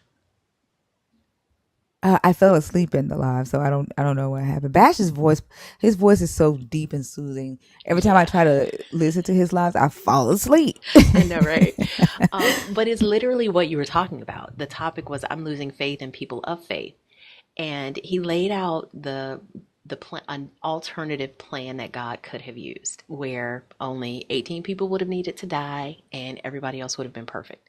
And God's original plan would have been carried out, where all humans are perfect and living on a paradise earth or whatever. And he would walk the believers up to the point of, yep, that makes more sense. This plan is a better plan. But they could not say that Bash's plan was a better plan than God's. And every single time, logically, he walked them through it step by step. They would always get to the point of, no, that's not true. That's not true. And he was like, but you do realize that God's plan has resulted in billions of people dying and so many more being damned to hell. In my plan, I think he proposed, like, maybe God made 9 people, and as soon as they ate the fruit, he just offed them, and he finally got to, like, the 10th set of people. The 10th set of people, and they didn't eat the fruit. So the 18 before died, but these 2 were good, and now humanity is saved. But they could not accept the fact that that was a better plan. It was a more efficient plan. And I do think it's they walk themselves up to the ledge and then turn their back on reality. And they have to do that for the sake of their faith. And also, like it's ridiculous. Like, one of them is in the comments arguing, talking about the bread in Genesis 2 and the millstone in Deuteronomy that I mentioned in the text. Oh, it's symbolic. It doesn't actually mean bread. Like, what the fuck? Like, if you got to, like, literally make bread spiritual here, like when he says that it's like you, by the sweat of your brow you will eat bread, and that is spiritual. Like, I don't, that they don't have logic. It's just, I don't know. Ugh.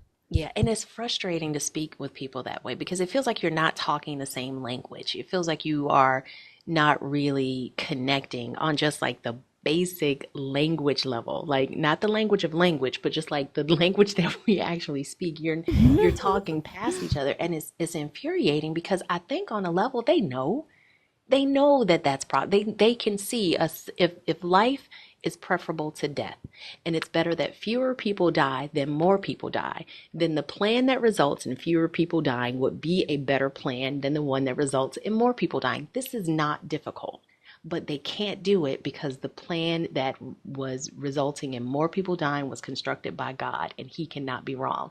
And once they get to that point, they completely shut their brains off. And I blame the Christianity for that whole all good, the whole omni concept. That, like, I don't know. I think that just ruined society. And Bash texted me Sunday, early in the morning. Like, this must have been, like, really fucking with him, because he texted me, like, way early in the morning, and in all caps he said, humanity is fucked. And I don't know what he was going through, but he said humanity is fucked. Yeah. And I was like, I agree. Sometimes I'll send him a message. I'll be like, I don't know if we're gonna make it back. He's but and it's frustrating because it's so like it is so widespread, and it's not like every now and then we might have a believer that says something as outlandish as that, but no, it's every now and again we get a believer that actually uses logic and reason to talk through and think through these ideas, and that's sad. Yeah. Like the guy that agreed that free will, like that it was impossible for him, if God wanted him to go through unnecessary suffering and be paralyzed from a car accident. And in order for God's plan to happen, he needed to make a left turn. And but he wanted to make a right turn. And I asked him, could you go right instead of left and not make God's plan happen? He says no. So he agrees that he doesn't have the free will to make the right turn, to choose to go right if God wanted him to go left and get paralyzed in a car accident and go through unnecessary suffering. But then he said, but I still believe that I have free will. And then when you ask You like how, out of like then what? when you ask, like, explain to me how you walk me through it, and they can't do it. And they don't even get bothered by the fact that they can't walk you through how what they're saying is actually possible. And that's the frustrating part for me. Do I you think agree. that comes from like the cult mind type of things, like in a sense of like, well, that is our leader in a sense? Because if you like, you know, like following your lives, I do hear how sometimes you chew them up, thinker, in a good way. That's I just use my lingo, but you eat like you chew them up, and then I'm like, I said to myself like they just need to quit while they're ahead, because when you've been showing them the facts and everything, and then you have them ask the question, and then the question that you ask, I ask myself, and I be like, I think that they just need to shut up, but they continue to like throw themselves over the cliff by still trying to answer, but not really answering the question, but answering the way that they make them feel that they're defending God. Because like when I was in church, they'll be like, in the years to come, Christians, we gonna have to defend the gospel even when it don't make sense. And people have said that in the church. It's like people gonna make fun of you and say you a fool, you this, but long as you're defending the gospel of God, because God told us we're in the days of where you're gonna have to defend the gospel, where people are not gonna become believers anymore. Look that they be in people's comments typing in all caps defending the God. Like the fact that they type in all caps means that they're mad about what we're saying right now, right? Like I can imagine this person like hitting the caps button, the shift button on his keyboard and typing in all caps, you can't breathe without God, like because they don't like what we're saying. My whole thought process is that if you, a mere mortal who is finite, right, need to defend something that is all powerful, the fucking thing does not exist. Because how in the fuck can you need this God to protect you, to provide for you, but this God needs you to defend it? It does not make sense. It is illogical. It's illogical. It is definitely a cult mind. And then when like all they're doing is getting ahead, right? Getting out ahead of it. They know it's illogical. They know it's illogical. And so they get out ahead of it and say, people are going to make fun of you and say that it doesn't make sense. And so because they've been warned that that would happen, when it happens and people try to get them to see logic, what we hear and what we see is the Bible said that you was going to do that. The Bible said that people like you were going to come. The Bible said this. My pastor said that people like you were going to come. So it's harder to fight that because now they see it as prophecy, not the fact that these people who was putting this book together and red taping it together and redacting and interpolating knew how illogical the shit sounded. It's just that they got out ahead of it and made it a prophecy that eventually people were going to put two and two together. Yeah, I think that's where it's at, because I know when I was in church, that's what it was spoken out. Well, yeah, it was like, you get ready, because there's gonna be times where you're gonna have to defend the gospel of Christ, and people gonna say you look you sound stupid, you sound this, or you sound that. And then it was just, and they were praising and were like, Amen, Amen. And it was just like basically he would tell them like people are gonna say you're dumb or whatever, people who are educated are gonna say that doesn't make sense. But as long as you're defending the gospel of Christ, you may sound crazy that, you're doing the right thing. Yeah. And they just gonna keep on doing that. And that, I think that stops people from seeing logic too. Like they're willing to like literally stop logic in its tracks to make sure that they don't have a thought against the God, right? They'll stop it in its tracks, even down to the point to where they will agree that the God is illogical. Like they will say, yep, it's illogical. Yep, God is illogical. And they'll be perfectly okay with it because they've been told already to expect that.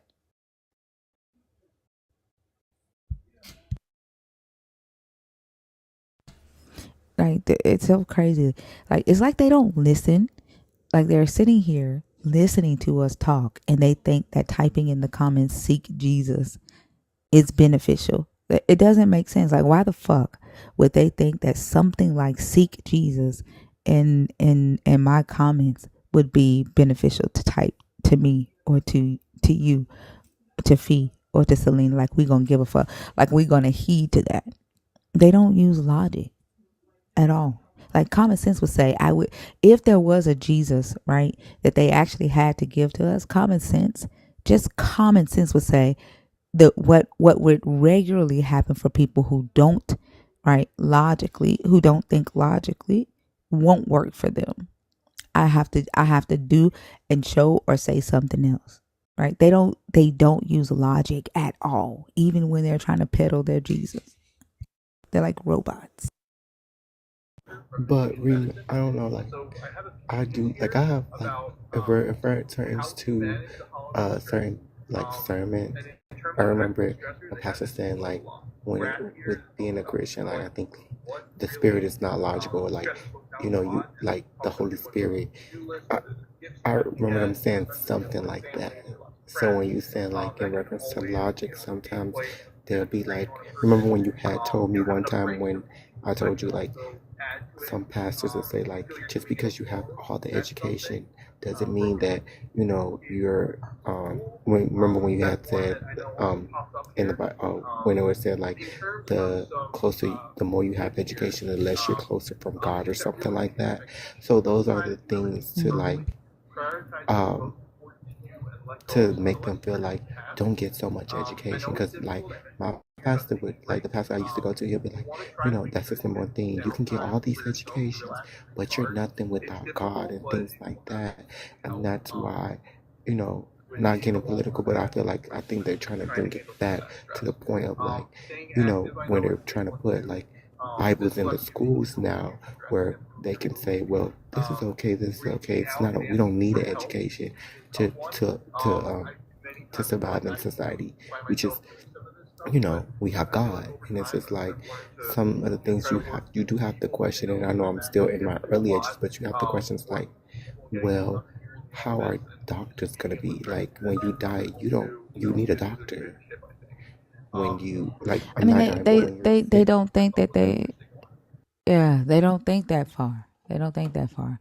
Like one of them's in the comments right now talking about Pharaoh was proud too, and God humbled him. Like they, like the them even see, to them having knowledge is the equivalent of being demonic, and the equivalent of the thing that would take them away from the God. And if you even acquire knowledge, then you deserve to be humbled, right? It's the thing that they're afraid of, right? Like it's the bad thing, right? And then It's also I do I question like, I think I feel like I'm gonna say this: Christians, y'all. I feel like Christians are bullies because you always want something bad to happen to somebody when they don't agree with you, or they're agreeing to something else. Oh, God gonna get you because you said this. oh, you don't believe that, God gonna get you. Oh, you talked about me, God gonna get you. And it's like, well, dang. Y'all keep saying, Christians are loving. We're supposed to be showing the love of Christ, but it's like you can't wait to see somebody's downfall because they didn't agree with you or they didn't see what you did. And I'm not saying all Christians, because my godmom is one and she's actually a pastor and her ways is kind of different. Like, but I have said that like most of them, they always do that. Oh, if you don't believe this, oh, God gonna get you. Oh, you saying this? Oh, you think you all that? You got your degrees? Oh, wait till God gets you. And it's just like, dang, It's can the we just projection of live? themselves. Mm-hmm. It's I think it's a projection of themselves. Like they didn't allow themselves to go any further in life or further in their intellect. So then they're thinking like, oh, you think you this because you are intelligent or you can articulate yourself. But what they're really doing is projecting and thinking about themselves. Like uh, I don't know. Like it's irritating. It's irritating to think about because like and sometimes I think like they can't help themselves. Like it's not their fault. It's the pastors for continuing to uh peddle this and perpetuate um this belief through fear. Um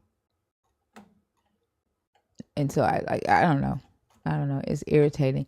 And then to see, their responses, to a conversation like what we're having right now, their responses to be so you think you fell out the sky. Bullshit like that when everybody knows that people fuck and that's how babies are born. Like stuff like as Go ahead. adults too, That right? was a Like cute these one. are grown as adults. You know what I'm saying?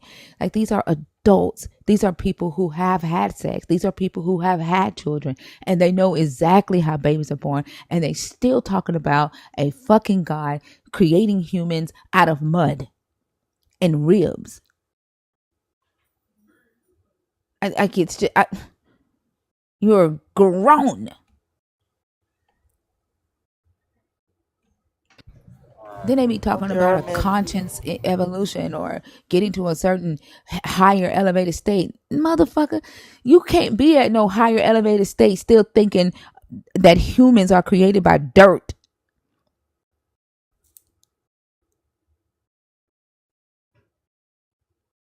What'd you say, Selena? Like that shit is irritating. I'm No, sorry. it What'd you is. say? I know. I'm saying that there's so many that still think we pee out of the same hole that we have sex from. That we pee out of our vagina. Yeah, There's men like that still think that. That's I don't so believe weird. you. that's They really wild. do believe that I for real? promise. That I Okay. promise you, they that do. is wild. Well, you know what? That's You wild. know what? I do believe you because when after the elections, I have a friend, and I had to literally explain to him what gender affirming care was. That it was just more than somebody being trans. Um, women's do benefits from it, and I had to explain to him, like for instance, um, when some girls they have their period early, that gender affirming care also helps them. That program also helps them with certain things. There are certain women that have more testosterone where they grow more facial hair. That helps them. And he was like, "Oh, I didn't know that." I said, "That's your problem." Now we think in certain things it's just for one of the group. It benefits everybody. So I can believe her when she said like they still think that that's the same. Okay, I'm done. I mean,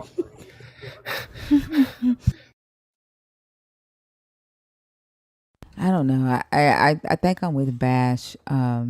Humanity just appears to be fucked because people are actively choosing to just reject knowledge and information for the sake of their belief, their fear of a God they've never seen. They've never seen this God just strike people down, yet they still fear it and they still threaten it. Um, and then like his live saying that he has lost faith in people who have faith. I completely understand that. I was telling my daughter a couple of days ago. There's a video on my page where I say I do not hate Christians. I do not like. But I still don't hate anybody, but I have a strong dislike for people with the belief in Christianity because of what the religion has done, or what the religion has done to the thought process and the personality that religion tends to give to its followers. Like, the personality is undesirable. It's an undesirable personality, and I would not ever date a man that had a belief in this God. That's the most unattractive thing ever.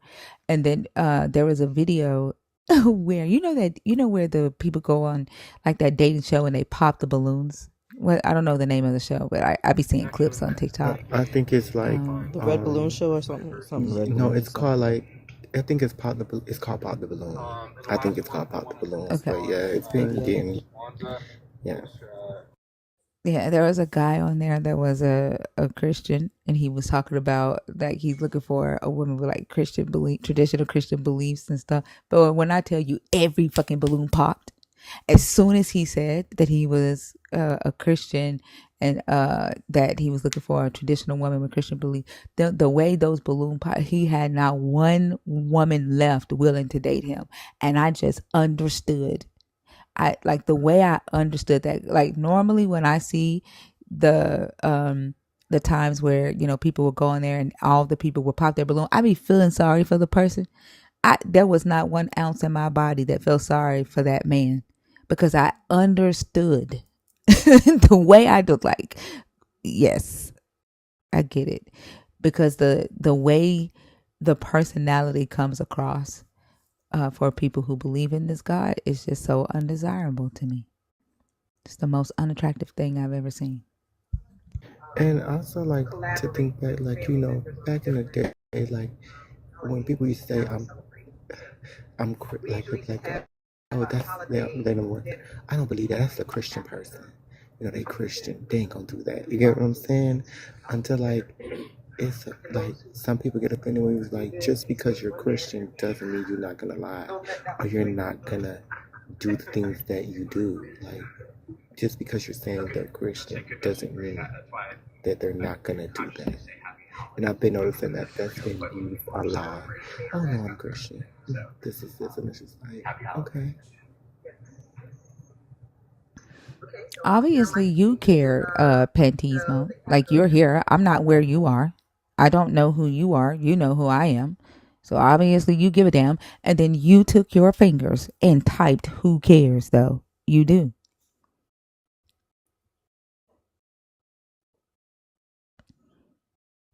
I mean, if somebody said to me that not being a Christian is unattractive, okay. Okay. There's a lot of people out in the world That that you have options. I'm gonna exactly. have to go, but I do have a question, thinker. Um, since they supposed to say about this TikTok's not gonna happen. I know I have you on YouTube. I tried to find your Discord to download it like from your YouTube thing, but it won't let me copy it. I guess because I'm Oh, doing it through it's the not phone. public. It's private.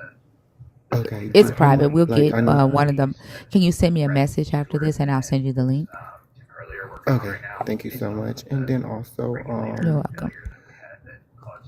um, I think that was it about that. And so we're just gonna have to keep in touch with you through YouTube and Discord after this is like supposedly gone, right? And my Lemonade account.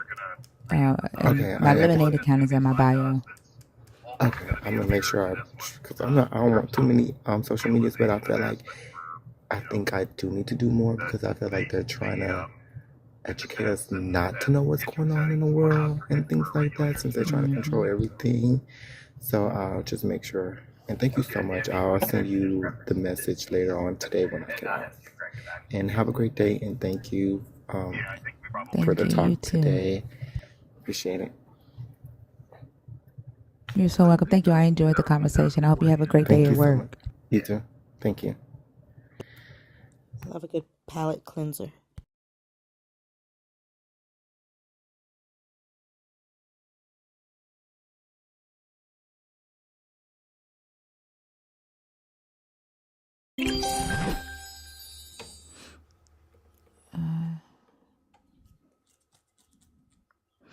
It's just, I don't know. It be irritating me. I just be wishing that they would allow themselves to use their brains, or at least like even if you are going to defend your belief, like if you're going to defend the God, do it intellectually. Don't come with these ninth grade ass rebuttals.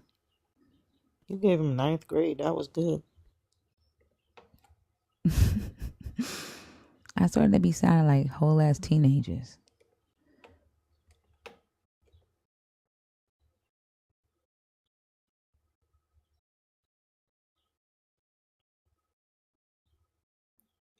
Okay, that person isn't there. Mm-mm. Of course it did, Cliff. I already told you that the Bible wrote about me. I literally said that in the damn conversation. Of course it did.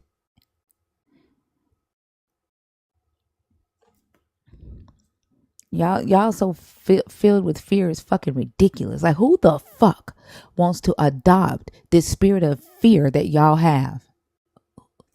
You ain't even doing a good job selling the shit.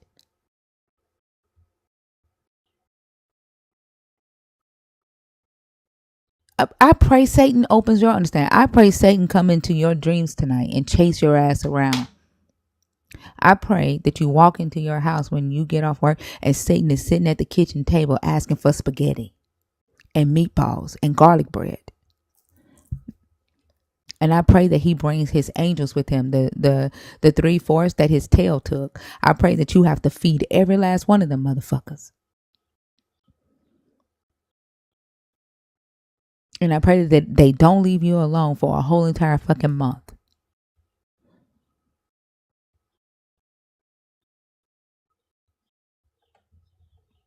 Now I want spaghetti. I guess crazy. Satan oxtails. Yeah. Gracie, you know they getting on my nerves, Gracie. They getting on my nerves. My goodness gracious. It's ridiculous.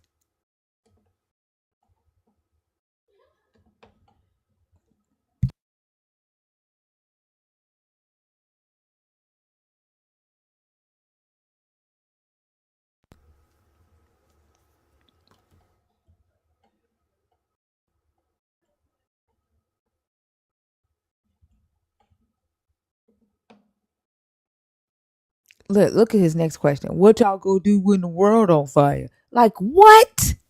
I used to What are sing that you song gonna all do, the time. Cliff? Cliff, what are you gonna do when the world is on fire, Cliff? Tell everybody your magical plan about what you're gonna do when the world is on fire, Cliff.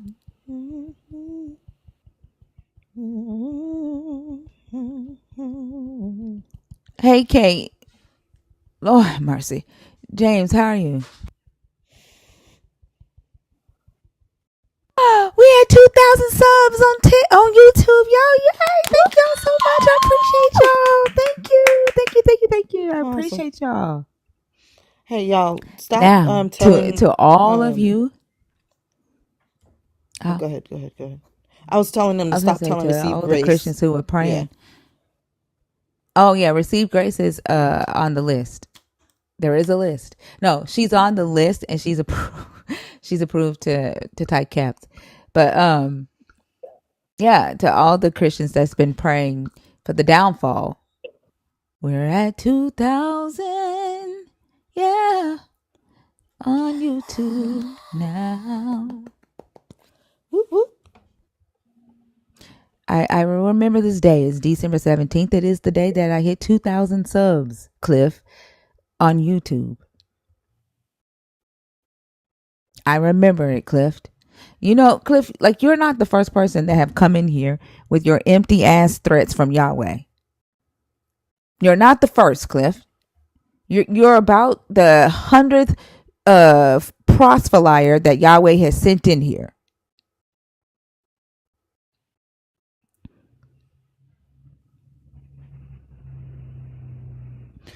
James, how are you?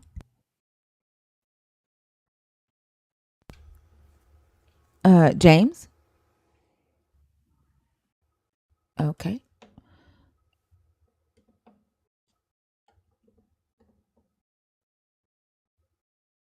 Thank you, Storm. I appreciate that. Right, Kate.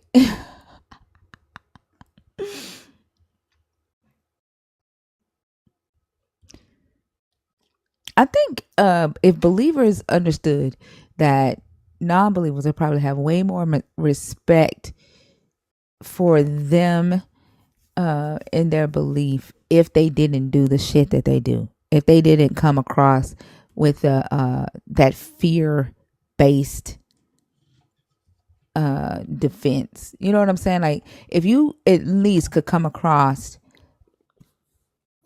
intellectually, right, and logically about your belief and why a person should even consider it, they would have more respect for it. But y'all can't fucking do that because y'all have been so indoctrinated with fear that that's the only thing you know to use. And that is so irritating.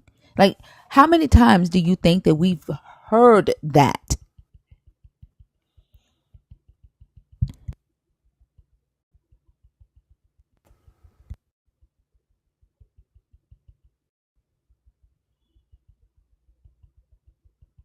They refuse to take the Jeremiah approach. What's the Jeremiah approach? In loving kindness have I drawn thee. Oh, like, come on. them Yeah, motherfuckers just don't be know nothing love. about no love or kindness. They don't. They don't. That's what makes it so funny. Remember, love to them has to feel like hate. I don't want no Christian love. They can keep that shit. It's weird. I cannot get this box to open. I'm still waiting on the box to open, y'all. What's up, Dragon Sage?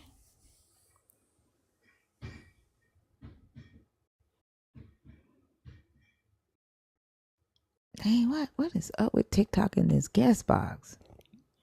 Panteismo is in the box. The one that said he doesn't care. He doesn't. He don't care so much that he hit request to come on stage. Yeah, he had requests to come on stage.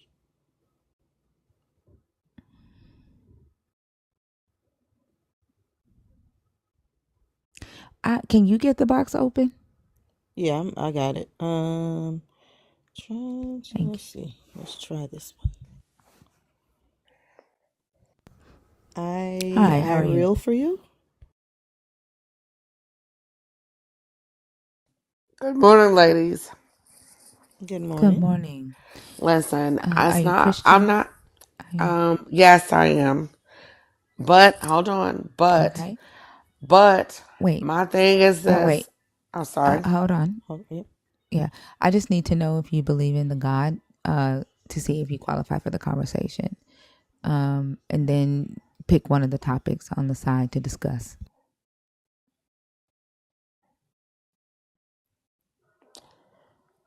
The Old Testament condones slavery. Well, I do believe in God. I'm sorry. I am Christian. I do believe in God. You already told us that. You already told us that. Okay, Do so you the agree Old or Testament disagree? condones slavery. I think it did. Are miracles and divine favor truly human No. manipulation? Wait. Hold on. So you only get to do one topic, right? Okay. So you chose the Old Testament condone slavery, right? Can you tell me a little bit more about that? Like, because this is the God that you serve. So you serve a slave master God, and you're okay with that?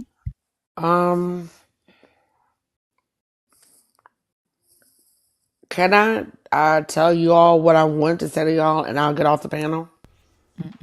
No. Okay. But I can take you down if you like, though.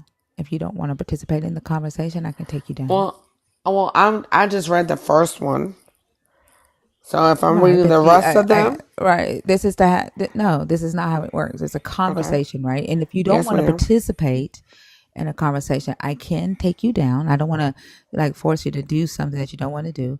I can take you down, and I can move on to another guest. Yes, ma'am. Right. So I did engage with your answer. You said yes, it condones slavery. Right. So me engaging with you is me asking, why you have chosen to worship a slave master god. If you don't want to answer that, I get it, Well, and I can move on to I someone can else. answer. I think that there's been slavery throughout the history of life.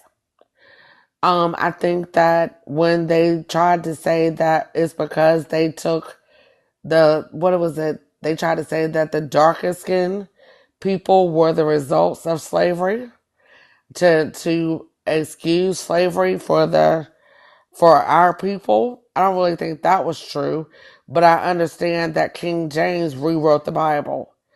I think that No, he slavery didn't. has existed throughout all time. It has, but King James did not rewrite the Bible, and black people are not a result of slavery. Black people are a result of Africans having sex with each other. We're not a result of slavery. But that still didn't answer my question as to why you worship a slave master god, right? Just because slavery existed throughout history, like, do you worship a European man? No, Okay, so what I'm asking is, why do you worship a god that condoned owning other humans? Like, is that something that you see as a moral thing to do? no, Like an okay thing to do? no. So why are you like, why do you think your God, or a God who loves you, would say to own other human beings as property and force them into labor, exploit them? Like, why would you serve a God that agrees with exploitation of humans? I can't answer why that happened or why they Not why it destroyed happened, and some. why not why. I'm not asking you why Okay, it happened. I'm asking, okay, why do you, right, worship a God that condones exploitation of humans?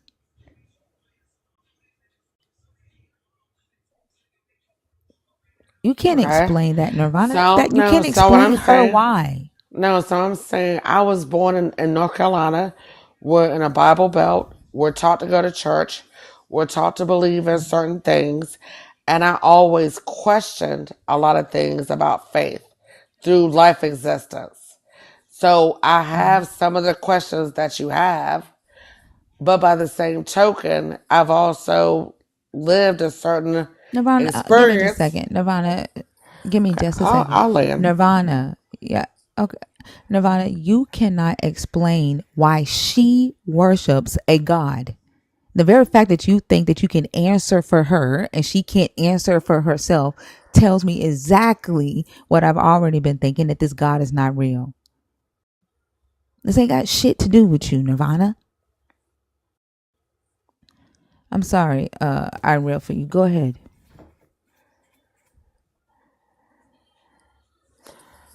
Are you done? So yes, no. So at the end of the day, for me, I don't condone a lot of things that have happened in the past or the way that things have been portrayed.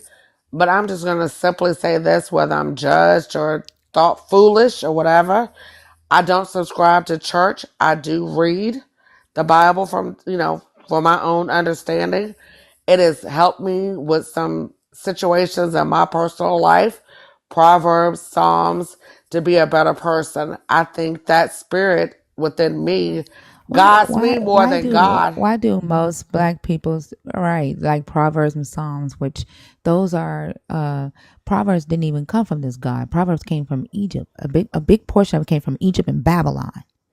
It didn't come from the God that you serve. That those were copycats from other nations, right? Psalms is not your God talking. It's a human writing songs, or it's a diary that belonged to Right. another human. That's not your God talking, right? And so that has absolutely nothing to do with this God. Like, that Proverbs and Psalms could just be very well you reading a self-help book. True. What I'm asking about is the God of the Bible condoning chattel slavery, right? condoning indentured servitude, condoning sex slavery, right? Condoning governments forcing other humans into labor, right? Without payment. What? How can that be a God, right? That is a good God that condones exploitation of other humans. And how can that be a God that helps anybody do anything? A friend of mine Right. asked the question, how can, if the oppressor, right, those that say that the God made them the slave master and gave them the instructions in this book on how to enslave other humans, right? The proper way, according to this God, to practice the institution of slavery. The oppressor is reading this text and doing what the God say, and then the oppressed, which are the slaves, if they're both praying to the same God, whose prayer gets answered?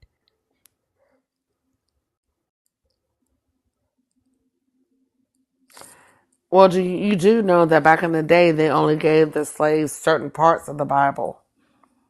But They I'm didn't give asking them. you, if both of, I'm not asking about back in the day. If Okay. both the oppressed and the Yes. oppressor are both praying to the same God, Right. who does the God answer?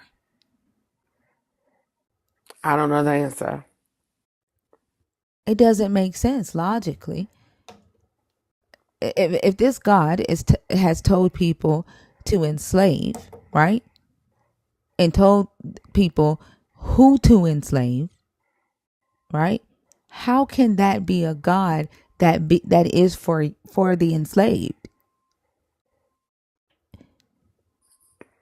Right.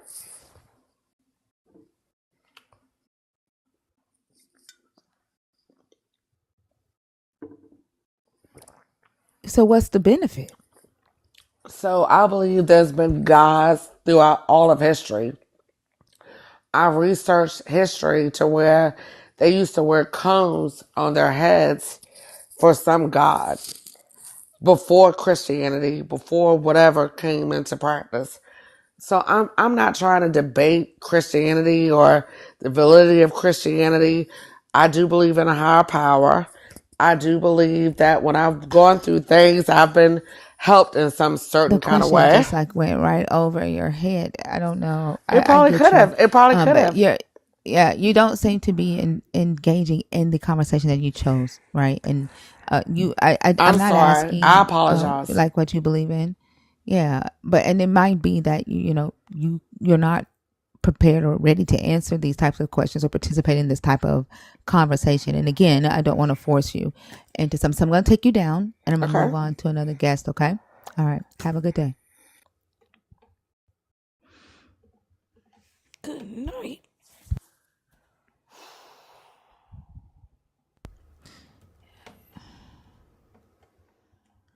I wish the fuck, Nirvana, I would bring your ass up while you thought that you could answer for her about why she worships a god.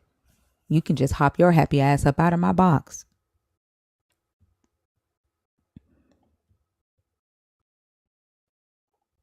I'm not bringing you up.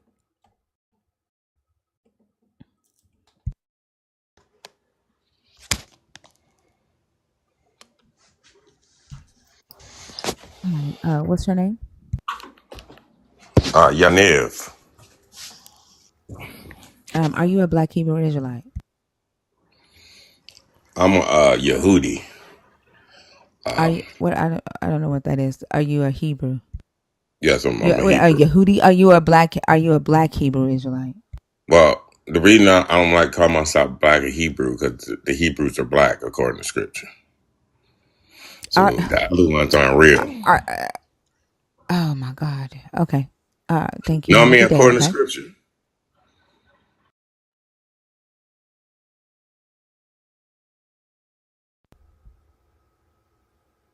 I swear.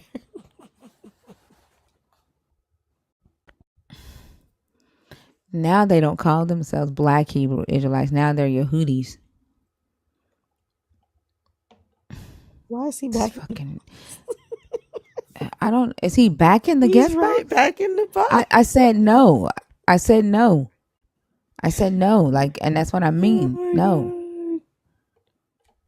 Oh man. Oh man. Like that was not an accident.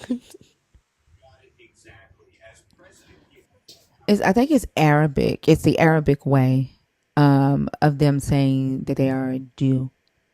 It's the way Arabics say it. You But have a it Jezebel also it spirit. does not necessarily. Oh, thank you. I love Jezebel. She's a boss.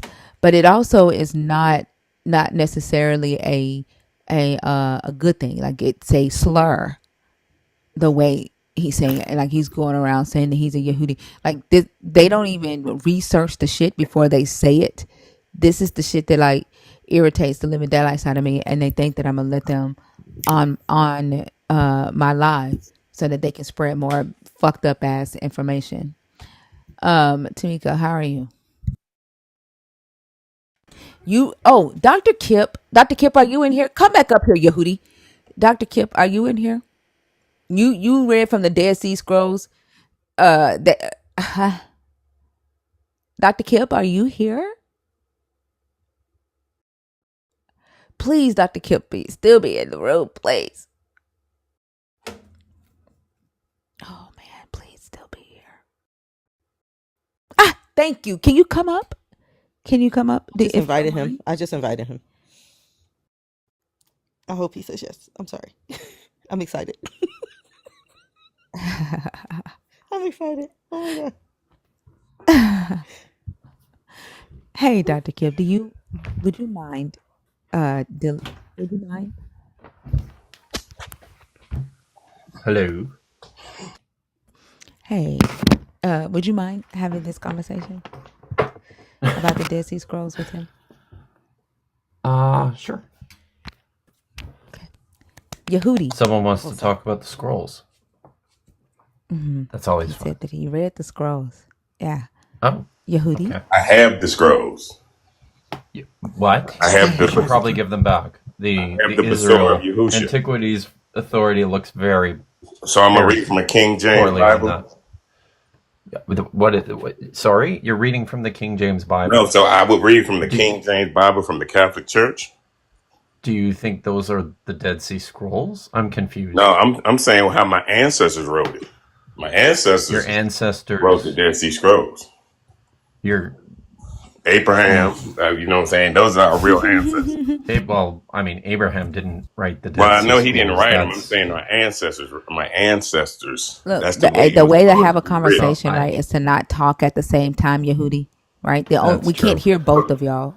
I Okay. mean, no, last All time right. you wouldn't even let me speak and you cut me off. So you gonna let I him don't speak care. You first? lucky that you're back up here. I don't platform Black Hebrew Israelites, right? Do you So have Dr. a Kip is an expert on the Dead Sea Scrolls. Have a real conversation. Okay. What makes him an what? expert? Because he Well, went to seminary school. Where in the Bible I or any did scripture not. did I did anybody not go go to to seminary? seminary. I actually never went to seminary. You don't know how to behave. Jesus.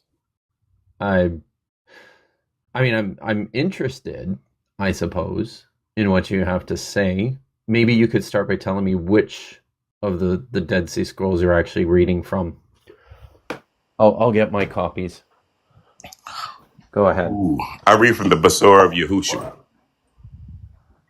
The Besor The of Basora of Yahushua. Yahushua is what my source is. Where are you getting that? I I don't get even that. know what that is. Come on, where are you getting your source from? See, this all this try to Well, be I mean, slick talk. I already know how this I works. have on slick talk, please. I know how this works. Because see, Do you we've been in not? slavery Do so you long, we seriously? look up to y'all. What do you think? No, stop for a second. What do you think the Dead Sea Scrolls are? Just tell Well, me. you tell What do you me. think You these tell are? me. No, I asked the Well, question. You answer it. the original scriptures that we were found in the last days, so the Father would let us know who we are, and that we got When to were come they back and found? repent. When were they found? It's like maybe 19 something 40s or something. I don't know. Okay. Okay. What the specific manuscripts that were found? Do you know anything about Oh them? God. Okay, never mind. I see Do you where know how this is many there going. were? I see where this is going, bro. I'm just Look, trying to look, because establish see, the a problem, these ground, women, a they point here. No, stop. I'm just trying to establish a point of, you know, trying to figure out what sort of information you think you know. Just like as because you a have framework, man-made and clearly you education. don't know what you're talking. No, I know what I'm Duh. talking about. Let's go Everybody to the has a man-made scriptures. education, moron. Let's go to the scriptures. We can go to Sure. scripture. He said, prove all things in scriptures. In Romans, the true people are the teachers, not you, bruh. I can go right to Romans right now. That's something like that the man Paul wrote. Look, Doesn't really okay. mean anything Shaul, useful his to name me. never even changed to Paul. If you knew the Stop Dead Sea talking Scrolls, at the same time that Dr. Kip is talking. Like the like you way give you're him too acting much right now respect, is the bro. very reason. The way It's you're all right. acting right now is the very reason I don't platform Black Hebrew Israelites. Basor Yehoshua. I'm trying to even figure out what that is. Basor Yehoshua. It's a. I mean, that's a title of a text. That Read. sounds. Sorry, go ahead. If you read the Dead Sea Scrolls, you would never call him Paul. They don't have anything to do with Paul. Jesus Christ. There is Okay, nothing in the okay, Dead bro. Sea Scrolls that has anything to do with Paul. Nothing. Okay. Nothing at all. Okay. You're a scholar because you have a degree in man's knowledge. Everybody That's has been the tree of educated knowledge. by men or women. That's the Do tree you of knowledge. understand this? You want me to respect Well, you just because you got a you doctorate don't degree know. from man. No, I don't Because you got require a your degree from respect in man. anything. Y'all women, y'all need to come back and listen to the men of Israel. Nobody, you sound ignorant as Listen to the fuck. Nobody man. wants to listen to you or follow you. Listen to the Like you man of sound Listen to Israel. ignorant. cursing. They're super awesome. Y'all gonna see in a minute. You America's about to sound fall. ignorant. Dude, I bet you You gonna voted see for in a Trump minute. because you believe that Go Trump ahead, is make going to fun of sign me. the deed to America over many to of my you. teachers Okay. Y'all believe people that Many of my enslaved you. teachers were women who have forgotten more about probably everything than you will ever know. Okay, see, why would you say that? You don't know me. Because it's true. No, you're I true. can tell. You would never say that Just in front of a based person. on the nonsense that you've been You would never say that in front of me, face to you've been face. We just say it promoting on here. I know, here I got you. about the Dead Sea I know Scrolls. how weak. You think the Dead Sea I Scrolls know have how weak something to y'all do are. with Paul? Dude, most of them were written long before Paul was even born. Okay. Look, so in the scrolls, and I was trying to get to the other question. I don't know how you came up here. They were saying about praying to the same God. I said, we don't pray to the same God as the Christians. The Christians have been fooled Deal from with the the Dead Catholic Sea Church. Fine. Scrolls, please. I brought Whatever. you up here to talk But to no, Dr. Do you have Kip a text? Davis Do you can we have a deal with about the text the you're going Dead to word? Sea read I'm not Scrolls. from? going to deal with all the text. Do you have a text you're going to read from?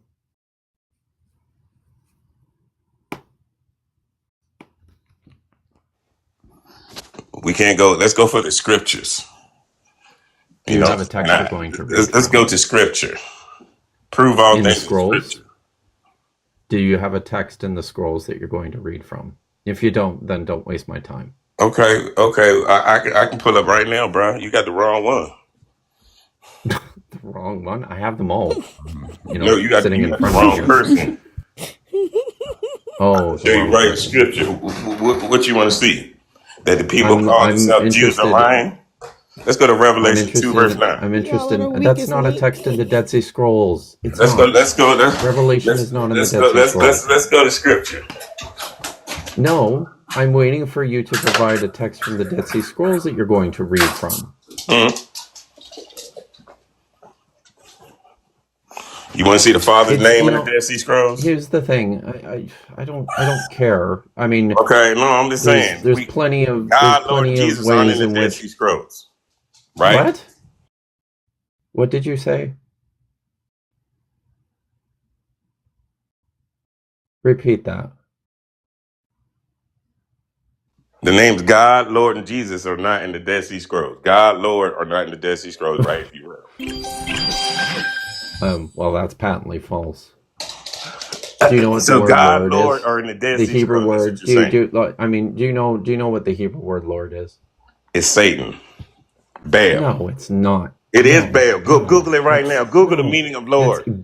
Google the Google. meaning You're of using Baal. That means Google. Lord, bruh. You Jeez. are lying. Yes. You said Google the Satan. meaning of That's Baal. That not means Baal. Lord. Satan is That's not why they Baal. got. That's what they beat us and Oh raped my us. God. You're not listening. No, I'm And listen to it's what? No. impossible to talk. Look, it's impossible to talk to people who don't listen. The word Baal means Lord. Yes. That word does not mean Satan. Satan does not mean Baal. Satan does not mean Lord. It doesn't. Okay. Google it. Where did you get that Google it. information? Well, I don't have to Google the Google meaning of things Baal right now. because I Ask one know of them this ladies to Google it, shit. bruh. Stop lying. You faking. Why you so mad?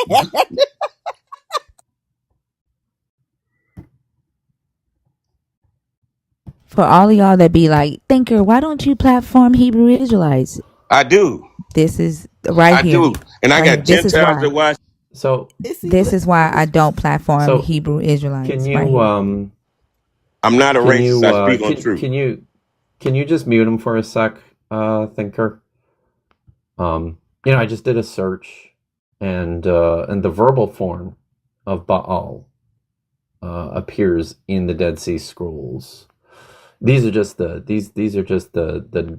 quote unquote non-biblical text. So this is everything that's there's over 250 copies in the scrolls of text from the Bible, but in my software they're set in a different place. So I just checked all the rest of the text, and the verbal form appears, what is that, 1 2 3 4 5 6 7 8 9 times. Baal appears 9 times in the Dead Sea Scrolls, and the noun itself appears once in the Temple Scroll, column 65, line 7.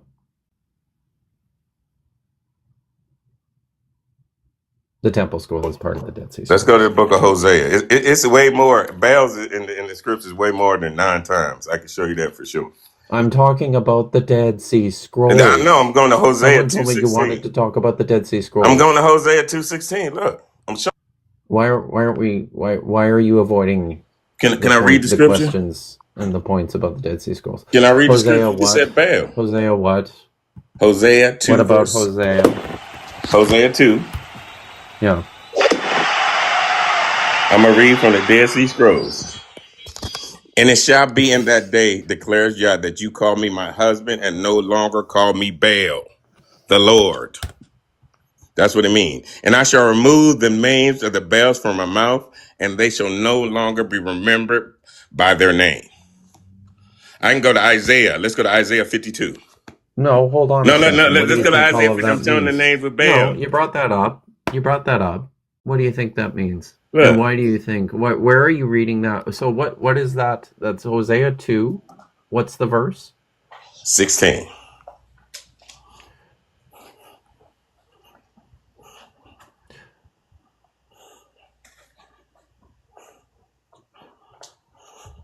So, I mean, what you're aware, I hope, that's part of that is reconstructed in the actual Dead Sea Scrolls. So, I mean, sure, I can posit that the text was there. We Okay, can't see I everything that it said, but I can listen, reaffirm what on this in earth do different you think texts. this means? What on It's earth do you telling think us this now. means? He Cannot don't know. continue to talk He, at the same he don't know time. what it means. He just asked me a question, right? So I can What do talk, you think right? it means? He was asking and you Oh, kept On talking that while he was day, asking the question. You don't know what the all question right, is all right. if you're on talking that over him. day, I'm about to on answer that it. day, an oracle of Yahweh, you will call me. A man will call. You will call me my man. What Is scripture actually you what it reading? says. Not Baal. Look, I'm reading the Hebrew texts. I've got it right in Oh, front of me. and so you know the Hebrew. Okay. You will no longer call me my Baal. Okay. That Right? means Lord. Yeah. said Yes. that. What And does the what? text mean? What is he saying to them right there? He's Yeah. telling them to stop calling me Lord and God, those titles from the Catholic No, Church. no. He's making a play on words From the here. Catholic Church? The It's a Catholic play Church on gave us words God here Lord. because the word meaning Lord, or the word that we translate as Lord, is, and there's more than one. One of them is Baal. This is also a word that was commonly used for. It was the name of a very popular Canaanite deity. The Exactly. writer's making a play on words here. He's making a play on words here. Okay, that's all he's doing. All There's right. nothing magical or wooey or significant about this. This is just Can normal I shit. can I show another scripture? Stop interrupting him when he I was talks. done. God It's damn, you fine. are an I was adult. done. You treat It's him fine. better. You treat the white man better than the black man. I see. Yep, I know. I sure do. I don't like You you. Yeah, just yep, I you're like right. him. I dude. like him. I don't I like bet you. you. I I don't need you like to him. like I me. don't like you. That's Okay, fine. so stop fucking disrespecting my stage. Like Look I at you don't like your cursing. personality. Look at the cursing. I didn't curse. I don't like your personality. I don't like Okay, yours I either, only really. brought you up here. Okay, I okay, don't so like shut the yours. fuck up then. But you I only brought you up here to have a conversation about the Dead Sea Scrolls. You are getting on my damn nerves. She don't owe you kind words. You You crazy. know, the only part of that verse that survives in the Dead Sea Scrolls is Adonai Tikri, and it's not even complete. It's only partial. Just saying. Adonai is not in the Dead Sea Scrolls. I'm Adonai means Lord. using oh my god, I'm using because of my training. I'm using Adonai as a replacement for the name Yahweh. When I read it in Hebrew, that's how I do it. That's how Jewish people do it. That's how scholars tend to do it out of respect for the many Jewish scholars in my field. That's how we do it. Okay, can I speak? So Sure. Revelation 2:9 and 3:9 calls them the Why are we talking synagogue of about Satan. Revelation? Why are we talking Because about they're Satan, Revelation? they're What is that? satanic. Who cares? The Jews I now are don't. satanic. Oh my God, no. You need to get off. They have No, they have a when Yeah, they you have a you're thing say you're called when you correct say moral anti-Semitic. things, Get the assessment. fuck when out of here. you Get your Look at when you, you when anti-Semitic you slave. ass You a out of make here. slave. declarations about an You're You a being slave, individual bro. You's anti-Semitic. a Shut slave. the and fuck label up. them with a pejorative like that, that's just seriously, that's gross, dude. Just go away. Stop being gross. This is exactly why I do not platform Black Hebrew Israelites. And then sometimes they'll come up and be like, no, I'm not like that. The fuck you're not. This is exactly why. It's ridiculous. It's like a magic word. The Dead Sea Scrolls. People say it and they think they know what they are, and they think they have an idea. Someone told them something about their contents or their special meaning, and they just repeat this shit. It's so annoying. When he said my ancestors wrote the Dead Sea Scrolls and he said Moses and Abraham, like first off, like one, the fact that you're calling them your ancestors and there ain't no bones for you to even genetically test them back to you is fucking ridiculous. Like that, like these are your imaginary ancestors. And then two, like they didn't write the Dead Sea Scrolls. The Dead Sea Scrolls came from a sect of Jewish people who lived in Qumran, who reinterpreted it themselves. Like Abraham and Moses didn't write jack shit. Like it's ridiculous the stuff that y'all come up here and repeat and try to say this is my history, this is my history, and then you don't even go and research it yourself. You just be quoting stuff. Like that's ridiculous.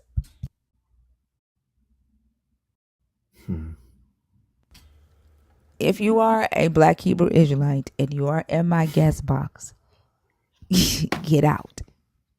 I do not platform Black Hebrew Israelites. Do not cross my boundary. Do not come up. Okay? I'm just telling you that now.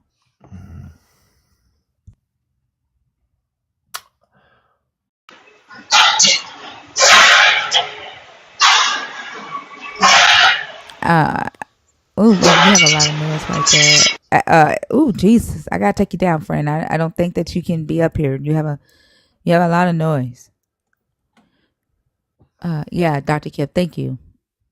Yeah, no problem. I don't know if Dr. B told No. you, but it can get really wild in here. I've noticed. I've started to notice. Oh, okay. As I've Okay. Yeah, you listened. can get. I'm picking it. I'm picking it up. Okay. Yeah. Let's see.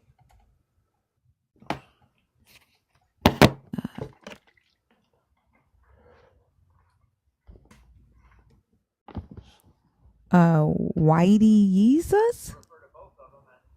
Weddy Jesus? Weddy? Sorry.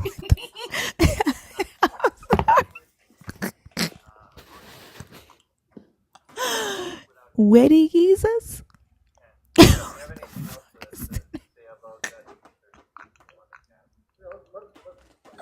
Okay, they're not there. I'm gonna take That's it what it down. says, though. That's what What's it the says. name? Is it Weddy Jesus? That's what it I looks don't know. like, but it's the way you That's not Weddy. What is it? I don't know what it is. That's what it looked like, Weddy Jesus. I don't know.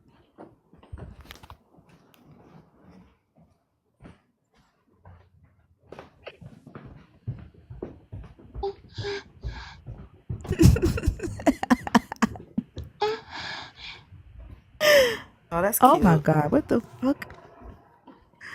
Y'all are tripping. Like for real. Y'all are tripping.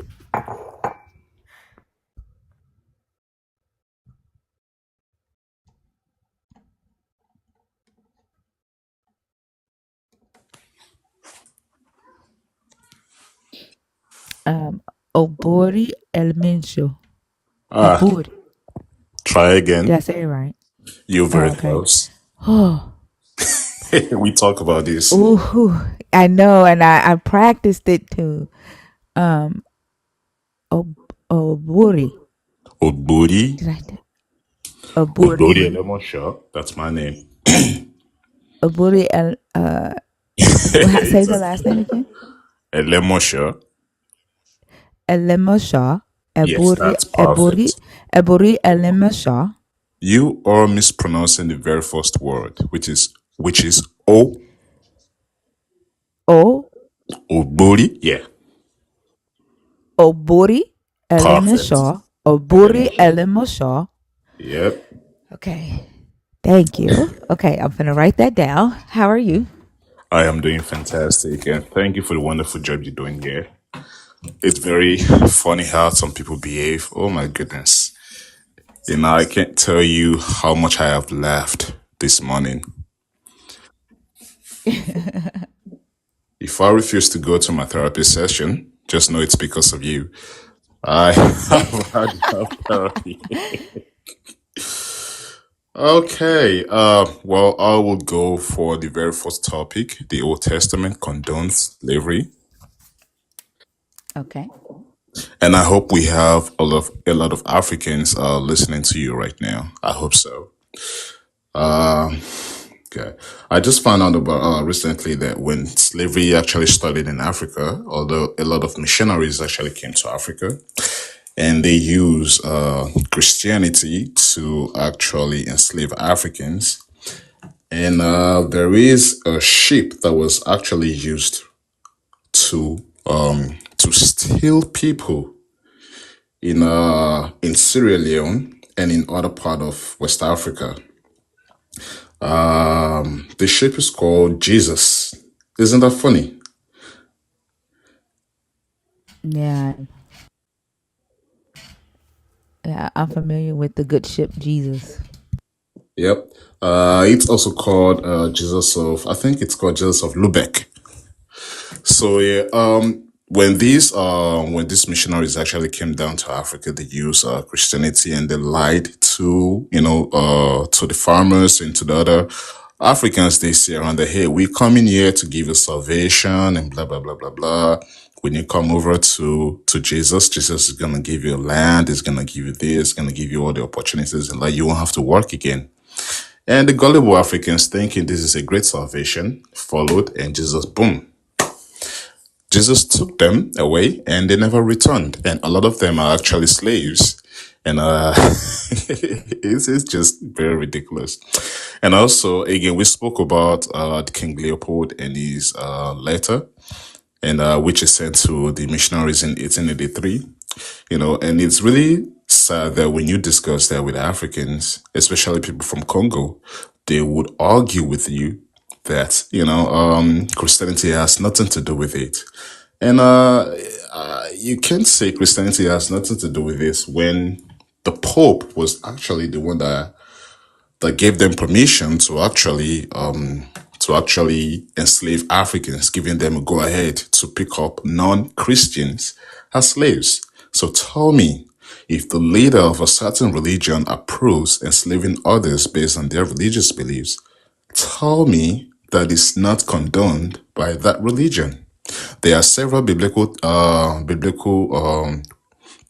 text verses that we would find that's actually permitting the Christians, I mean, not Christians particularly, but people of the Bible to enslave others.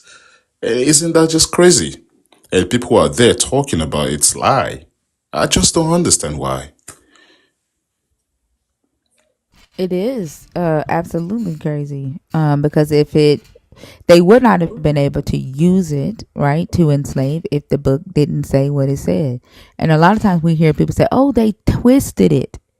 Humans used their free will and did bad with the word of God and twisted it, right?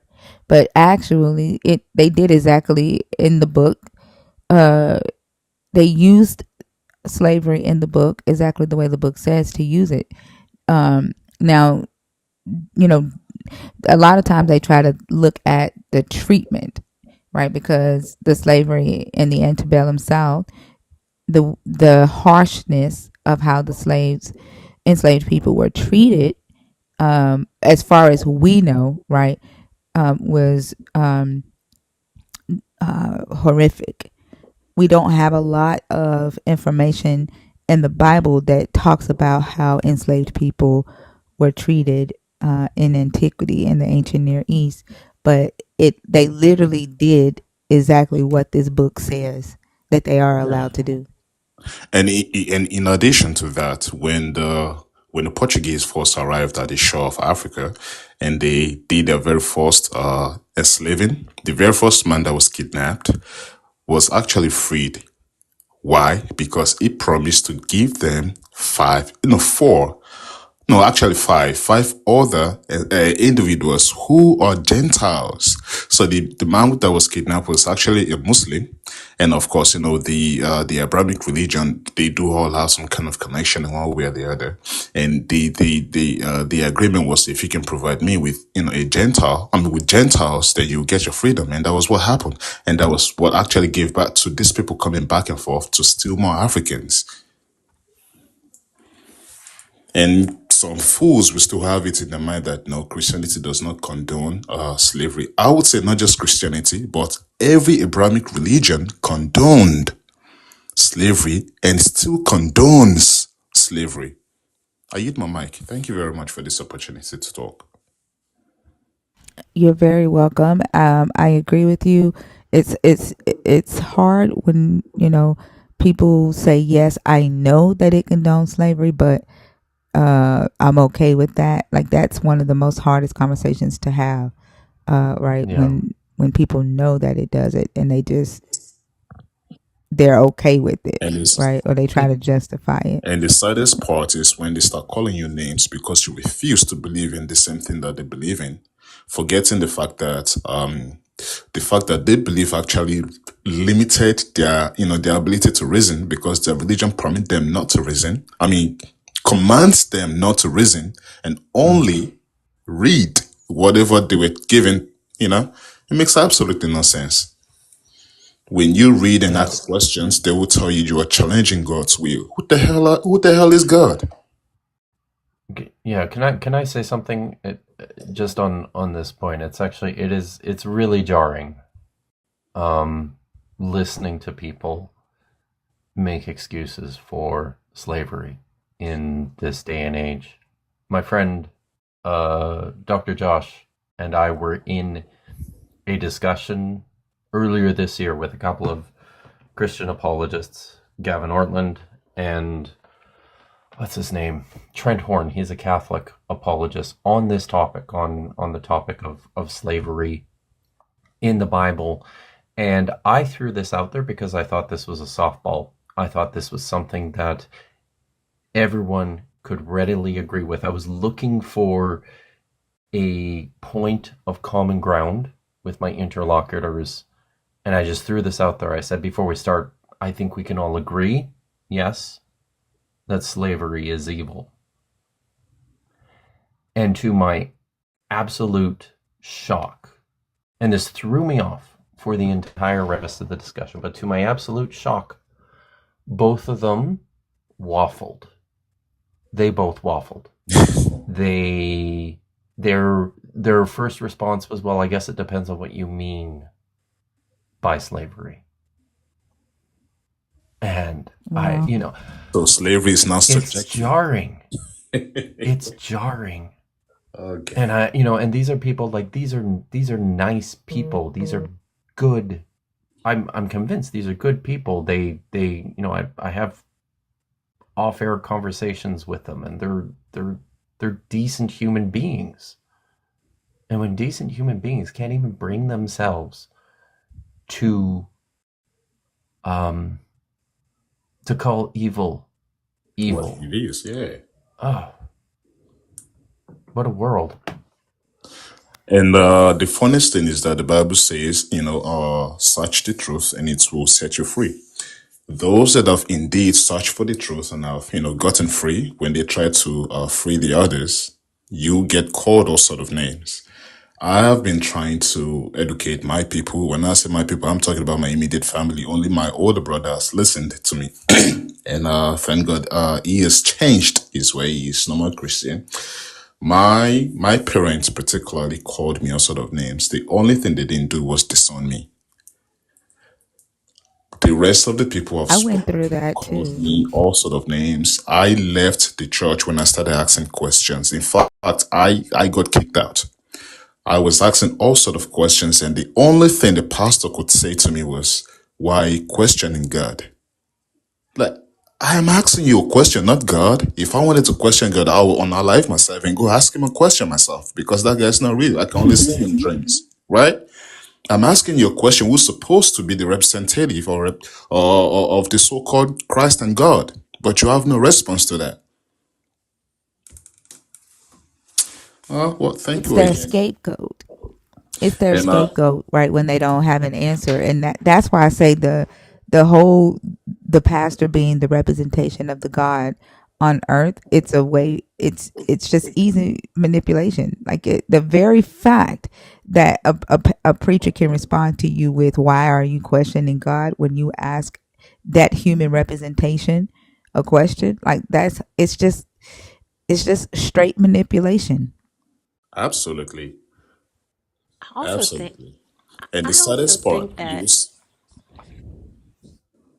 no, go ahead, please. Oh, I was just going to say, I also think that it's really ironic that in every other aspect of our lives, when we want to know something and we want to understand something, we're encouraged to question it. But when it comes to God, are we supposed to draw closer to Him by not asking questions and not understanding? That just doesn't logically follow. And I don't understand how you can grow in faith or understanding if you're afraid to ask questions or even start to challenge your beliefs.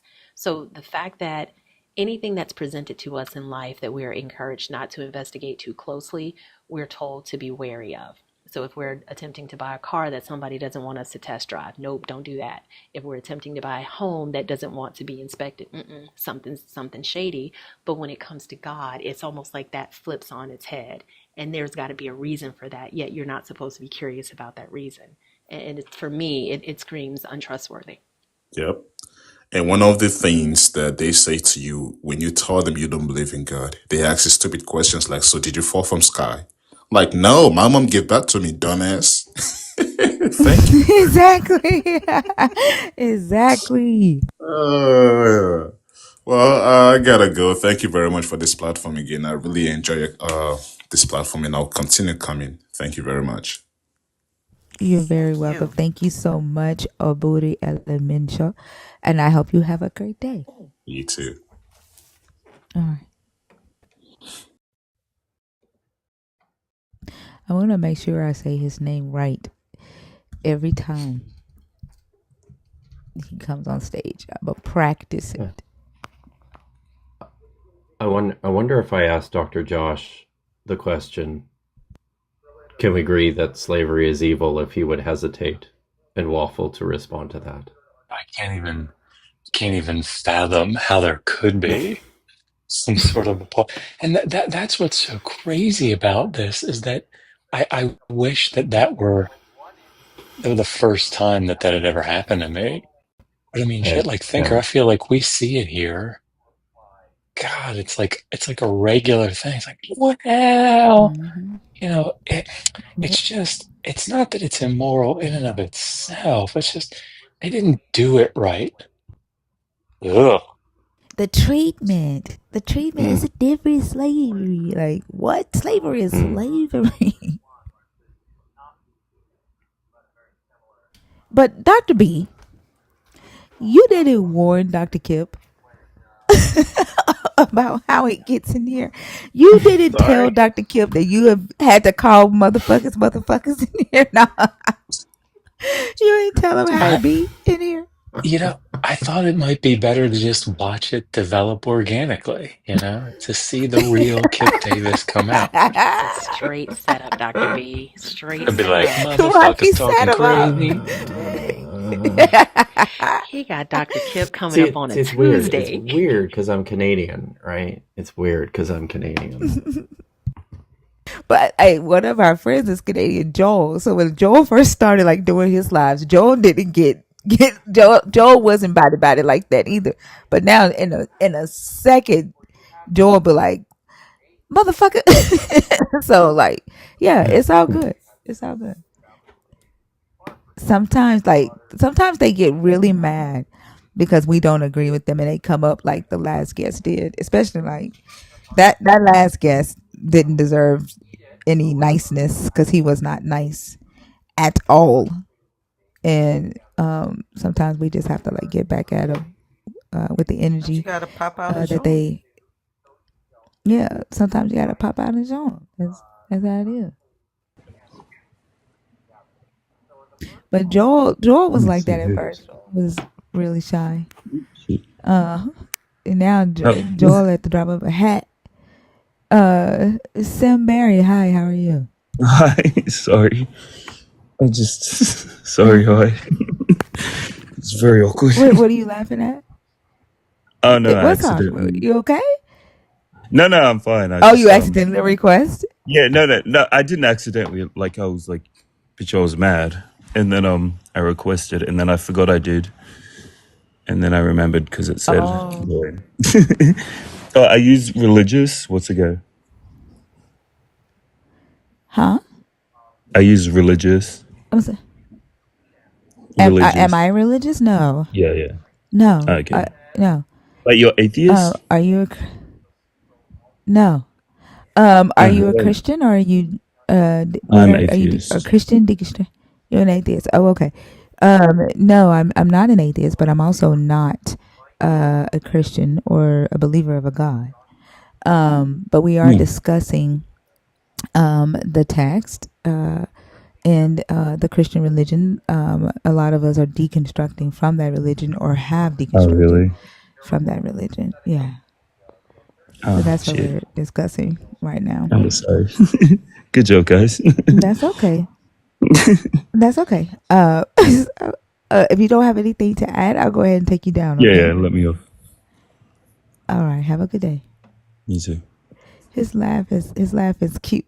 He was like he was like, this is awkward.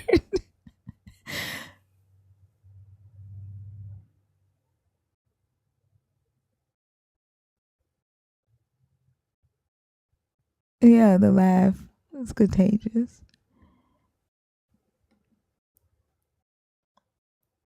Lay? Is it Lay? Lay? Hello? All right. Not there.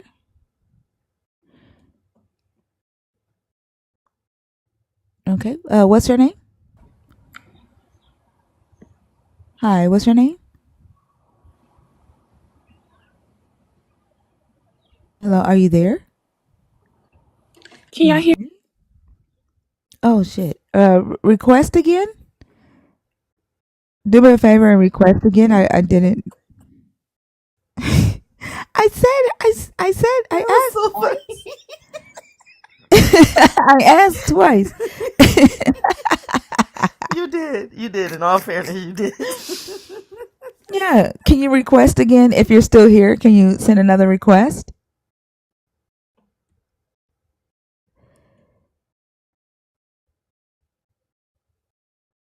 Oh, it's coming in and out? Okay. I'm sorry. Love? Raven's World. Are you in the guest box on purpose? Raven's World? Love, hi. How are you? Hello, Love? Okay, I guess they're not there. Did I hear somebody What's snoring? that? Yeah, they were. Yeah, That like it that sounded like was they it sounded like they were Luttle was talking, but they snoring. were like, "Rah." I don't know what they were doing. Raven's World? Demons. I'm going with demons. I think it was demons. Definitely demons. Oh, they're back in the guest box though. So I didn't think Raven's World was here. Is that Raven's World? Am I saying Rave's World? Sorry. Raves. Can we? Yeah, can we take them out? They're not there. Wasn't Raven's World like a Um. TV show? Yeah. Yep. That's why when I saw it, that's why I read it that way. But it's Rave's World. Love. Ganyan ba yung profile ko? Ang gusto ko yung profile ko. Oh my god, get out of here! I don't even think that was a real accent. I don't know. You were speaking in Um, tongues. I yeah. was getting ready to translate. Just, but that's all right. It's been a night full of jokers tonight, though. They've been spamming the live tonight. They do not like what we are doing. They've been spamming the live tonight. Yeah. If you are a Christian or you're deconstructing, no, love, get out of here. Take that on somewhere else. If you're a Christian or you're deconstructing, or an atheist, the guest box is open. Love, get out of my box. Y'all are weird. Goodness. Grown ass adults acting like this.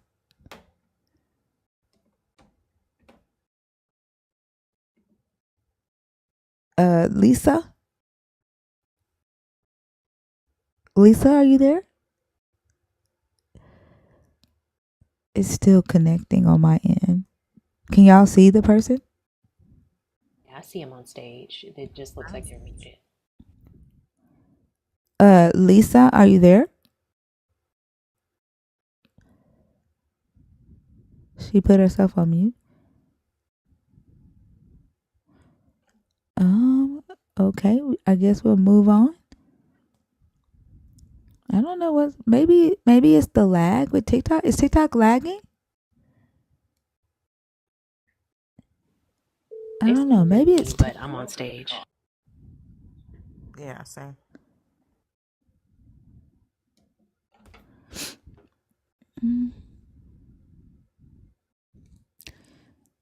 We're gonna try one more time, and then if this last person will come up, I'll switch to reading, and then we'll end the live.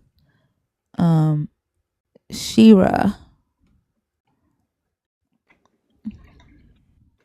Shira, Hi, how are you? I'm good. How are you? Right, I'm doing good. That's good. Are you a Christian? Are you deconstructing? Or are you an atheist? I'm not a Christian. I'm not an atheist. I guess you could say I'm deconstructing. Okay. And which topic did you want to discuss? The third one. The Christian God's nature is contradictory. Mm-hmm. Okay, go ahead. I think that that's one of the most misunderstood things about or natures about what some people call God. I feel like I've been exposed to non-duality, and that you can't have good without bad, and you can't have bad without good. So they're both they're on the same spectrum, so they're pretty much like the same thing. They're one. And so a lot of people think that God is all good. But anything that's good also has bad. So I would say that God, if I'm using Christian symbols, I would say that God is also the devil as well. Which could mean that the devil is a god, right? Like a separate god and all together, but not necessarily the same God. I think people could see Like it the that way. devil could, like, yeah, that idea, like the Christian God is the malevolent, a malevolent entity, uh, known as a devil or a Satan. I think multiple things could be true at once. I think that somebody can be good and bad at the same time. And I think what is good and what is bad depends on where your position is and your perspective of it. What would you consider good from the God, though? What would you consider good from the Christian God? If the Christian God is the creator, some might say that life is good. Just having the sensory experience of life. So when the God gives life to a child that's born with a chronic illness, and that child has to live in pain for its entire life, or has a limit to life that is filled with struggle and pain, is that still good? It can be a good thing. It can be. It can be seen as good. For that child, like would the child consider that a good thing, to have to live a life in pain and sickness and tied in tubes and hospital and surgeries and stuff like that? Well, I know some people who live in Who sees the life circumstances. as good? I know people who live in circumstances that I wouldn't consider to be good, but they feel grateful to be alive and to be able to live in there. And I'm not saying that's the case for everybody. Like, so a child that was born with a chronic illness that is in pain every day. No, that's not what I said. I'm saying I know people who are in circumstances that appear to be, very discomforting or unpleasurable for me. But Like on the those, level of that, though, like what I'm talking about, like on that level of having to live in chronic pain on a daily basis. I Because we're mean, talking about life, right? We're talking about we're asking, like, we're saying, like, whether life is a good thing. So I agree with you that life can be seen as a good thing. So when you say that the good thing that the God does is give life, my question is, when this God gives life to a baby that is born with a chronic illness that causes this baby to suffer every day of its life, and that illness will eventually cause them to live a temporary life, is that seen as a good thing that God did? That's what I'm asking. I'm With that saying life, that right? it Since can if be. life is the good thing that he does. I'm saying that it is possible to be seen that way. That's my answer to that. It's possible to be seen good. Um, there's definitely some different ideologies that I could That's share that could interesting. see it as good, but they wouldn't be necessarily Christian. But I think there's multiple perspectives that could see suffering as good. We Seeing a use. child suffer from birth. Go ahead, Dr. B. I was gonna ask, can we use like a concrete example, like 2 Samuel 12, with David's baby? I think that would be a really interesting. Like, is that considered good? Yeah. What happened in Second Samuel? You David's want? baby was made sick and killed because of David's sin. Yeah, that's the way. I mean, it was interpreted. You could say. It's probably Um, worth. It's probably What do you worth mean putting it up on the interpreted? screen. I'm looking at it here. It starts down Okay. in verse like 15, goes till 18. Suffering can be seen as good, though, and a necessary part of But life. we're talking about a baby, right? Like a baby being born suffering and dying young because of the chronic illness that that child is born with, right? What good does a baby get from suffering and having a temporary life filled with pain and suffering? What good comes to that baby is what I'm asking. So I don't my personal opinion. I don't actually have a personal opinion on it, but I can give you a an ideology that could say why could be a good thing. So there's the Yeah, that's what I'm asking. concept of so there's the concept of reincarnation, and that when we incarnate, that we come here for a specific reason and for a specific purpose, and that the people that we incarnate with are actually people that we've incarnated with, multiple times before, and that Is we this a incarnate. Christian concept? It's not Christian, no. So, but you're talking about so my question to you was, what would make the Christian God good? You said the fact that the Christian God gives life. Why are we talking about a non-Christian concept that would make this thing good? Like, why do you have to go outside of the God to find something good about this situation? Well, I did share that it wasn't Christian earlier but there's But no, that's what I'm asking. Like, why? Like, your belief is in the Christian God, right? Like, you're saying that you think that you might be deconstructing from the Christian God. So, like, we're talking about the Christian God, right? And my question was, what makes the Christian God good, right? And you said life. And so, my next question is, when the Christian God gives life to a child that is born with a chronic illness, and his temporary life is filled with pain and suffering, how then is that then still good that the Christian God gave that baby life? so Um, real quick, I don't believe in the Christian concept of God, but what I do think is that I think that many different religions have a viewpoint or a perspective on God, and that none of them have completely revealed 100% truth, but that all of them have revealed a piece. And so, whether or not their words were accurate, and their descriptions and all those things, or their interpretations of the things that they experienced were accurate, is not necessarily, to me, a depiction, like a reflection of who God is.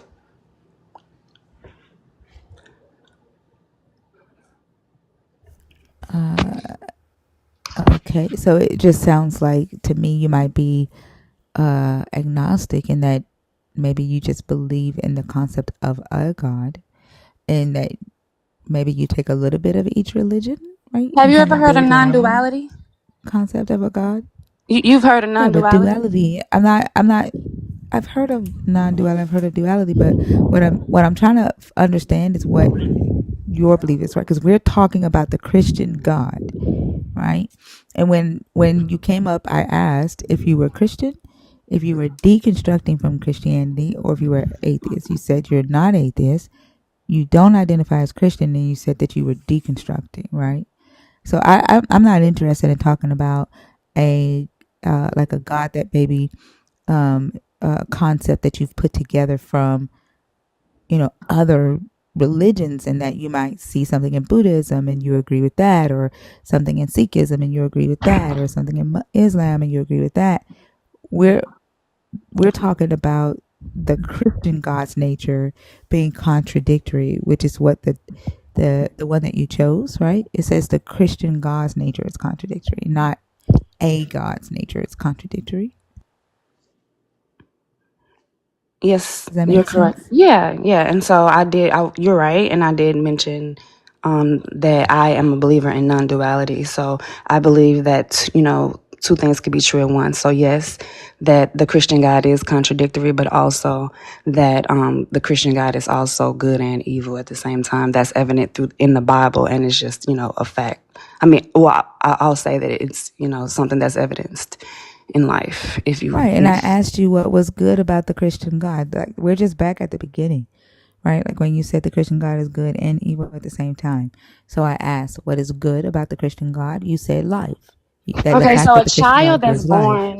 a child that's born in suffering, may potentially get to experience a second of joy. They may get to experience laughter.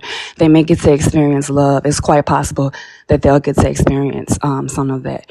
When we look at non-duality, like we talk about like hot and cold, the reason why we have a name for them is because we have Why are both of we back those. on non-duality? Because I'm explaining Why are we how back it's on, good. Because I'm like, explaining how it's good. how a non-duality has to do with the child suffering Yes, I'm temporarily? explaining how it's good. That's what I'm trying to do. Like, Okay, explain how good. it's Okay. good. All Okay, right. so as it relates to temperature, you have hot and cold. The reason why, and which is also relative or subjective, but the reason why we have words for hot and cold is because we have experiences of them. Okay, but if we were born and there was only hot, we would have no concept of cold because all there is hot. And so if we're born and all there is pain and suffering, that would be all that we know. So we wouldn't necessarily experience it the same way that somebody who didn't have that experience would experience it. And so somebody whose baseline is pain may feel happy and love when they see their mom, or when they see somebody, want to give them a hug, or want to color with them, or want to experience some bit of joy with them. They may experience some high point that they feel that was essential for them. Can I just ask for clarity's sake? So, if I heard you right, that sounded an awful lot like if I bang my head up against the wall repeatedly, that can be good because when I stop for a second or two, it feels good. How is that paralleled? Well, If because one you was a choice. One was a choice. well, We're if you're going to talking ask about. me a But question, we're ma'am, let me if you're finish going to my ask me a question. No, Let me no, no, ma'am, finish. no, no, no, no, no. I Shira, wasn't finished with my Shira, question. I Shira, was trying to Shira. get But he was context to my talking. question. He was talking, and you cut him off. So let him finish, and then you can come in. Okay? yeah, I understood the question to be if a baby is born and it experiences excruciating pain and till the time that it dies shortly thereafter, how is that good for the baby? Your response was, well, it might experience a moment of like happiness. And so that seems analogous to me spending 5 or 6 hours banging my head on a wall, which is a excruciating pain repeatedly. But you might say, yeah, but when you stop at one point to take a break, for 3 seconds, that feels good, right? You experience that relief before you start banging it again. And so like that gives you the contrast. That's what that sounded like. Well, thank you for sharing what you heard and what you interpreted, but that's not what I said. So that those are not equivalent. You Please tell me deciding what the symmetry breaker is.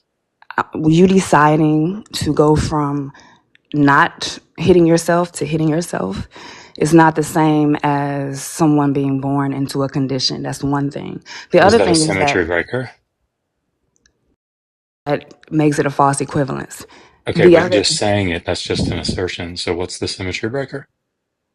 that one was not one. One was something that somebody was subjected to, and the other one was a voluntary choice. How is that essentially different? Because I said that that the child that was born into suffering only knows this one thing, because this is the way the question was framed to me, and also the way the question was framed, I didn't hear the same way you did. I didn't hear that a child is born into suffering and pain and dies shortly thereafter. I heard I that a did child. say that twice. I said that twice. The child dies a temporary death, right? For the short amount of time that they are living, they live that time in pain and suffering. I said that twice. Okay, well, I was maybe reading the comments and saw something different at some point. Yeah, that's why we stay out the comments when we're up here talking. It's never good. Thank you. And that's I why Dr. appreciate you. B brought up Solomon's baby, right? Solomon's baby lived a short amount of time, and then the God of the Bible decided to kill Solomon's baby as a punishment to, David decided to kill David's baby as a punishment to David committing adultery with Uriah's wife, right? It says, the Lord struck the child whom Uriah's wife bore to David, and it became very ill. David therefore pleaded with God for the child. David fasted and went in and lay all night on the ground. The elders of his house stood beside him, urging him to raise him from the ground, but he would not, nor did he eat food with them. On the seventh day the child died, and the servants of David were afraid to tell him that the child was dead, for they said, while the child was still alive, we spoke to him, and he did not listen to us. How can then we tell him the child is dead? He may do himself some harm. But when David saw that his servants were whispering together, he perceived that the child was dead. And David said to his servants, is the child dead? They said, he is dead. So, like, what, for one, the child, the God gave the child life just to kill the child, to make the child get sick and suffer as a punishment to David. How is that seen as good for the child? Did it said explicitly that God gave the child life for the purpose of taking him or her or it Well, them? your statement is that God gives life, and that's a good thing, right? Yes. So he gave the child life. He then struck the child with illness and killed the child as a punishment to David. Okay, so yeah, that would be one viewpoint of it. But you could also say that that the child was saved from being at some point, kidnapped and tortured in war. But why give But it the text life? doesn't say Right? that. Right. The text doesn't say We're any of that. limited But by what we have, and what we have is the text, and the text does not say that. All I can do is look at the text I know, but the and question was, read the how could it be text. good? The question was, how could it be good? And then also, um, are we saying that? I mean, if we're going but to say why that give it God, life so if that's the you can say, case? why Why give give it anybody life? life, right? Because we all It died experience. within a week of being born, right? It died. The child died within 7 days of being born, right? It literally, its whole entire purpose, right, was to get sick and punish David so that David would hurt from the death of a child. Right? There's no other purpose of making that child suffer for 7 days other than to punish David. I think that there could be, other purposes. Can you tell us an Possible. action? Can you tell us an event that you would consider to be bad? You said an action, An act, an an event. act. So I think that things are good and bad. All things are both good and bad. So I'm not I'm not saying that those things don't have bad, but they also have good. So there is no such thing as something being bad? Things are they have bad and good, so that means that they are bad and good at the same time. So you can't give me something that you would like. So if someone were to torture and unalive someone just for the fun of it, you would not say that's a bad thing. I would say that so what would the purpose of labeling it as good and bad? What's the purpose of that? Because does this need to be corrected? Does this need to be learned from and eliminated? Did you forget the purpose of that you were trying to show us how the God is good? Right? I was just, answering the question. Yeah. Right. So You're so asking just to what's the be purpose of labeling it good or bad? Well, yeah, what is the purpose of labeling good or bad? so to be What? clear though, like you can't say that something is bad, or you can. I said that all things are good and bad. Yes, that's bad. That is bad. Okay, what makes it bad? Because someone is causing unnecessary suffering to someone else. But you That's don't why. know that, do you? Because ultimately God could be using that for some greater purpose. I'm saying it is being used for a greater purpose if it's Nothing if is bad then. things are bad if in my opinion things are bad if they're unproductive. Yeah, but you have no way of knowing that, right? What do you mean you have no way of knowing? I mean, we just gave you an example of a baby being born and then suffering for 7 days and then unaliving in order to punish the father. And you didn't feel comfortable saying that was bad. Well, I'm saying it could be productive. That could be Right. productive. Yeah. So, I mean, I don't think you can ever know. It sounds like you're just a skeptical theist, right? No, I'm saying that can be productive. What do you mean you can Yeah. never So know? that's what, yeah. So name something that's bad.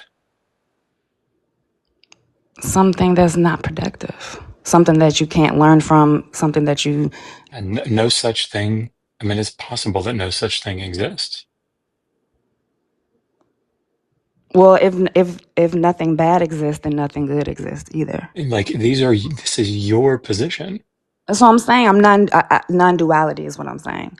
Right. Okay. So there's nothing that's bad. So These just feel What? like the entailments of your position. so it sounds paradoxical, but it's not actually paradoxical. How does how does a man know not to grape a woman or grape anybody? How does a person? Let me say this, not even just a man. How does a person, another human, know not to essay another person if nothing is good or nothing is bad? How do they know that? They know how they want, to be treated. They know how they want people that they love to be treated. But there's nothing good like it doesn't matter how they want. Do you think that people that essay other people want their daughters essayed? No, I don't think they Or do want you their think daughter. that they're out peddling? Right. So, like, how does a person know, right, that harming another person in that way is either good or bad?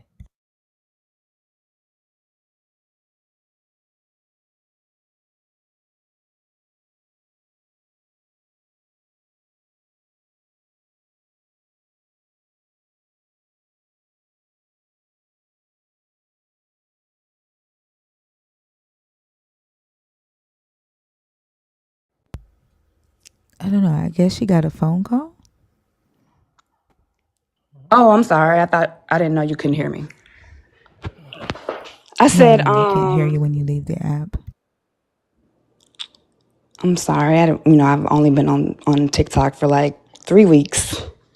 Um, but the question was, I said we come to know things in different ways. Sometimes we come to know things because of our cultural. We know them culturally, so we know what happens or how our culture or society views a thing, and so that's how we know what is right and wrong. Is right and wrong good and bad? Like they're the same, right? I Like when think. something is wrong, Mhm. is it, if something is wrong, is it good or is it bad? If it's wrong to do. I think what, from my perspective, what right and wrong is will vary from person to person. And No, but that's not what I'm asking. Is it what are good you or bad? asking? If something's wrong to do, is Okay, it a right, good like thing right. to do I'm or sorry, a like good. bad thing to do? Um, of course, it would be a bad thing to do if we have labeled the thing as wrong. Yeah, it wouldn't be good. It would be bad to Right. me. So then there is a purpose of knowing good and bad. There is a purpose of labeling things good and bad, or knowing good and bad, correct? Well, Yeah, I didn't say that there wasn't. I just asked what it was. could I ask? I'm sorry, thinker. The Joseph story, right? Joseph is sold into slavery into Egypt, and at the end of the story, he says, "You like did this. You meant this for evil, right? This is a bad thing that you did, He was but talking Yahweh to meant it." he was talking to God, right? No, he's talking to his brothers, but the point is that they did an evil act, right? They did something bad, but yet God used that bad thing to bring about an ultimate good, right? But it was still considered a bad thing. Do you Hmm. agree with that, or do you see that I differently? think I think that's one perspective of it. Absolutely, yeah. Hmm. So you can say things are bad. I have been saying that this entire time that things have good and bad in them, but nothing pretty much is all good or all bad for the most part. Yeah. Yeah, so now I'm just confused. So was what the brothers did a bad It was act or both just good sort of a and bad bad. act? It was So it both was a good good and act, bad. It was both good and bad. Because you just said it was, it led to a good thing, right? But and that was so that was using a bad act to do a good thing. So for example, if um I don't know if my 3-year-old came over and threw a golf ball at me, uh, and I needed to I don't know put a pan away or something, and I moved so that the golf ball hit the pan and the pan fell into the cupboard. Right? I would say you intended throwing that golf ball at me for evil, but I did something so that it would bring about something good. It doesn't say anything positive about her act of throwing the golf ball at me. Right? It's not like her act was like sort of good. okay. So in the case of the one you're talking about, he later became like the first right hand man to the king or whatever.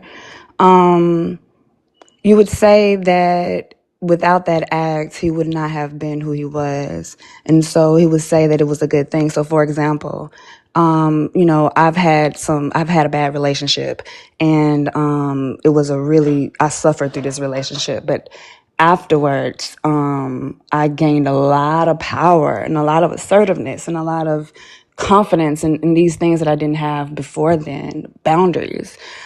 I would say that was a good thing. It was good that I suffered through that relationship, because on the other side of it, I blossomed into an amazing myself.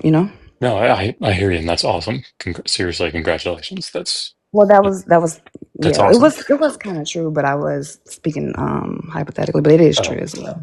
but I mean, let's take that same hypothetical. Let's say that the person that's undergoing that bad situation isn't as fortunate, right? And is unalived through the abuse of that relationship, right? Doesn't come out later on top or something.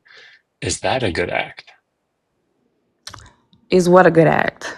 The Oh, act of them being abused. abused and then unalived. Um, is there anything good in that at all? Is the question. Because like I was saying, things are bad and good, and I would say that's definitely bad. Okay. Um, um, but I again do think that there, if one wants to, they can find good if they want to, if they're determined to. Okay. Yeah, this just sounds like a type of skeptical theism. I mean, this is not my area of You don't have to be specialization at sorry. You all. don't have to be sorry. Yeah, I'm but just, yeah, and I think that's okay. It's just I think that it leads to uh the practicality of it gets confusing for me. But anyway, sorry. I think I've got my clarification. Thank you, Shira. I appreciate it. yeah. Okay. Well, I appreciate you for conversing with me. If there's anything else that you wanted to say to, ask me or talk to me about. No, I'm sorry. I have to be honest. That was one of the most confusing conversations that I've had tonight, right?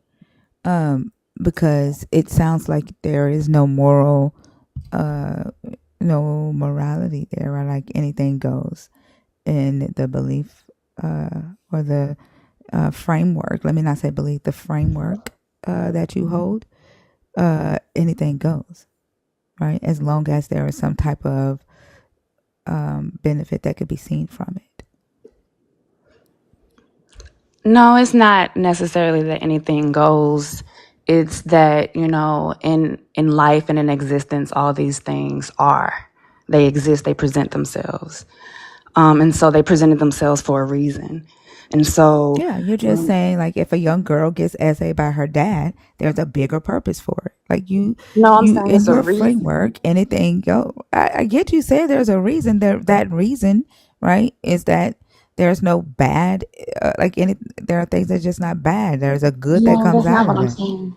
Like I'm that's saying what that you just said. what happens when you like label things as bad and you're not curious about them is that like you're not able to see the roots of it. So for example, when we're talking about just talk about like male, like bad male culture, for example. In some places there's, toxic male culture. If you isolate one person doing a bad act to another person and you say that's bad and we're gonna punish this person and leave it at What there, does I'm that not have to saying that. do with a child being essayed? Well, I'm talking Like, about what does being. that have to do? But we're talking. But I like this is the second time you've done that though. Like, I'll give you an I'm talking about the example, same right? thing you're And talking.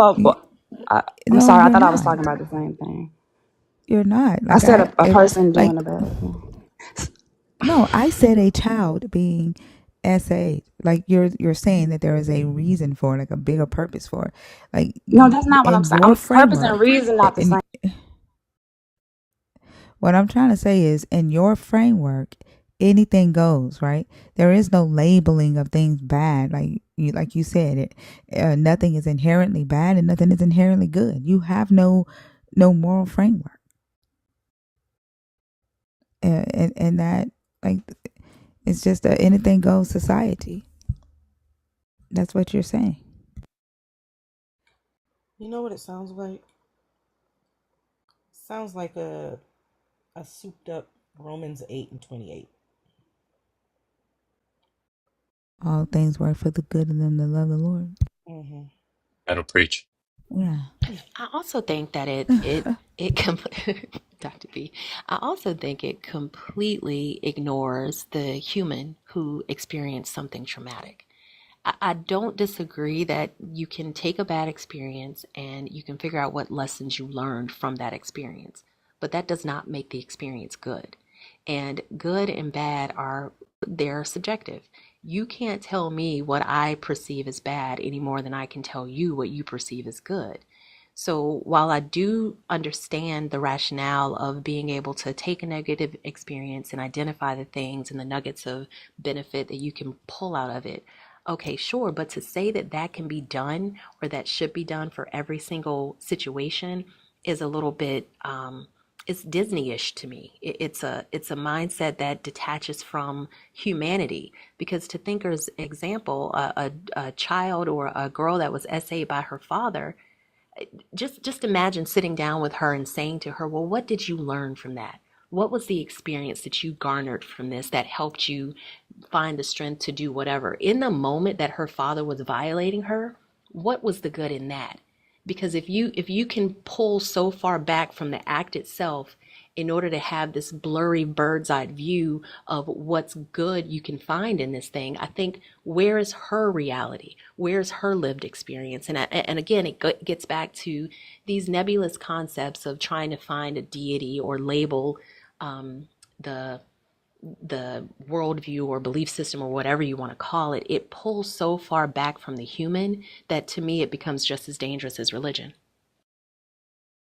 I also think it's interesting that it's usually people who hold a belief in a God that will come in here and tell us that we don't have any moral framework, but we're usually having to explain to people who have a belief in a God why the thing that they're calling morals is the most immoral thing ever. That part. And it tends to be these types of topics that they have to do these like Simone Biles gymnastics in order to make it, make it work. And it's frustrating because this isn't a difficult concept to understand. Good things happen, sometimes bad things happen. That is the nature of life. And yeah, like there's strength that you can find and lessons that you can learn through a bad experience, but that doesn't make the bad experience good. That doesn't make the bad experience pleasant. A daughter being SA'd by her father is bad, full stop. I don't think there's any additional lenses through which that needs to be seen.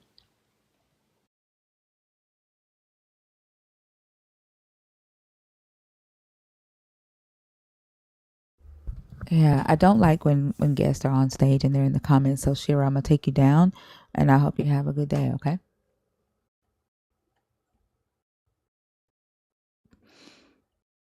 I bet she doesn't even know she's been removed from the stage because she wasn't paying attention because we were talking to ourselves. I think that was a phenomenal point, honestly, because one of the things that I think tends to happen in these discussions, and Ronald Charles has a fantastic book on this, about slavery in the New Testament. But essentially, you see in these narratives like plot moving entities, right? People that are there to move the story forward. And so, like the one that we always talk about here, Exodus 21, 2-6, these are characters that are used in the story to move it forward or to get a point across. But when you actually stop and focus on them, you see the real problems with how they're treated very often. So in 2-6, we always think about the male debt slave, right? Because that's what the law is about. But when you stop and think about the woman who's given to him as a wife and the children that are born to him, like those individuals are chattel slaves. But because the text doesn't focus on them, they kind of drift off into the background. And this happens so often. Thinker, you've talked about this with like Zilpah and Bilhah, right? The female slaves that are used to bear the children of Israel, right? Like these are characters that sort of fade into the background. They're there to move the story along. And I think that this is the problem with taking this approach, too too drastically, like it sounds like she was doing, where we're hesitant to call something bad because we want to try to find something good in it. And while that can be really useful at the end, right? Or even while we're trying maybe to get through it, right? Where we're saying, yeah, we recognize this is horrific. And I'll shut up, sorry, but like, Megan never sits down with me, or I never sit down with Megan when she's going through something difficult, or I'm going through something difficult,